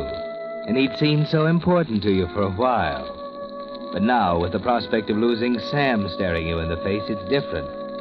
He'll walk out, you're sure of it. You know him too well.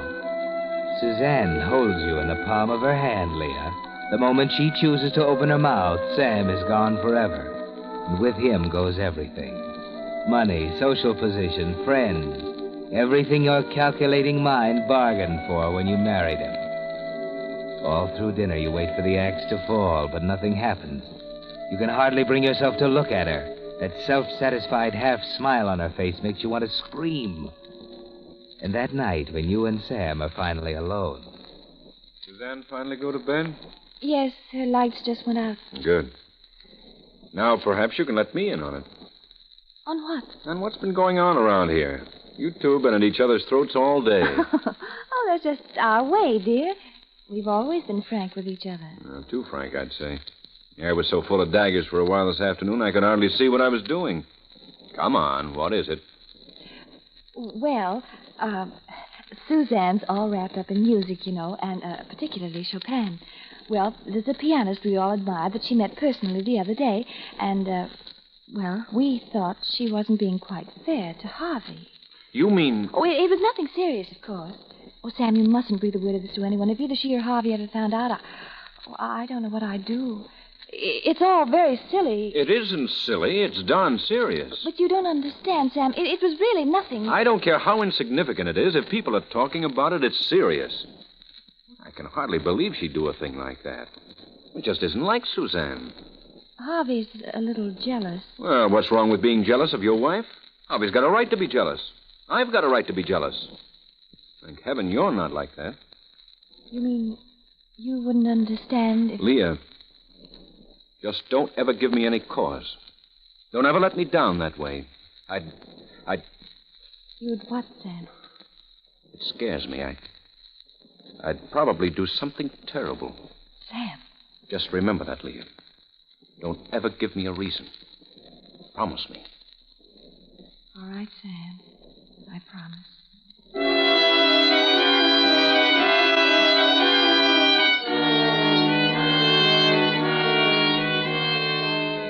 Pretty sure of yourself, aren't you, Leah? That was a dangerous step to take. But it's your word against hers, after all. Perhaps you have something else in mind, something involving the day and a half the two of you will be alone in the cabin, while Sam goes back to the city to pick up Harvey. They say the best defense is a first-class attack. Maybe that's why you seem to have regained a little of your old self-confidence the next morning, as you and Suzanne go out to the shed for firewood an hour after he's gone. Well, don't stand there, Leah. Help me with the door. Take your time. We've got a day and a half. Oh, wonderful. What? Oh, you've got the strength of a horse. You're pretty chipper this morning, aren't you? I'm delirious with excitement. A day and a half all to ourselves. It's a grim prospect. Well, are you going to stand in a corner and rhapsodize? Or are we going to get some wood? Oh, all right. I don't see why you're fussing so about wood. There's enough in the box in the house. To last a couple of hours. I can't understand why Sam had this wood stack clear up to the rafters. Can't even reach the top.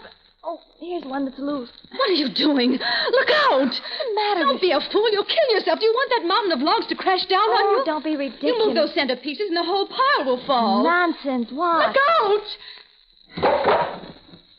There, you see? Nothing happened. The Lord looks out for drunks and fools, darling. Hussies, too. Wait a minute. That just about does it. I've taken about all I'm going to take from you. All right. You want it straight from the shoulder, and I'll give it to you that way. I said you're a no-good little hussy, and I'll say it again. You've been taking Sam for a ride, and I'm going to make sure he knows all about it.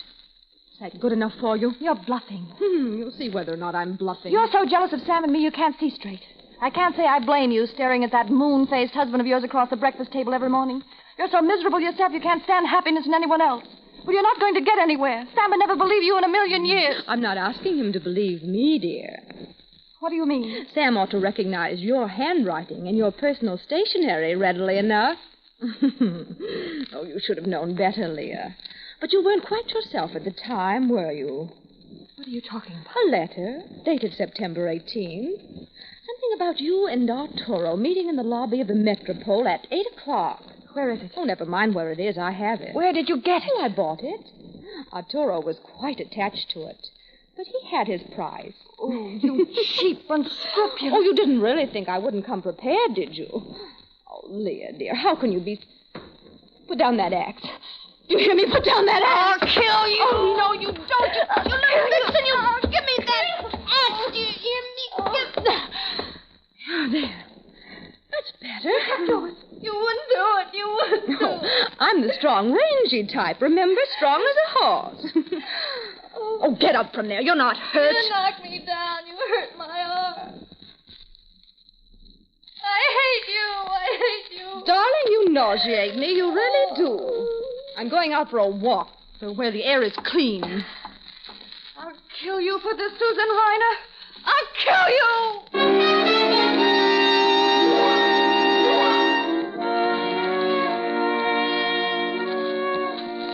And you could do it, couldn't you, Leah? There's a blind, frustrated hatred inside you that would make you capable of anything, even murder. All that day while Suzanne is out walking, you sit alone in the living room in front of the big fireplace, staring into the embers and thinking. The two of you alone in the cabin. It would have to be perfect. The slightest indication that it wasn't an accident and you'd be done for. There simply wouldn't be any other suspects. Yes, Leah, it would have to be perfect or it couldn't be at all. Perfect. Thinking, dear? Oh, when did you get back? Just now. I made a great to-do about slamming the door and throwing off my snowshoes, but you didn't budge an inch. What's on your mind? Nothing. That's as it should be. Where have you been? Over to the West Slope and back. You should have stayed longer. Oh? You might have been caught in the storm. Storm? Don't be silly, dear. The sun was so bright on that snow you could hardly look at it. The radio said we're in for a bad storm sometime tonight. I just turned it off. That raises a delightful possibility. What's that? Sam and Harvey may be delayed, dear. You and I may have several more charming days together here on the mountain. How's the food situation? There's plenty. Oh, that's good. Speaking of food, what about dinner? I haven't thought about it. Coffee on the stove. Will you join me in a cup? Thanks, no. Oh, it's a shame to waste that gorgeous fire, isn't it, dear? If Arturo were only here... Suzanne, will you stop it? You've made yourself perfectly clear. I know what you're going to do, and I know how you're going to do it, and there's nothing more to be said. I can't stand this jabbing and picking any longer. I can't stand it. On second thought, I'll make my own coffee. It's safer that way.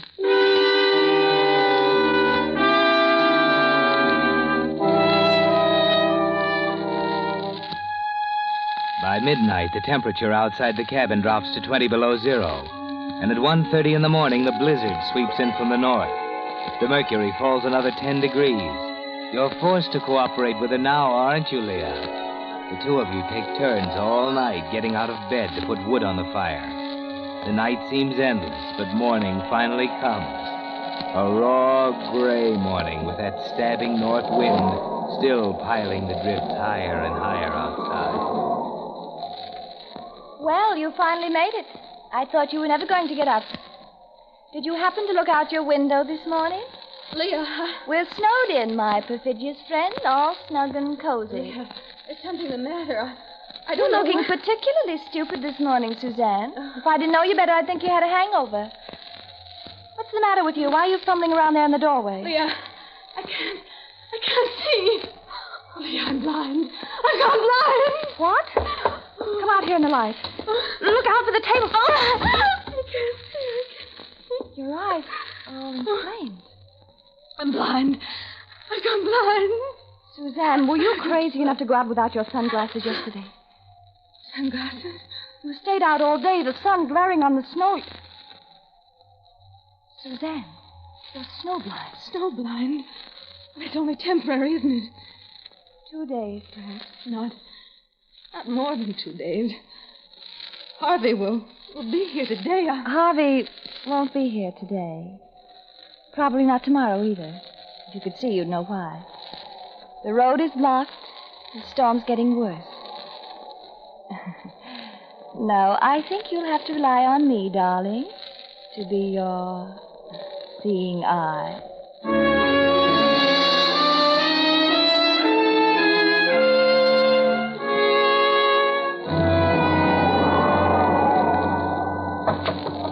Suzanne, unlock the door. You'll have to come out of your room sometime.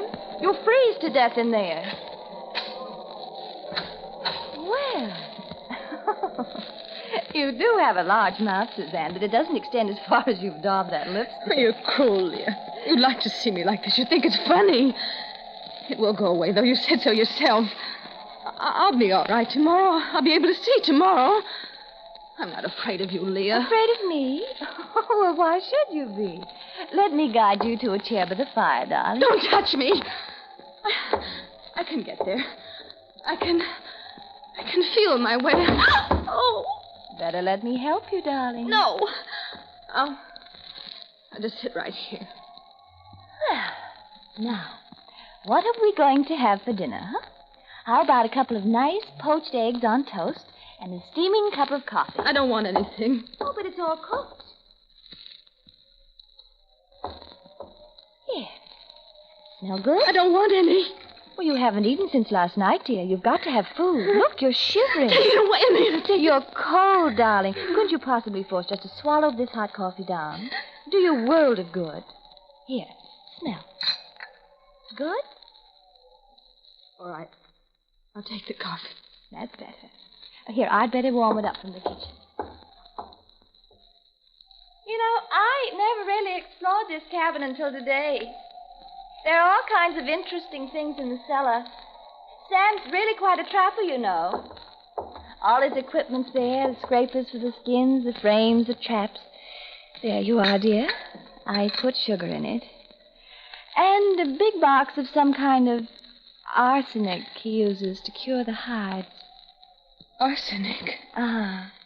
Gets rid of the vermin. Come on, dear. Drink up. Do you good. No, I don't want it. Take it away. Oh, Suzanne, you're priceless.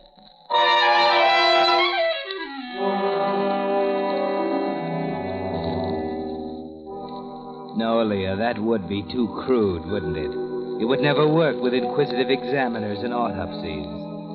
You rejected poison at the start when you first began thinking about killing her. You're just playing with her like a cat with a mouse. You've thought of a better way, haven't you? A perfect, foolproof way. Leah, you've gone. You've left me. I'm right here, darling. Oh. Why didn't you answer, Leah? I've been thinking. Of what?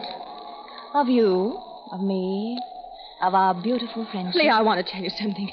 Leah, you know I'm your friend. Of course, you're my dear, dear friend. And Sam's, too. Especially Sam. It's not what you think. Leah, Oh, spare me, darling. I'm not interested in listening to you unburden your soul, even when there's no other entertainment available. But, Leah, I want you to know this. There's nothing I want to hear from you. Where are you going, Leah? I'm getting our coats and snowshoes. Our what? Our coats and snowshoes. We have to get another load of wood. Unless you want to sit in here and freeze to death. I can't go outside. I can't see. And I can't pull that loaded sleigh alone. We'll get along. I'll guide you. If you fall down out there, you won't hurt yourself. The snow is soft. Very soft, Suzanne. It even gets warm after a while. Here's your coat and mittens and a scarf for your head. I won't go out there. I won't. Listen to that wind. We couldn't find our way through that blizzard. I can get to that woodshed blindfold. Come on, put on these things. I can't. But you will. You will. No. There. Now, put on these mittens. No. Oh, Leah, you hold my arm. You won't let go of me. I'll hold your arm. And when we get outside, you can hold on to the rope. Ready? Come on, then.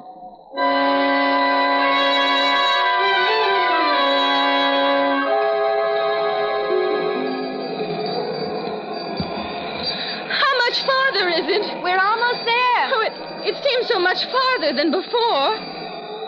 All right. You let go of the rope now and stand right there. I'll pull the sleigh up to the shed and load it. Oh, wait. Lead me to the shed so I can stand out of the wind. Just walk about 6 steps forward. It's right in front of you. I must be walking in the wrong direction. I haven't come to the shed. Leah! Answer me, Leah! Where are you, Leah? Are you in the shed? I don't hear you. I don't hear the bell, Leah. Oh, Leah, you're leaving me. You're leaving me out here to die. Oh, Leah, come back, please. Oh, please, Leah, please come back. Come back. Oh, which way? Where did you go? Answer me. Oh, Leah, listen. Leah, what I said about telling Sam, I won't. Honestly, I won't. I was never going to. There isn't any letter. Oh, you're my friend, Leah. I'm not in love with Sam. I'm not in love with him. You're my best friend, Leah. You believe me, don't you? You believe me. Answer me, Leah. Answer me!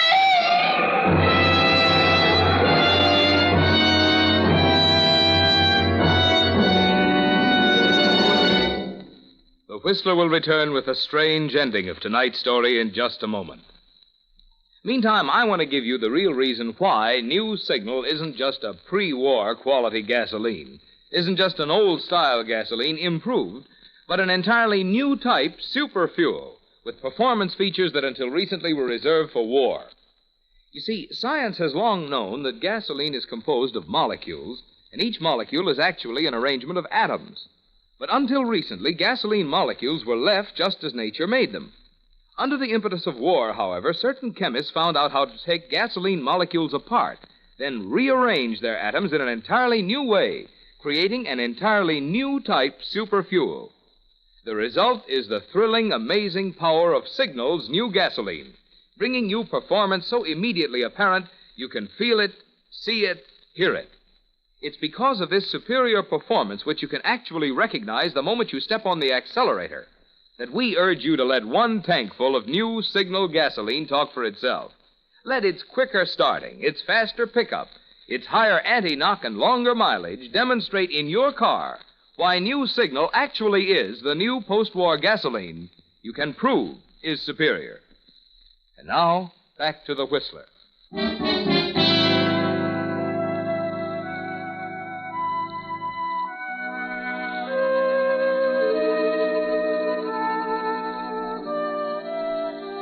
That one was perfect, Leah. It can't miss. You had an argument and she walked out of the house, said she was going to Cedar Village, that she couldn't stand you anymore. You tried to tell her she'd never make it, but she insisted on leaving, and that's all you know. Yes, it's perfect. No weapons, no blows or marks, just her frozen body 200 yards from the house. Far enough so you couldn't have heard her over the storm. You can't hear her now anymore as you pile wood into the sled. She's probably staggered further in the wrong direction. Well, you'll need plenty of wood, Leah. Make it a full load, enough to carry you through tomorrow. There you are. Pile it high. One from the side. One from the end. Look out. Remember what Suzanne said about pulling one out from the center.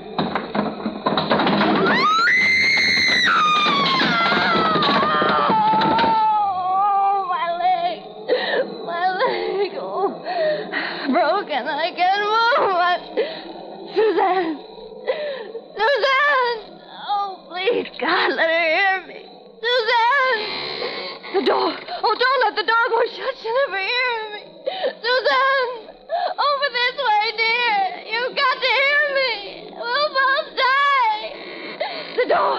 No! Suzanne! Suzanne!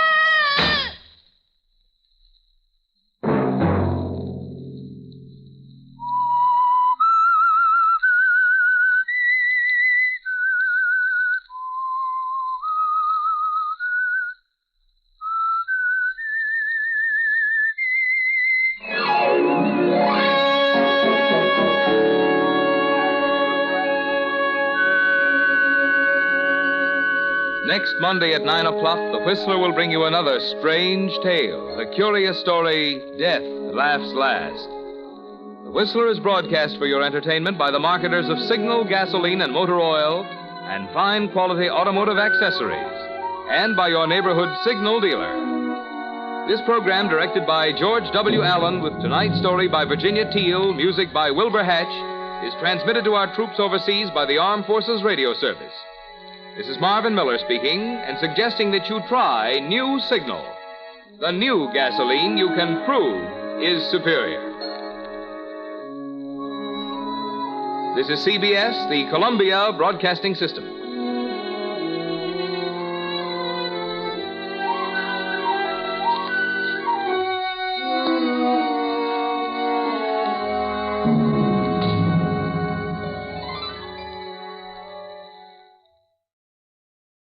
The Whistler.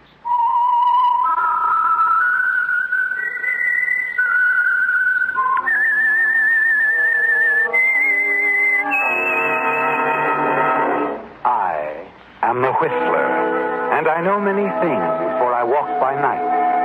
I know many strange tales hidden in the hearts of men and women who have stepped into the shadows. Yes, I know the nameless terrors of which they dare not speak.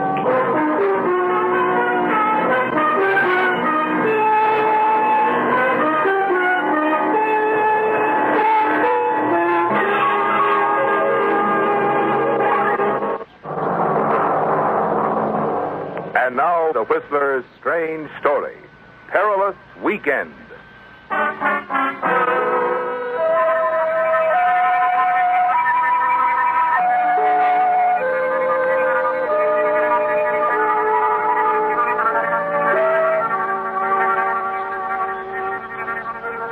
Sudden fear, uncontrollable in that first moment of shock, hit Clay Bowman with its full impact as he stood on the terrace of the penthouse high above the city. And he could only stare down at the lifeless form of the young woman sprawled out at his feet.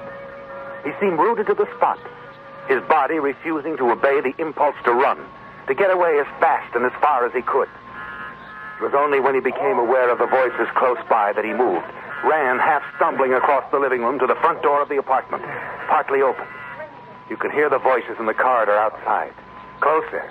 Closer, Clay. Hello? You look around frantically for a place to hide, and then drop quickly to your hands and knees behind the large sofa. Hello? Anybody home? Anita? Well, she must be home, Fred. She wouldn't go out and leave her front door open. Maybe she's out in the terrace. Well, I'll have a look. Fix us a drink, will you, sweetheart? Sure. Anita, you out here? Fred, looks like there's no soda here. Plain water okay? Fred, do you hear what I... Helen. Well, what's the matter? It's Anita. She's out there. She's been murdered. Murdered? Better call the police. You're trapped, aren't you, Clay? They're certain to remain in the penthouse until the police arrive and find you. You watch as the woman moves slowly toward the terrace. The man is talking into the telephone, his back to you. Now is your chance. Will you?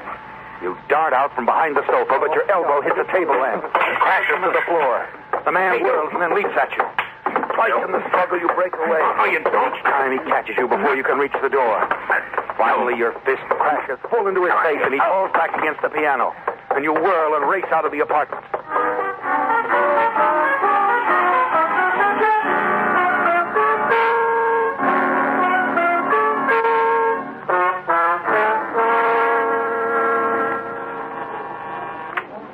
Hotel Carlton, good evening. Oh, yes, room 308. Just a moment, I'll connect you.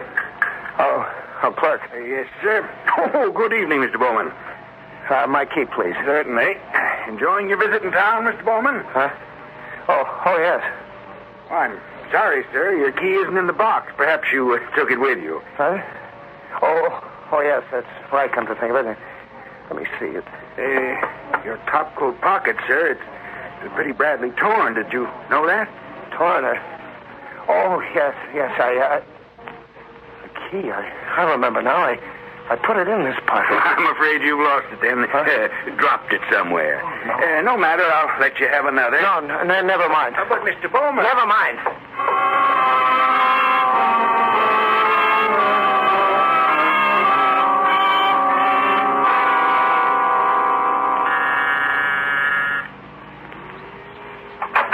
Yes, what is it? What? Well, what do you know? Clay Bowman. Hello, Tony. Well, this is a surprise. Come on in, fella. Come on in. What are you doing here in town? Business trip. Got in this afternoon. Boy, it's good to see you. It's been a long time, Clay. Yeah. You look like you could stand a drink. Look, I've done a fool thing, Tony. I don't know what got into me. I just must have been out of my mind. Yeah, it sounds serious. It is, Tony. It's a girl I never saw her before, never even knew her name. It all started on the telephone when I tried to phone Charlie. Hey, look, I'm not following this at all. Fill me in from the top, huh? Yeah. Well, as I said, I arrived this afternoon. I found out the man I was supposed to see had gone out of town. Won't be back till Monday. So there I was, stuck here for the weekend. I didn't know what to do with myself. Here's your drink. Thanks. Well, look, Clay, why didn't you give me a buzz? Well, I planned to, Tony, but... Yeah, I know. You called Charlie first. Well, you and Charlie never did like the way I lived, did you? Well, a little too fast for you boys. So the old high school threesome has been a twosome the last few years. Oh, it's not that, Tony. It's sure it is. Well, that's okay. I got dollars where you guys have got dimes. Well, anyway, go on. Tell me your troubles. Well, when I called the number Charlie gave me when I was here last year, a woman answered the phone. Yeah? It seems the phone company had changed a lot of numbers and given this woman Charlie's old number somehow. Oh, yeah? Yeah, well, go on. Well, she seemed very nice, real friendly. Sounded kind of lonely, too. Well, so it all ended up with her asking me over for a drink. What? I don't know what made me do it, Tony. I wouldn't do anything to hurt Marcia for all the money in the world, but... No. But I didn't see anything particularly wrong in it at the time, so... Well, so I went. Yeah. When I got there, I found the apartment door open. I went in, and there she was. Dead. Dead? Yeah. Where'd all this happen, Clay? Oh, in a little penthouse apartment just off Sunset. Anyway, I got panicky and I got out of there as fast as I could. I didn't want to get involved. Police, questions, a story in the papers because... Oh, sure, because of your wife, Marcia, yeah, so you ran. Anybody see you? Yeah, before I could get out, a man and a woman came to the apartment. He tried to stop me. There was a struggle. But you did get away. Yeah, that's important. This man, he doesn't know you. Oh, no. Yeah. No, but in the struggle, my coat pocket was torn. I lost my hotel key. What? Yeah, don't you see? The name of the hotel, the room number is on the tab. When the police find that key... Sure, they'll trace it down and identify you as the man who ran from the apartment. Oh, wow. You are in a jam, Clay. Yeah, I know.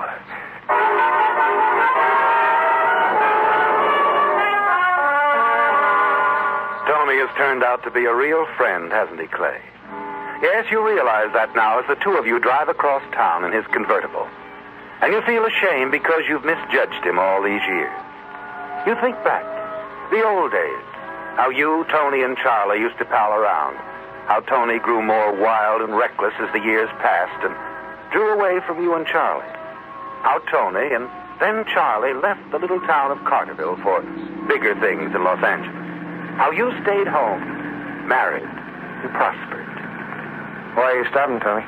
Because this is as far as we go. Huh? Well, surely your friend doesn't live in this neighborhood, nothing but warehouses. That's right. You can get out, Clay. What? You can get out, I said. Well, Tony, wait a minute. Well, hey, what's the idea of the gun? I've got it all figured out, friend. When the police find that hotel key, they'll think you killed Anita. And when they find you dead with a murder gun in your hand or suicide, they'll be certain. What, Tony, I don't understand. Why? Why do you want... Simple. Don't you see, Clay? I'm the one who killed Anita tonight.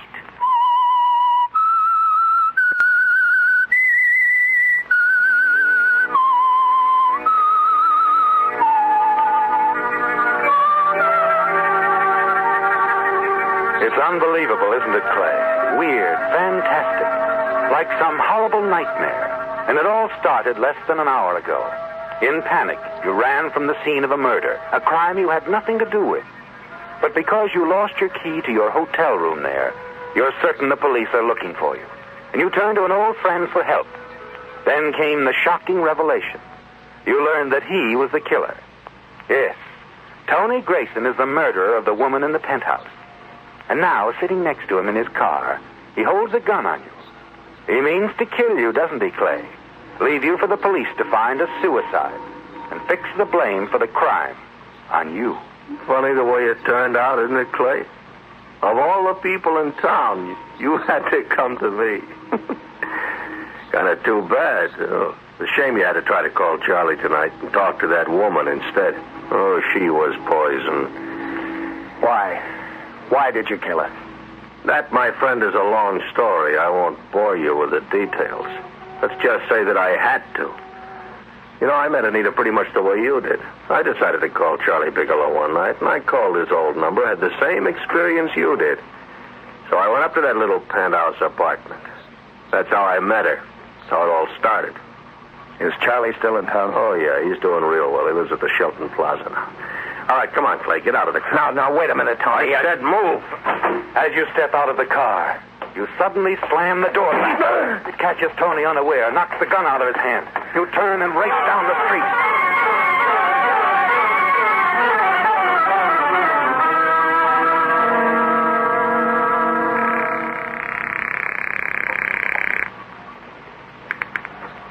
Hello? Hello, Charlie. Yes, this is Charlie Bigelow. This is Clay. Who? Clay. Clay Bowman from Carterville. Clay! Well, you old son of a gun. How are you? Where are you? Here in town? Yeah. Well, doggone it, Clay. It's good to hear from you. Charlie, I've got to see you. Well, sure. You come on over. My wife will be glad to see you, too. No. I can't come over, Charlie. Can't we meet somewhere? Meet somewhere? Hey, is something wrong, fella? Yeah, I'll explain everything when I see you. Okay. Now, where are you phoning from? Drugstore on the corner of Palm and 16th across from the park. I'll meet you there in 10 minutes.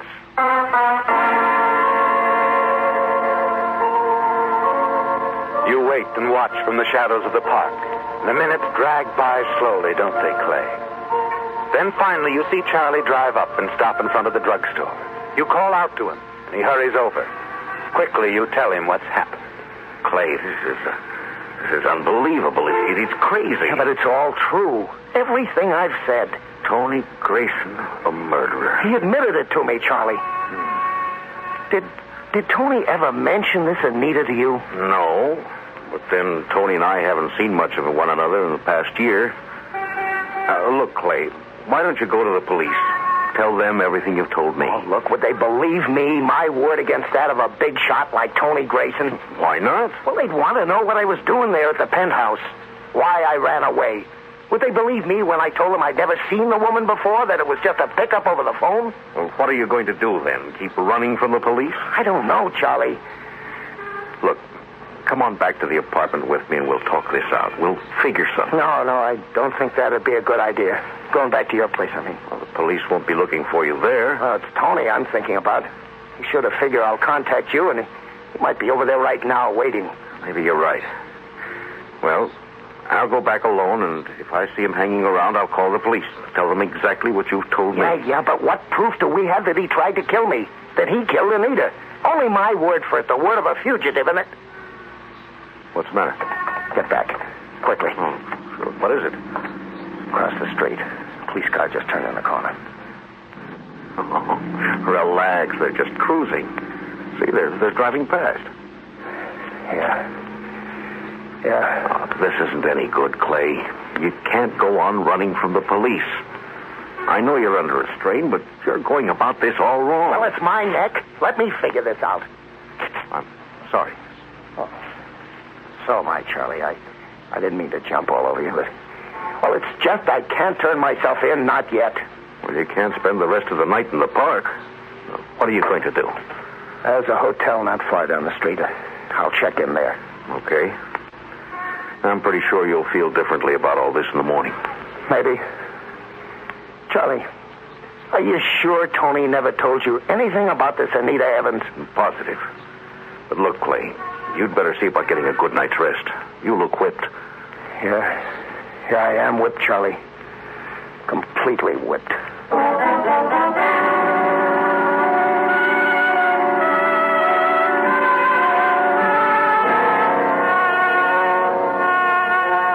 It's been a terrible strain, hasn't it, Clay? Yes. Why did you walk across the street with Charlie? You feel strangely calm. He's done that for you, hasn't he? Quiet, dependable, unexcitable Charlie Bigelow. He's helped steady you. You leave him in front of the drugstore, hurry around the corner toward the hotel. And then you remember something you wanted to ask him. You double back quickly. And as you reach the corner again, you stop in your tracks. Charlie's car is still parked at the curb, but he isn't at the wheel. And then you see him inside the drugstore talking on the telephone.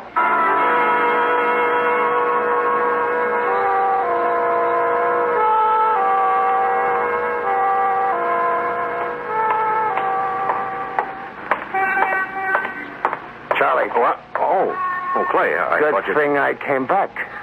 Who are you calling? Well, Irene, my wife. Really? Of course. Come on, Hey, Charlie. Who did you call?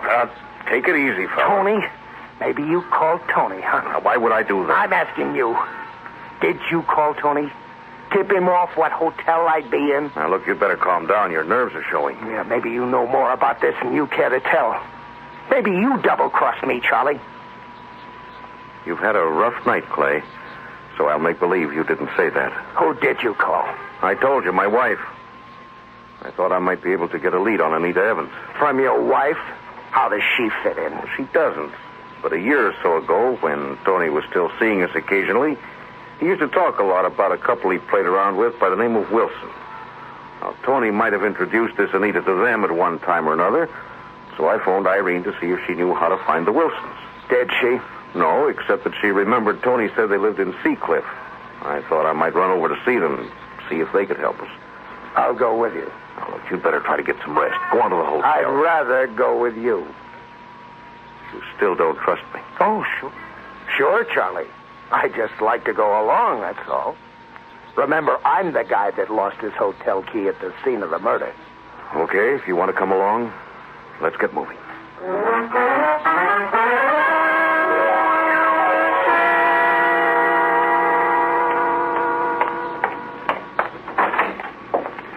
Charlie, did you find out anything from the Wilsons? Well, not much, but a little.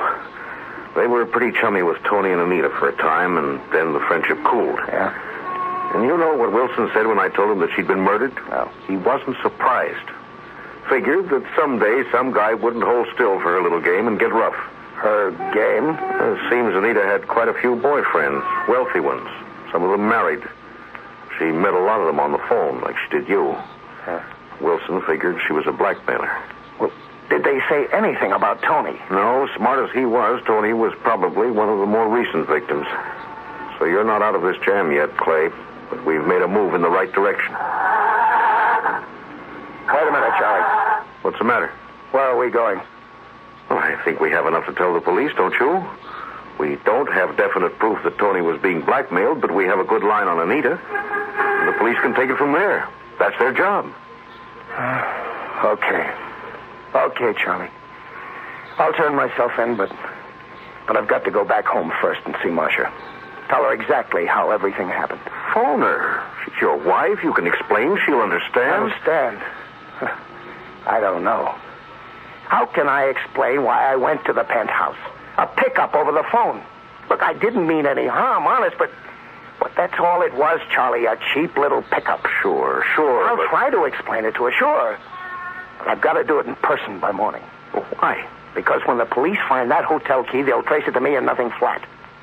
I want to tell Marcia before she reads about it in the papers that the police are looking for me and that they suspect I killed a blonde who lived in a swanky penthouse. But the police have to be told about this now. When I get back from Carterville, I'll turn myself in. In the meantime, suppose Tony decides to run out. We'd be letting a murderer get away. Oh, they'll find him. If they don't pin it on me first. All right, now I'm only thinking of Marcia. What all this is going to do to her. Wait a minute. I could go to the police. Tell them. No. Bet you involved too much in this already, Charlie. I wouldn't have to be involved. I could phone them instead, an anonymous tip. The important thing is to let them know about Tony. Yeah, I guess you could do that. If you just leave it to me, I'll handle it. Look, it's getting late, and you'll have to do some fast traveling to get back to Carterville before the morning papers come out. I'll tell you what, you can have my car. Well, there's a train out at midnight. No. If the police have found that hotel key, they'll be watching the bus and railroad stations, too. I better take the car. All right. All right, Charlie. And thanks. And be careful when you get home, Clay. They probably will be watching your house, too. Yeah, but I'll make it, even if they are. Once I've seen Marcia, I'm turning myself in anyway. Don't worry too much, Clay. I'm sure Marcia will understand. I hope so. I've been pretty much of a fool, haven't I, Charlie? Even if Marcia does understand, I'm afraid things will never be the same again between us.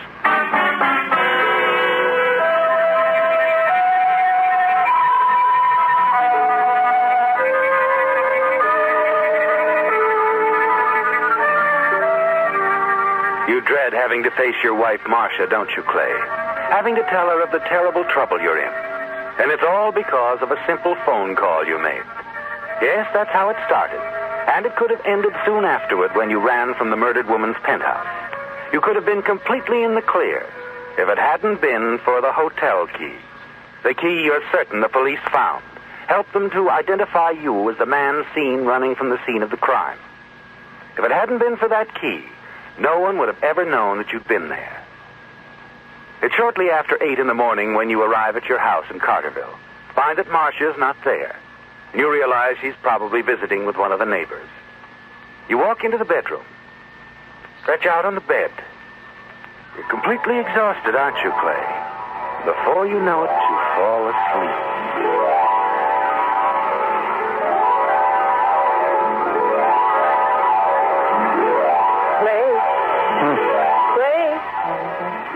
Clay. Huh? Oh, Marcia. Oh, what a wonderful surprise, darling, finding you home. Didn't you see Mr. Hoskins? Hoskins? Oh, no, he was out of town. Won't be back till Monday. And you drove all the way back to Carterville so we'd have the weekend together. Oh, you're an angel. Oh, by the way, whose car is that in the driveway? Oh, Charlie Bigelow's. He let me borrow it. You remember, Charlie? Oh, of course. Darling, don't you have another good friend up in the city, a Tony Grayson? Tony? Oh, yes, but not a very good friend, really. Oh, well, I'm glad. Something here in the morning papers about him. Huh? Seems the police wanted to question him about a murder. They caught him at the airport trying to get away. What? He was wounded when he ignored a command to halt, then confessed to the murder of a woman named Anita something or other. Confessed? Here, let me see that. It's there on the front page. You can read about it while I fix some breakfast. Oh, by the way, young man. Huh? I can't say I approve of the way you take care of that top coat I got you last Christmas. Oh. Look, the pocket's almost torn off. Well, I'm sorry about that, Marcia. Well, never mind. I can mend it. Oh, what's this? What? A hotel key in the torn lining of your coat. The key. Room 307. Hotel Carlton. The Whistler.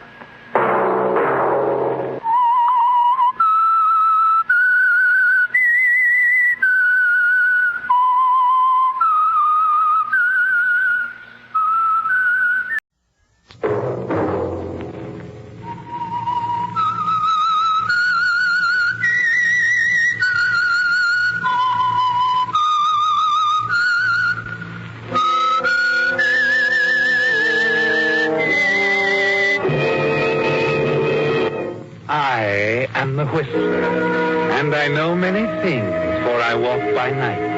I know many strange tales, hidden in the hearts of men and women who have stepped into the shadows. Yes, I know the nameless terrors of which they dare not speak. And now, the Whistler's strange story, Impulse.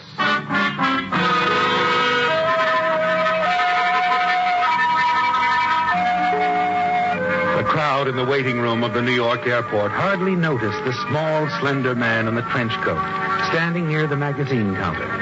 The few who gave him a passing glance certainly had no way of guessing what was going through his mind at the moment, for his face betrayed no sign of the struggle that raged within him. Christopher Daniels, professor of English, was striving to reach a decision, a very important decision. At this moment, he had reached a crossroads. He had a choice to make. He could go on living his own dull life, or a new life, the life of another man. Mr. Neil Baldwin. A man whose name was now being called over the public address system.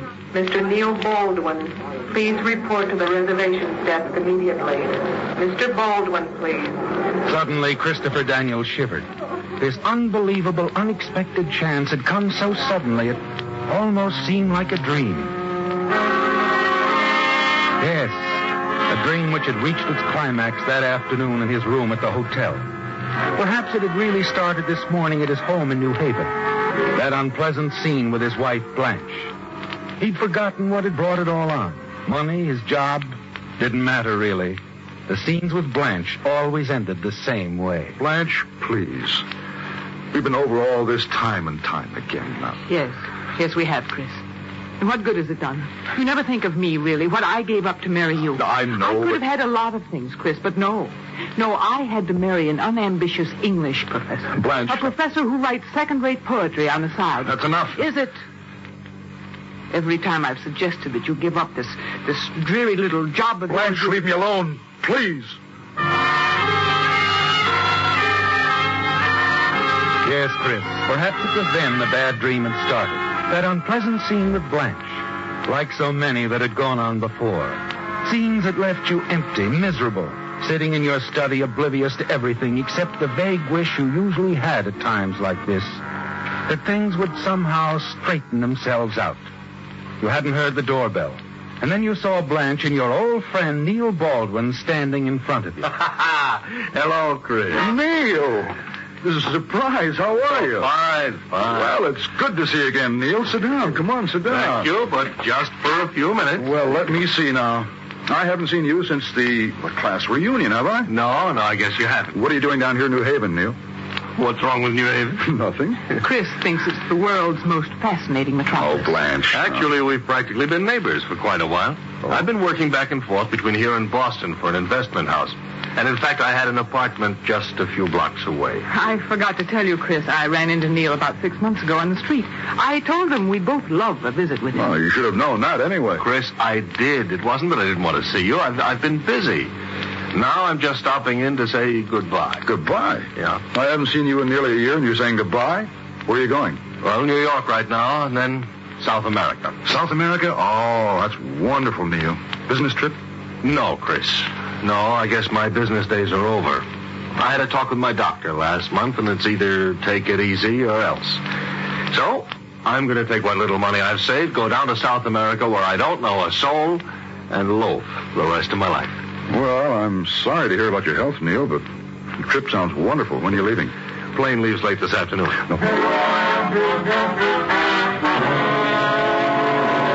sudden impulse, wasn't it, Chris? Perhaps you hoped that would straighten things out between you and Blanche. Just getting away from her overnight. Quickly, you run upstairs to throw a few things in your bag. And later, as you're driving Neil down the coast toward New York. Cigarette, Chris? No. No, thanks. Well, how things been going for you, Chris? Oh, pretty well. Pretty well. Hey, look, old man, I know it's none of my business, but, you know, you seem quite worried. Worried? Well, no, I'm not worried. Not really, I guess. Not really.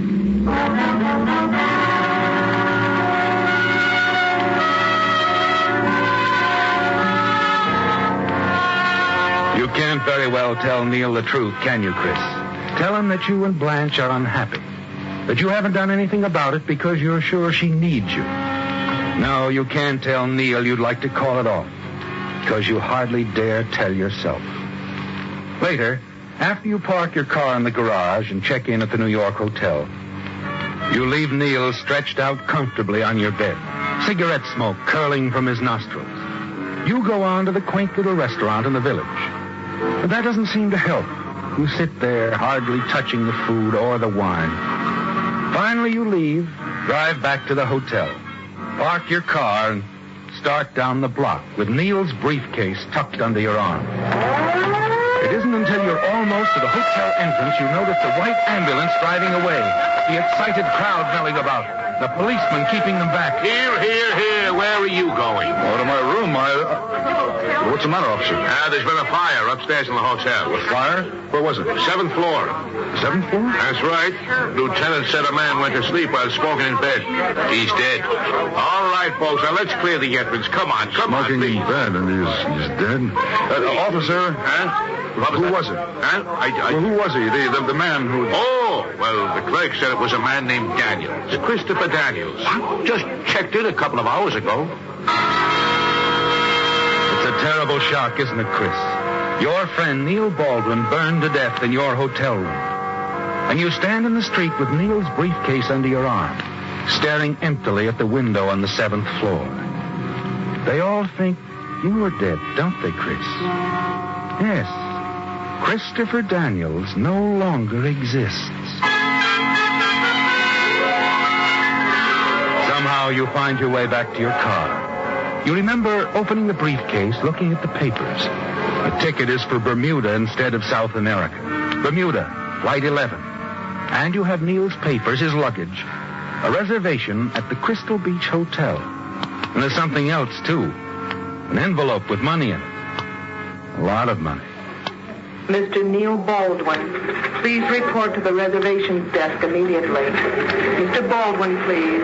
The next thing you know, you're at the airport, standing in the waiting room by the magazine counter. Flight 11, leaving for Bermuda. All aboard, please. Mr. Neil Baldwin, please report to the reservations desk immediately. Mr. Baldwin, please.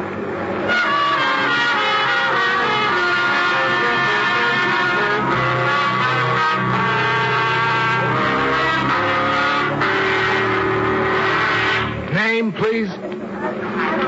Your name, sir? What? Your name, please. Baldwin. Neil Baldwin.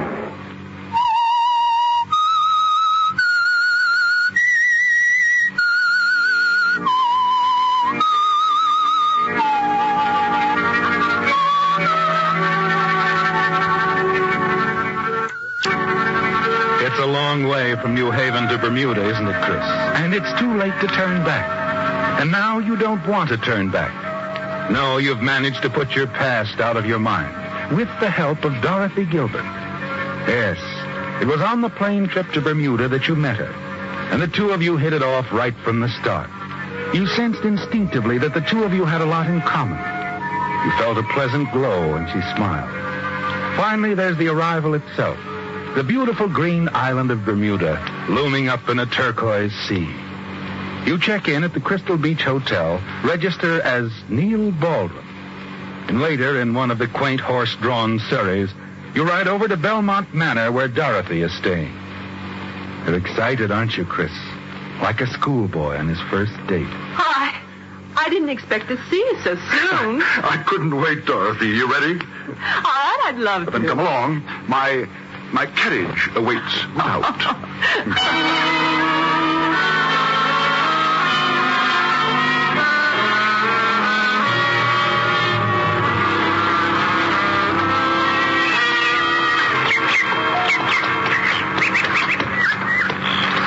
Neil?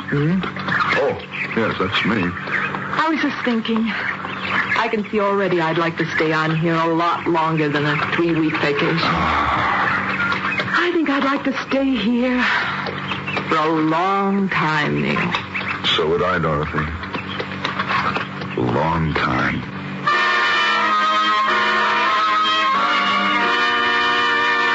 It was like a faint discord. A cloud passing over the sun when she called you Neil, wasn't it, Chris? It seemed so unnatural. It made you realize you were really Chris Daniels from New Haven, an English professor with a wife named Blanche. Yes, for a moment, Blanche is back in your mind, but it's only for a moment. She fades out again, and you're busy showing Dorothy Crystal Beach, the pink sands, making plans for the future. That evening, you're dancing at the Ace of Clubs.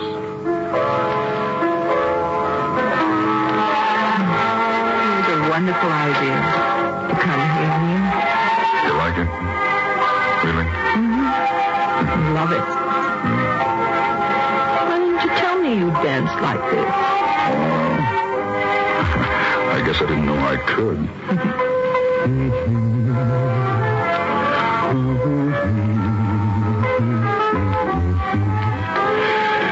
Neil? Do you know that man over there? Near the bar? Man? Which one? The short, heavy-set man.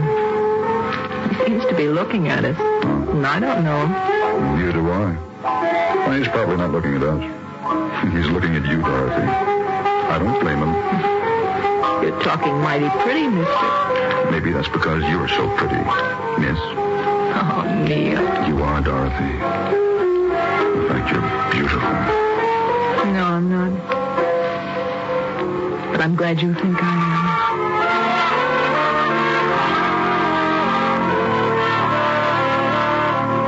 Well, Chris, there's no doubt in your mind about what's happening to you and Dorothy, is there? It's all very simple. You're certain she's in love with you, and you're in love with her. Yes, for the first time in your life, you're in love. But the cloud's over the sun again. This time it won't go away. This whole thing is unfair, isn't it? Unfair to Dorothy. Unfair to Blanche. Now you've got to make another decision. You're still thinking about it as you take Dorothy back to Belmont Manor and return to your hotel. Then as you walk into the lobby, the desk clerk gives you something else to think about. Mr. Baldwin. Yes, what is it? A message for you, sir. Came while you were out. A message? Telephone call from New York. I took it myself. It was from your wife, Mrs. Baldwin. Said to expect her sometime within the next few days. You hadn't counted on anything like this, had you, Chris? Neil had never mentioned his wife to you. You had no idea he was married, but you're not too surprised. Neil was always close-mouthed, seldom talking about himself. Yet it does seem strange he didn't mention his wife, doesn't it? But now it's past wondering about. Neil is dead, and you're using his name. And Mrs. Baldwin will be arriving in a few days. You're trembling as you turn away from the desk clerk and start for the stairs. And then... Oh, Mr. Baldwin, one more thing. Yes? I almost forgot to tell you. There was a man here early in the evening asking about you. Oh, well, What did he want? Well, he didn't say. I thought you'd gone over to the Ace of Clubs, so What did he look like? Oh, wore a blue suit, rather short, heavy-set man, as I remember. Yes, Chris. It's the short man again. The man who was staring at you tonight when you were dancing with Dorothy at the Ace of Clubs. You're certain he's following you, aren't you? Perhaps he's from the police. And you wonder if he knows the truth about you. Hurry up to your room. There's little sleep for you that night. Pressure is building, isn't it, Chris? And the strain on you begins to show the next evening at dinner. Neil, what's the matter? The matter? Nothing, Dorothy. Yes, there is. All evening you've been acting so strangely. You look worried. What is it, Neil? Dorothy, you'll have to trust me. Although you've no reason to, I must admit. I do trust you, Neil, and I've got a good reason to. Being in love with you is a good reason. Let's get out of here, Dorothy. All right. Neil, there's that short man again at the table near the wall. He seems to be... Don't look around, Dorothy. Just keep walking. Yes, Neil, of course.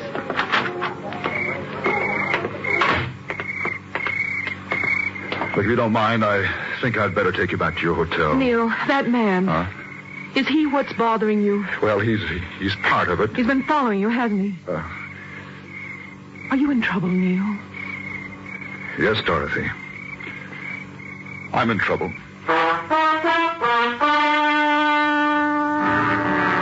You take Dorothy back to the Belmont Manor and leave her with that hurt, puzzled look in her eyes. The look you'd give anything to smooth away. Then you go back to your hotel. And as you enter the lobby, the desk clerk calls to you. Oh, Mr. Baldwin. Yes? There was another telephone call for you an hour ago from New York. New York? Yes, sir. From Mrs. Baldwin. What did she say? Well, she was able to get plane reservations. She'll arrive at the airport tomorrow morning, 8:30. You run blindly out of the hotel into the night. Finally, you find yourself on the road leading to the Belmont Manor. Yes, the Belmont Manor and Dorothy. Because you've finally made your decision. You've decided to tell Dorothy everything. And you do. Your life with Blanche, your unhappiness, the madness that seized you when you discovered Neil was dead and that everyone thought it was you. How you struggled with your conscience and how your conscience finally won. Yes, you pour out the whole agonizing story to Dorothy there on the beach. And the sun has come up before you finish. Chris. I like the name much better than Neil. It suits you more, darling. I'm going back to Blanche, Dorothy. I should have known I couldn't leave her. I know. You're just not built that way. I guess that's why I feel as I do toward you. It isn't that I want to. It's just that... Well, I know she needs me. Of course she does. And don't worry about it. Just remember how nice everything was for a little while. Things we want, we just can't have. Why did I have to hurt you, though? You didn't hurt me, Chris.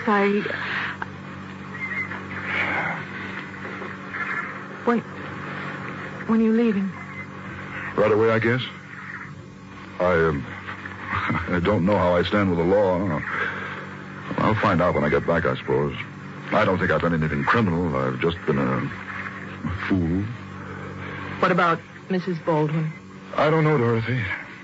When I get back to my room, I'll write her a letter telling what's happened and leave Neil's money and papers with it for her. It's not exactly the brave thing to do, I suppose, but I just can't face her. Well, Chris, I guess you better be going. Yes. Dorothy, I can't ask you to forget or forgive. Too much has happened, I know, but I hope that, well, time... Time, yes. Time will help a lot, Chris. It always does with everyone. And someday, who knows, perhaps things will be different. Oh, Dorothy, I do love you, Dorothy. I always will. I know you do. Goodbye, darling.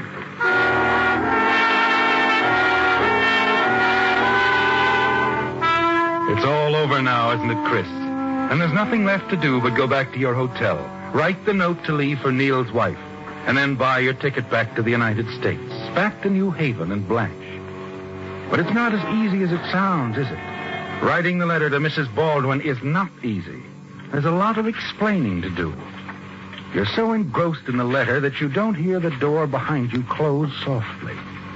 You don't see the short, heavy-set man walk silently across the room and stand looking over your shoulder.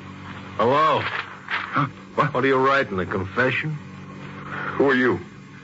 What do you want? I'm Jim Mason, private detective, and I think you know what I want.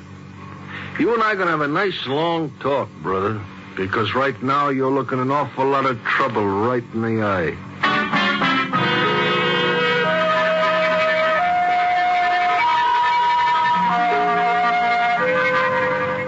Well, Chris, they finally caught up with you. Your little adventure is at an end. Your first decision to use Neil's name, run away from home, was a bad one, wasn't it? And your second decision to go back, looks like you made that one a little too late. Because now no one will ever believe you really were going back. There's only one thing to do. One thing you know how to do. And that's to tell Mason the whole story just as you told it to Dorothy. And that's what you do. You give Mason the whole story. It's sort of a wild tale, ain't it, mister? I know it must sound so, but... You can prove you're not Neil Baldwin? Oh, yes, of course I can. Well, then you're a lucky guy. Lucky? What? That dough Baldwin had, that $12,000 he told you he saved up to retire on? Yeah? He embezzled that from the company he worked for. They sent me down here after him. Hey, you still have the dough? Well, yes, it's over there in the briefcase. I haven't touched it except for what I've spent since I've been here, which I can replace. Yeah, you are a lucky guy. Getting the dough back's all the company's interested in. So far as I'm concerned, you can go your way. Oh, thanks. Now, what are you going to do? Go back? Yes. It's the only decent thing I can do. Well, you're not quite out of the woods yet. Oh, I guess you are if Mrs. Baldwin backs up your story that you're not Neil Baldwin. Wait a minute, she's right outside. All right, Mrs. Baldwin, you come on in now. Neil, darling, why didn't you meet me at the airport? Chris. Blanche. But I thought you were... I was what, Blanche? I thought... You thought that I died in that hotel fire instead of Neil. You thought he'd be here waiting for you with the money he stole. Now, you had it all planned, didn't you? You knew he stole it, didn't you, Blanche? Yes, but... You've been meeting him for a long time, haven't you? Well, And all the time I was torturing myself, thinking that you needed me. Oh, Chris, our life was so drab, I couldn't help it. I wanted to travel, enjoy living. Neil offered me these things. So you decided to run out on me and meet Neil down here on stolen money. Oh, it wouldn't have been running out on you. You would have been happier, too. You could have gotten a divorce, possibly found someone you would have been happier with later on. Yes, that's true, isn't it? You know, your coming down here to meet Neil kept me from making an awful mistake. Losing something that means more to me than anything in the world. I don't understand. You don't have to, Blanche. It doesn't concern you anymore. Just me. And someone over at Belmont Manor. I'm going over there right now.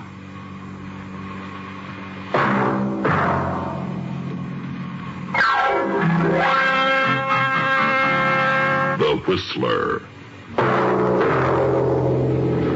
Listen next week when once again the United States Air Forces in Europe present The Whistler.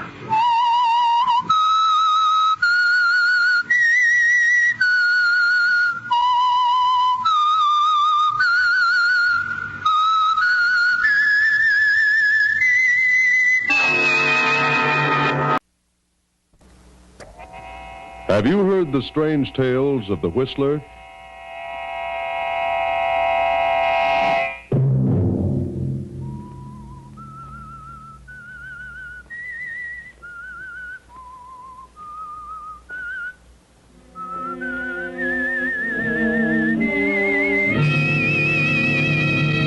I'm the Whistler.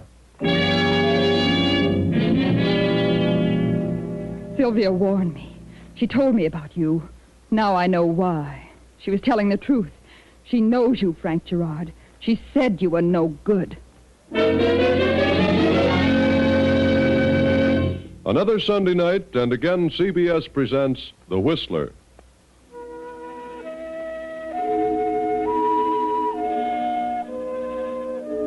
I, the Whistler, know many things, for I walk by night. I know many strange tales, many secrets hidden in the hearts of men and women who have stepped into the shadows. And so I tell you tonight the unusual story of the confession. The courthouse walls of a county in an eastern state have echoed for many years the vibrant, persuasive voice of William Marshall. Marshall has defended countless numbers of persons, great and small, who'd become entangled in the meshes of the law, and he has never lost a case. The great criminal lawyer attributes his success to the fact that he has never taken a case in which he was not convinced that the defendant was either innocent or the victim of unfortunate circumstances. At the moment, in the anteroom of Marshall's office, a beautiful young girl and a handsome man of 30 wait for an audience with the attorney. After some 15 minutes of waiting, the girl speaks to the handsome man. Pardon me, but are you in a terrible hurry to see Mr. Marshall? Why, no. No, that is, my business can wait a few moments. Well, I'd appreciate it so much if I could see him first. I'll only be a few minutes. I just got off the train, and I've got to see him. I see. Is it really as bad as all that? What? You sound as though you're in terrible trouble. Oh, I am. I really am. Oh, that's too bad. How'd it happen? How did what happen? How'd you get into such trouble? Well, I've spent all my money. I'm broke. Oh, is that your trouble? Yes. What did you think? Oh, I thought maybe you'd murdered your husband. Oh, no, I haven't a husband. I've never been married. No. Well, my name is Frank Gerard. Yes? My name is Jean Marshall. William Marshall is my father. I've been away at school for a year, and you know what can happen to a girl's finances in a year. So I've either got to borrow some money from Father or borrow his car to get home. Well, I'll tell you what I'll do if you care to wait a few minutes. That is, after I get to see your father, I'll take you right to your door. Well, I suppose it's all right. Are you a client of Father's, Mr. I John? certainly hope to be. He's a busy man, but I hope he can find time to handle my business. All right. I live in Mission Hills. That's not far. I have nothing to do. I'd love to accommodate you. Then I won't be with Father over 1 minute. Your father will be right out, Miss Marshall. Jean, darling, I'm very glad you're home. But what are you doing at the office? I'm broke, Father. All right, here you are. Money, money, money. Sorry, darling. I wish I could talk to you a while now, but I've got to be in court in 20 minutes. See you at dinner. This gentleman is waiting to see you, Mr. Gerard. Oh, I see. Gerard? Well, come in, Mr. Gerard. See you at dinner, Jean. Yes, Father. Bye. Come along, Gerard. Gerard. Sit down. Seems to me I've seen you before, Gerard. Have you, Mr. Marshall? Where? Gerard. Wait a minute. I know now. You're Frank Gerard. That's right. Frank Gerard. What do you want? I want you to handle a case for me. What sort of a case? A murder case. Murder? Who did you kill, Gerard? Now, wait a minute. First, I want to know if you're going to handle the case. That depends. Who did you kill and what were the circumstances? And remember, I want the truth. I've got to know everything. All right. I killed Joe Barkowitz. Joe Barkowitz? So, that's what happened to Joe. Yeah. And the police are hot on the trail. And sooner than you imagine, they're going to trace it to me. In fact, they're on my trail now. And the evidence is going to be so strong against me because we were enemies that, well, I'm going to have a tough job convincing a jury. Convincing them of what? That I shot Joe Barkowitz in self-defense. Self-defense? You shot him in self-defense? Certainly. I'm not a killer. Self-defense. Do you expect me to believe that? Why shouldn't you? Gerard, I know all about you. You belong on the shady side of this city. You've pulled several things that have not been traced to you. You've gotten away with them. But I think you're very bad material. Joe Barkowitz was bad material. It's too bad you didn't kill each other at the same time. Is that the way you feel about it? I do. And if Joe Barkowitz came to me with the same story, I'd tell him the same thing. It wasn't in self-defense. Yeah? I've got a witness. Oh. Mickey Gifford was with me. He saw Joe pull a gun on me. Mickey Gifford? Why, I wouldn't trust him across the street. He was Joe Barkowitz's right-hand man until you came along. He'd turn state's evidence so fast it'd make you dizzy. You really think that, eh? Certainly. I wouldn't touch your case. Why not? Because I think you deliberately murdered Joe Barkowitz. And I've never yet defended a person unless I was convinced he was innocent of malice aforethought. So you don't think I killed Joe in self-defense? No. I know you. I know all about you. Okay, Marshal, I'll find somebody else. Then find them. I'm not interested. You're making a big mistake, Marshal. A big mistake. I'm a busy man, Gerard. Good day. Okay, Marshal. Okay. Oh, Miss Marshall, I was longer than I thought I'd be. Huh? That's all right, Mr. Gerard. Where did you say you live? Oh, yes, Mission Hills. Are you ready now? I certainly am. I've got some bags downstairs. Can you handle them? I'd be delighted, Miss Marshall. Come along. This is awfully sweet of you. How can I thank you? Oh, you don't have to thank me, Miss Marshall. It's a pleasure. A great pleasure.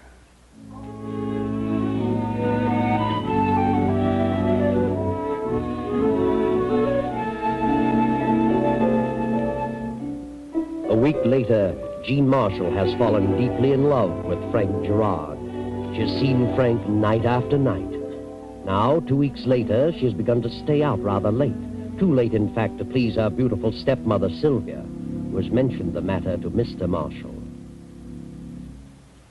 Jean, dear, you've been getting in rather late quite a few nights in succession, haven't you?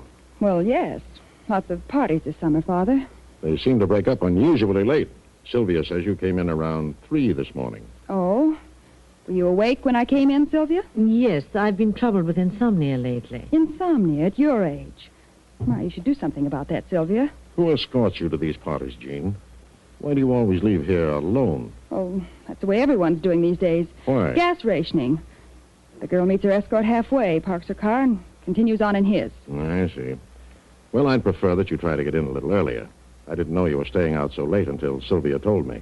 Is that why Sylvia has insomnia? Yes, Jean. You never say where you're going or who you're going with. It naturally worries me. Where were you last night? Why, I went to a party given by Jack Hyatt. You know the Hyatts. Oh, of course. But I'm sure you understand what Sylvia and I mean. Oh, I'm not a kid anymore. Well, I've got to run along now. See you at dinner, Sylvia. Why didn't you tell your father the truth, Jean? I told him everything he wanted to know. You weren't at a party given by Jack Hyatt last night because Jack Hyatt has been at Pensacola Naval Station for 4 weeks. He's on leave. I talked to his mother yesterday. She'd have told me if he were home. You're meeting the same man every night. Someone you don't want us to know about. Oh, it has nothing to do with gas rationing. Either he doesn't want to come here or you don't want him to come. You're not my mother, Sylvia. And you're not so many years older than I am, so why don't you quit trying to mother me? Are you in love with this man? Yes, I am. Terribly in love. I've never met anyone like him. He's young, handsome, and charming, and I'll marry him the minute he asks me. Does that answer your question? Why don't you bring him to the house? Because he and Father had some business disagreement, and Father doesn't care for him. But whether Father likes him or not, well, that has nothing to do with me. Who is he? His name is Frank Gerard. Frank Gerard? You mean... Well, what's wrong with him? Oh, you can't mean it. Well, what are you so shocked about? Do you know him? No. That is not personally. Oh, but he isn't your type. He's a gambler, a gangster. Oh, that's ridiculous. He belongs to the lowest element in town, the underworld. Oh, no wonder he doesn't want to come here. He's not in love with you. He's stringing you. He isn't the marrying kind. Oh, please, Jean, don't see him anymore. Oh, if your father knew this, it would kill him. If we're talking about the same man, Father is entirely wrong. Father forms opinions about people he knows nothing about from personal experience. Frank is the sweetest man in the world. Oh, please, Jean, don't go through with this. You know nothing about him except what Father has told you? No. Then why don't you stop saying things about people? Things of which you have no personal knowledge. Very well, Jean. I'm terribly sorry for you. I'm sorrier for your father. This will break his heart. Oh, Sylvia, don't be so dramatic.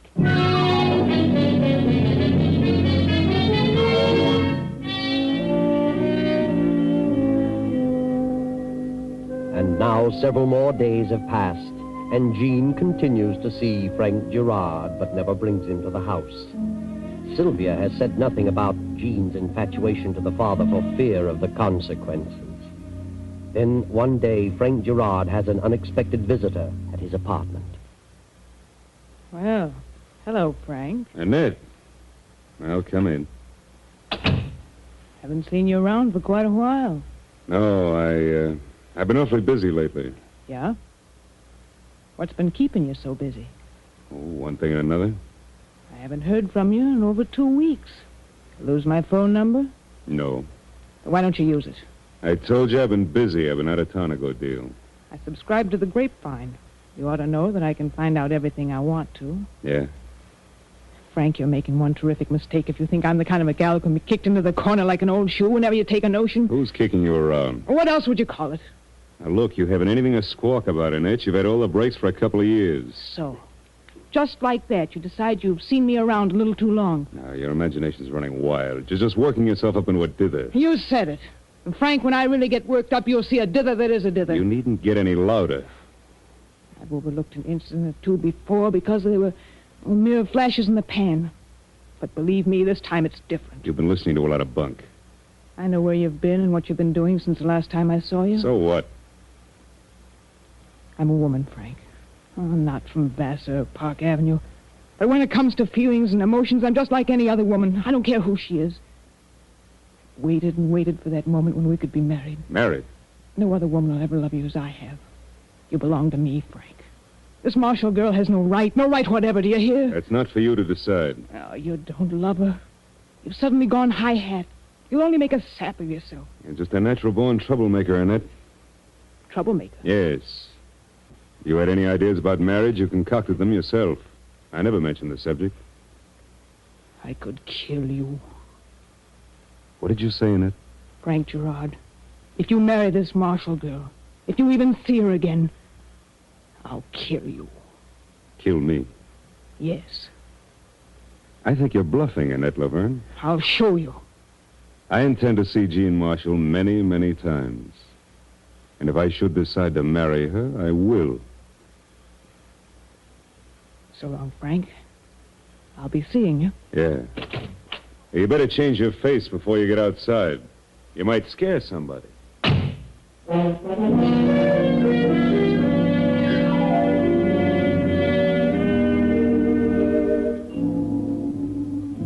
And on that very evening, Frank Gerard and Jean Marshall sit in a booth of a quiet roadside inn on the outskirts of town. The old innkeeper, having no other customers, divides his time between serving the food and playing soft music on an old violin. Well, I like it here, Frank. So quiet and secluded. How'd you ever find it? Oh, I don't know. Have you been here before? Once. Some time ago. You know, darling, I guess that's why I like you so much. Yeah? Why? Well, you always seem to know the right thing to do at the right time, the right place to go. Do I do? Yes. And we seem to get along so well together.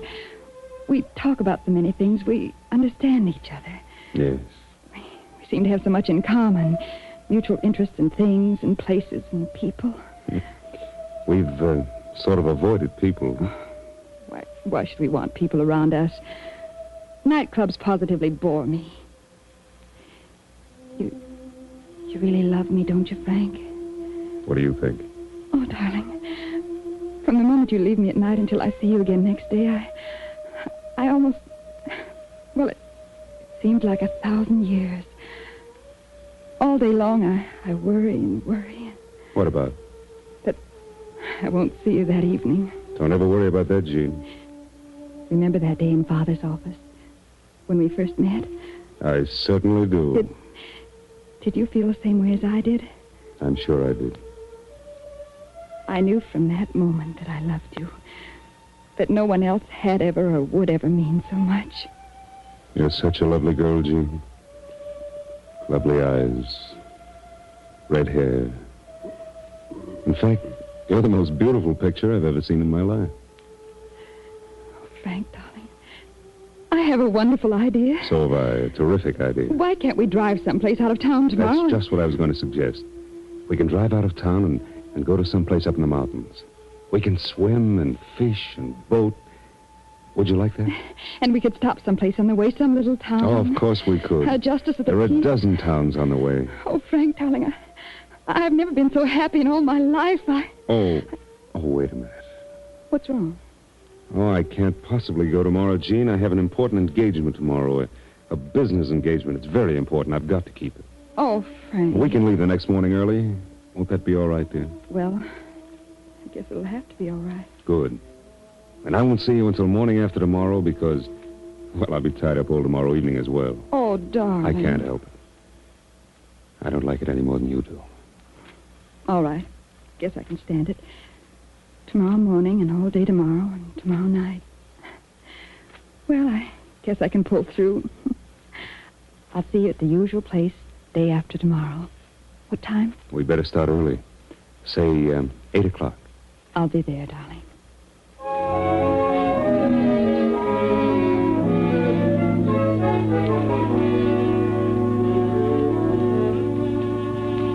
The next afternoon, Jean is in her room packing a few outing things. Her father has come home from the office early, so he drops in to see Jean on his way to his room.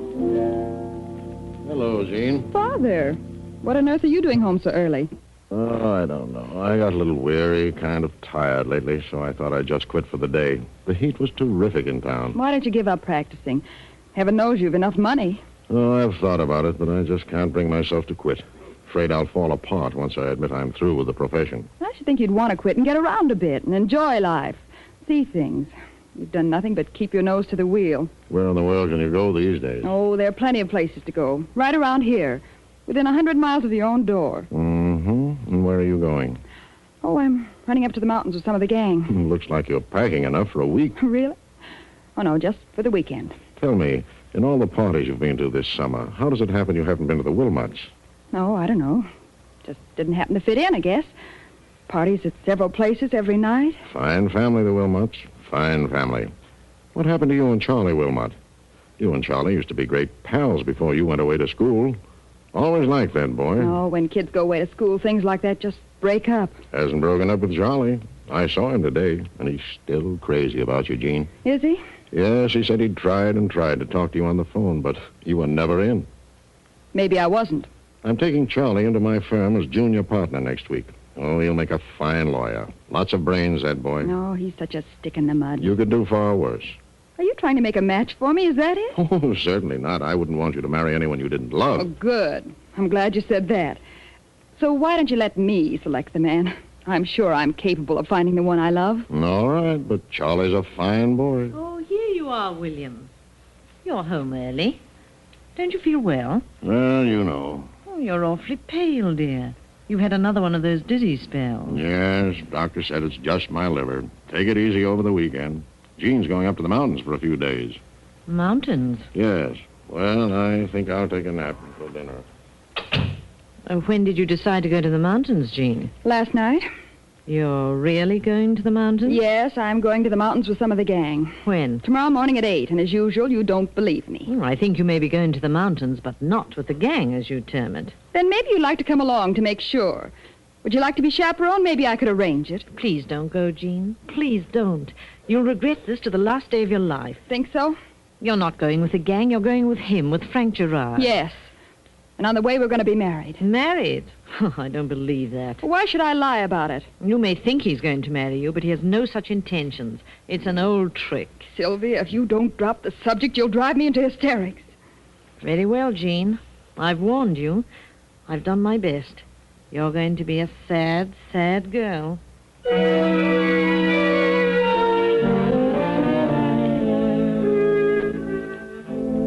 The afternoon passes and evening comes.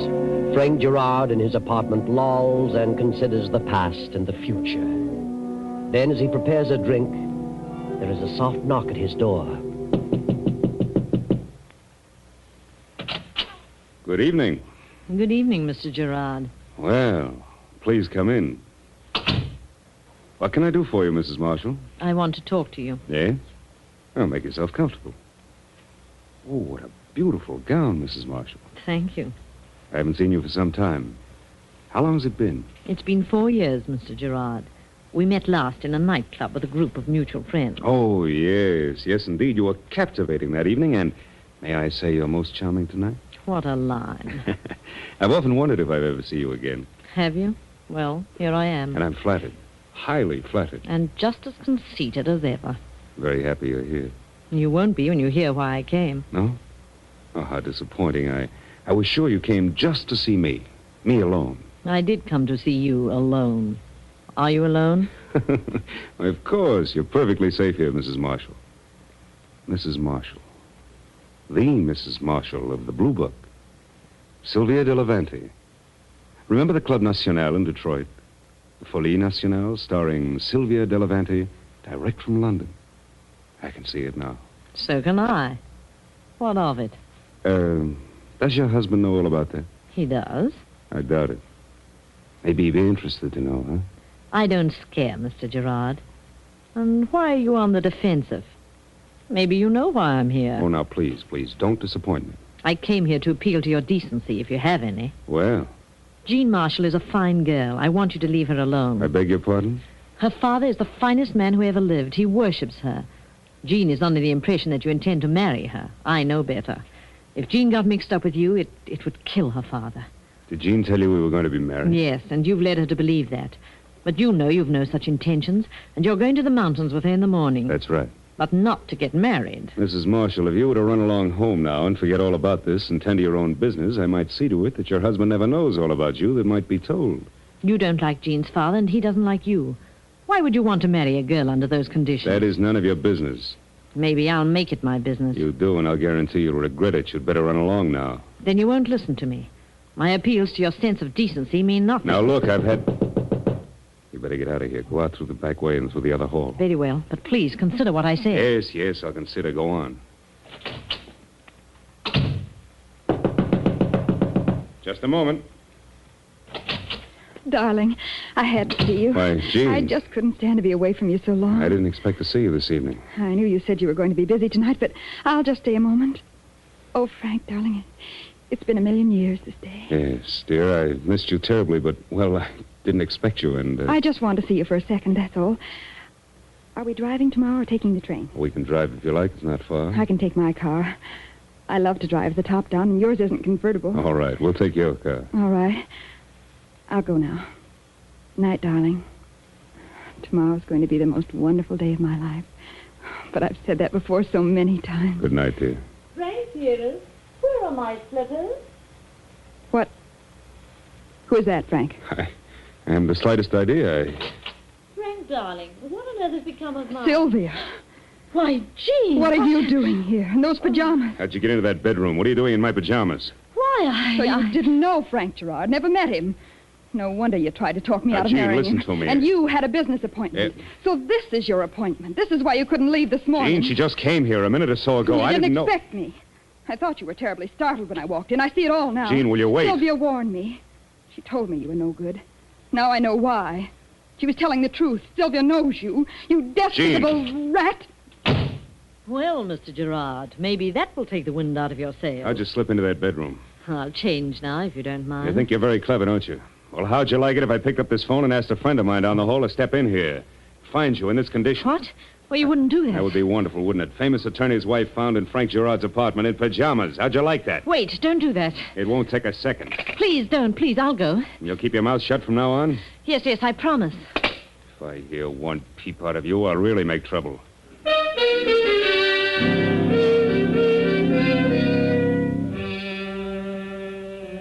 Next morning, Sylvia Marshall gets a call to come to the apartment of Frank Gerard.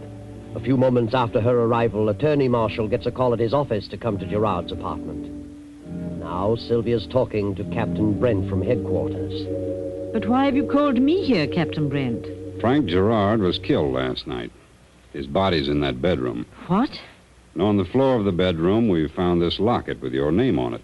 Pictures of you and your husband. But how could that have happened? That's what we wanted to ask you about. How do you think your locket could get here? I haven't the slightest idea. Oh, hello, Captain. How are you, Bill? This is my daughter, Jean. Sylvia, what are you doing here? I sent for her, Bill. Frank Gerard was murdered. Murdered? We found your wife's locket on his bedroom floor.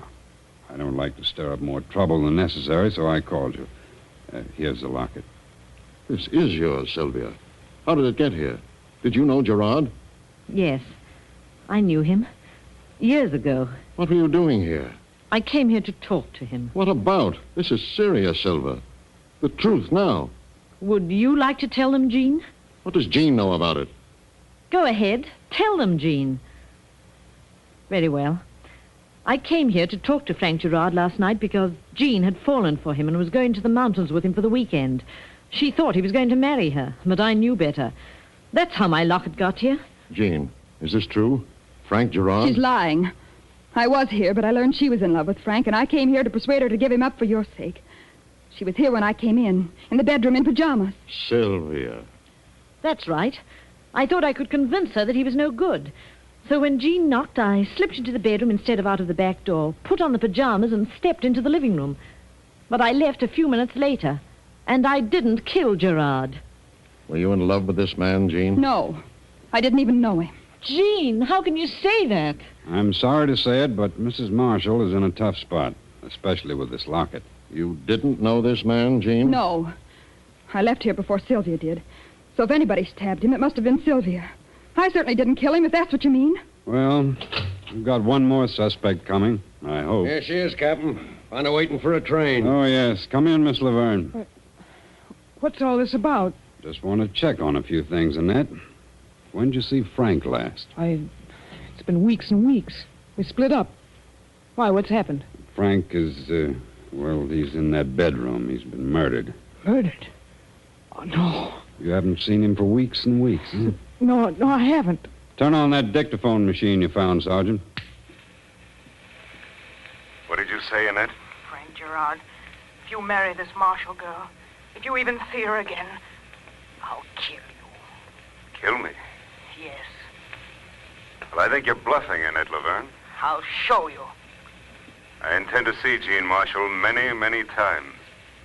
And if I decide to marry her, I will. That, Annette, is your own voice. Gerard recorded that on this dictaphone. You threatened his life, didn't you? Yes, but I didn't shoot him. I couldn't have killed him. I loved Frank. That, Miss Annette Laverne, is the most conclusive evidence I've ever come across. I didn't kill him. I didn't, I tell you. Come along, Annette. Sorry, but there's nothing else I can do. How did you say Gerard was killed? With a paper knife. He was stabbed. Miss Laverne, I'm William Marshall, and I'm going to defend you. I think you did society a good turn. What? If you consent, I'll defend you. And from what I know of this case, I'll practically guarantee that you'll be acquitted. How about it? May I help you? Yes, but I'm innocent. You're innocent of any wrong as far as I can see. I think what you did is pardonable. Yes, Mr. Marshall, so far as you can see, Annette did a good deed. Gerard was a blot on society. The evidence is conclusive against her, but you'll get her an acquittal. And why? Because you know she deserves an acquittal. She didn't kill Gerard, but you know who did. Yes, your daughter, Jean. And how do you know? Because Jean was the only person who knew how Gerard was killed. Jean said that if anybody stabbed Frank, it must have been Sylvia. No one had mentioned how he was killed, so if Jean knew he was stabbed, she must have been in the room. But Gerard is out of the way now. He'll be no further trouble to anyone.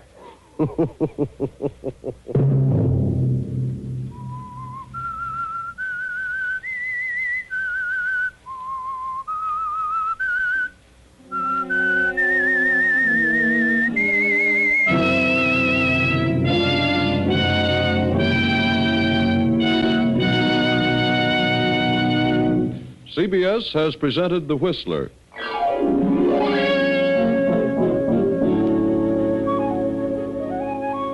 Original music for this production was composed and conducted by Wilbur Hatch. The Whistler is written and directed by J. Donald Wilson and originates from Columbia Square in Hollywood. Next week, same time, I, the Whistler, will return to tell you another unusual tale. Good night.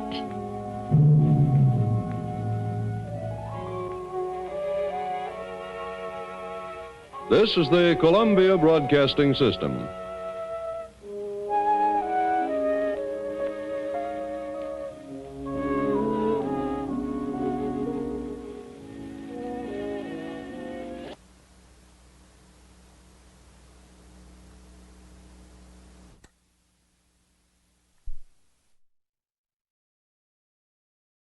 Signal gasoline. Let every traffic signal remind you do go farther with Signal. Yes, you do go farther with Signal.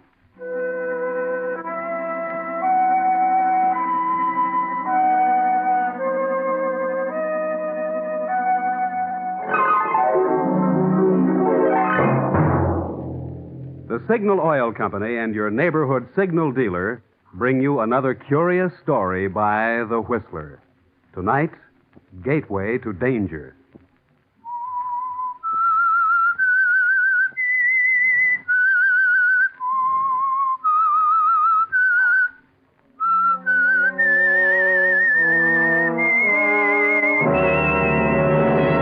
I am the Whistler, and I know many things, for I walk by night. I know many strange tales hidden in the hearts of men and women who have stepped into the shadows. Yes, I know the nameless terrors of which they dare not speak.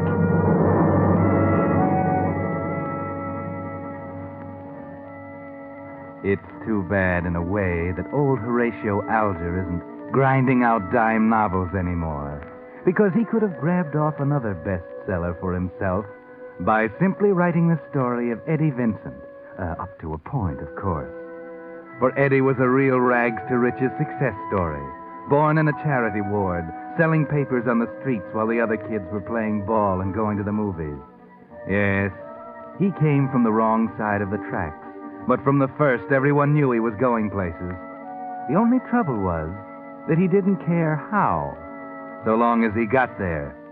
There were mumblings in the senior class at high school when he picked off the prize scholarship to college, the same mumblings that echoed through the anterooms later in law school. But no matter, Eddie Vincent had arrived, right-hand man to the district attorney. Yes, it was a thrill at first, sitting in with Ryan on all the big cases. But after a few years of it, he began once again to feel that itch he couldn't scratch. The opportunist without the opportunity. Well, breaks don't grow on trees, Eddie. Sometimes you have to make the breaks yourself. Yes, spend a few months on it. Give it a lot of thought. Then maybe, for example, on a particularly foggy night at the prison across the bay, you might have a stroke of luck. Hey, what do you think?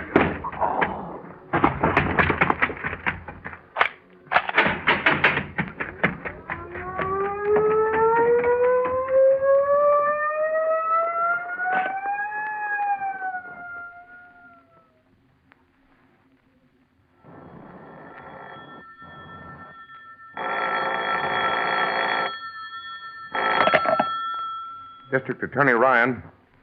Yes? What? When? I see. Tell the warden I'll see him as soon as I can. Oh, Eddie. Yeah? Warden Campbell is on his way here. Warden Campbell? Yes, Bugsy Malone just escaped from prison 5 hours ago, about 3 in the morning.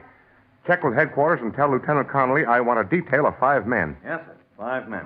Where do you want them assigned? I'll tell Sergeant Gregg to put a man at every entrance to the building. No one is to be admitted without appointment. Call me if there are any questions. You're being pretty careful, Chief. Yes, I know. Maybe I'm flattering myself, Eddie. He's probably forgotten all about me by now. Malone? Yeah. Let's see, it's more than 10 years since I last saw him. I had your job then, and Bugsy Malone almost lost it for me. Oh, I guess you don't remember. I think I remember the headlines. He had a protection racket or something? Yes, and we never could pin him down. He's the cleverest criminal I ever tackled. We never would have nailed him except for one bad mistake. Oh? What was that? He figured he could beat any kind of a rap, even murder. It finally got so he didn't stop at breaking windows and tossing acid when his customers refused to pay up. I see. But before we were through, we had him on 5 first-degree counts. Huh. A 6th-grade schoolboy could have pulled a death sentence out of the average jury. That's what almost lost me my job. Huh? I sold out, you see. You did what? There was nothing else to do. Malone had this whole town terrified, including the jury. So I sold out for manslaughter. 15 years. He's tried to escape twice, and that got him 10 more. A guy like that ought to know better. I don't know. Looks like he made it this time, just as he promised. He promised? Eddie, I didn't get those guards over here to play pinochle. No, Malone's too well known to hide out very long. He knows it. He's just hoping it's long enough. Long enough for what, Chief? Long enough to keep his promise to put a bullet through my head.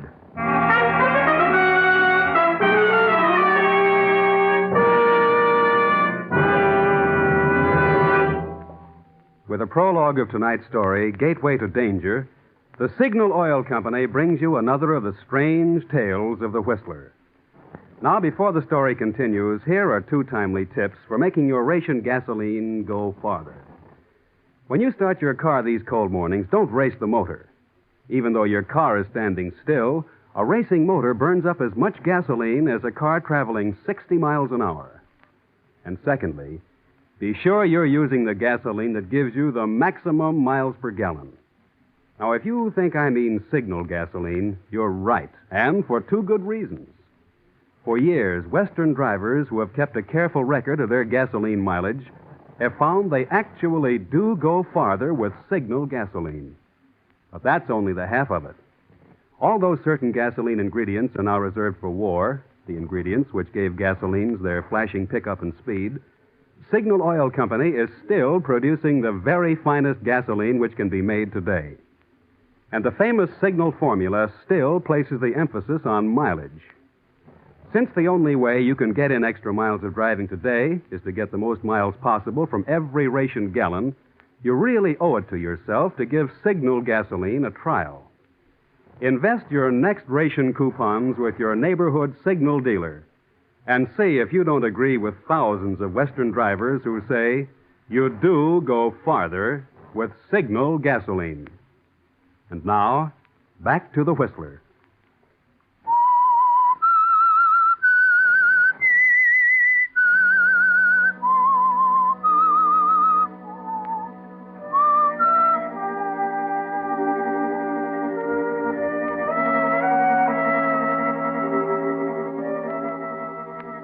So, Bugsy Malone is back in circulation again, after 10 long years in prison.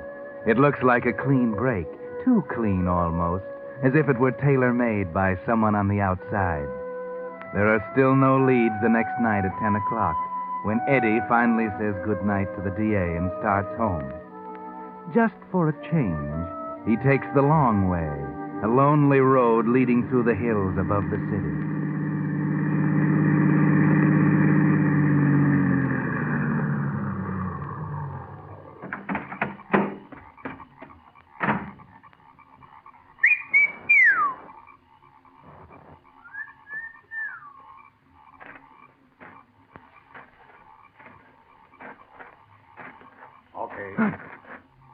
You can stop now.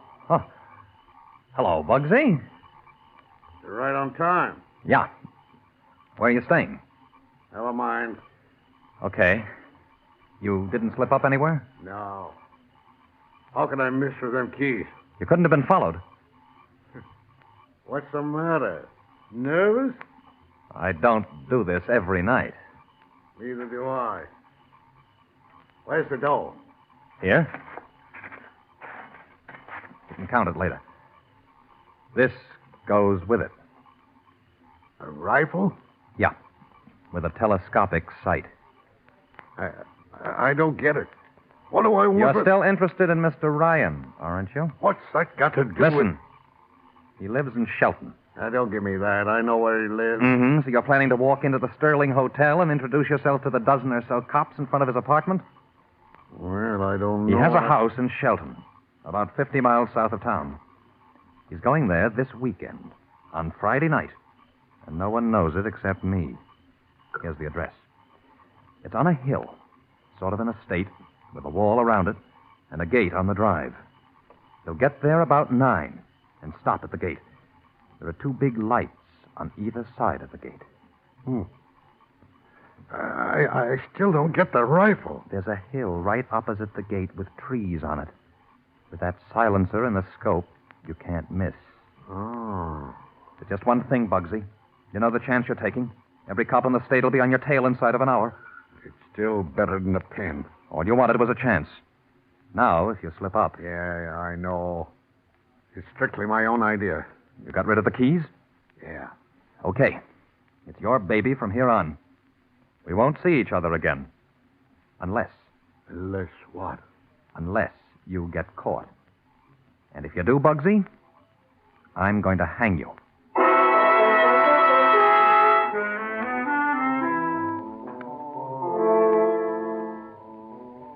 That's right, Eddie. Sometimes you have to make the breaks yourself. The DA's done a good job. Been in there pitching for 10 years now. Good for perhaps 10 more. And that's too long for you, isn't it? Too long when you begin to feel that old itch again. That urge to climb up there where the real money is. And there's plenty up there for a smart DA. One smart enough to inherit the job, for instance. You can see it now. Ryan's car pulling out of the darkness into the circle of light at the gate. He gets out, fumbles with the lock for a second, right under the light like a duck on a pond. The faint whine of a bullet. And you're the district attorney. Yes, Saturday morning the headlines will scream. They'll swear you in and you'll promise the suckers you won't rest until the assassin sits in the death cell. As a curtain raiser, it'll be made to order, won't it? You've tried not to think of it during the week. But now that Friday, the day of days, has arrived, your mind wanders in spite of yourself. You had to get out of cell block 7 first, and there was no other way. Now, assuming it was an inside job to go... Eddie. Huh? I'm sorry, Chief. Have you something on your mind? No. Please, go on. You were saying you talked to Campbell at the prison. Yes. It was an inside job, and I don't mean inside the prison. What? The key to his whole plan was his escape from cell block 7. You remember the Myers case several months ago? Yes, Chief. There were some keys presented in evidence. The same keys, oddly enough, that Malone used in his escape. Well, what do you mean those keys were returned? Someone could have had them duplicated. Someone on the police force, perhaps, or even someone in this office. Oh, but why? I don't know, but I intend to find out. The police can take care of Malone as far as I'm concerned. I'm vastly more interested in the man who had those keys made. Well, it's still a theory, of course. Far more likely some guard at the prison. Yeah, maybe. Oh, by the way, Eddie, we're leaving at 7 tonight. We? What do you mean? Now, don't get the wrong idea, Mr. Vincent. I'm not afraid. It just takes 2 to open my gate. Gate? What? Yeah, that's a fact. It's on the blink. You see, it has a bar you have to lift. You're kidding. Yes, maybe I am, but that's true about the gate. Seriously, Eddie, I want you with me in case something breaks over the weekend. But, you see, I've already arranged for one of the men. I'm sorry, Eddie. You'll have to cancel whatever plans you had. Well, I can't, Chief. Say, what's the matter with you? I really don't know. Very well, and we leave at 7. Well, I'm expecting an important call from Lieutenant Connolly. If he calls, tell him I'll be back late this afternoon. I'll tell Miss Quinn. Think I'll go out for a little lunch. Yeah, good idea. You look like you need it.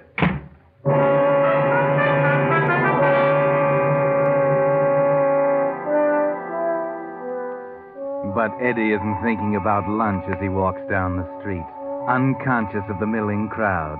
No, his mind is on other things. It's funny, isn't it, how you can spend 6 months building a beautiful house of cards, only to have them fall flat in a split second.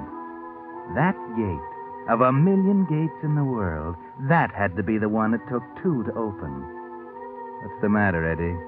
You still might pull it off if Bugsy hits the right one, and if that locksmith detail doesn't happen to hit the little man on Shannon Street who did it for you. No, you've got to stop it. Find Bugsy and... But where? He's gone. You said goodbye to him for good. It's too late. Got to be another one. Wait a minute. What about the car? That's it. Ryan's car, up in the public garage. Hello, George.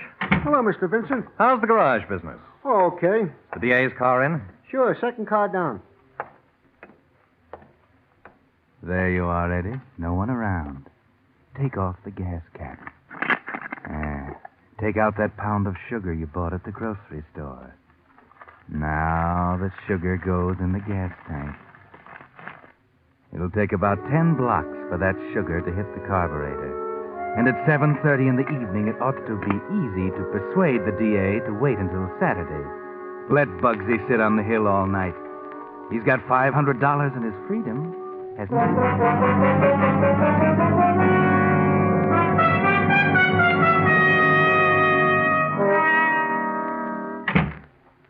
Lieutenant Connolly called yet? No, not a word, Chief. What time is it?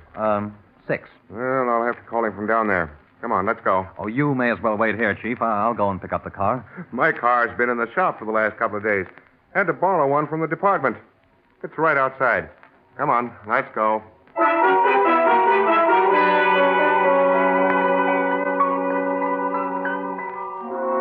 You should have known it wouldn't work, Eddie. It was too simple. Too many ways out of it. Something must be wrong with your head. No one in his right mind would have depended on a kid scheme like that. At least he's letting you drive. That's something, anyway. You're 10 miles south now.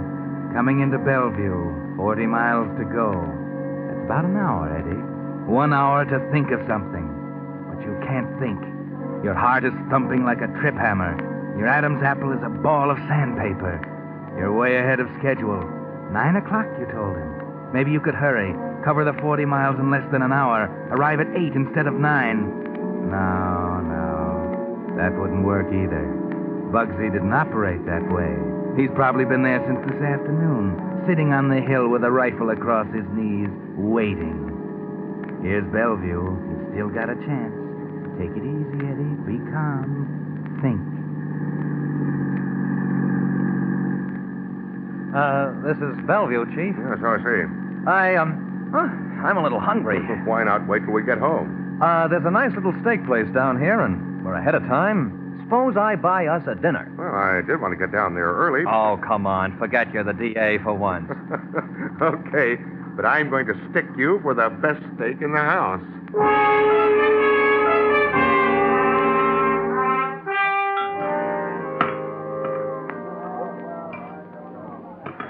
There you are, Mr. Ryan. I'll be back in just a second. Order me the next best steak in the house, will you? All right, Eddie. You have a better idea now. Thinking a little more clearly. Still have plenty of time. First, over to the drugstore across the street. Yes, there's a phone booth. Now the book. Ah, there it is. Hamilton's Steakhouse. Get the phone number.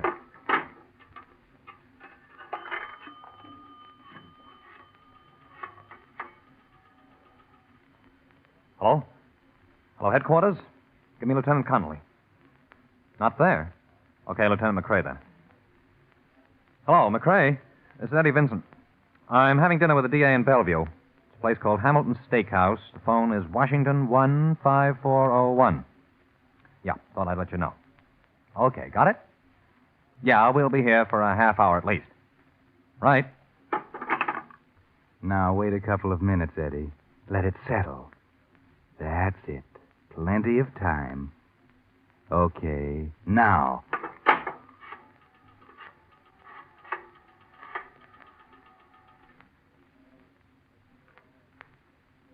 Hello, headquarters. Listen, I've got a hot lead on Bugsy Malone. Tell the district attorney I'll meet him at his office in an hour. He's gone? Well, that's too bad. No one else will do. Never mind. You'll find out who this is soon enough. Oh, you know where the DA is. That's better. Make it 8 o'clock.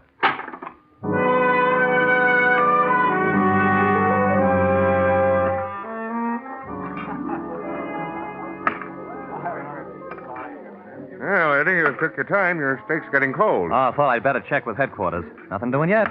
Smart boy. Did you leave the number? Yep. You know, Eddie, I wouldn't be surprised to see you district attorney someday.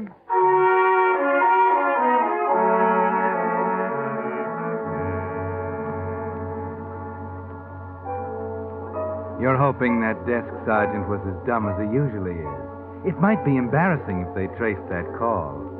But it's 5 minutes now. 10 minutes. 15. What happened to them? Where's the call? He's finishing his pie now. There isn't much more time. Oh, I feel better, Eddie. Come on.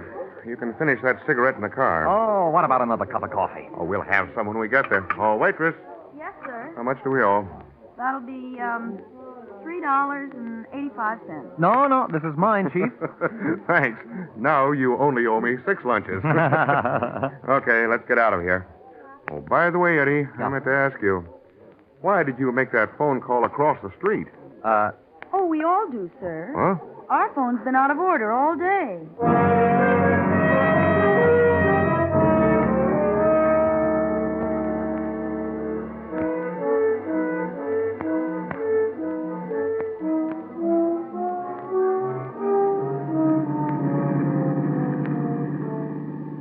8:15, Eddie. 20 miles to go. And 2 strikes against you.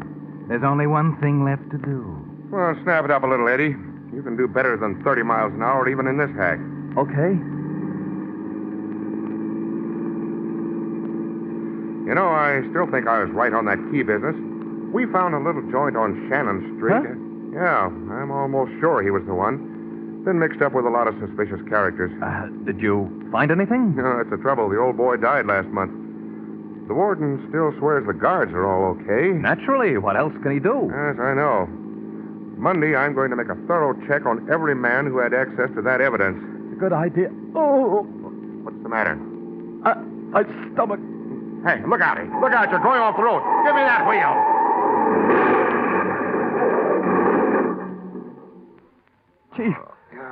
Chief, are you all right? Just my knee. I must have got a cramp or something. Hey, help me, will you? Yeah, sure.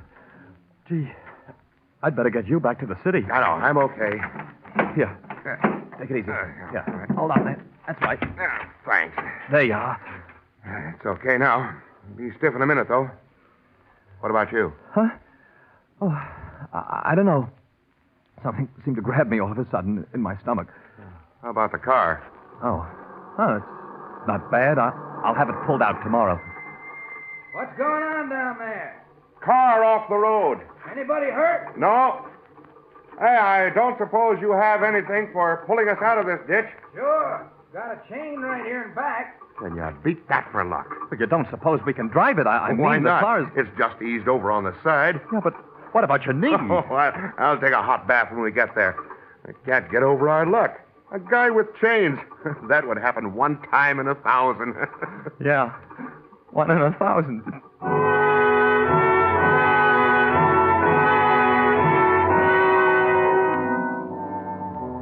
Three strikes. You're out, Eddie. On the home stretch now, winding up the narrow road toward the gate, toward the day of judgment, the pearly gate of Valhalla. That's a laugh, isn't it? Maybe St. Peter will be there to give you a hand when you step into that circle of light. Okay, you can stop here.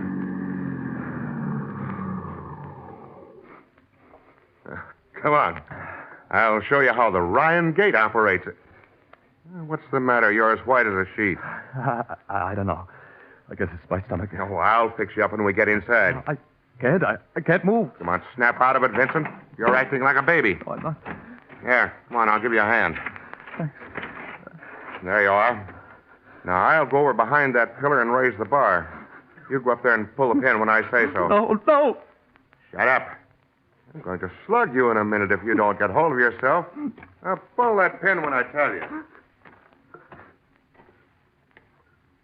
13 steps to the gate latch, Eddie. Not even a chaplain to see you off.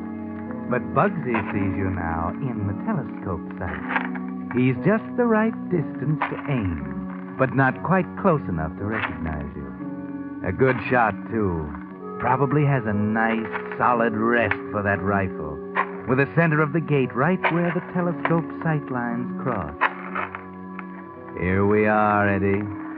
He's squeezing the trigger slowly now. 1 second more.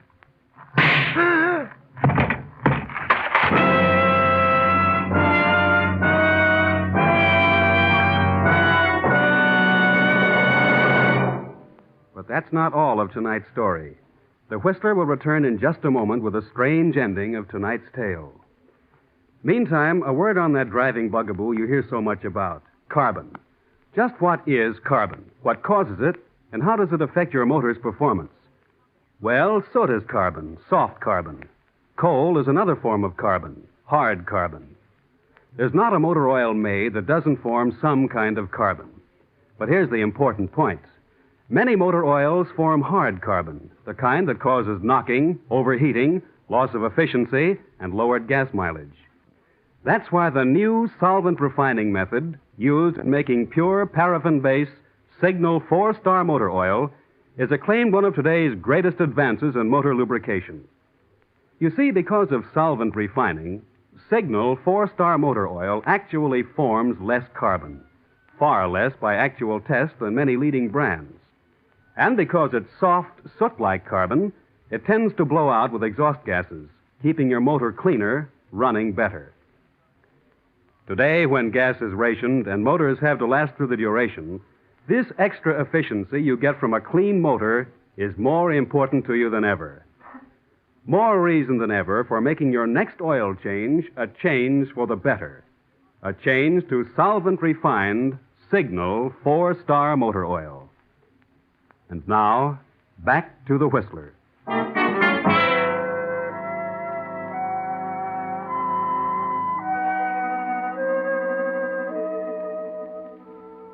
Yes, Eddie Vincent knew the cards were stacked against him, that he didn't have a chance. The gate that took two to open, the borrowed car, the telephone out of order as if someone did it on purpose, the desperate lunge into the ditch, only to have a car happen by just in time to keep him moving inexorably toward his appointment at the gate. No, Eddie didn't have a chance, and he knew it as he walked toward the gate latch, into the circle of light, and into Bugsy's sights. He was waiting for it, his mind frozen into a stupor, his legs moving like those of a mechanical robot. The sharp report, a blinding flash of light across his consciousness, a cold hand on his heart. That was all. District Attorney Ryan is still behind the stone pillar, working at the gate lever when...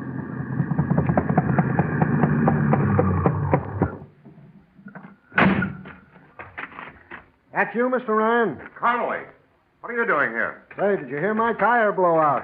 Scared me to death. What's the matter? It's Bugsy Malone. What? We cornered him this afternoon.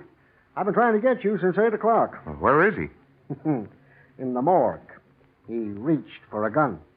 Good. Hey, what's the matter with him? Who? Him. Good Lord, Eddie. Eddie! Passed out, huh? Passed out nothing. He's dead. He was sick. Did he hit his head or something? No, I don't know what happened. Must have been a heart attack. There isn't a mark on him.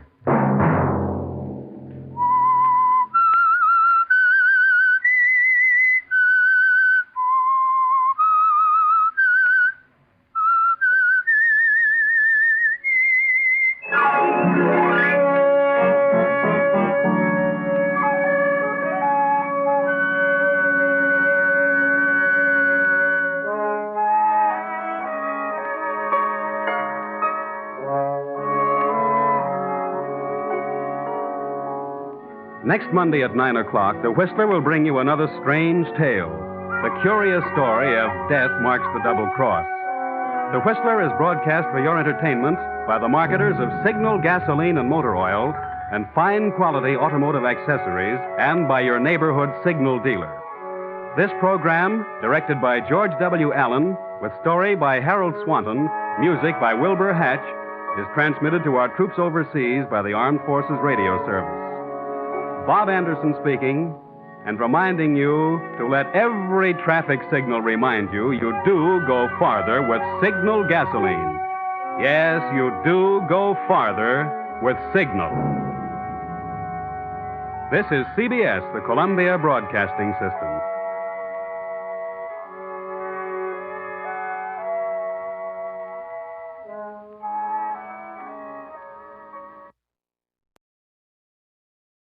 Wait a minute. Have you heard the strange tales of the Whistler?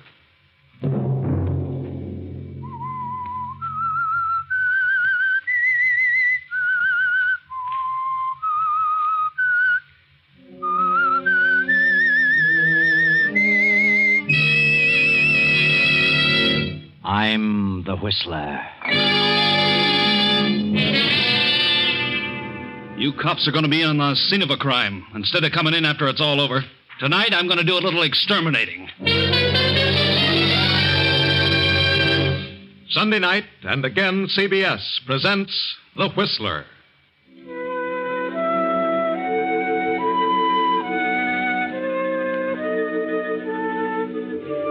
I, the Whistler, know many things, for I walk by night. I know many strange tales, many secrets hidden in the hearts of men and women who have stepped into the shadows. And so I tell you tonight the story of the Double Cross. It is Christmas Eve in the big, lonely city of New York. Outside, the snow falls in huge floating flakes. Inside an apartment, young Joe Blake sits on the floor before a small Christmas tree with his 4-year-old nephew, Timmy. Joe's sister died 2 years ago, and for a while the child's father tried to look after Timmy. But being a detective lieutenant, the father, Steve, found it almost impossible. A year ago, young Joe had become involved with some hoodlums and would have gone to reform school but for Steve's intercession. Joe has kept out of trouble since then and has been living with Steve and taking care of the apartment and little Timmy. When will Santa Claus come, Uncle Joe? Well, I don't think he'll come until you go to sleep, Timmy. How's he going to get in? Well, he comes down the chimney. What chimney? I never thought of that. Well, maybe he comes through the window. They're all locked, Uncle Joe. Well, I'll open one after you go to bed, kid. He'll get in. Don't worry about that. Open the biggest one. The biggest one? Why? Well, I saw Santa Claus, and he's fat. And a pony is big, too. Oh, I see. Well, I don't know about the pony, Timmy. Kind of scarce these days. Huh? Well, ponies are kind of extinct. Well, I could keep my window open. No one would smell them. Wouldn't you like to have a train just as well? If you don't get a pony, huh? Mm-hmm. Attaboy, Timmy. Well, you better go to bed now. It's after 11, and old Nick won't come unless he's sure you're asleep. How about it? When is Daddy coming? Oh, he'll be along soon. Come on, Timmy. You're going to turn in.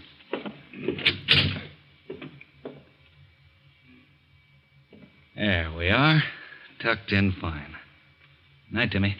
Don't forget to open the window. I won't. I'll open them all.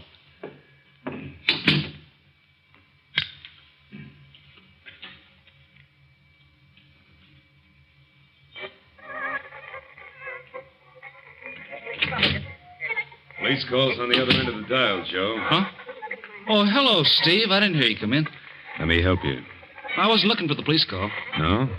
I just put Timmy to bed. Why so late? Oh, he wanted to see Santa Claus. He's going to be kind of disappointed in the morning. How so? Well, it's a pony. Well, maybe you can buy him one, Joe. Are you kidding? No. I don't get it. What's the matter with you, Steve? Something go wrong tonight? Have you been here all evening? Why, sure. Haven't been out. Don't I always stay with Timmy when you work late? You didn't slip out for an hour or so while Timmy was asleep, huh? No, why should I? But you could have. Sure I could, but I didn't. Joe, when I got you out of that last scrape, I did it because I had a lot of faith in you, in your promises. I still don't get it. I was the one who got you that relief job in that department store. I vouched for you. I know that. What about it? Somebody opened the store's safe tonight. Somebody with slick fingers.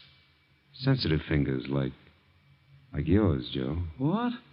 Why, I've been near the store since noon. You sure? Certainly, I'm not crazy. I've had my lesson. I wish I could believe that. I swear I haven't been out of this house. Why should you try to pin anything like this on me just because I'm working there during the holiday season? I'm not trying to pin anything on you. Just has all the earmarks of your abilities to open a safe. That's not fair, Steve. I'm through with that kind of stuff. I got plans. I'm going to make something useful of myself. You're sure you weren't out of this place? I swear I wasn't, Steve. I swear it. Okay. I'll take a chance on it. I'm not on the case, but I heard about it. Now, look, they'll start checking on all the records of guys like you, and they'll probably drop around to see you tomorrow. I didn't leave the house, Steve. I didn't. Okay, but you got to have an alibi. Well, Timmy was here. Timmy's a baby. He won't count. Oh, hello, Steve. Why, evening, Captain. Come on in. Yeah. You know my brother-in-law, Joe. Yeah, I remember him. What can I do for you? Sit down. I was just ready to turn in, but sitting around reading for a couple of hours. Kind of drowsy. Yeah? How long you been here, Steve? Oh, I got off duty at 8. Been home since 8:30. Why? How long has Joe been here? Oh, he was here when I came in. He's been here all evening. Hasn't been out? Certainly not. What are you getting at, Captain? Joe's been working mornings at Shelby's department store, hasn't he? Yeah, that's right. Well, their safe was open tonight around 9:30. They closed at 7:30. I thought we'd check up on the boys with sensitive fingers. Joe? Why, he hasn't been out of the house. I'll swear to that. You will? Certainly I will. Joe's through with that kind of stuff. Yeah? Well, then how would you explain this, Steve? Why, where'd you get that cigarette case? Wait a minute. Let's see that. Sure. We found it beside the safe. Joe, this is the case your sister gave you a year before last. I had your name engraved on it. Yeah, but how did it get there? I've never been near this store safe. No? Well, I suppose you just lost it somewhere. When did you see that case last, Joe? Oh, yeah. I had it this morning. As a matter of fact, I hadn't missed it. You expect me to believe that, Steve? No. And you expect me to believe that you were here all evening? No. You dirty little rat. You did pull that job. No, I swear I didn't, Steve. I swear it. You know what this means, Steve? You haven't been here all evening. You're lying. You're trying to furnish an alibi for Joe. Do you know what that means? Yes, I know what it means. Sneaking little crook, I believed in him. Get him out of here. Get him out before I break his neck. Steve, please, listen. There'll be a hearing about you, Steve, in the morning.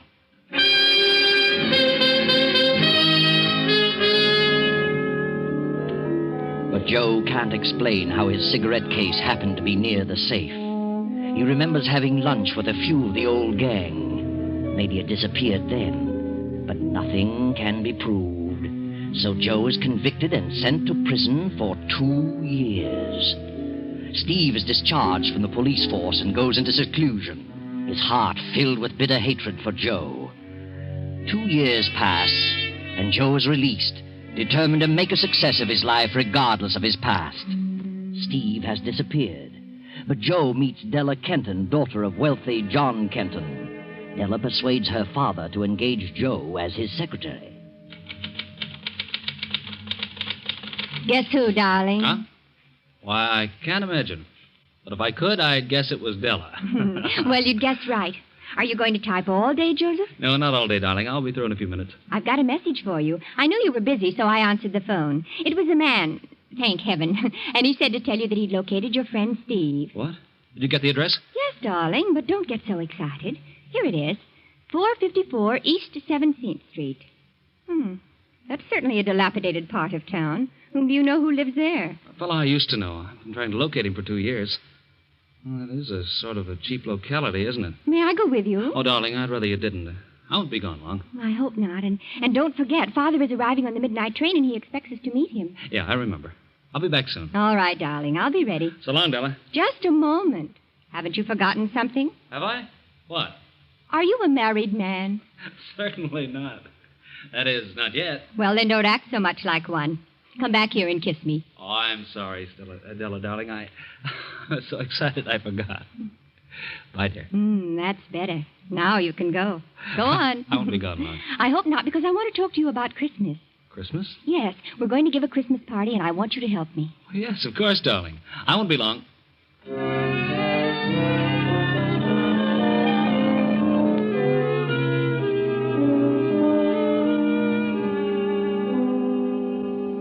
Timmy. Well. How are you, baby? Huh? What do you want? Why, Timmy, don't you remember me? It's your Uncle Joe. Oh, gee, it's good to see you. Uncle Joe? Gee, Uncle Joe. By golly, I've been looking for you and your dad ever since, well, for over a year. Where's your dad? I don't know. Someplace, I guess. Yeah? How long you been in this place? Oh, a long time. What's Steve doing? I don't know. It's almost Christmas again, Timmy. Remember that last Christmas when you wanted a pony? What would you like to have most this Christmas? Huh? How'd you like a bicycle or a pair of skates? Or... Hey, what's wrong, Timmy? You're crying. I'd like to have a bicycle. Say, what are you doing in bed at this time of the afternoon? I couldn't ride a bicycle. Timmy, what is it? Tell me, baby. I don't know, Uncle Joe. I just can't walk. When did this happen? Last summer. First my foot wouldn't work, then my leg wouldn't work, and... Oh, Timmy.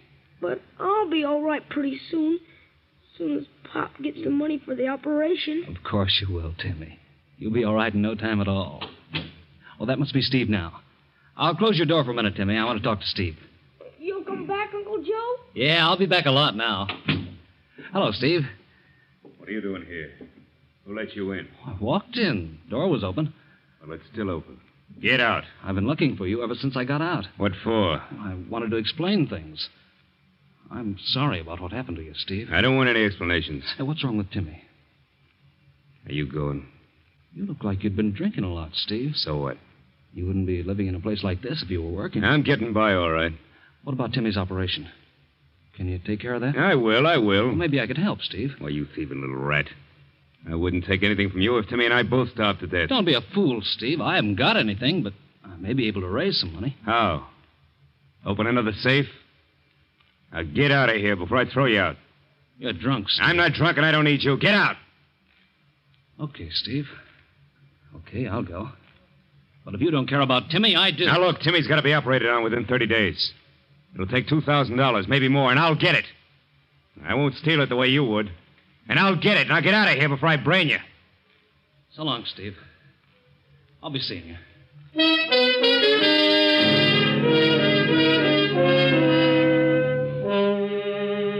Dusk has descended as Joe leaves the cheap apartment and drives to the palatial estate of his fiancée, Della. He has decided to ask Della's father to lend him the $2,000. As he turns into the drive, a man steps out from beside the gate and stands before his car. What do you want? I want to talk to you, Joe. Who are you? Freddie Alside. You remember me, Joe? What do you want, Freddie? Mike Slavich wants to have a little gab fest with you. Mike Slavich? Where is he? Turn out your lights and turn off your motor. What are you doing here? Mike will tell you. Hiya, Joe. How you doing? What are you doing around here, Mike? Want to talk to you. Mind if I get in? You've been doing all right since you got out, haven't you, Joe? Well enough. I'll say. Living in this big joint, engaged to old man Kenton's daughter. That's what I call climbing. You're the old man's secretary, ain't you? Yeah, get to the point. Old man Kenton's got a safe in that house. It's got a lot of rocks in it. What about it? We thought you might help us get them. You know the combination of the safe. You're crazy. I wouldn't think of it. We could change your mind. Couldn't we, Freddie? Yeah, more ways than one. Get out of this car. You don't scare, eh, Joe? No. Well, we mean business. If that don't scare you, maybe something else will. You think so? We know a quiet little spot where no one would find you for weeks, if ever. Well, a real gun. Shoulder holster and everything. We've come a long way since we were kids, Mike. Started out with the cap pistols, and now the real thing. Yep. All you do is squeeze it. It squirts lead instead of water. How far do you think you'd get if you did squeeze it? We've never been pinched yet. No record, no fingerprints, no nothing. First time for everything, huh? Cigarette, Mike? Yeah. Thanks, Joe. Oh. Get a load of the cigarette case, Freddie. Joseph from Della. Fancy stuff. Well, how about it, Joe? Well, looks like I'm stuck. I think you guys mean business. What's your plan? Old man Kenton's out of town. We walk in with you, you open the safe, take the rocks, and we all leave. All leave? We'll take you with us. We'll hide out for a day or so until they start looking for you. You'll be accused, you know. Now, wait a minute. Come on, get going, Joe. Out of that car and up the drive.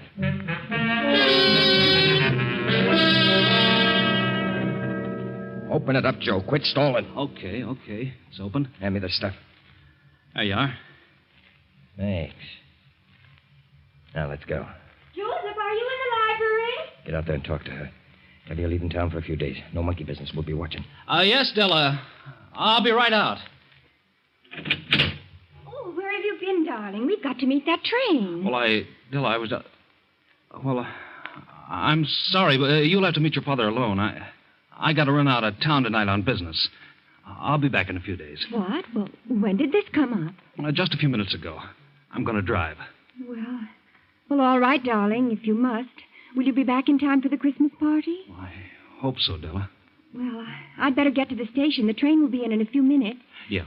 Goodbye, dear. Goodbye, and take care of yourself, Joseph. I'll try, darling. As soon as she gets out the drive, we'll leave. You take my car, Freddie. I'll drive with Joe. Come on.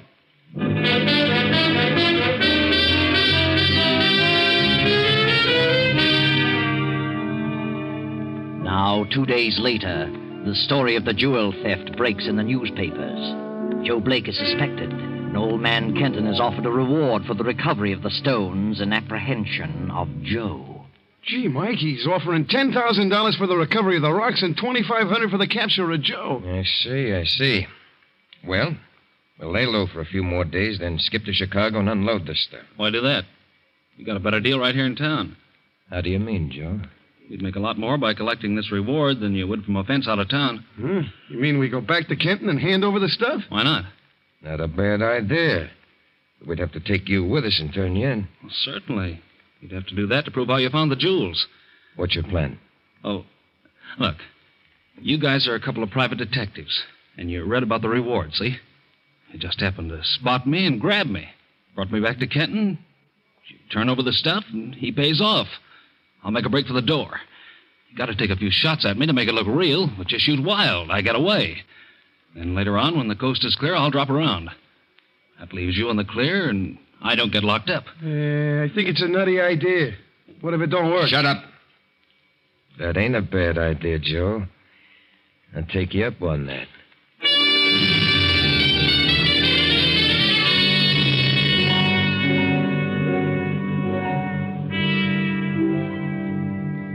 So, Mr. Kenton, me and my partner read about the theft and saw this guy's picture and happened to spot him in this lunchroom, so we nabbed him. Well, here he is, and there's all your jewelry. Yes, this is all here, every bit of it. Check it over, Della. See if your jewels are all there. Yes, Father. Nothing of mine is missing. Very well. I suppose you want the reward? Well, after all... I'll give you this check for $10,000 now for the return of the stones, and I'll withhold the $2,500 until he is booked by the police and locked up. Well, okay, but we captured him. What more do you want? I prefer it that way. I want to be sure that he's locked up, and if he gets out in 20 years, it'll be too soon for me. You certainly pulled the wool over my eyes. And when I think that Della might have married you, an ex-convict... Can't always judge a book by its cover. It doesn't seem possible I could have been such an utter fool. You got a lot of things to learn, Della. The sooner you get him out of here, the better. Well, here's your check, and so long, Della. He's getting away! Come back here. Why? He's locked it from the other side. He won't get far. I must have hit him. Call the police. Never mind. We'll get him. $2,500 belongs to us. Come on, Freddie, out this window. He won't get far.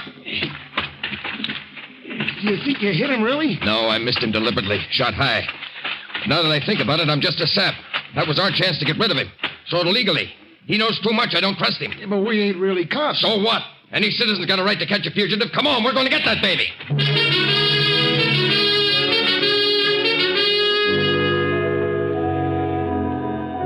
Joe makes a getaway and heads for a little hotel where he hides out for another day. Then the papers break with another story, and Kenton has increased the reward for Joe's capture. Joe studies this over for a while and realizes the possibility of Mike's double-crossing him for the additional reward. He slips out for a while, then returns to his room around 8 in the evening.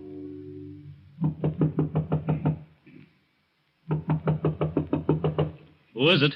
Open up or I'll kick it down. Steve. Well, so here you are, the rat himself. What do you want, Steve? What do you think? Are you back on the force, Steve? I will be when I get through with you. Because of you, I got kicked out. And now you're the one who's going to set me back in harness again. Funny how things work out. Oh, you know about the reward, do you? Yeah, I do. Once a crook, always a crook. I knew you'd pull something sooner or later. How's Timmy? He's just going to be fine in a few days. What do you mean? He can have that operation now. Oh, good. I'm glad to hear that. You're not half as glad as I am. And the thing that pleases me most is the way I'm getting the dough. Boy, this rap is going to send you away for 20 years. So what? Get your hat and start walking. And don't try that fade-out stuff on me, because I like you so much, I'd as soon plug you as look at you.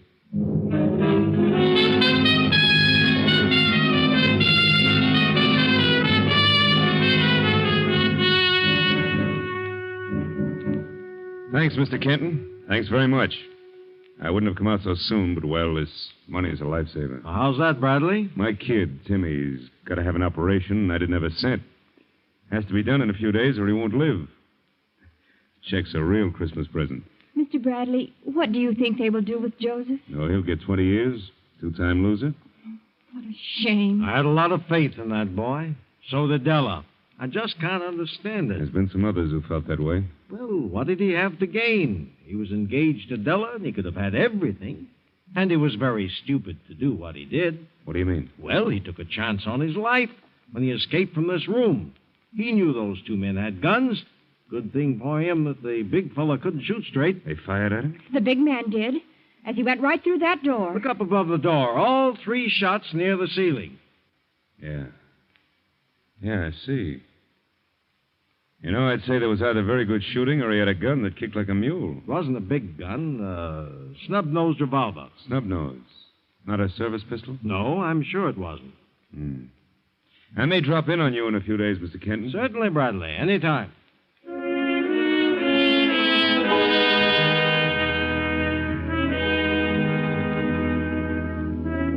I want to ask you a few questions, Joe. Did you collect the reward? I did last night.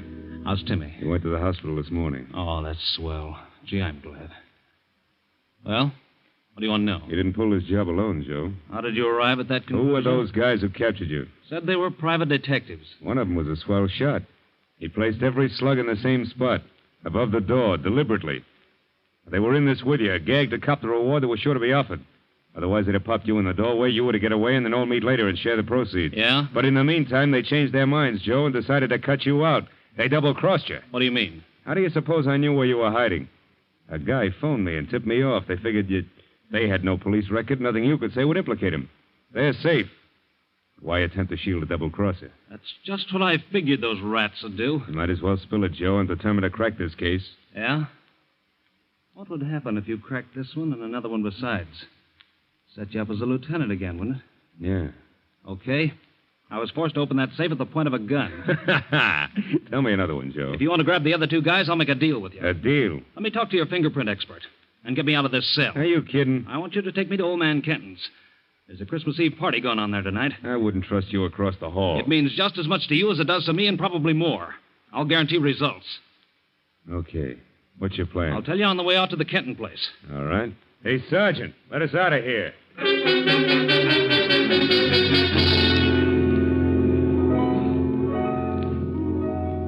Come with me, gentlemen. Father's waiting for you in the library. Looks like you're going to have quite a party here tonight, Miss Kenton. Yeah, sure does.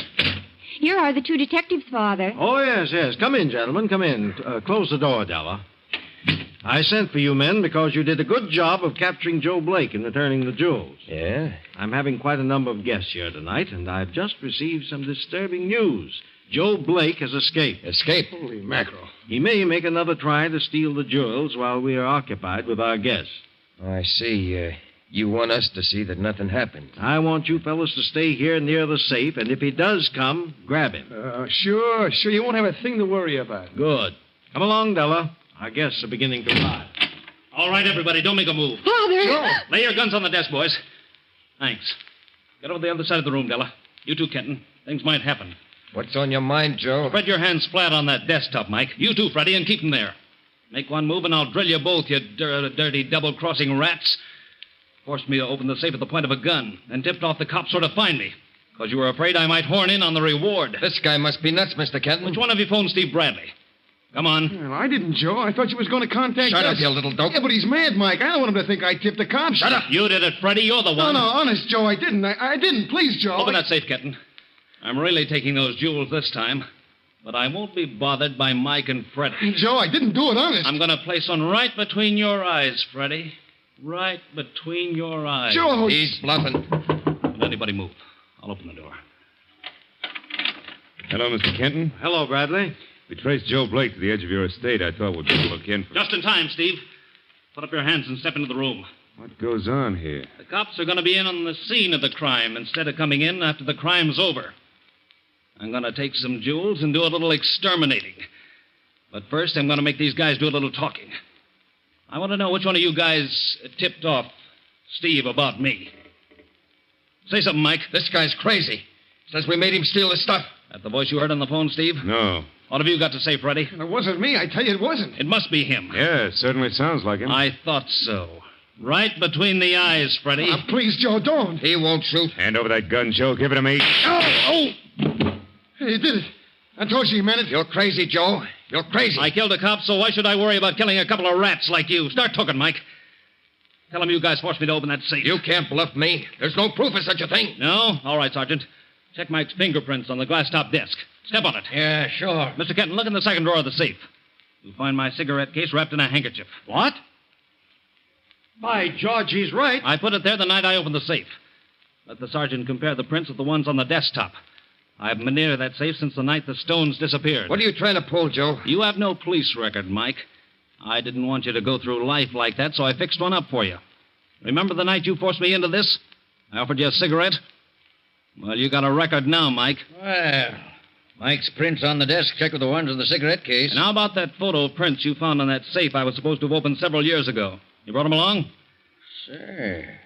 Why, they're all the same. They all check. Now you guys start talking. Go on, tell it all. I'll tell nothing. I don't know what you're talking about. Right between the eyes, Freddie. Right between the eyes. Tell him, Mike. Tell him he means it. I'll tell him nothing. Joe! Well, that finishes Freddie. Are you ready to talk, Mike? Yeah, I'll talk, Joe. I'll talk. You robbed that department store. You planted my cigarette case there. You copped it at the lunchroom, didn't you? Yeah, that's right. I had nothing to do with that job. And you did force me to open this safe, didn't you? My cigarette case proves that. Yeah, that's right. I'll admit it. You're innocent, Joe. All right. There you are, Steve. You can get up now. Yeah, very nicely handled, Joe. Hey, I thought you was... I've been framed. Pour some water on Freddie. Joe was using blanks. Hey, Joe. No, Joe, I'll tell everything. Nothing more to tell, Freddie. It's all been told. Well, that certainly leaves you in the clear, Joe.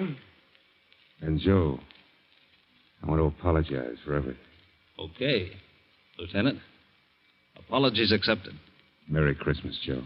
Same to you, Steve. And tell Timmy that Della and I will be down to see him in the morning. Well, there you are. Everything worked out very nicely, just as everything should, but seldom does. But there's something I should explain about the person who tipped Steve off as to where to find Joe. It wasn't Mike, and it wasn't Freddie. No, it was Joe himself. It was Joe who phoned Steve, knowing it would give Steve an impetus, a new start in his career of sleuthing. And it really worked. And it saved Timmy's life, and Joe's too, for that matter.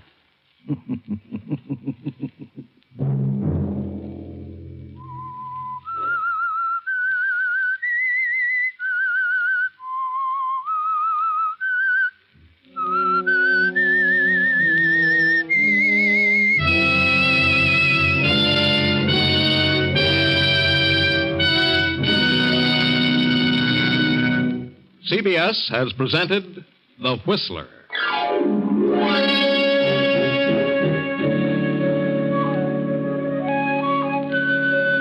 Original music for this production was composed and conducted by Wilbur Hatch. The Whistler is written and directed by J. Donald Wilson and originates from Columbia Square in Hollywood. Next week at 9:30... I, the Whistler, will return to tell you another unusual tale. Good night. This is the Columbia Broadcasting System.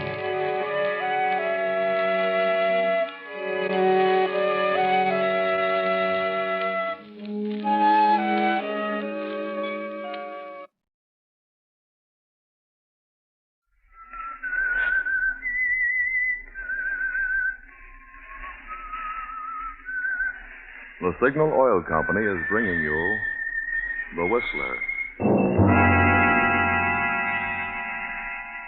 Today we will tell you a tale of avarice and greed, the awful price John Hendricks paid for selling his soul to the devil.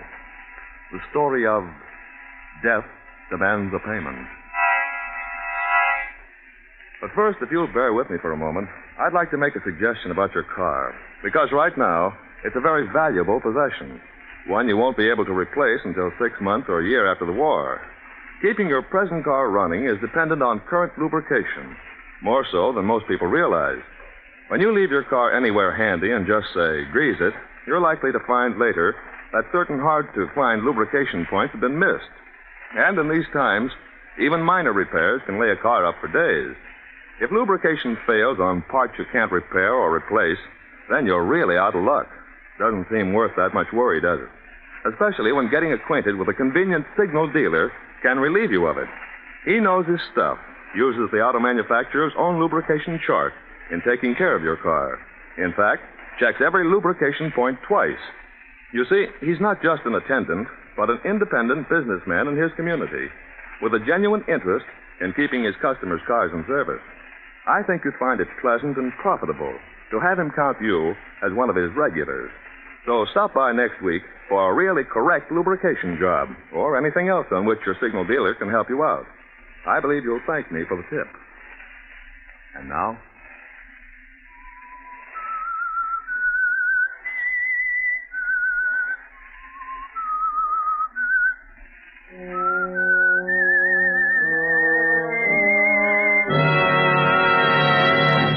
I am the Whistler.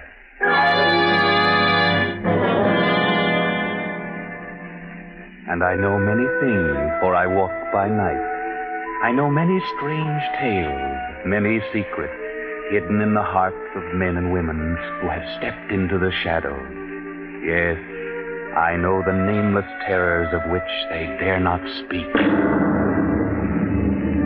A huge, sprawling stone structure surrounded by high gray walls appears against the storm-lashed, lightning-streaked night sky.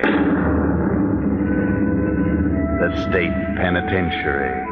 In a cell in this dismal building sit two men. One is John Hendricks, a man of 60, a lifer, sentenced 10 years ago for the murder of his wife and stepson.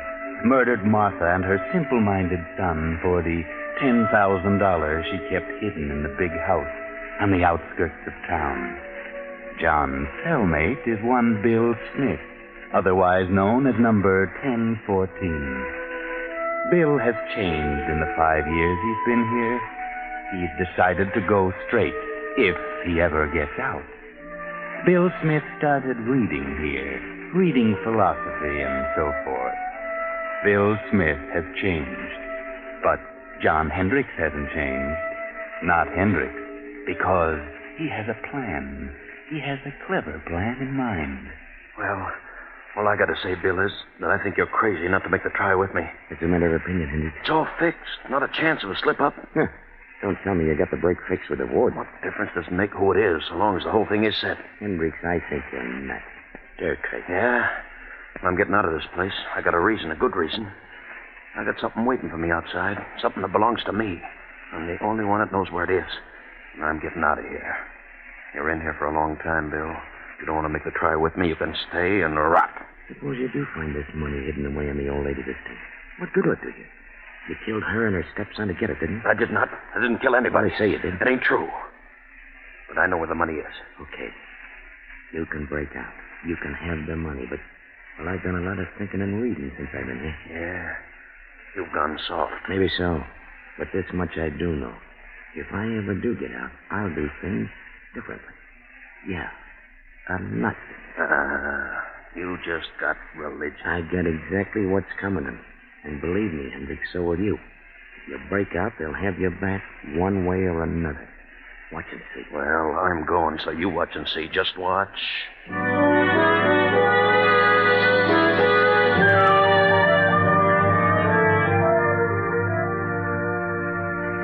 And now, another night, several months later.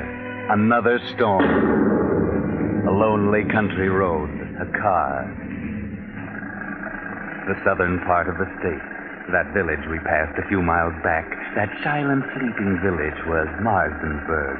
And that small stone building was the county courthouse. The courthouse where John Hendricks was tried and convicted for the murder of his wife and her simple-minded son, Henry. We're on the outskirts of town now. A young man is driving the old car, and there's a girl beside him. Motor trouble? There, just ahead, a light. Yes, it's a little crossroads store. There's a light inside, George, but I don't see anybody. It's closed. We better drive on. Yeah, I guess you're right, John. Evening, folks. There's trouble. Well, we're having motor trouble. That's so. What are you doing driving around on a night like this, huh? We're on our way where? Oh, mister, is there an inn or something around here where we can stay for the night? Inn? There's a place about 8 miles up the road. They'll probably put you up. Sign on the left-hand side of the road. You can't miss it. This road's pretty bad, though, and it rains. Got to be careful. You'll find yourself walking. Well, thank you. We'll try it. Good night. Good luck, mister. You need the luck.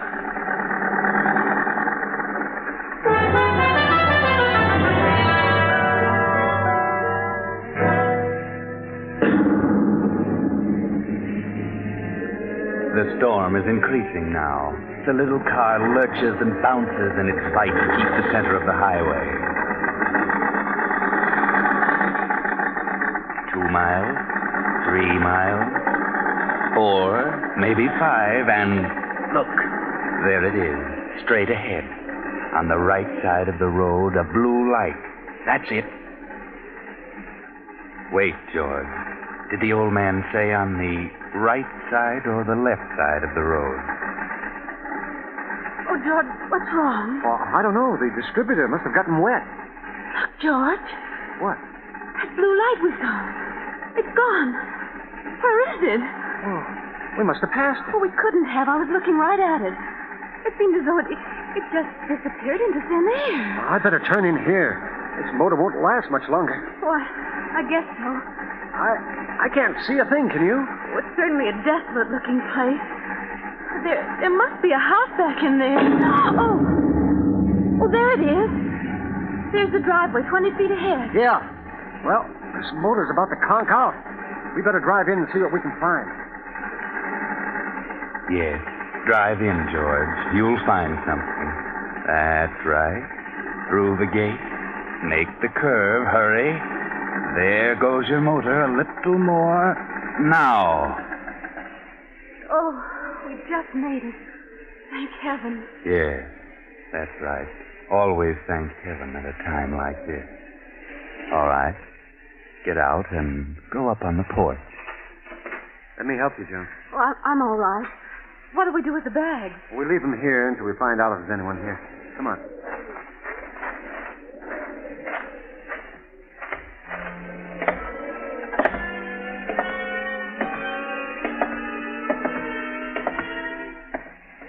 Do you see a bell?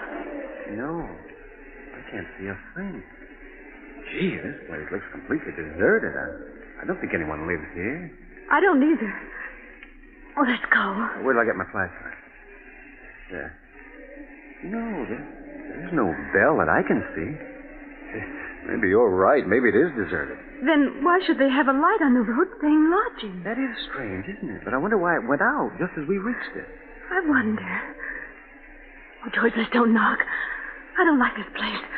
Let's go on. How? With a dead motor? Where could we go? No. I'll knock. Well, all right. Ah, that's right. Knock, George. Knock. Go ahead. Louder. Again. We've just got to have shelter. Yes, we can't stay in that car any longer. Can we? No. Afraid not. Here it comes. Now you're on your own, George. On your own. There is someone. Yeah? Oh. Good evening. What is it? Well, our car... Yes, our car stalled. We can't go any farther on such a terrible night out that we thought we could stop here for the evening. Stop here. Why, yes, we saw your light and... Light? What light? Well, the blue neon out in front. There is no light. Have you a room? Yes, there is a room. Well, could we come in? I mean, well, it's awfully wet out here. You may come in, if you wish. Oh, thank you. Gee, it's quite a relief. We were afraid you'd closed up for the night, especially when all the lights were out. All the lights out? Yes, you see. Huh? Of course the lights are out. Oh, I didn't know. You do take tourists. Do we? Well, yes, that's what they told us. Who told you? The man. The old man at the little store back at the crossroad told us. Little store? Yes, at the crossroad about 5 miles back. You know where the crossroads is, huh? There is no store at the crossroads. There isn't?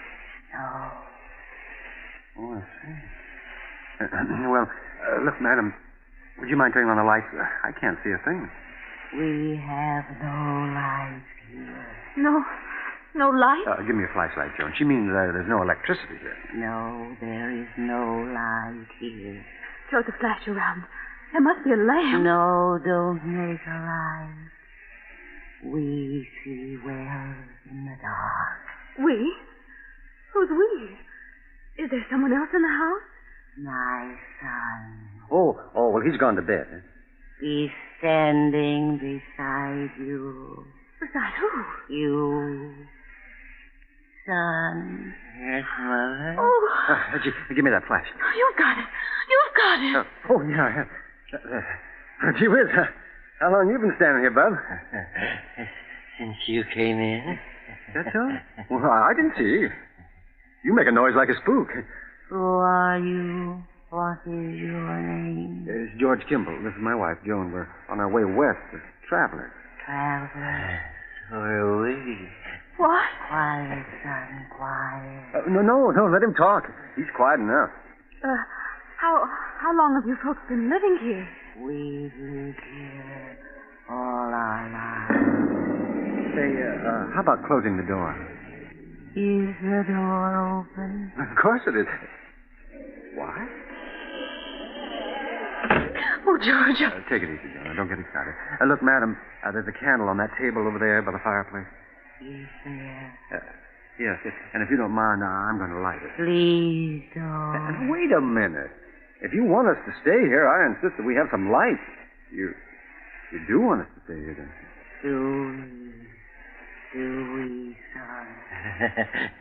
Yes, Mother. What are you looking at me for? Yes, Mother. Without lies. Yes, Mother. Oh, George, let's go. I don't want to stay here tonight. This place doesn't look good to me. There has been no good here for many years. See what I mean, George? I don't get it. You don't seem to want us, and yet your son does. How do you make any money that way? We don't make money. You don't? You mean you haven't had any guests lately? No. Not for many years. Well, can't expect any if you act like this. But we do expect a guest. Don't we, son? Yes, Mother. He certainly has a surprise coming. Yes, he has. How many rooms have you?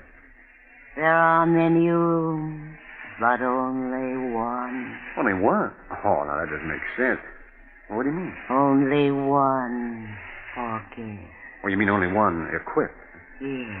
Well, then, if you've got a reserve for this guest you expect, what are we going to do? There is an inn farther along the road. They have rooms. They will take you. It will be best for us. Yes, but our distributor got wet, so the car won't even run. Where is your car? It's right there at the foot of the steps. I see no car. You do? Why, it's standing right there. George, where is it? It's gone. Holy smoke, it is gone. But where and how? I didn't hear a sound. Oh, it must have rolled ahead. Throw your light around. Not a sign of it. Say, what goes on here? Son. Yes, Mother? You moved the car. Yes, Mother. Why? Him. I understand, son. I understand. Hey, now, wait a minute. Your son moved it? Well, how could he? The motor won't run, and even if he would. Well, we didn't hear sound. No sound. How'd you move it? I don't know. It's a fine thing. Here we are in a place where they don't want us and no way of leaving. Well, you've got us on your hands now. You have to make the best of it. Oh, no, George. We'll leave. Oh, nonsense. This is all silly. Now, come on. Let's have some light and cut the monkey business. Wait, son. What have we decided? Yes, Mother. We've decided, yes. Very well, if you wish. If you wish, you may stay. Stay until... Until when? All night? Yes, Mother. If you wish. Well, that's better. Now, that's more like it. Now, I'll light this candle. There we are. George, look. Well, indeed. Look at that dust and the cobwebs. This place looks deserted. Looks like an old cellar. Well, how about the room? Do we get it or the guest you're expecting? There is another room that will do, perhaps. Well, could we see it? Uh-huh. By the way, how much did you charge? We charge nothing. You charge nothing? Nothing. Sounds silly, but it's a break for us. We're running short anyway.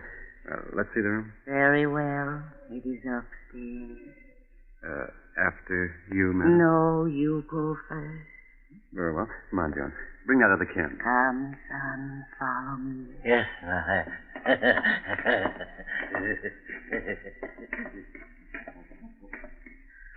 I never saw so much dust. They must like it, you know. Nice, clean dust. That room at the head of the stairs. Why, this room's well furnished. Is this the room reserved for your expected guest? No. But you said you only had one room furnished. Who sleeps here? This is my room. Was your room? I stay here now. Oh, I see. Or do I? Well, it's a nice soft bed. It was always comfortable. We leave you now. Come, son. We must leave them alone now. Yes, leave them alone. Good night. Good night. You will lock your door. Huh? Oh, yes. We'll lock it. Goodbye. Did she say good night or goodbye? I don't know. I thought she said... She did say goodbye. Golly, what a screwy outfit. Boy, I wish we hadn't had car trouble. That's what we get for trying to drive in the rain. How much money have we left? Not very much. Just enough to get to Los Angeles. The way I figure. But once we get there, I know there'll be a job for me. We'll make it. Don't you worry. You'll see me in a nice job in Hollywood. I'm not worried about seeing you in Hollywood. No? No. I'm just worried about seeing you in the morning.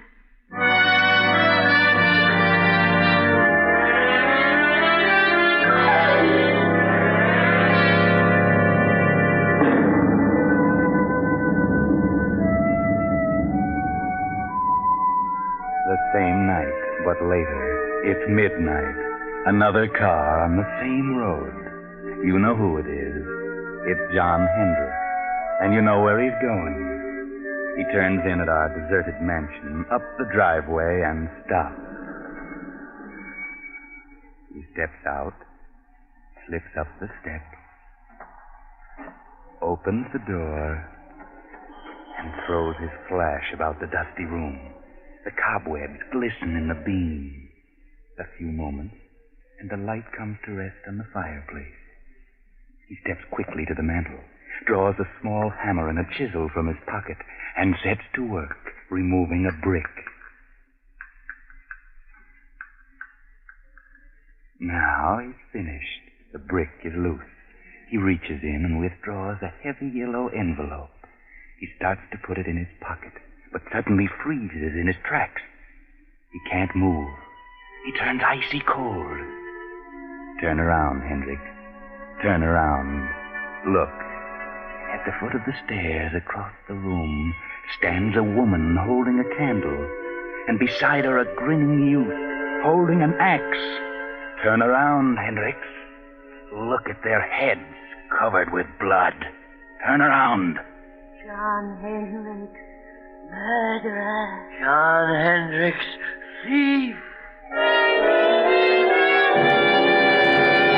Martha. Yes, John. Henry? Yes, John. No. We'll come for you, John. The same way you came for us. No. I've been waiting for you, John. We knew you'd come back for the money. No, We've been waiting. We've come to take you, John. No. Please don't come near me, please. You must suffer, John, as we have I've suffered. I've suffered. Not enough, John. Not enough. I didn't mean to do it. I didn't plan to kill you. I went mad. I lost my head. No. Don't come near me. You can have the money. Then give it to please. us, John. Please don't come near me, Give please. us the money. No, please. You won't can have the money, need it please. now. Come, son. We must have the money, and we must take John. Come, There's the money on the floor. No, money is not enough, John. Money is Please don't not come near me. enough.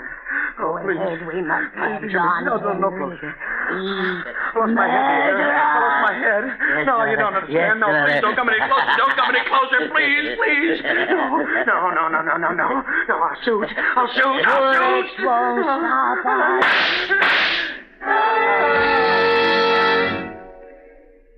Oh, good Lord, George. What was that? I heard a scream. It's downstairs. So did I. And Sean. I'll open the door. It must have been downstairs. I don't see a thing. Here's your flashlight. Great Scott. Look. The man down there on the floor. Come on.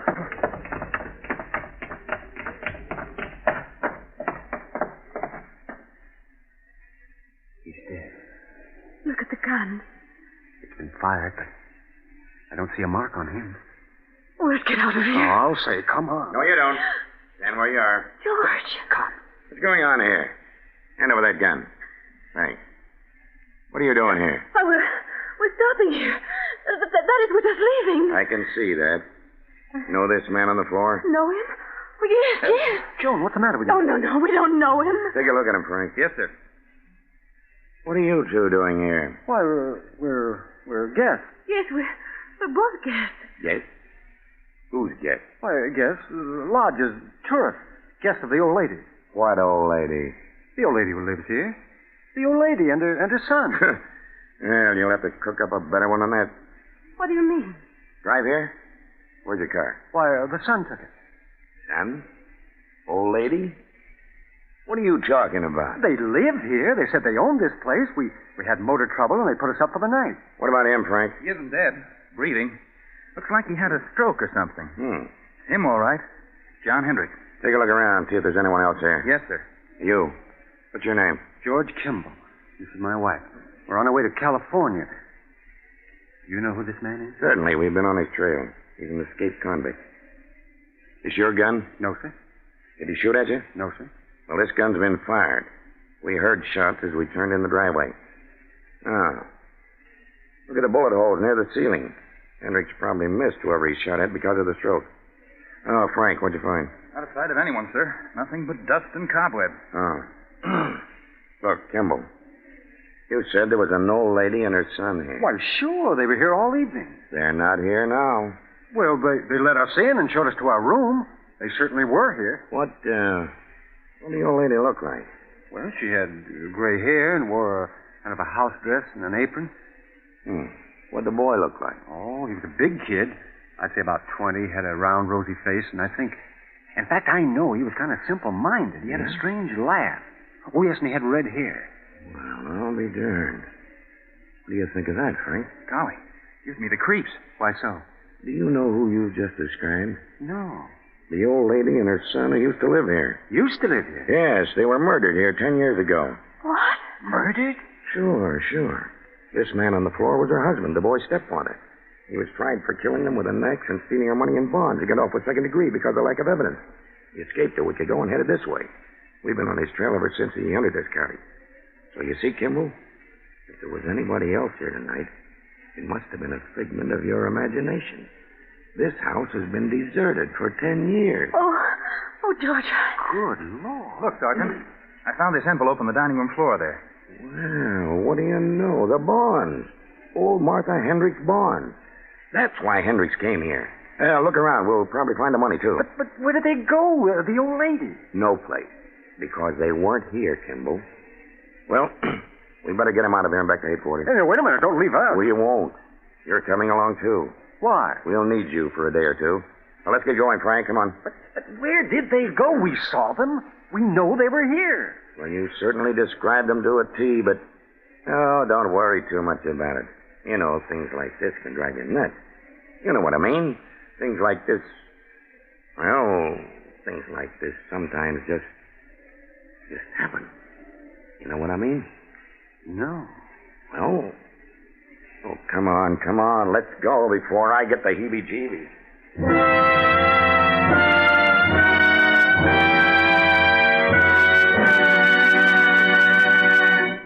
The Whistler will finish his strange tale in just a moment. While we're waiting for his explanation, here's an interesting statement from a military expert about the gasoline we're all doing without. If you've been to several gas stations and found them out, you'll appreciate it. This military authority says, quote, "We're fighting a war of engines. The side which keeps the most tanks and trucks rolling, the most planes flying, will win. This takes many more engines than we had to keep running in peacetime. And some of these military motors burn a gallon of gas a minute. The oil industry's job is to keep the fuel tanks of these engines full. It's a tremendous job. Oil men are doing everything they can to increase production. But over 53% of all the gasoline produced must now go into military use." Unquote. The Signal Oil Company brings you these facts so that when your Signal dealer can't fill her up as he used to, you can better appreciate how the gallons you're doing without are helping carry us down the road to victory. Another way by which America's unequaled resources are winning this war. Now, the Whistler.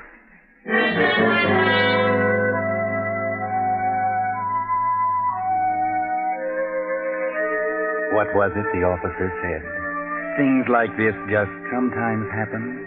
Just happen? Well, sometimes they do and can't always be explained. But not this time. Oh, no, not this time. This can be explained. Remember John Hendrick's cellmate, Bill Smith, number 1014? He can explain. He knows all about it because he planned it. Yes, he had learned all the dope from Hendricks, and he sent his pals, the phony spooks, to get the money when Hendricks recovered it. You see, he didn't want to hurt John. He wanted to scare him out of it. Remember? Bill 1014 said he had changed. He said he'd never do things the way he'd done them before. And he didn't. But he hadn't changed. I know.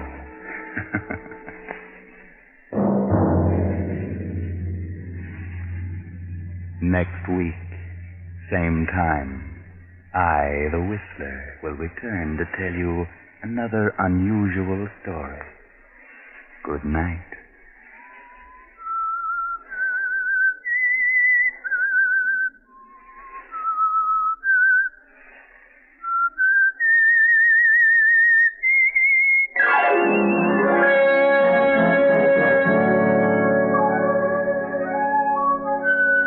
Original music for this production was composed and conducted by Wilbur Hatch.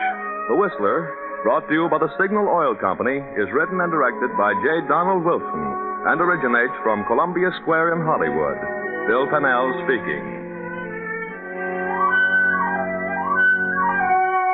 This is the Columbia Broadcasting System.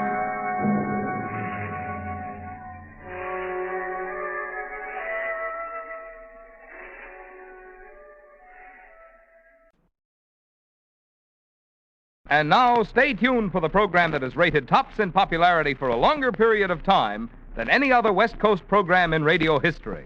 The Signal Oil program, The Whistler.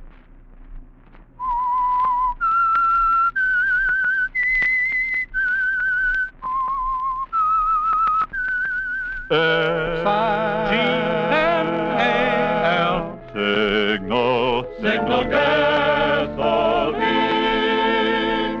Signal, the famous Go Farther gasoline, invites you to sit back and enjoy another strange story by The Whistler. For extra driving pleasure, the signal to look for is the yellow and black circle sign that identifies Signal service stations from Canada to Mexico. And for Sunday evening listening pleasure, the signal to listen for is this whistle that identifies the Signal Oil program, The Whistler.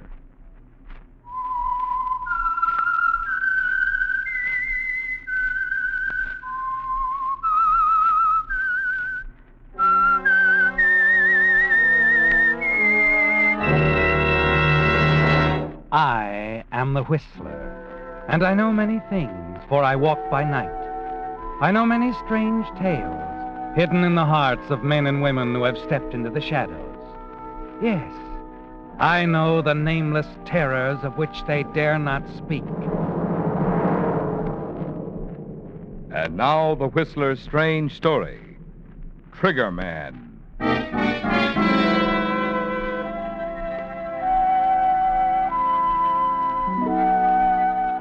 Martin Lang was young, brilliant, and confident. He had everything it took to make him one of Seattle's most successful lawyers.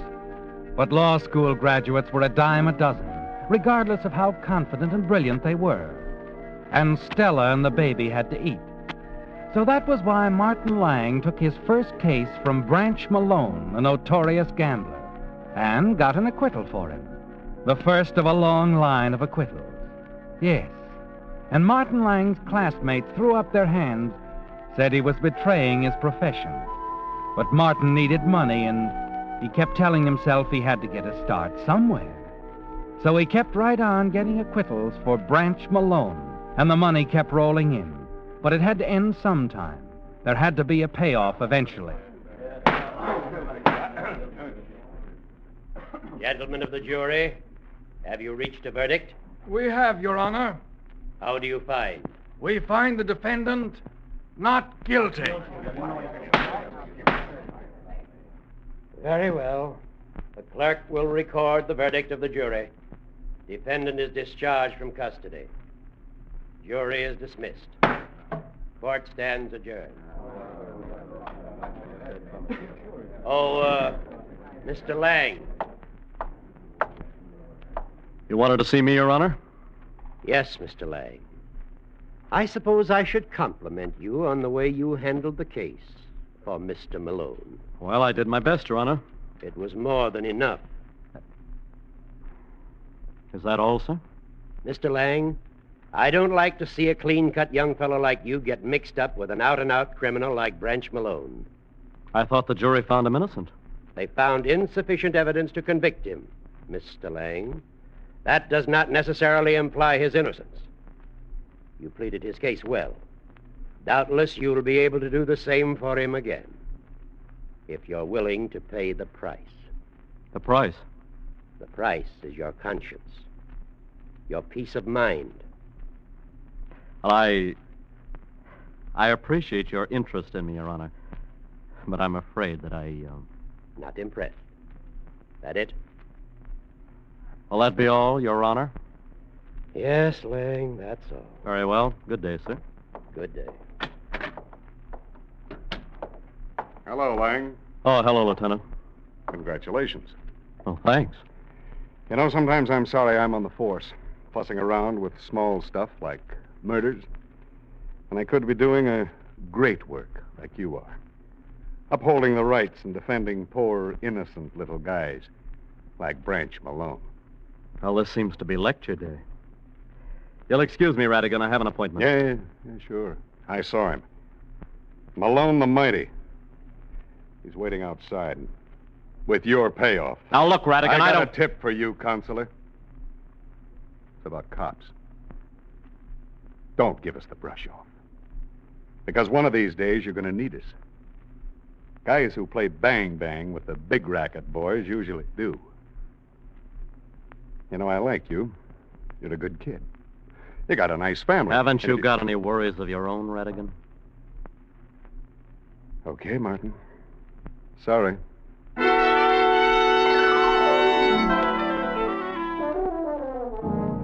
You're on your way, aren't you, Martin? Another acquittal. Another $500 in your pocket. It doesn't matter where it comes from, does it? Malone's money is as good as anybody's. And you keep telling yourself there's nothing wrong with what you're doing. That night, as you sit in your living room reading the paper, you try to reason it through, file it away, but it keeps coming back.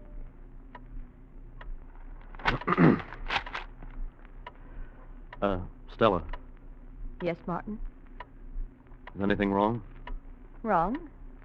No. I thought something might be bothering you. No. There's nothing, Martin. I thought you'd be happy about the case and everything. We can buy that dining room set now. Yes.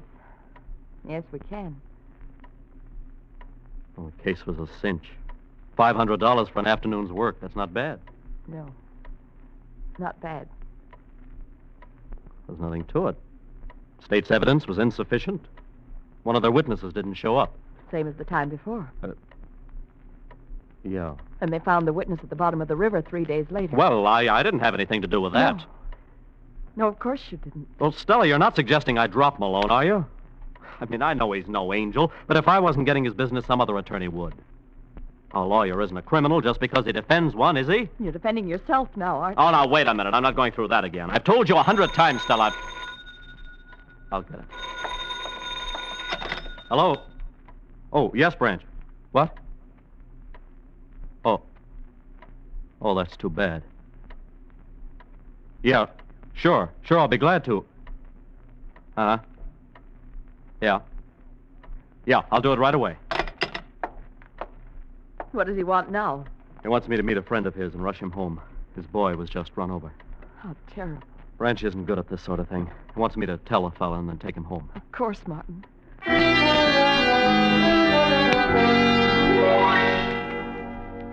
Just a little favor for Branch Malone, Martin. It's the least you can do, isn't it? The tavern is only a few blocks away, and when you arrive, you find Mr. Williams in a back booth, just where Malone said he'd be. Are you Fred Williams? Huh? Oh, yeah. What do you want? I'm afraid I have some bad news. Bad news? It's about your son. Lenny? Yeah, he's had an accident. An accident? Lenny? He was run over. No, where is he? I gotta go to him. He's home. Come on, my car's outside. Thanks a lot. My car's right here. How did it happen? Tell me. This is it. If you'll tell me where you live, I'll... Hello, Counselor. Branch, what are you doing here? Little business deal, Martin. All right, Williams, get in. No, Branch, please. I said get in. Branch, I won't talk. I won't say a thing. I'll leave town, I swear it. Put the gun away, Branch. Sorry, Williams. All right, Martin, get in. Let's get out of here. Branch, you shot him. I said get in, Martin.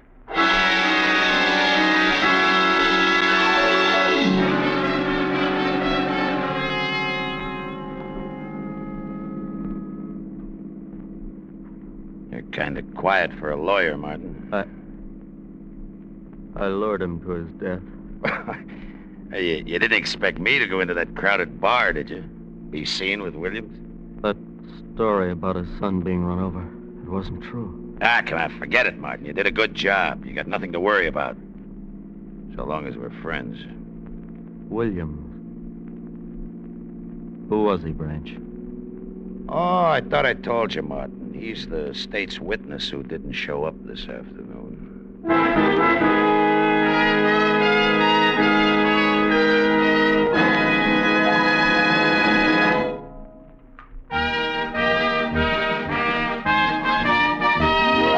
Audrey Newcomer of Los Angeles is the Whistler fan to whom we are sending a $20 Signal gasoline book this week as a token of our appreciation for writing this limerick.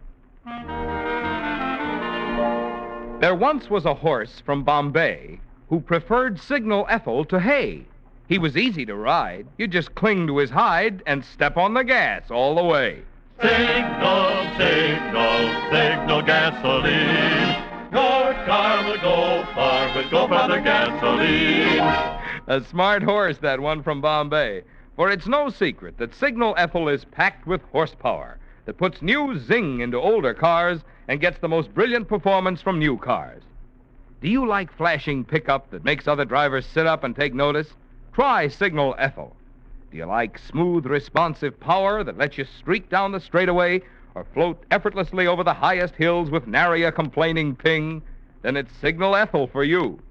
When you step on the gas, you'll know you're enjoying the most thrilling performance your car is capable of delivering. If you fill your gas tank next time with Signal Ethel.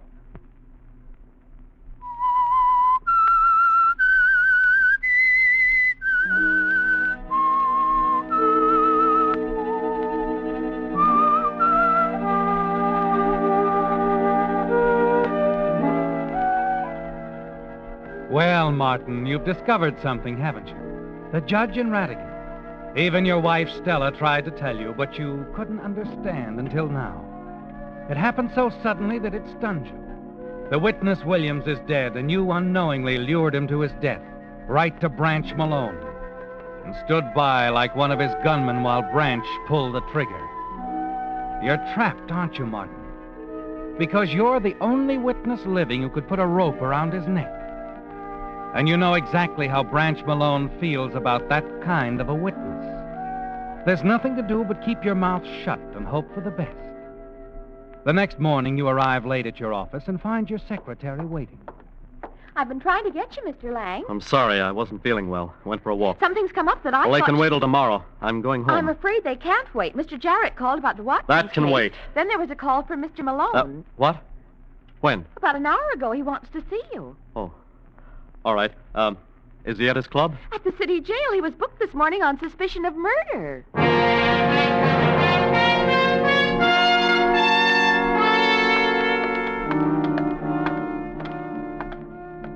Hey, Mr. Lang. Hello, Consular. Come on in. Make yourself cozy. 10 minutes. What's happened, Branch? I thought you might know, Consular. Cops were tipped off to that Williams killing last night. What? Yeah. What? Now, wait a minute. Don't look at me. You don't think I didn't say nothing. Well, listen, I'd be crazy to do anything like that, Branch. Sure. Sure you would. That's what I told Spike Robertson. Spike Robertson? Who's he? He's the man the newspapers refer to as my trigger man, Martin. Don't believe you ever met him. Nice guy to have on your side when you're in a spot. We've been trying to figure out if any witnesses might have been around last night. That is, any beside you, I mean. Oh, Branch, believe me, I didn't talk, and I'm not going to. That's what I told Spike. Spike said, "Don't worry, boss. If they pick you up, when there's no witness, there's no case." You can figure that one out for yourself, can't you, Counselor? Well, sure, Branch. There won't be any prosecution witnesses, Martin, because you're the only one, and you ain't going to be on the witness stand. You're going to defend me. You know, just like before, only this time Spike's going to be real interested in how you're doing. You get it?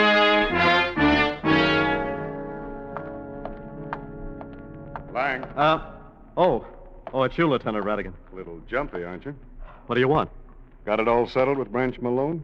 Heard you just had a chat with him down in cell block 9. I'm sorry, Radigan. I haven't got time to stand around and listen. I know. You're a very busy man. But you're playing with dynamite this time, Sonny. Your friend knows that all his blue chips are on the table. Because whoever put the finger on Williams in that bar is the guy who's going to hang him. And this time, so help me, the witness isn't going to disappear. What are you getting at, Radigan? You got to take your choice this time, Martin. Oh, I still think you're a good guy. I still think you're on the right side. Maybe you don't know it yet, but you are. And I think you know enough about this case to hang Malone. And I think you'll come through for us. But when you do, it's going to be dangerous. Why are you telling me all this? I wanted you to know why I'm putting a tail on you. What? Mm-hmm. He's going to watch over you day and night. And if you know what's good for you, you won't try to give him the slip. Is this for my protection? Or is it... Like I said, Martin. This time, the guy we think is an eyewitness isn't going to disappear.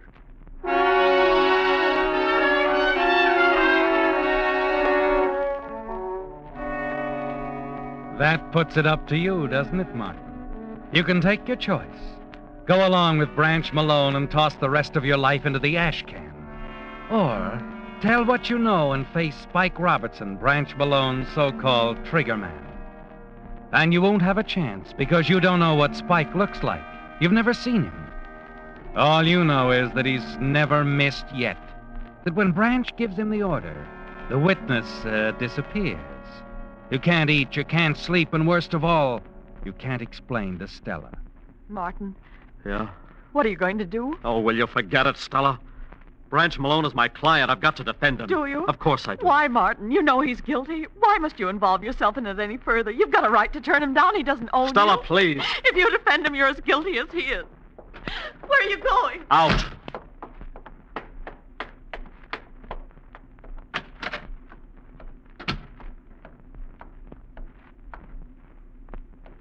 Come on, friend. We may as well be sociable. Sorry, mister. I don't... Oh, I know you're the tail Lieutenant Radigan put on me.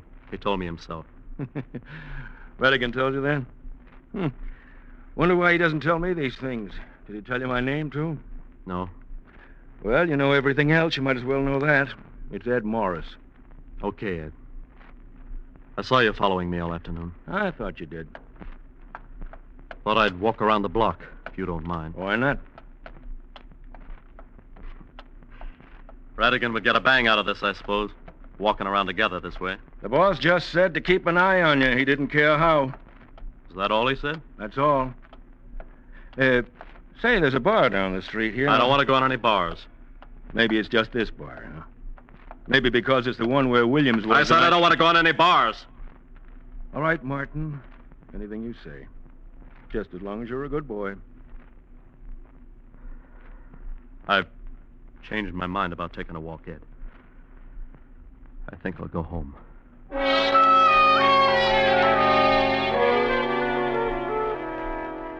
Yes, Martin, you're on a one-way street, a blind alley. There's no way to turn now, and there's a blank wall at the end. You've got to take the case. It's more than a matter of right and wrong. Yes, Martin, at this point, it's life or death. So you go to work on it. Visit Branch Malone every day in his cell. Spend nights at the office preparing the case, plugging loopholes, anticipating points the prosecution is sure to bring out, making it another sure thing for Branch. You have 2 weeks until the arraignment, and Branch Malone wants bail. 2 weeks without sleep, forgetting to eat, until you're almost ready to crack. And worst of all, you can't tell Stella. There's no way to make her understand. And then suddenly, on the night before the arraignment, you can't hold out on her any longer. Martin, darling, you're worried sick. Why don't you tell me about it? You can't go on this way. Oh, please, Stella, there's nothing. Are you afraid to tell me? No, I... Why did you lie to me, Martin? Why did you tell me you had nothing to do with the murder? Williams was the man you met that night, wasn't he? Listen, Stella, you've got to forget it. Please, don't even think... What are you afraid of? All right, I'll tell you. I'm the witness. I'm the only one who can hang Branch. Lieutenant Radigan knows it. They all do, but they have no proof. Now, that's why that guy's always waiting for me across the street, Stella. He's a plainclothes man, one of High Radigan's boys, protecting me. Protecting you? Yeah, his name's Ed Morris. Radigan knows if I open my mouth, I'm dead. But if that's all there was to it, I wouldn't worry. It's you, too, and Susan, don't you see? Malone won't stop at anything. His gunman, Spike Robertson's waiting for me somewhere. Waiting for me to open my mouth. And if I do, the guard won't make any difference. Spike won't stop until he gets us all. Martin, Well, now you know it. You were right, all of you. But it's too late now. So you're going to defend him? And let it happen again and again? Yes. Martin, I want you to stand up at the arraignment tomorrow and tell them everything. Oh, don't be ridiculous. We'll take our chances, Martin. Susan and you and I. It has to be that way, dear. If we don't, there's nothing left, don't you see? No, I'm afraid I don't. Please, Martin. You just don't know, Stella. You have no idea. I do. I'd rather be dead. Don't even say it. I don't want to hear it.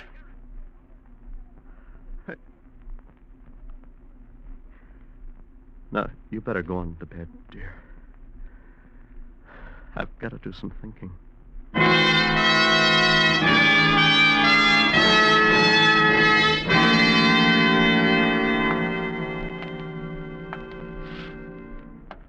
What are you pacing the floor for, Martin? I'm the one who ought to be worrying. What time is it, Branch? It's 12:30. Raymond's set for 1, ain't it? Yeah. And have a smoke. Got a half hour. No, thanks. You're still sure of yourself, ain't you? I'll get bail for you. That's a good thing to know. You and me are going to do big things together, Martin. You're a smart boy. Branch. Yeah? Branch, what if I told you this was going to be the last time? Huh? That if I get you out of this one, we're all washed up. What do you mean, if, Martin? All right, when I get you out of this one. How long you been thinking this over? I don't know. I don't like it, Martin. You just don't run out on this kind of a partnership, not when a guy knows as much as you do. Oh, I'm not going to talk if that's what's worrying you. You're wrong, Martin. I'm not worried.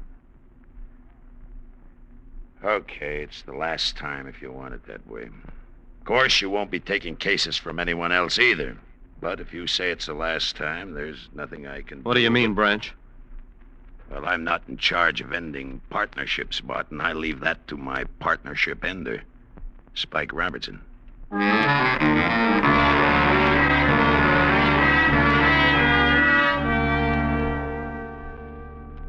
So you go into the courtroom, Martin, and half listen to the statement of evidence from the prosecution as you think about the one-way street with Spike waiting at the end. Stella is there watching you, her face white and tense. Branch, confident, half smiling, wondering what you'll say when the time comes. And then finally it comes, and you find yourself on your feet going into your act. I remind the court that the so-called evidence presented by the prosecution is neither circumstantial evidence nor is it direct evidence. It's nothing, gentlemen. Nothing but suspicion based simply on the fact that it is alleged that my client had ample and sufficient motive to...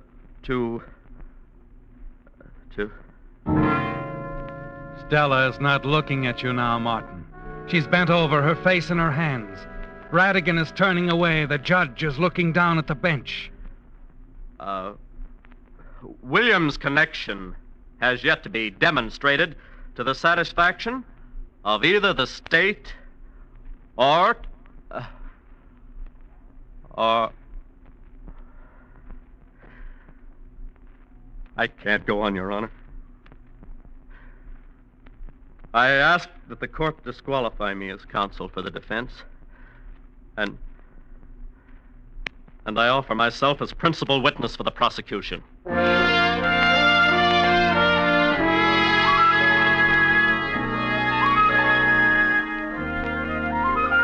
It's a new world, isn't it, Martin? There's a different feel to the sidewalk under your feet as you start home late that night, after filing your sworn statement of the killing with the district attorney's office. The streets are bare and deserted. Just you and Ed Morris, the guard Lieutenant Radigan appointed to protect you. Oh, I missed you when I left the courthouse, Ed. I was there. Don't worry. Looks like you got a job on your hands now. I'm ready. That was quite a thing you pulled. I thought Malone was going to pass out in his chair.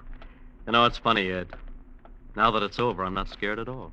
They sent 2 men along with your wife. Stake out at your house, you know. Yeah. Oh, this is the car. Yeah. Hop in. Spike. That's right. Spike.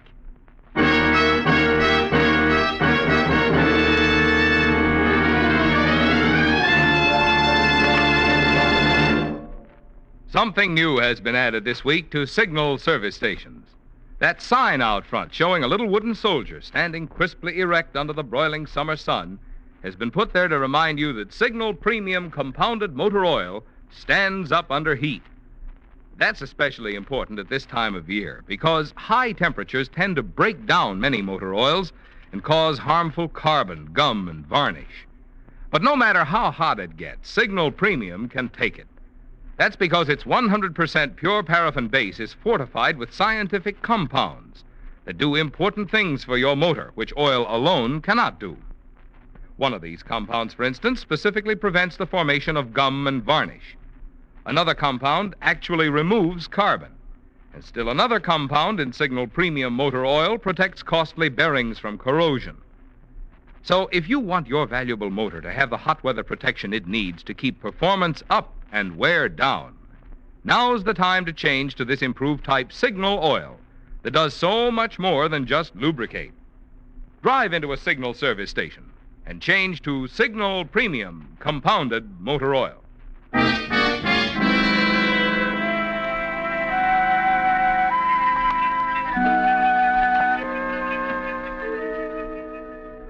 Well, Martin, it seems Branch Malone didn't waste any time, doesn't it? 2 shots and Ed Morris, the guard, lies dead at your feet. You look at the killer standing in front of you and the gun still smoking in his hand. There's nothing you can do, no way to turn. 10, perhaps 15 minutes left to live. Long enough for him to take you to a lonely spot on the highway and make another witness disappear. And then, strangely, you find yourself thinking of the sworn statement safe in the district attorney's office. And stranger still, you discover you still aren't afraid. There's no use checking him. He's dead. Yeah. I don't miss very often. Well, what do we do now? Maybe we better call the coroner. What are you talking about? That's what we usually do with stiff slang. I don't get it, Spike. Spike? You're Branch Malone's man, aren't you? You're a little confused, brother. That's Spike Robertson on the ground there. He's been tailing you since the Williams killing. But he didn't know Lieutenant Radigan had me tailing him. My name's Stanley, DA's office.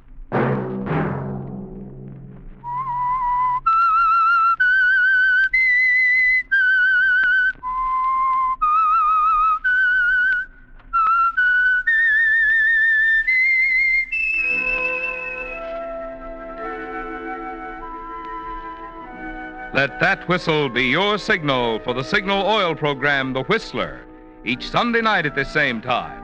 Brought to you by the Signal Oil Company, marketers of Signal gasoline and motor oil and fine quality automotive accessories. Remember, if you would like the fun of having your friends hear a limerick of yours on The Whistler, the address to which to send it is Signal Oil Company, Los Angeles, California. All limericks become the property of Signal Oil Company. Those selected for use on The Whistler will be chosen by our advertising representatives on the basis of humor, suitability, and originality. So, of course, they must be your own composition.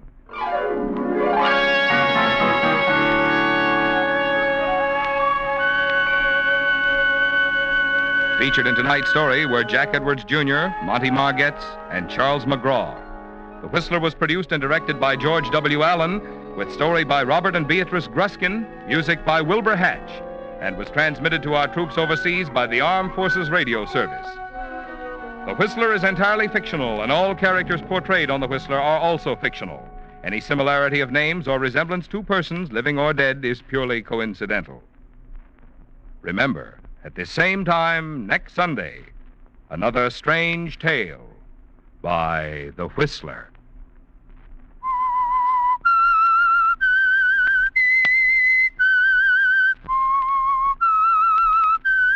S-I-G-N-A-L, Signal gasoline. Your announcer has been Marvin Miller. This is CBS, the Columbia Broadcasting System.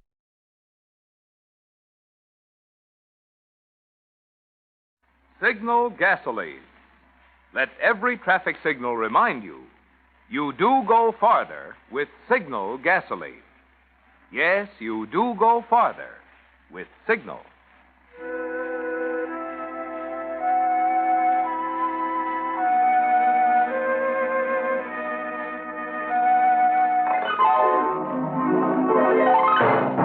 The Signal Oil Company and your neighborhood Signal dealer bring you another curious story by The Whistler. Tonight, The Man Who Came to Murder.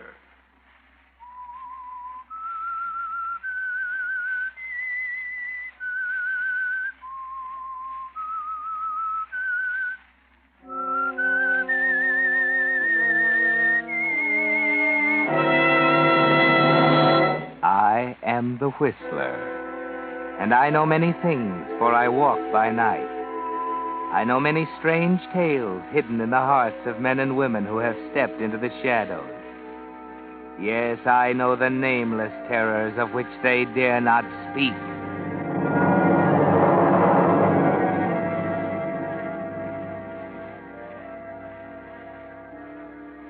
You can live too long. Did you know that? Oh, yes. Especially if you have money, a lot of it, and heirs. Like Ellen Hargrove. Miss Ellen has a lot of money left to her at her husband's death years ago. She lives in a great Victorian house just outside of town. She has been a helpless invalid ever since she had that terrible heart attack just a year ago. Nobody thought she could live. Yet there she still is in the great carved bed in the second-floor bedroom. This morning, there are 3 people in the bedroom beside Miss Ellen. There's Mrs. Merton, her devoted housekeeper, Dr. Stone, who has come to make another examination, and Wendell Robinson. Wendell has shown the most touching anxiety about Miss Ellen all through her illness. He's her nephew and heir. Now, deep breath, Miss Ellen. Make it a good one. Yes, Doctor. Another. Well, that's enough of that. Now, let's check that pulse again. But you've already taken my pulse. Any good reason I shouldn't take it again? I like to hold a lovely lady's hand. You? Oh, Dr. Stone, what a thing to say to an old woman like me. Still, I suppose we're never too old to be flattered. Well, Ellen, you aren't old. That she isn't, Mr. Wendell, and never will be. Miss Ellen's got a heart in her as fresh and sweet as a child. All right, Mrs. Merton, I've finished. Let me have my bag. Right here, Doctor. Dr. Stone, is there any change? Yes, Doctor. How about it? Want the verdict, do you? Ellen Hargrove, you've made a liar out of me. What? I don't... A year ago, I said you couldn't live a month, and here you are, frisky as a lamb in the pasture. You mean she isn't going to... She'll live? Exactly. She'll have to take it easy, of course, avoid excitement, fatigue, but with proper care, she'll live to be 100. Oh, Dr. Glory Stone. be. Didn't I tell you, ma'am? Just you do what the doctor tells you I said, and you'll be on your feet again. Oh, Miss Ellen, you're... I'm very sorry. You mustn't be Well, distressed. now, don't you cry. It's a very happy day. So it is, my dear. A happy day for all of us. Eh, Wendell? Yeah. It's quite a day.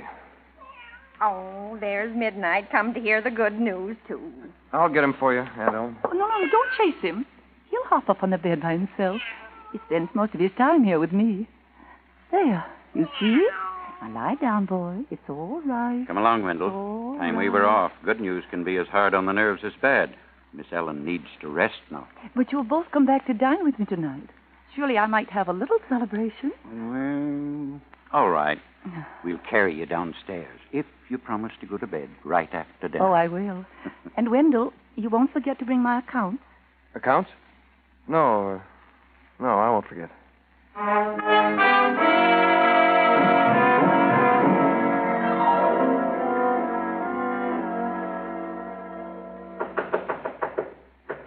Hold your horses, can't you? I'm coming. Well, who is it? Open up, Bill. It's me. Wendell. Oh, wait a minute. Oh, you crazy fool coming in here in the daytime. Suppose somebody spotted you. The old woman catches on we're married, she'll cut you off without a thin dime. Shut up, will you? She isn't going to die. What? Oh, you're crazy. The doctor. Yeah, he said. Now he says she'll live to be 100 if she takes care of herself and avoids excitement. And that's not the worst. Nothing could be worse. She wants to check up on her accounts. After a whole year of leaving them in my hands, she's got to see her bank statements tonight. You know what'll happen. She'll find out about those checks I raised. Well, we got to get out of here. Snap out of it, Wendy. How'll she know it was you raised the checks?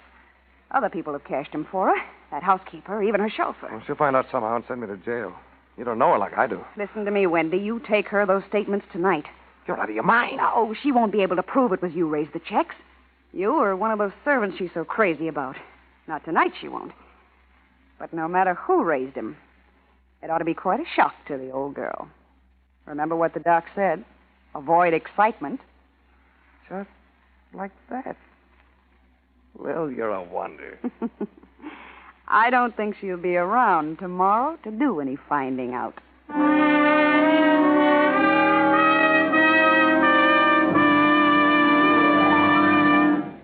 Here's an angle on making your car last longer that may not have occurred to you. When you choose a doctor for your own health, you're careful to select the most reliable, most conscientious doctor you can find. Well, to keep your car healthy, it's just as important to select a service station operator who's conscientious and experienced at the job he's doing. Which explains why so many drivers these days are switching to independently operated Signal gasoline stations. You see, each Signal dealer is in business for himself. Servicing cars is his permanent work, and naturally he wants his business to grow. So he has a personal interest in pleasing you so well, you'll come back again and again and be his steady customer. As a result, you get not just the minimum service you ask for at your Signal gasoline dealers, but also those little unasked-for extras that can make such a big difference in the life of your car. With the average car on the road today over 7 years old, this conscientious, thorough Signal service is more important to you than ever before.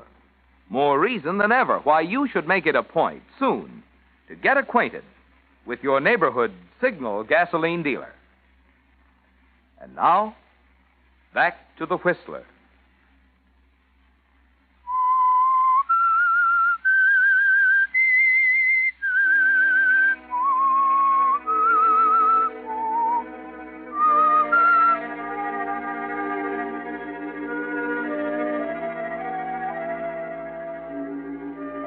Yes, it's hard to be an heir, especially when the person you expect to inherit from clings to her pitiful, useless life.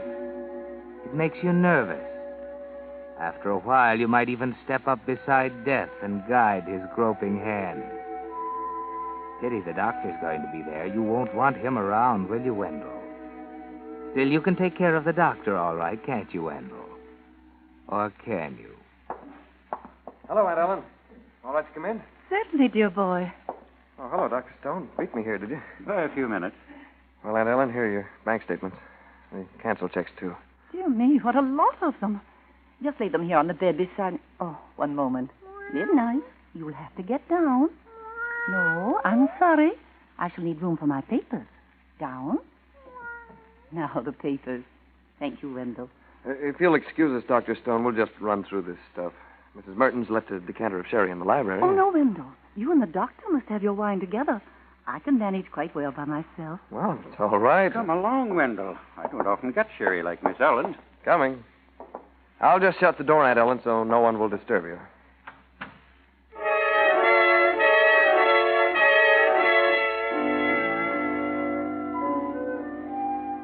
So it was easy to get the doctor out of the room after all.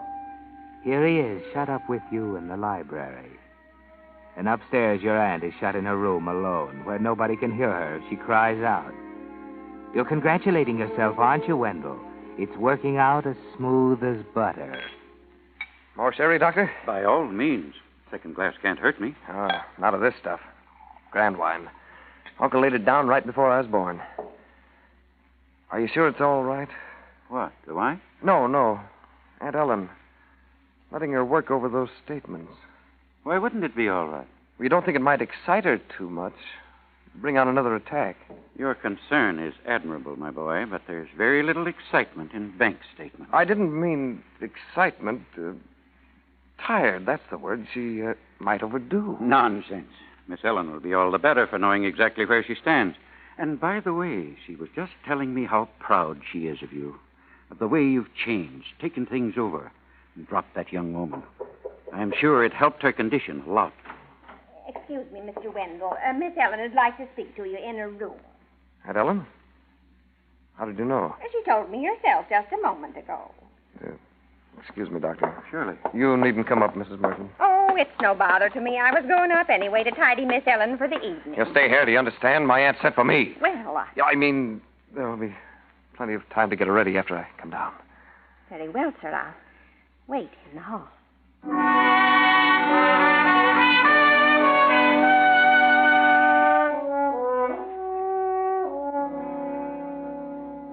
Careful there, Wendell. An heir shouldn't make mistakes, not when he's helping his beloved aunt out of the world.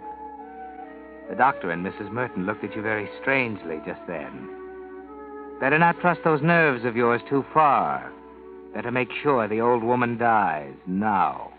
You want to see me, Aunt Ellen? Oh, Wendell, come here, please. I've made a disturbing discovery. Most disturbing. Why, what's the matter? Well, it doesn't seem possible. But I believe the bank must have made a mistake. A mistake? The bank? Oh, come now, Miss Ellen. I know it seems strange, but there can't be any other explanation. Well, there's got to be. Banks don't make mistakes. The statements are wrong. You mean they don't agree with the checks you drew? Oh, but they do, Aunt Ellen. Remember, I've gone over these myself. No, it's the checks themselves. Look at this one. It's drawn to cash for $1,000. What's so funny about that? Costs money to run this house. Oh, but everything is paid for by check. The household expenses, salaries, any large bills. I never write checks to cash, except for a little ready money in case of emergency. And never for more than $100. 100? You sure about that? Certainly I am. But this is one for 1,000, and there are others. I see. Wendell, dear, what is it? Look here, Aunt Ellen, you haven't been able to go to the bank yourself lately. Who's cashed your checks for you? Why, you most of the time. But Mrs. Merton and Roberts have also gone to the bank for me. Nobody else? No, dear, I'm certain. Look at this check. Is that your signature? Oh, yes, Wendell, of course it is. And there's no question about it. About? Somebody's been raising your checks, Aunt Ellen. Somebody's changed the amounts from 100 to 1,000. Oh, that's impossible. No one has cashed checks for me except you and Mrs. Merton and Wendell. Yeah. Roberts and Merton and me. Take your choice. Oh, no. Mrs. Merton, she's been with me for nearly 30 years. Roberts was our stable boy, and you... Don't try to wiggle out of it. When you got sick, one of us saw a swell chance. One of us did a sweet job of robbing you. At $900 a throw. Oh, please. When you're old, so few people left. Everyone else gone. Husband, family, friends. Only you three. And all one I of us have. is a thief. It's true, you know it. I can't believe... Oh, What is it, Aunt Ellen? pain. Wendell, help me. Yeah. Yeah, I'll help you. Please, the doctor. Yeah. The doctor. Hurry. Aunt Ellen. Aunt Ellen. It worked.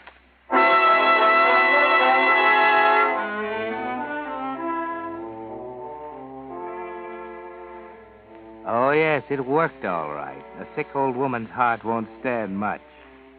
And the doctor told you once she collapses, she must have immediate attention or she will die. You're going to slip out of this room softly. You're going to close the door behind you without a sound. You're going to keep Mrs. Merton talking downstairs. And when at last she comes up, she'll find your aunt dead of a sudden heart attack. Safe, Wendell. Safe? Why are you backing away? Can't you turn your head away from that still body on the bed? There's something behind you, Wendell, a black, furry shadow on the floor. It's midnight, Wendell, sound asleep, and you're stepping so very softly. Careful. Look out! What? A cat. Shut up, blast you. I didn't mean to hurt you. Can't you keep quiet? Whatever's the matter with midnight? Mrs. Merton, she's coming up here. She'll see. Shut the door. Keep her out. No, that won't do. Mr. Wendell, did something happen to midnight? Call to her. The only way. Come up here. Quick, Mrs. Merton. He's screaming as though the banshees were after him. Where's he got to, Mr. Wendell? Where's Miss Ellen? We were just talking, and all of a sudden she fell over. Miss Ellen, dear. Dr. Stone. Yes, Mrs. Merton? Hurry, Doctor. It's Miss Ellen. I tell you, she just fell over. I was running for help. I didn't see the cat. I told the doctor. I warned him. Too much for her. Oh, hurry, Doctor. All right, Mrs. Merton. Get out of my way. You shouldn't have let her go over all this stuff. We were just talking quietly, and she fell over. Quiet, please.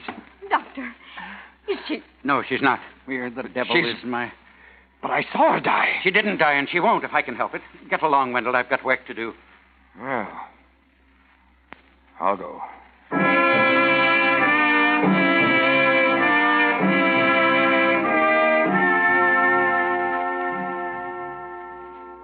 Too bad, Wendell. Everything ruined because you stepped on a cat's tail. Such a little accident to spoil a perfect murder. The doctor told you to get out, didn't he? Well, you're going. Out of the room, out of the house, like a scared child making for home. And Lil. Poor Lil. She expected a lot from you, Wendell. Money and security for the rest of her life. But she knows the moment she sees your face. I could just kept the doctor out a few minutes longer. It was going swell, Lil. She was dying, I know it. If only Oh, the cut it doctor- out. What's the use of crying? The doctor got there too soon, and that's all there is to it. No, it isn't all. She knows now that somebody's been after her money. She'll track us down. What'll we do, Lil? You name it. Listen, we can't get away. We've got hours. All night. Maybe longer. The doctor won't let Aunt Ellen talk, sick as she is. The police will never catch up with us. Don't kid yourself. They always catch up. Well, we just can't sit here. When she wakes up tomorrow, we're through. If she wakes up tomorrow. If she... Lil. What's the matter with that? She's had a shock, hasn't she? She might die in spite of everything the doctor can do. She might die in her sleep, perfectly naturally. And if she doesn't? Yes. If she doesn't? It'd be her own fault. She ought to have died a year ago.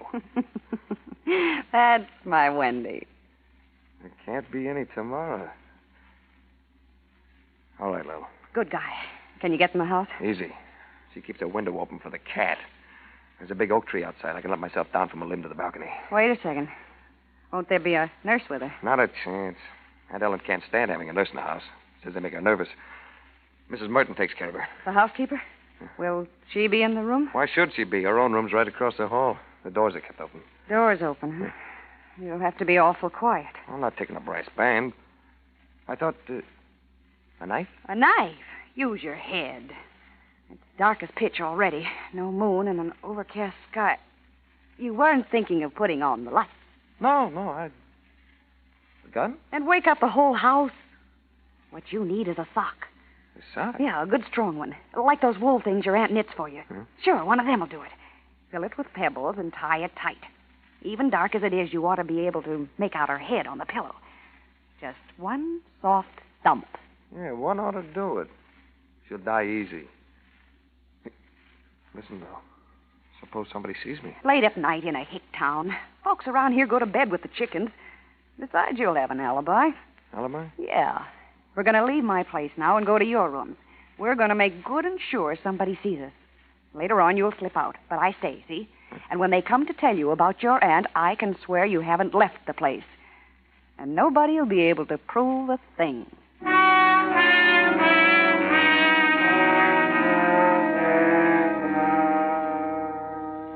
That's right, isn't it, Wendell? Nobody will be able to prove a thing. So you walk brazenly down the street with Lil. And just outside your apartment, you run into an incredible piece of luck. Things are breaking just right. For there you meet Mr. Leary, the town constable. Oh, evening, Mr. Leary. Huh? Who's that? Oh, it's you, Lil Edwards. Mr. Robinson. Yep, that's me, all right. Now, come on, Lil. Here's where I live. She going to see you this time of night? Listen to him. What's it to you, Constable? Yeah. Anything wrong with asking a friend in for a drink? Well, it's your own business. But the old lady out the big house ain't going to like your taking up with Lil again. Yeah, like you said, it's my business. Come on, Lil. Get the door open fast. Yeah. Swell. He saw us come in. Oh, as soon as he's out of the way...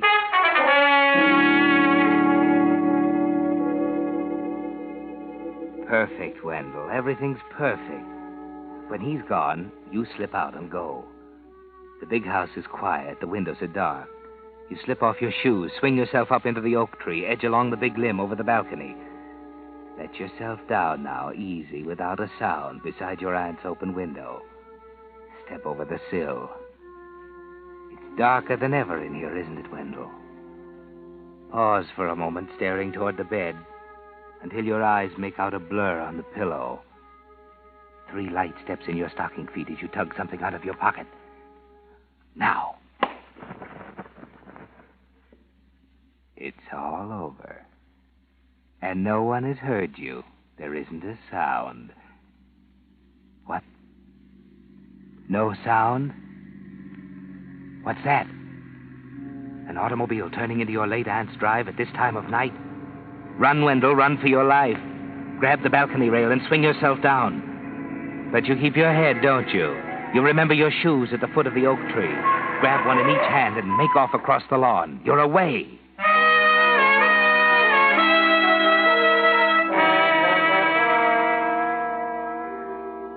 Back at your place, you tell Lil what happened, and the two of you prepare for what's sure to come.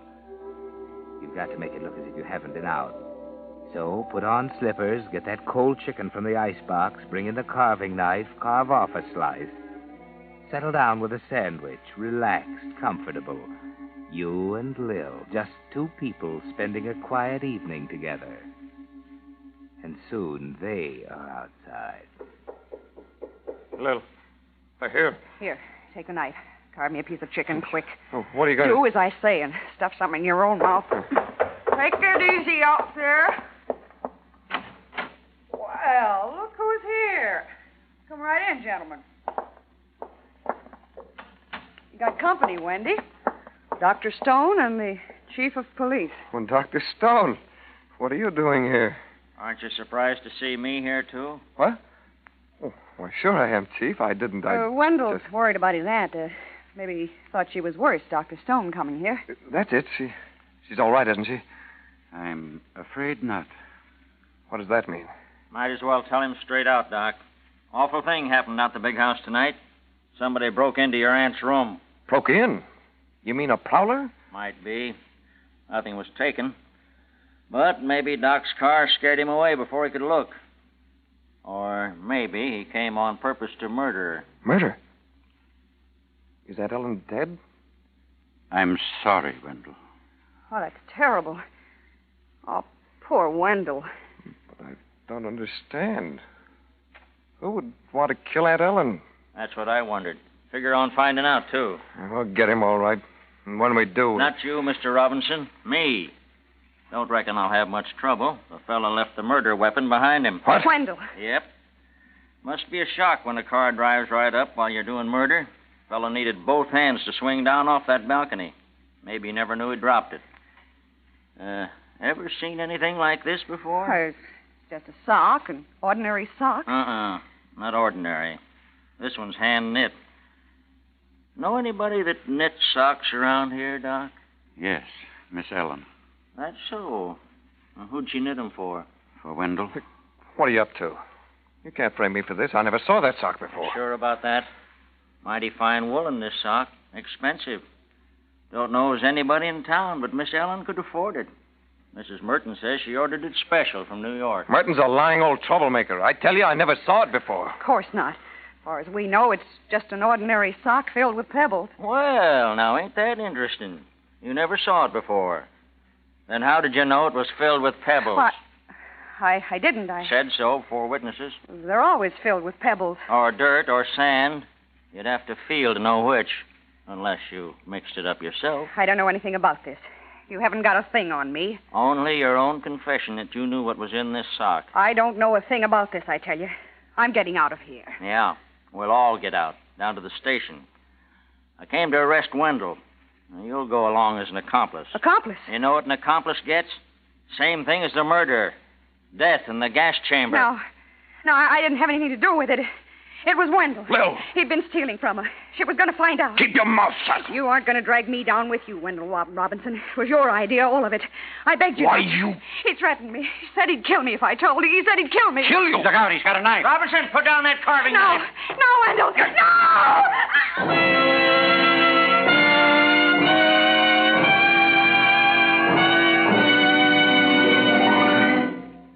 The Whistler will return in just a moment with the strange ending of tonight's story. Meantime, here's some hot weather motor mathematics for you drivers to think about. Take the temperature of the day, add 2,800 degrees, the temperature inside the average cylinder head. That adds up to a lot of heat. A mighty good reason why car cooling systems should be in tip-top shape to protect motors through summer driving. How's yours? If it hasn't been inspected recently, your Signal gasoline dealer will be glad to do it for you. Perhaps your radiator is choked with sludge and rust.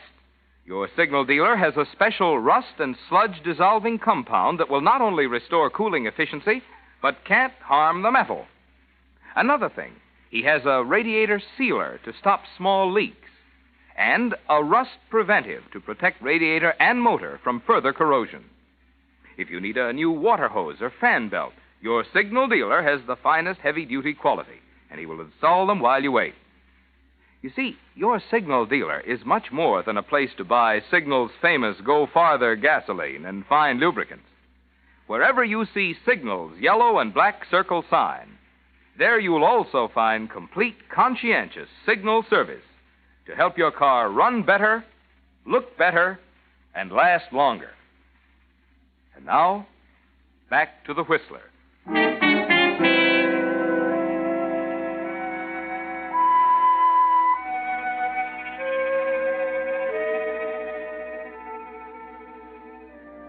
So it was Lil who broke down after all, and Wendell killed her for it, stabbed her with the carving knife. An upsetting business, murder. You shouldn't try it without good, strong nerves.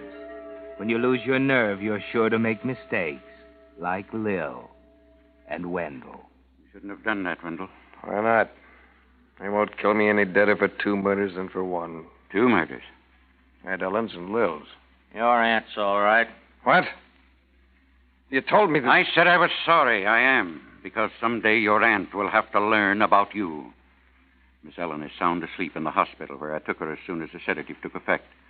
She dislikes trained nurses in her house, and I want her to have absolute quiet. I was bringing Mrs. Merton home when you ran away. But there was someone on the bed, on the pillow. I saw it. Oh, yes. There was something there.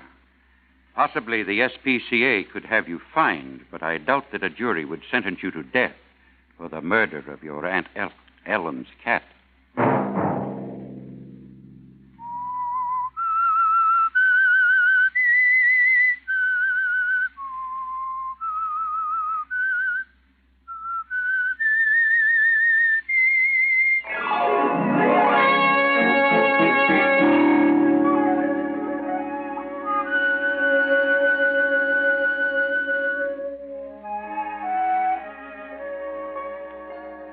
Next Monday at 9 o'clock, The Whistler will bring you another strange tale.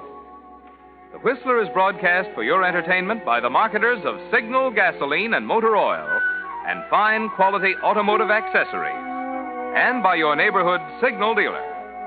This program, directed by George W. Allen, with tonight's story by Sally Thorson, music by Wilbur Hatch, is transmitted to our troops overseas by the Armed Forces Radio Service. This is Marvin Miller speaking, and suggesting that you let every traffic signal remind you that you do go farther with Signal gasoline. Yes, you do go farther with Signal.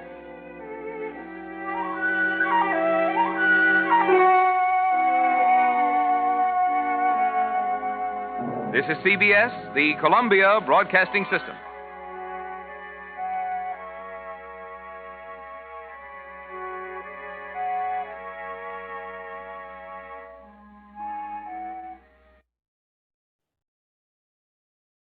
Let every go signal remind you that you do go farther with Signal gasoline. The Signal Oil Program. The Signal Oil Company and your neighborhood Signal dealer bring you another curious story by The Whistler. Tonight, 2 for the money.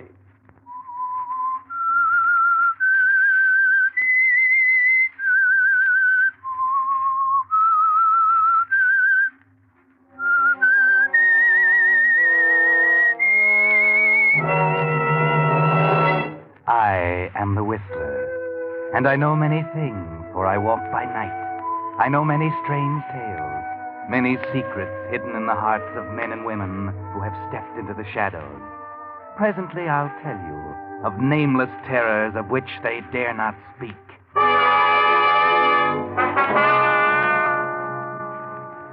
As New Year's Day 1945 draws to a close, the Signal Oil Company joins 1,800 Signal gasoline dealers in hoping that the coming year will be a good one for you and for your car, too. During 1944, you know, 150,000 cars wore out each month, 1 out of every 12 on the road. So yours has been a pretty lucky car so far. But it'll take more than luck alone to make today's cars last out the duration. It'll take thorough, conscientious servicing of every part. And no one gives more conscientious service than your neighborhood Signal gasoline dealer. Being in business for himself, he naturally has more incentive to do a better job, the kind of job that will keep you his satisfied customer. Later in the program, I want to tell you about several outstanding Signal services. For each one is designed to do for your car the thing you want most today, to help it go farther. But now, The Whistler.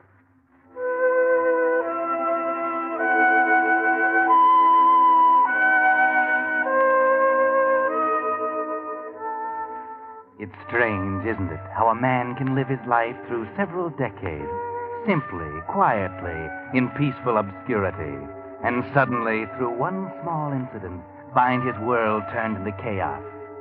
For instance,